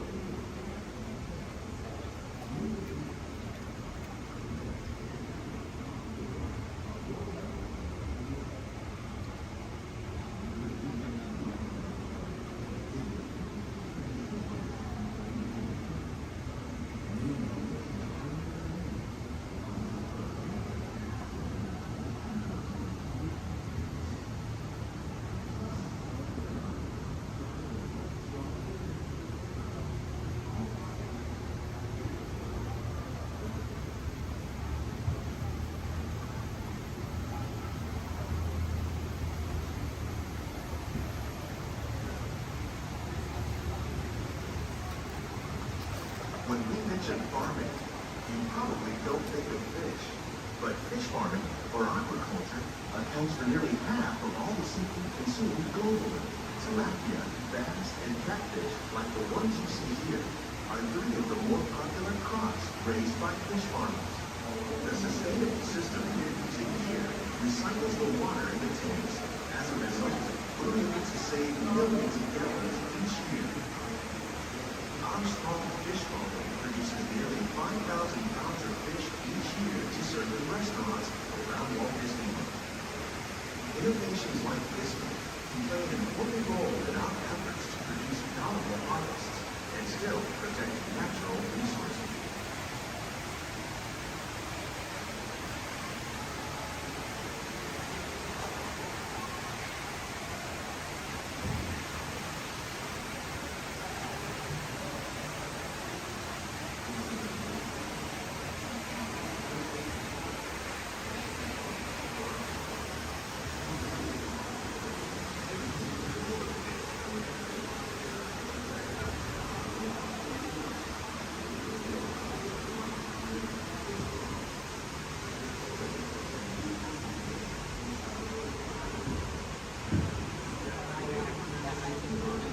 While there are more than 50,000 edible plant species in the world, most of us are only familiar with the handful that make up our everyday diet.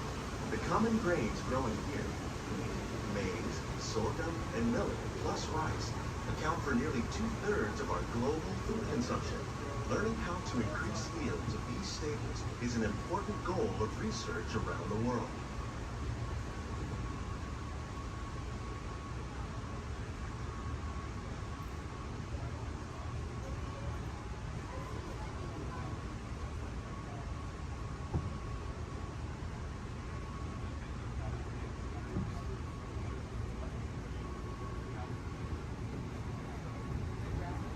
These plants are definitely on their way up.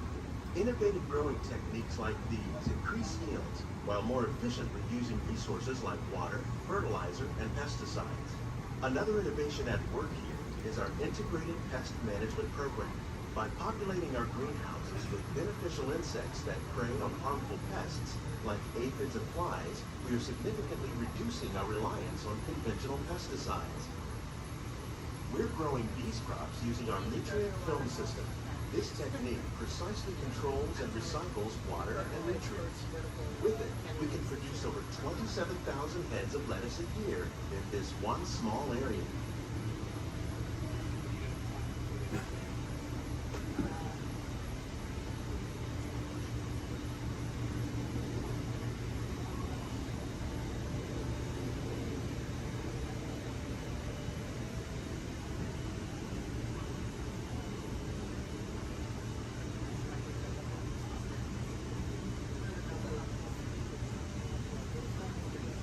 Some of our best ideas have been inspired by nature, like these fruit and vegetable trees. By growing these ground plants vertically, we can increase yields and better control diseases. These crops taste as good as they look. In fact, we serve more than 15 tons of produce from our greenhouses in restaurants here at the land every year.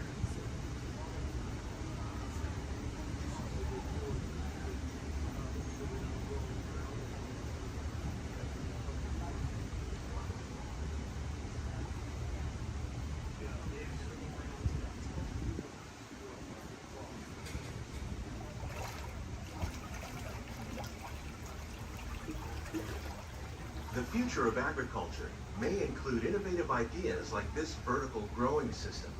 Plants grown in this way use a fraction of the space required by traditional growing methods. That saves water and increases production. The aquaponics system on your left combines hydroponics with aquaculture. The fish provide a natural source of fertilizer for the plants, and the plants help keep the water clean for the fish. It's another great way to produce more while using less. In our lab, Epcot scientists are working with the U.S. Department of Agriculture on a number of innovative projects. The goal of these efforts is to produce higher yielding and better quality plants.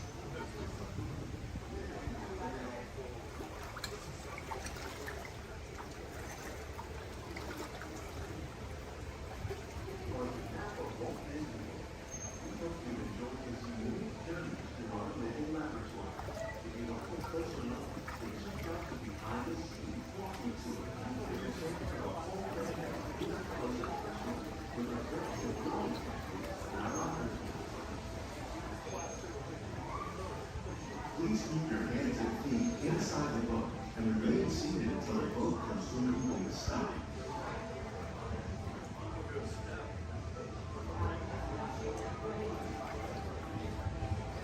These greenhouses represent just a fraction of the work being done worldwide to produce bountiful harvests for our growing population. Scientists, farmers, and even backyard gardeners are doing their part to improve the quantity and quality of foods that we all rely upon. Together, we can continue to find more ways to increase food production and protect our precious natural environment. Only then will we truly be living with the land.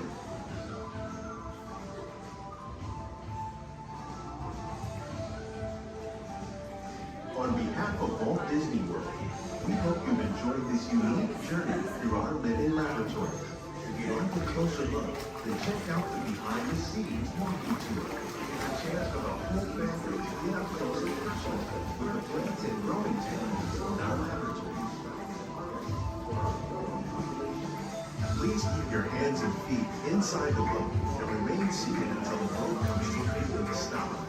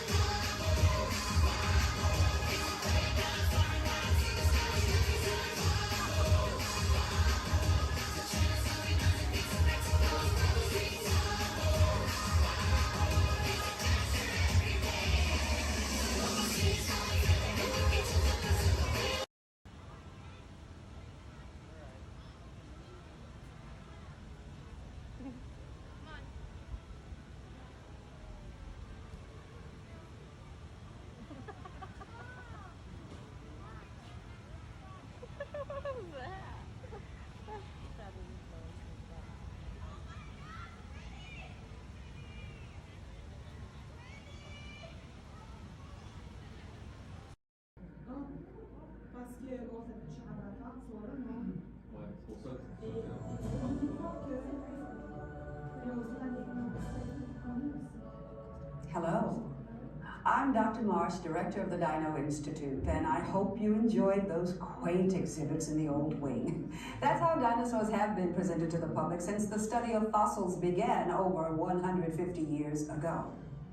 Today, that bare bones approach is about to become extinct. In a perfect blending of science and technology, the Dino Institute has created the Time Rover, an amazing vehicle that will literally transport you to the age of the dinosaurs. How? That's proprietary. But the result is a breathtaking journey through a prehistoric world where you will witness the most spectacular creatures to ever walk the earth. In a moment, you'll be going live to our control center for a comprehensive safety briefing, and then it's on to the tour that will convince you forever that the future is truly in the past.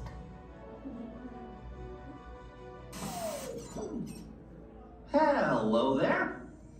Welcome to our little trans-dimensional joyride, folks. I'm Dr. Seeker, your friendly controller and a heck of a paleontologist, if I do say so myself. But let's not talk about me, let's talk about you, and how you can help me make history today with the Time Rover. It's like this. If I can bring you back from the Cretaceous period, it stands to reason that I can bring back a live dinosaur with you. And not just any dinosaur. Take a look at this guy. He's an iguanodon, and I'm certain that he is the key to understanding these magnificent creatures.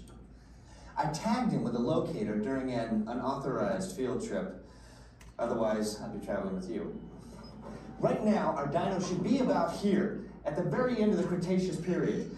That's where you're going today. I've arrived, it seems, just in time to correct a little misstatement. Dr. Marsh. That is impossibly close to the giant asteroid impact that destroyed most life forms on Earth. Our tours are designed to take you to the early Cretaceous period, and I can assure you that all time rovers have been securely locked on those coordinates.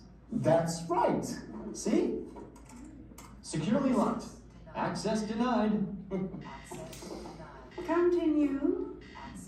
Of course. We were just talking about seatbelts. Plug them in, use them. It can get kind of choppy out there, so keep your hands and arms inside the vehicle at all times.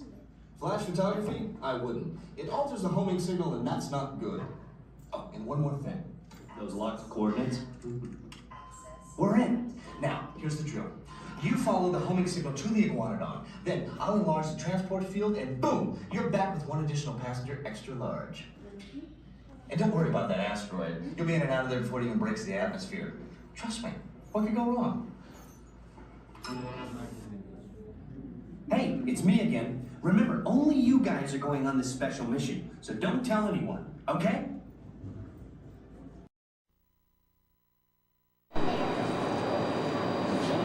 Please stand clear of the doors. Por favor, manténganse alejados de las puertas.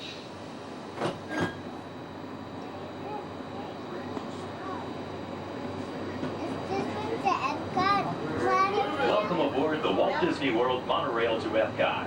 For those of you standing, please hold on to the handrails throughout our journey and stay clear of the doors. For the comfort of others, no smoking, please. Thank you.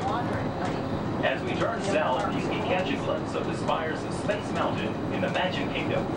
Nearby is Disney's 8th-ranked contemporary resort. Where are we at? That's where we were just at.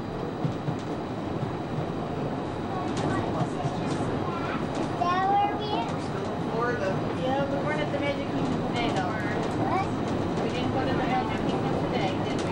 Yeah, we did. Yeah, we did. When? We were in Animal Kingdom. Right now, we're kind of taking a little break.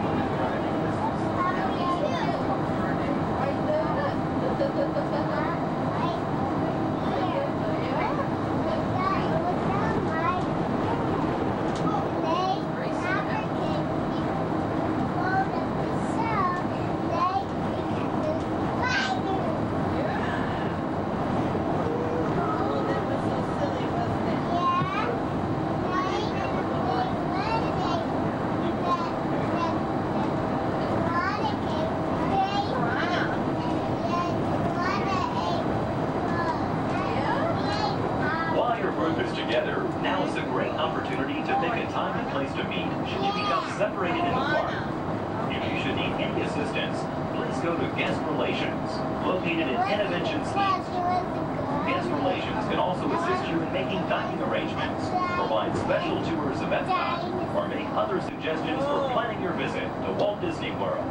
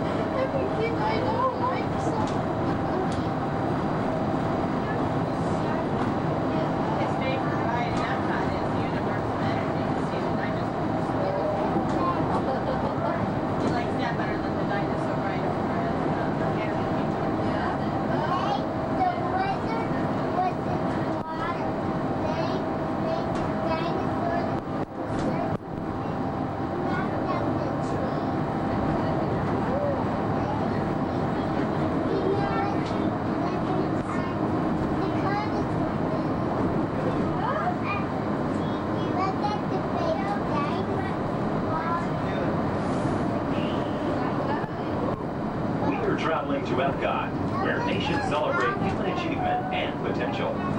Its 300 acres are divided into two worlds, Future World and World Showcase. Future World offers fascinating explorations into realms of energy, transportation, and imagination. You'll also find adventures in communications, sea exploration, food production, and other vital topics. World Showcase is a community of nations, highlighting the accomplishments and cultures of people around the world. On the banks of the 40-acre World Showcase Lagoon are Mexico, Norway, China, Germany, Italy, the American Adventure, Japan, Morocco, France, United Kingdom, and Canada. Young adults from each nation represented in World Showcase are among your hosts, making this a true international exchange.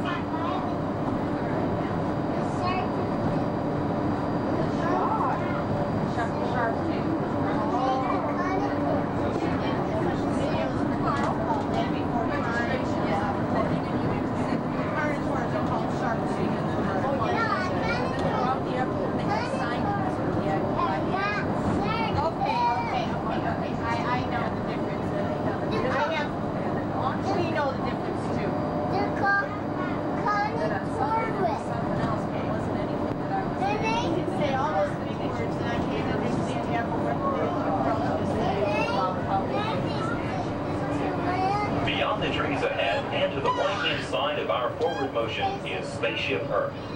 This 18-story geosphere marks the entrance to Epcot. Inside Spaceship Earth, time machine vehicles take you through the evolution of human communications, from a distant yesterday to the dawn of tomorrow.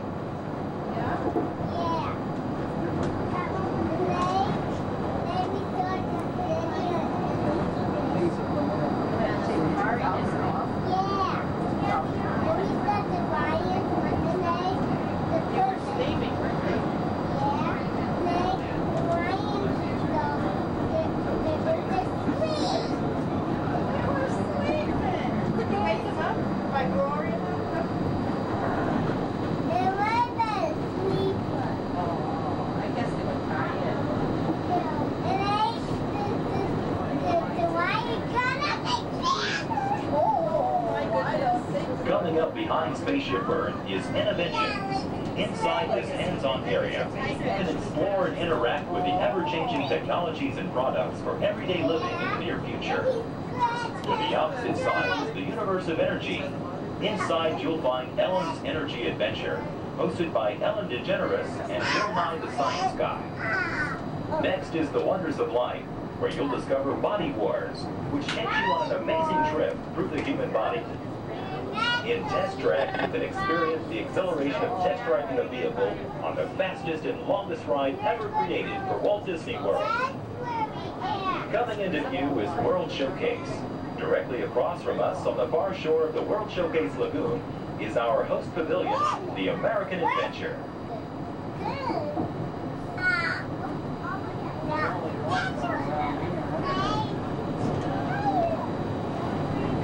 The glass pier pyramids are the gateway to your journey into imagination. Inside, you can find the 3D adventure, Honey, I Shrunk the Audience. Join Professor Wayne Zielinski as he receives the Inventor of the Year award for his incredible shrinking machine. Next is the land, where you'll discover creative partnerships between people and the land around the world.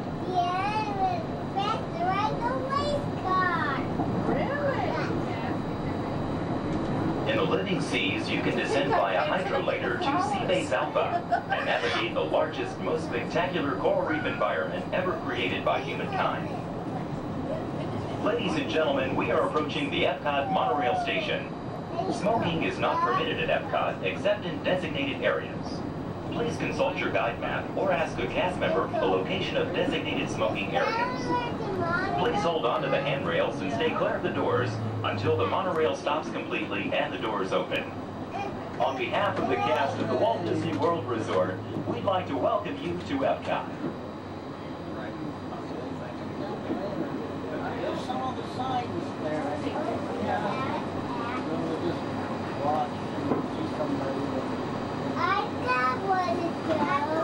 Sit down. Sit down, please.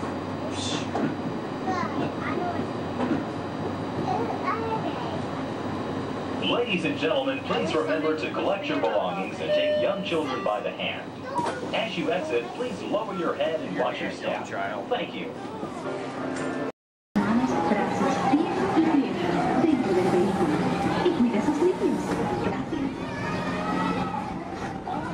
Step carefully onto the moving platform, then step in. For your safety, remain seated throughout your journey, keeping your hands, arms, feet, and legs inside the car. Supervise your journey. Remember to stay clear of the doors, but open and close automatically. Enjoy your trip aboard the Metroliner.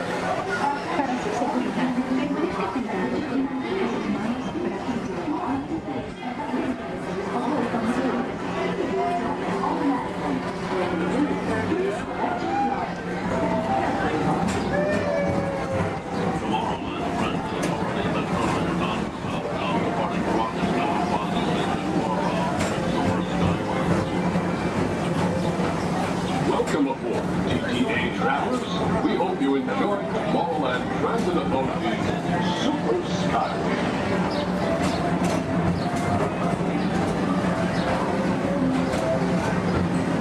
Now approaching Tomorrowland Interplanetary Convention Center.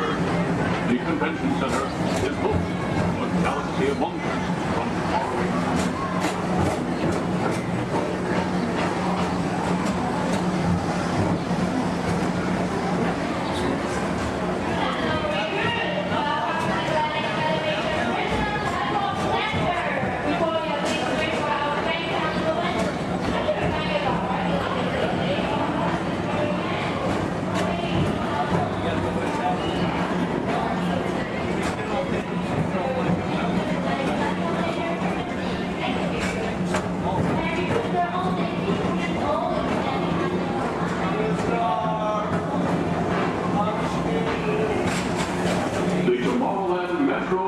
Historical Society presents Walt Disney's 20th Century Vision for the Future.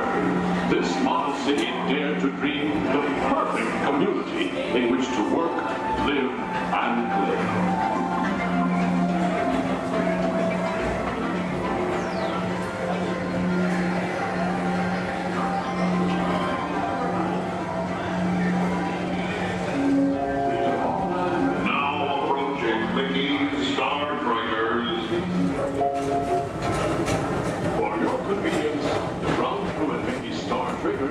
Be glad to rocket ship to any planet in the galaxy.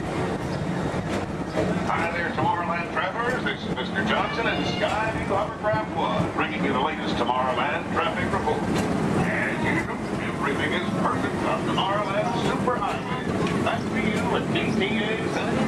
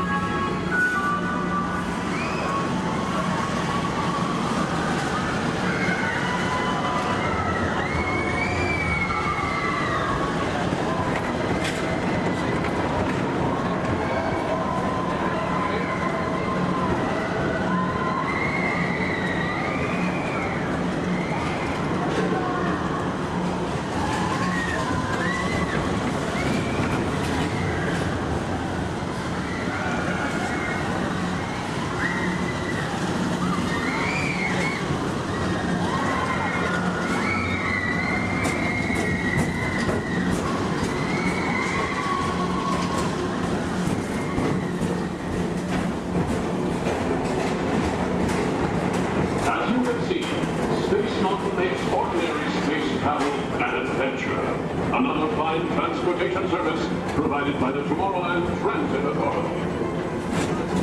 Attention, all visitors from Galaxy M31. Please keep forward-facing tentacles clear of oncoming Metroliner vehicles. Thank you.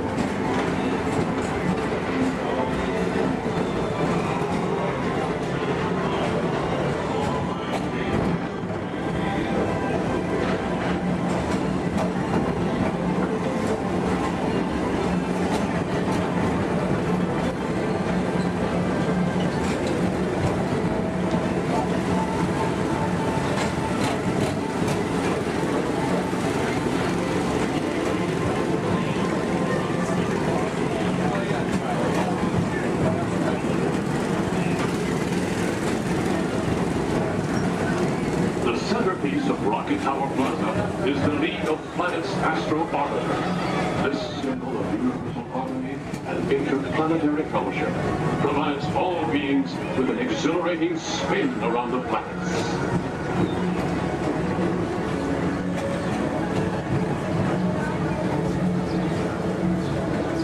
Blue Line passengers, for all your future travel needs, the TTA services all of Tomorrowland's outlying areas, including the personal rocket ship docking lot, and of course, perfect park acres. Paging Mr. Morrow, Mr. Tom Morrow. Your party for the Saturn has arrived. Please give them a ring. Now approaching Walt Disney's Carousel of Progress.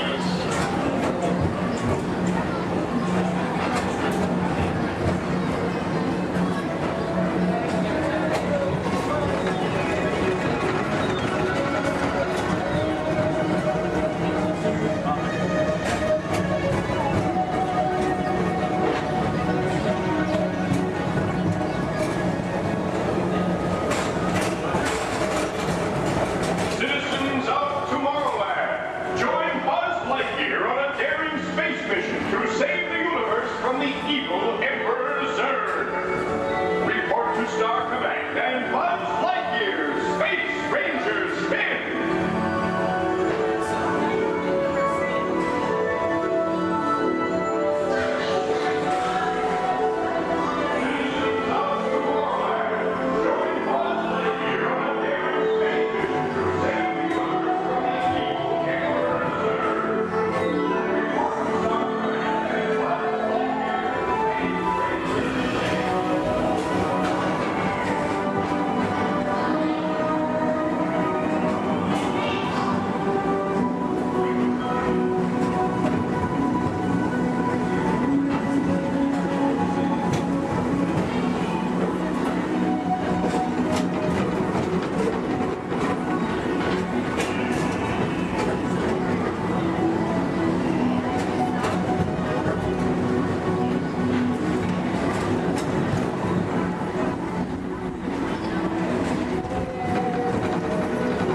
Welcome back to Rocket Tower Plaza at the heart of Tomorrowland. Come now, rejoin us and believe in the promise of tomorrow.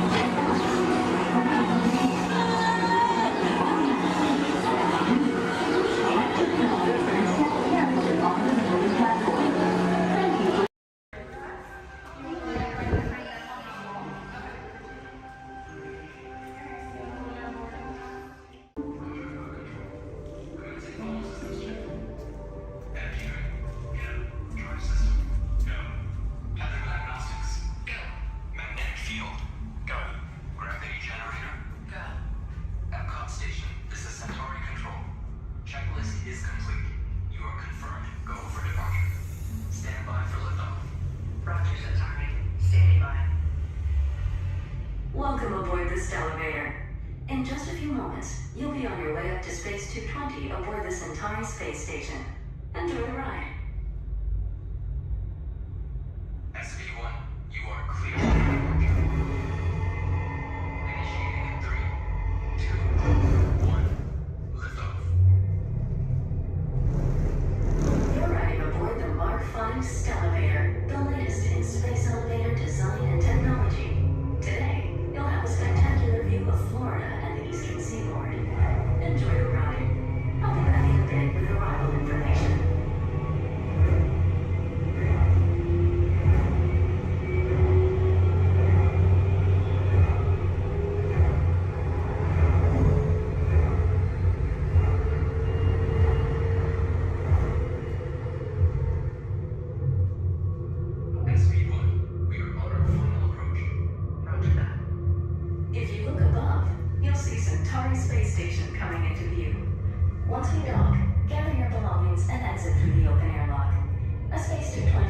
be waiting for you. SV1 cleared for approach. Gravity generator active. Airlock activated. Docking complete.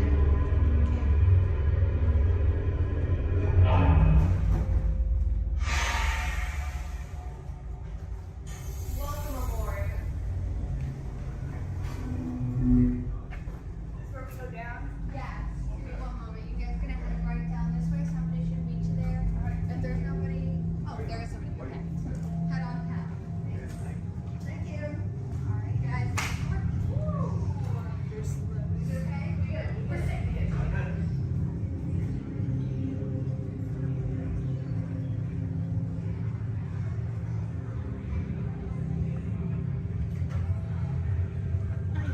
Hello guys, I'll Hello. take that boarding pass. What's the last name? Niece? Alright, for Joffrey? Yes. Alright, you guys can follow me. How was the trip up today? Was it good? Very good. Awesome.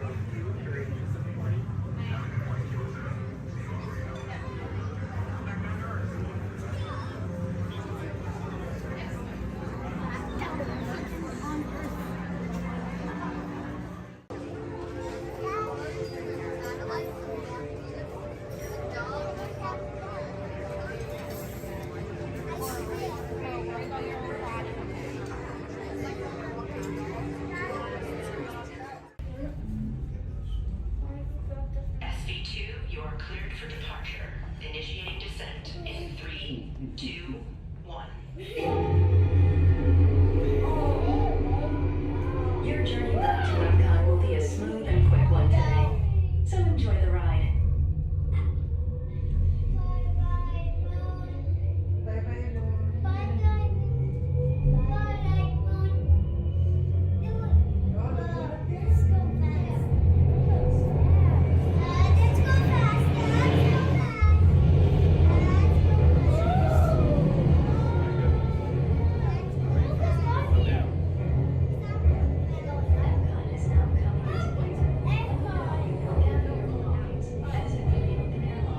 Watch your younger travelers. Yeah, it's way fast. SV2 cleared.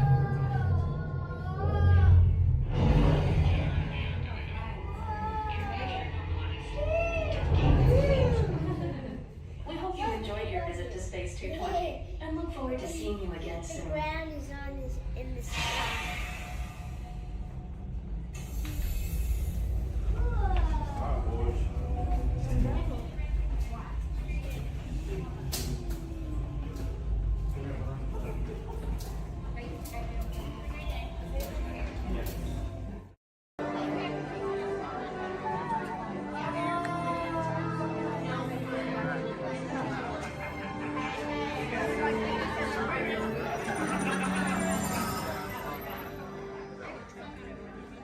Greetings, Terrans.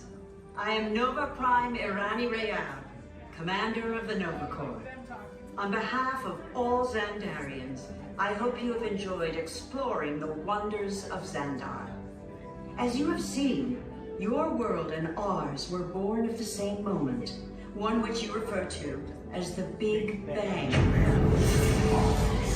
As such, we are all galactic neighbors in a vast universe which we and countless others share. For you to travel to Xandar would take 2.5 million years, assuming you had a ship that could fly at the speed of light. So we decided to come to you.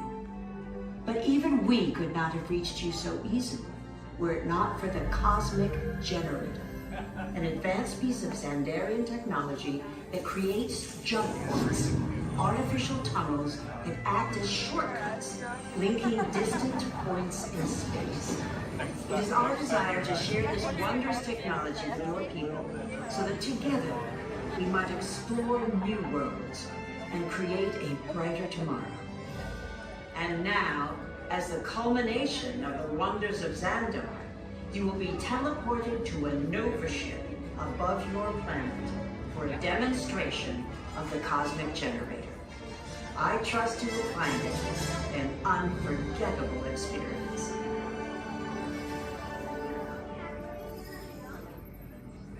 Welcome, people of Epcot, Epcoters, Epcotians, citizens of Epcot. Does anyone know what they call themselves? What? Someone needs to tell me when I'm on. Welcome, Epcot Terrans. I am Centurion Tal Merrick, and we're just about ready to teleport you up to the ship for the demonstration. As you're about to enter a secure Nova area, I must ask you to put away your Terran communication devices at this time. Recording of any type is strictly prohibited. I am very serious about this. Now, please step forward into the chamber. You're gonna love this. You're on! That was the best. That was like probably highlight. You're on! Someone get that guy there. I should warn you that we have never teleported Terrans before. But since your molecular structure is very similar to Xandarians, it should work. It'll work. So long as you are standing inside the lighted ring.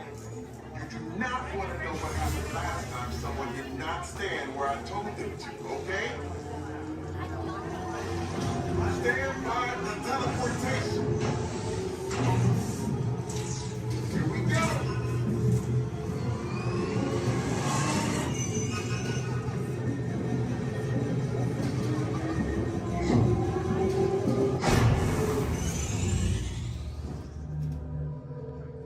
You made it. I mean, of course you did. Nova Prime, they're ready. Excellent. What you see before you is the cosmic generator.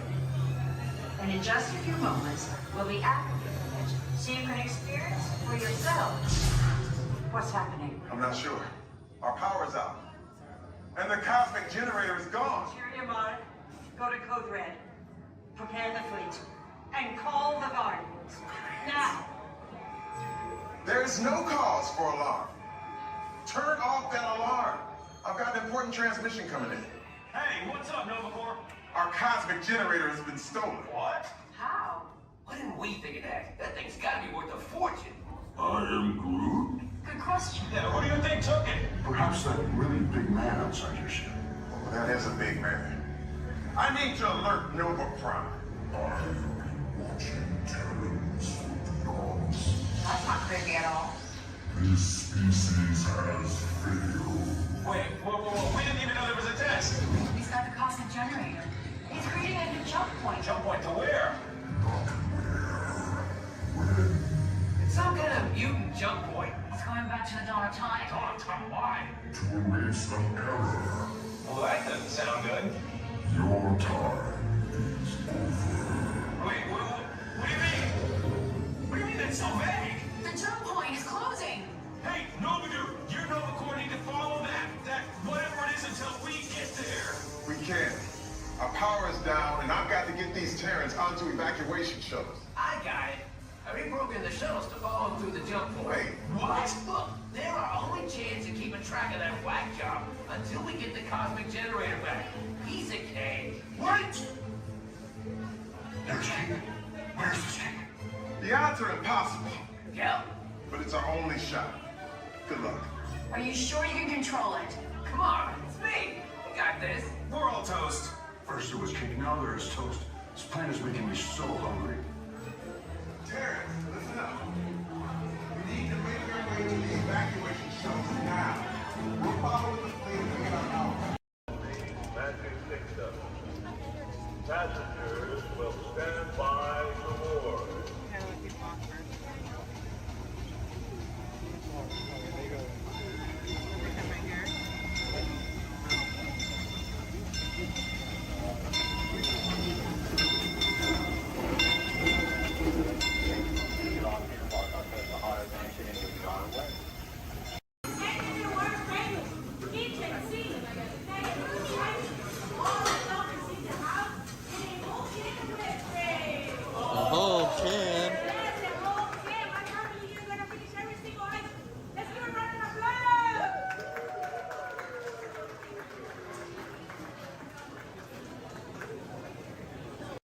journey. Para su seguridad, permanezca sentado y mantenga sus manos, brazos, pies y piernas dentro del vehículo. Y cuide a sus niños. Gracias. Please step carefully onto the moving platform, then step into the car. For your safety, remain seated at all times, keeping hands, arms, feet, legs, and other appendages inside your car. And please stay right here. Thank you. Stay clear of the doors until comfortable. Please keep all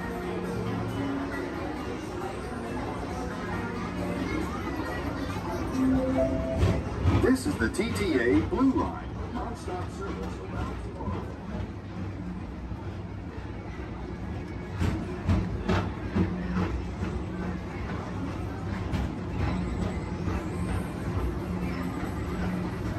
Greetings, intergalactic travelers. Welcome aboard the People Mover, presented by Enterprise. I'm Borak 5, your guide aboard this highway in the sky, the absolute best way to see Tomorrowland. And my stars, is there ever lots to see? From spacecraft to monster labs, there's really nothing like today in Tomorrowland. For your safety, if you have wings, jetpacks, or gravity polarizers, please do not take flight while on board. Thank you.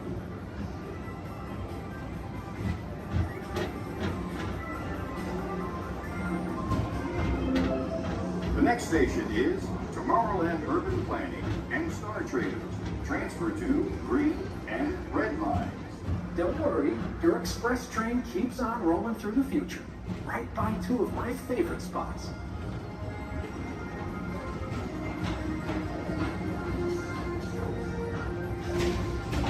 First up, Progress City, Walt Disney's amazing dream for a community of tomorrow. Did you know Progress City inspired Epcot and a lot of the visionary ideas throughout Walt Disney World? Look, there's even a tiny people mover. I wonder if that means there's a tiny board either.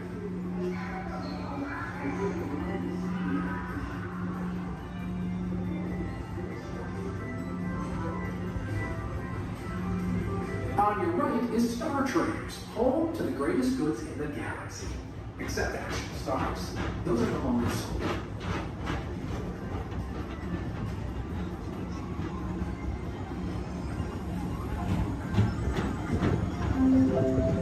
Now approaching Tomorrowland Speedway and Tron Light Cycle Run. I love a good circuit, and these are two of the best tracks of the cosmos for a bit of light, speedy competition.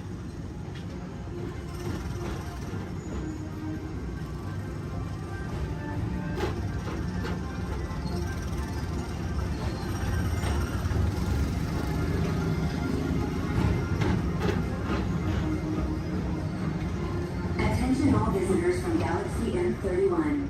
Please keep forward-facing tentacles clear of oncoming vehicles. Thank you.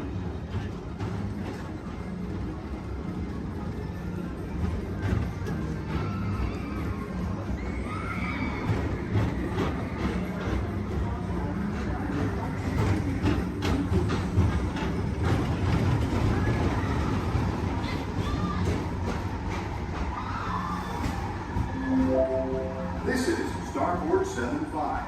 Or as we locals call it, Spaceman. Our high-speed rocket port to distant deep space destinations.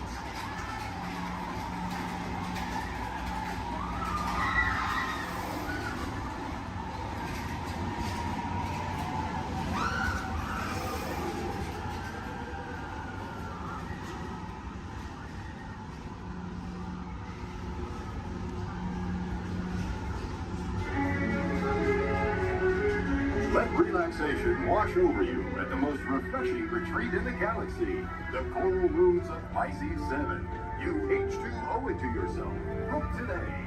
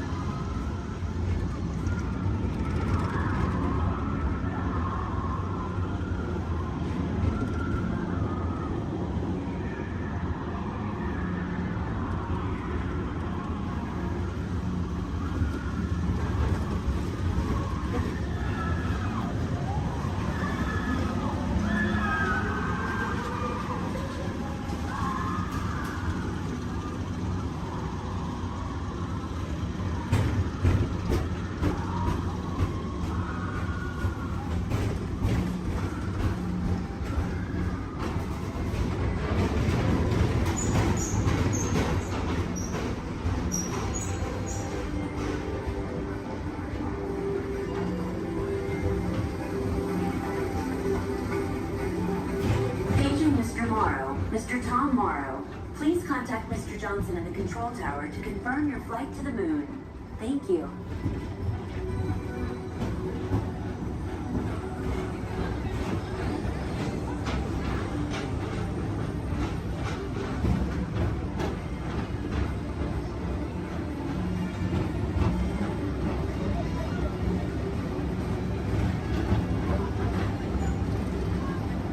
Attention all visitors from Galaxy M31. Please keep forward-facing tentacles clear of oncoming vehicles.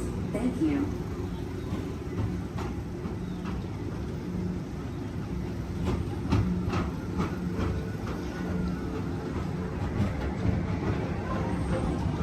To your right is the Astro Orbiter, our celestial symbol of interplanetary harmony and fellowship.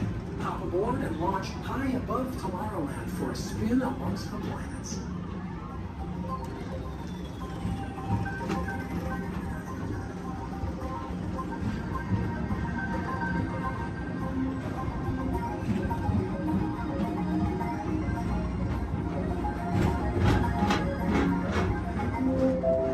The next station is Walt Disney's Carousel of Progress. As usual, we'll keep moving ahead, and so does the carousel. Like progress itself, this theater never stops, inspiring new generations to dream of a great, big, beautiful tomorrow.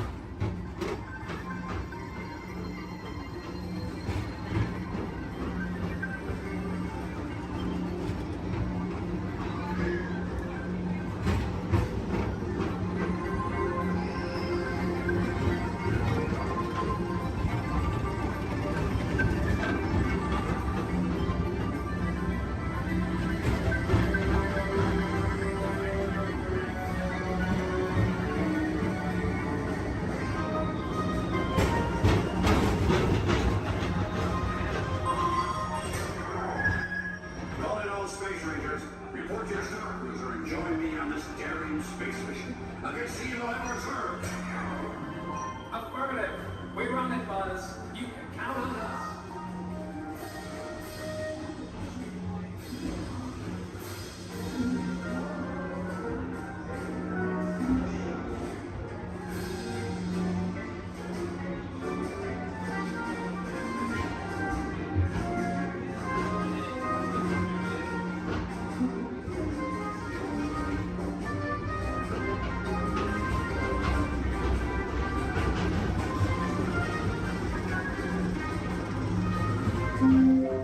Now approaching Monsters Incorporated Laugh Floor. Mike Wazowski has brought in some real monsters of comedy. Whether you have one eye or nine, take the time to see this show. Now approaching Tomorrowland Transit Authority Station. My fellow sentient life forms, our people mover journey has nearly come full orbit. Thanks for riding with us. It's been a pleasure to have you aboard.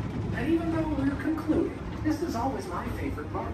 Because now is the time. Now is the best time to go out and explore tomorrow. Today. See you in the future.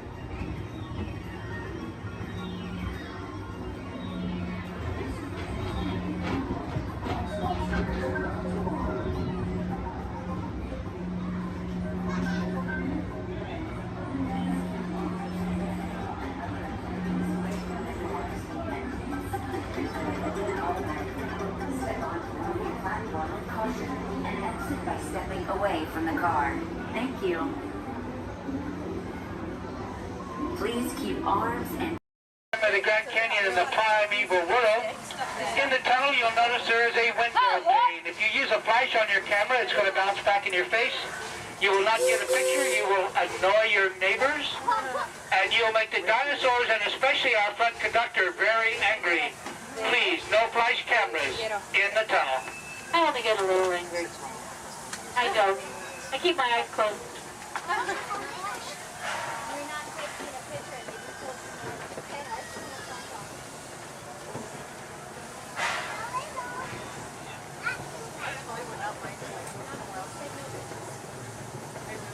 To those joining us, welcome aboard. The next leg of our journey will take us along the rim of the Grand Canyon. It's a mighty long drop to the canyon floor, So for your safety, stay seated with your hands, arms, feet, and legs inside the train. Be sure to watch your kids and no flash pictures, please. Para su seguridad, permanezca sentado y mantenga las manos, brazos, pies y piernas dentro del tren y cuide a los pequeños. Por favor, no tomen fotografías con flash.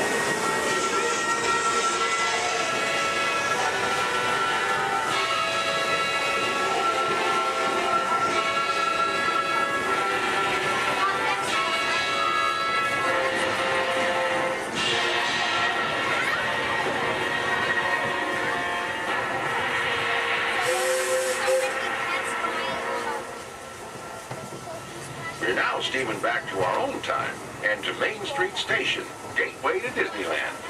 If you'll be leaving us here, stay in your seat till we come to a full stop. And remember to gather all your personal belongings, including the young'uns if you got any, and step carefully from the train. I'd especially like to thank those of you who've been with me for the Grand Circle Tour of Disneyland. We surely hope you enjoyed your travels with us and that you'll come back and see us again real soon. For those of you traveling on, we'll be on our way again in just a few minutes. This is Main Street Station, Main Street, USA.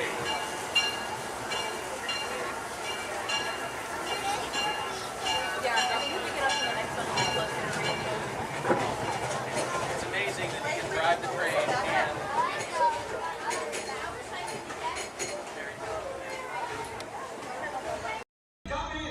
I have an opportunity for you all that is bad, dangerous. I was going to say profitable. You think I'm so heartless I would send my friends into danger? You insult my honor. And believe me, I have very little honor to insult. We'll talk later. We'll do everything around here. Hello, my friends. I am Hondo Onaka, and this is Onaka Transport Solutions. Today, I am offering the opportunity of a lifetime. I need flight crews to transport this valuable merchandise across the galaxy. Pilots to navigate, engineers to operate the ship, and gunners to defend the shipments. And that is where you come in.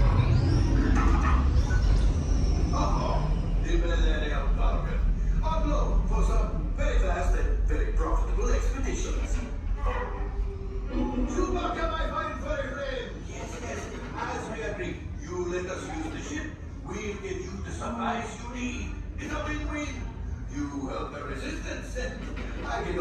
seats.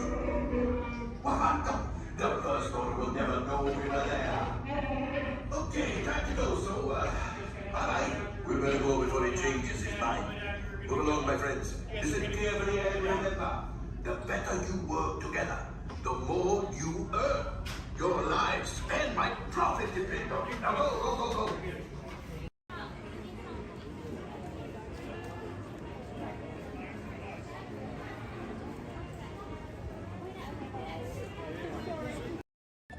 Look inside yourself.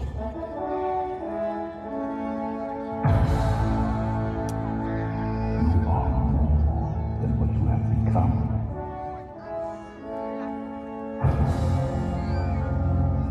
Remember who you are.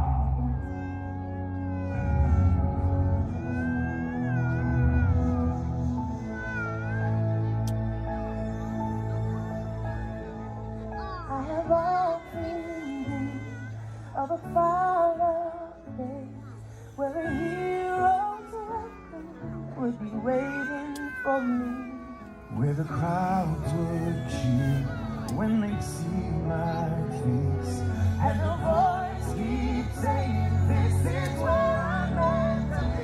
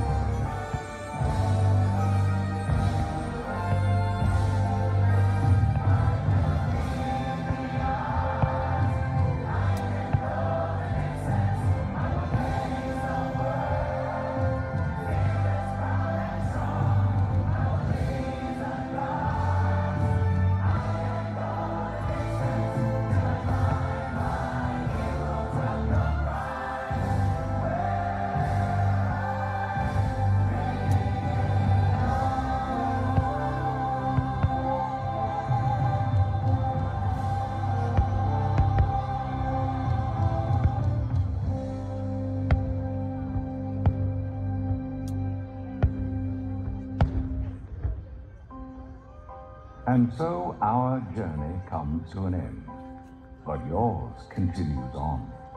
Grab hold of your dreams and make them come true. For you are the key to unlocking your own magic. Now go, let your dreams guide you. Reach out and find your happily ever after. The battles, the stories, the losses, and all the glory were changed by the way we live every day. Just look up and reach to the sky. We all have the courage to fly.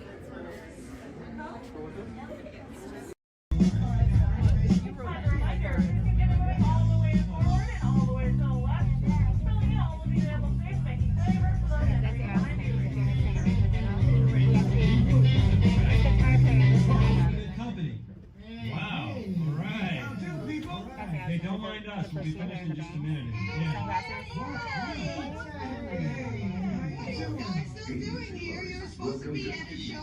Working out. I love the manager. Rocket roller coasters allows thrilling high-speed roller coaster test ride that includes sharp turns, upside down maneuvers, Okay, come on, guys.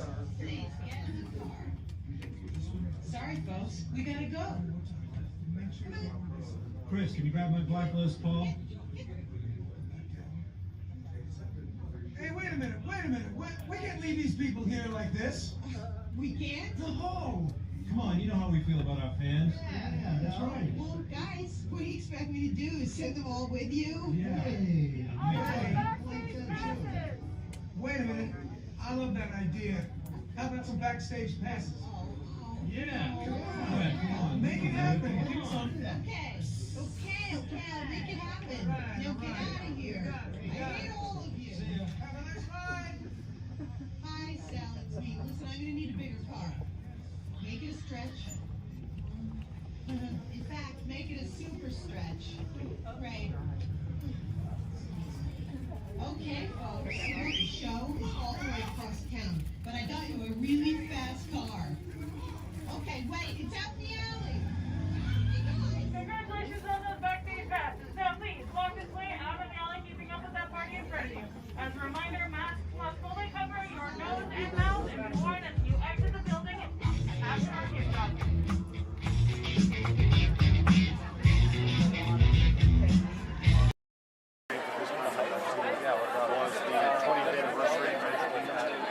Oh my God, that was the most amazing celebration I've ever seen them do. What they do? It was, I think they're sold out dancers, but they still got it was like 200 dancers on the street, and then 3 different marching bands. And the whole day of the answer, you just get nothing going on. George Disney standing with his dad, reading the dedication synced with his dad. I was the only one that got that joke. Then really began. Nothing to see here. Ladies and gentlemen, boys and girls, 55 years ago today, Walt Disney dedicated the happiest place on earth. Since then, Walt's dream has brought joy to millions around the world. Join us now as we go back to that memorable day, July 17, 1955. To all who come to this happy place, welcome. Disneyland is your land. Here age relives fond memories of the past. And here you may savor the challenge and promise of the future. Disneyland is dedicated to the ideals, the dreams, and the hard facts that have created America, with the hope that it will be a source of joy and inspiration to all the world. And now, let's all join together in singing Happy Birthday to Disneyland. Are you ready?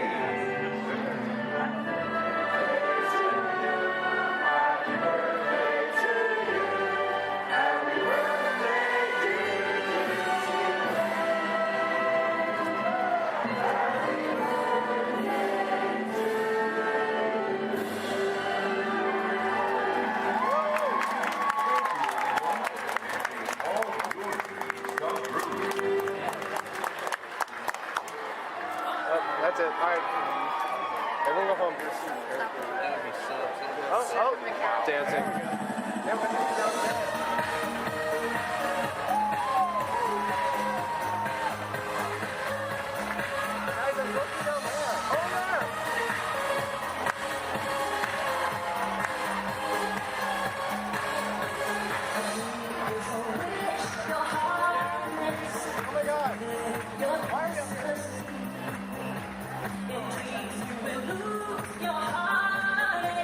Whatever you wish for, you keep.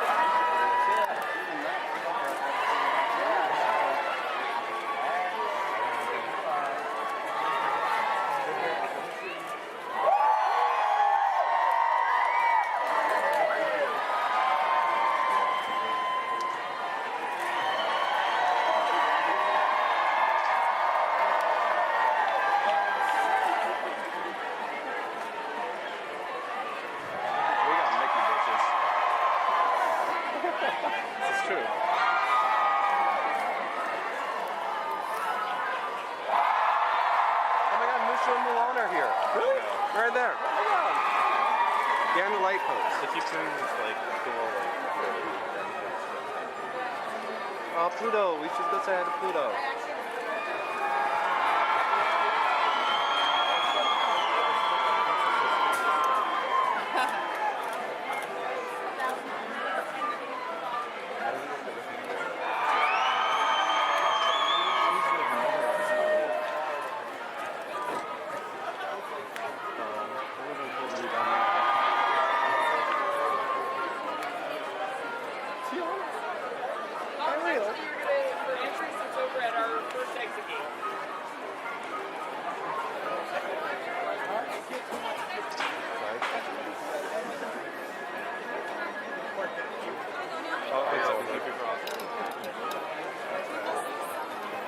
Some of them are leaving now.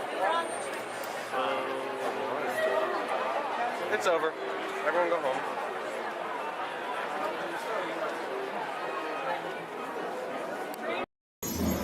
Welcome home. Please pay attention to the following safety information. When the automatic doors have opened, please proceed directly across the ramp into the cabin. Continue to move all the way across your aisle, filling in every available seat. Galactic regulations require that all carry-on items be safely stowed beneath your seats. To fasten your restraint, use the yellow strap to pull the belt out from the right side of the seat and snap the belt into the buckle on your left. For your safety, remain seated throughout your flight with your restraints securely fastened, and please watch your children. Para su seguridad, permanezcan sentados, con el cinturón de seguridad ajustado, y cuiden a los pequeñitos. Do not put on your flight glasses until instructed to do so by a crew member. One final reminder, smoking and photography are never permitted on any Star Tours flight. If you have any questions, don't hesitate to ask a Star Tours agent. You'll be boarding in just a few moments. Thank you.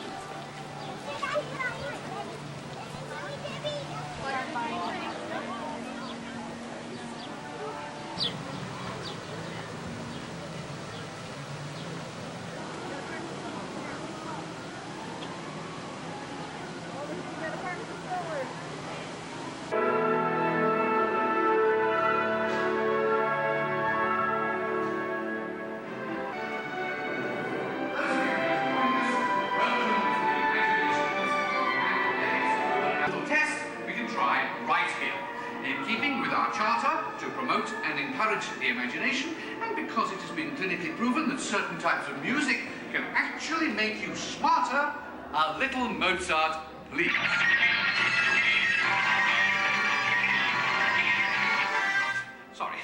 Sorry, that was the wrong type of music. And for those of you who might have dropped a few IQ points, just follow the people in front of you and we'll get you some help. And now, a little Mozart.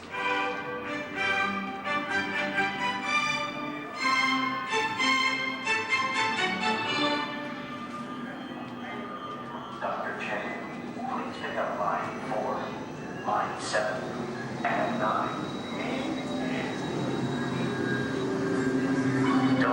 Dr. Nigel Channing, here with a quick one of my imagination. Please remain seated with your hands and arms inside the vehicle at all times.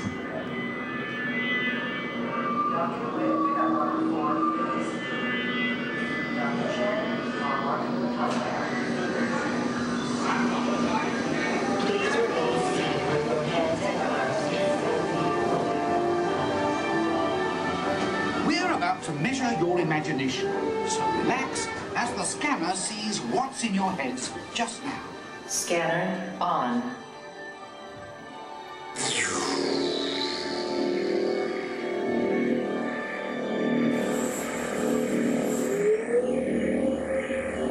Well, as you can see, there's not much going on upstairs, imagination-wise, but that's just perfect for our experiments. Yeah, I got the same ring at 5. The mark right there. Perfect. End of sequence. Give me tones and rapid history.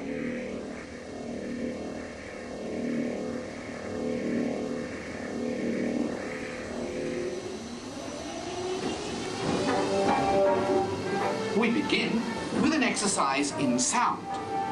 Listen closely and see what you hear.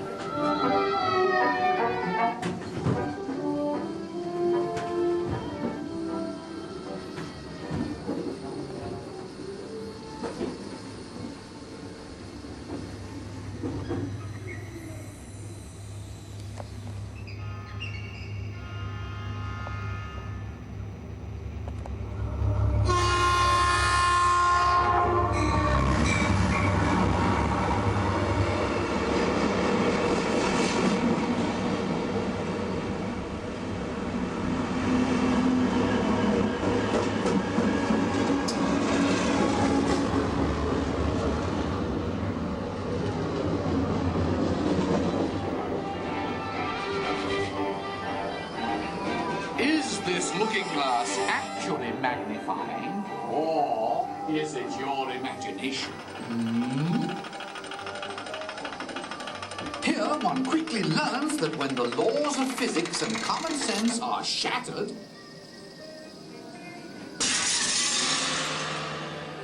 imagination takes over. Welcome to the illusion lab, where things are not always what they seem. Looks can be deceiving, can't they? Well then, take a second look. Now what do you see? When you use your imagination, nothing can truly hold you back.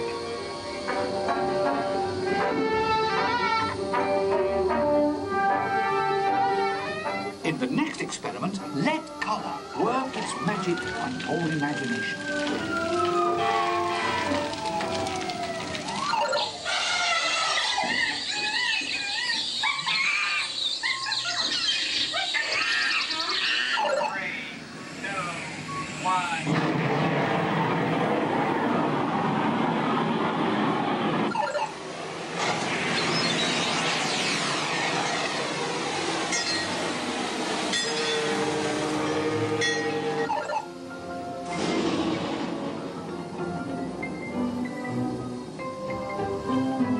And now an exercise all about making connections.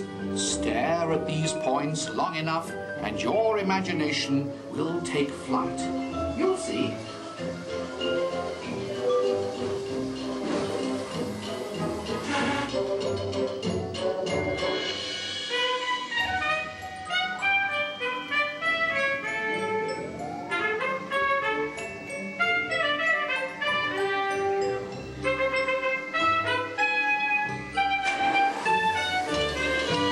Look at the world from a different angle, and anything is possible. possible in the gravity lab.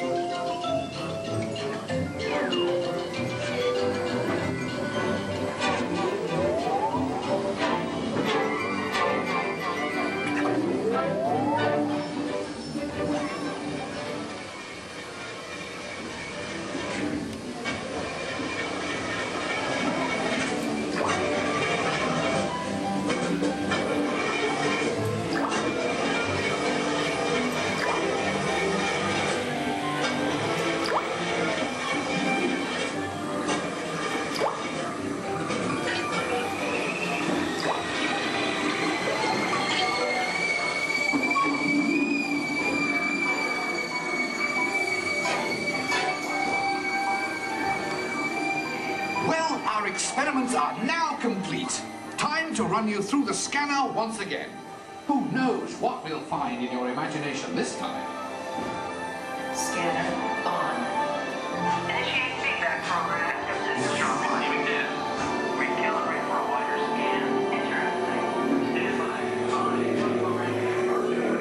Recalibrate. Settings at full. Scanner readings at 150, 175, and 150 performance level at optimum. You've pushed the scanner to the limit. This is absolutely unbelievable. Fantastic! Look what your imaginations have created.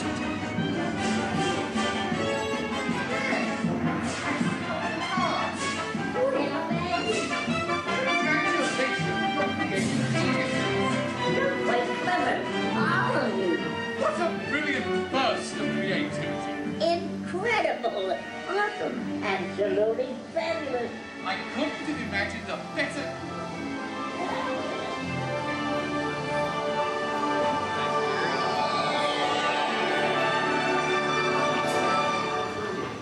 Reality restored.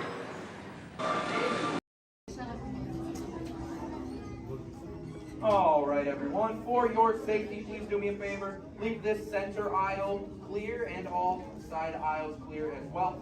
If for any reason you need to leave the theater, you can do so through these two right rear exit doors. That's if you're looking to leave. Please do so through these two right rear exit doors. They're a little bit heavy. Just give them a big old push and they'll open right up for you.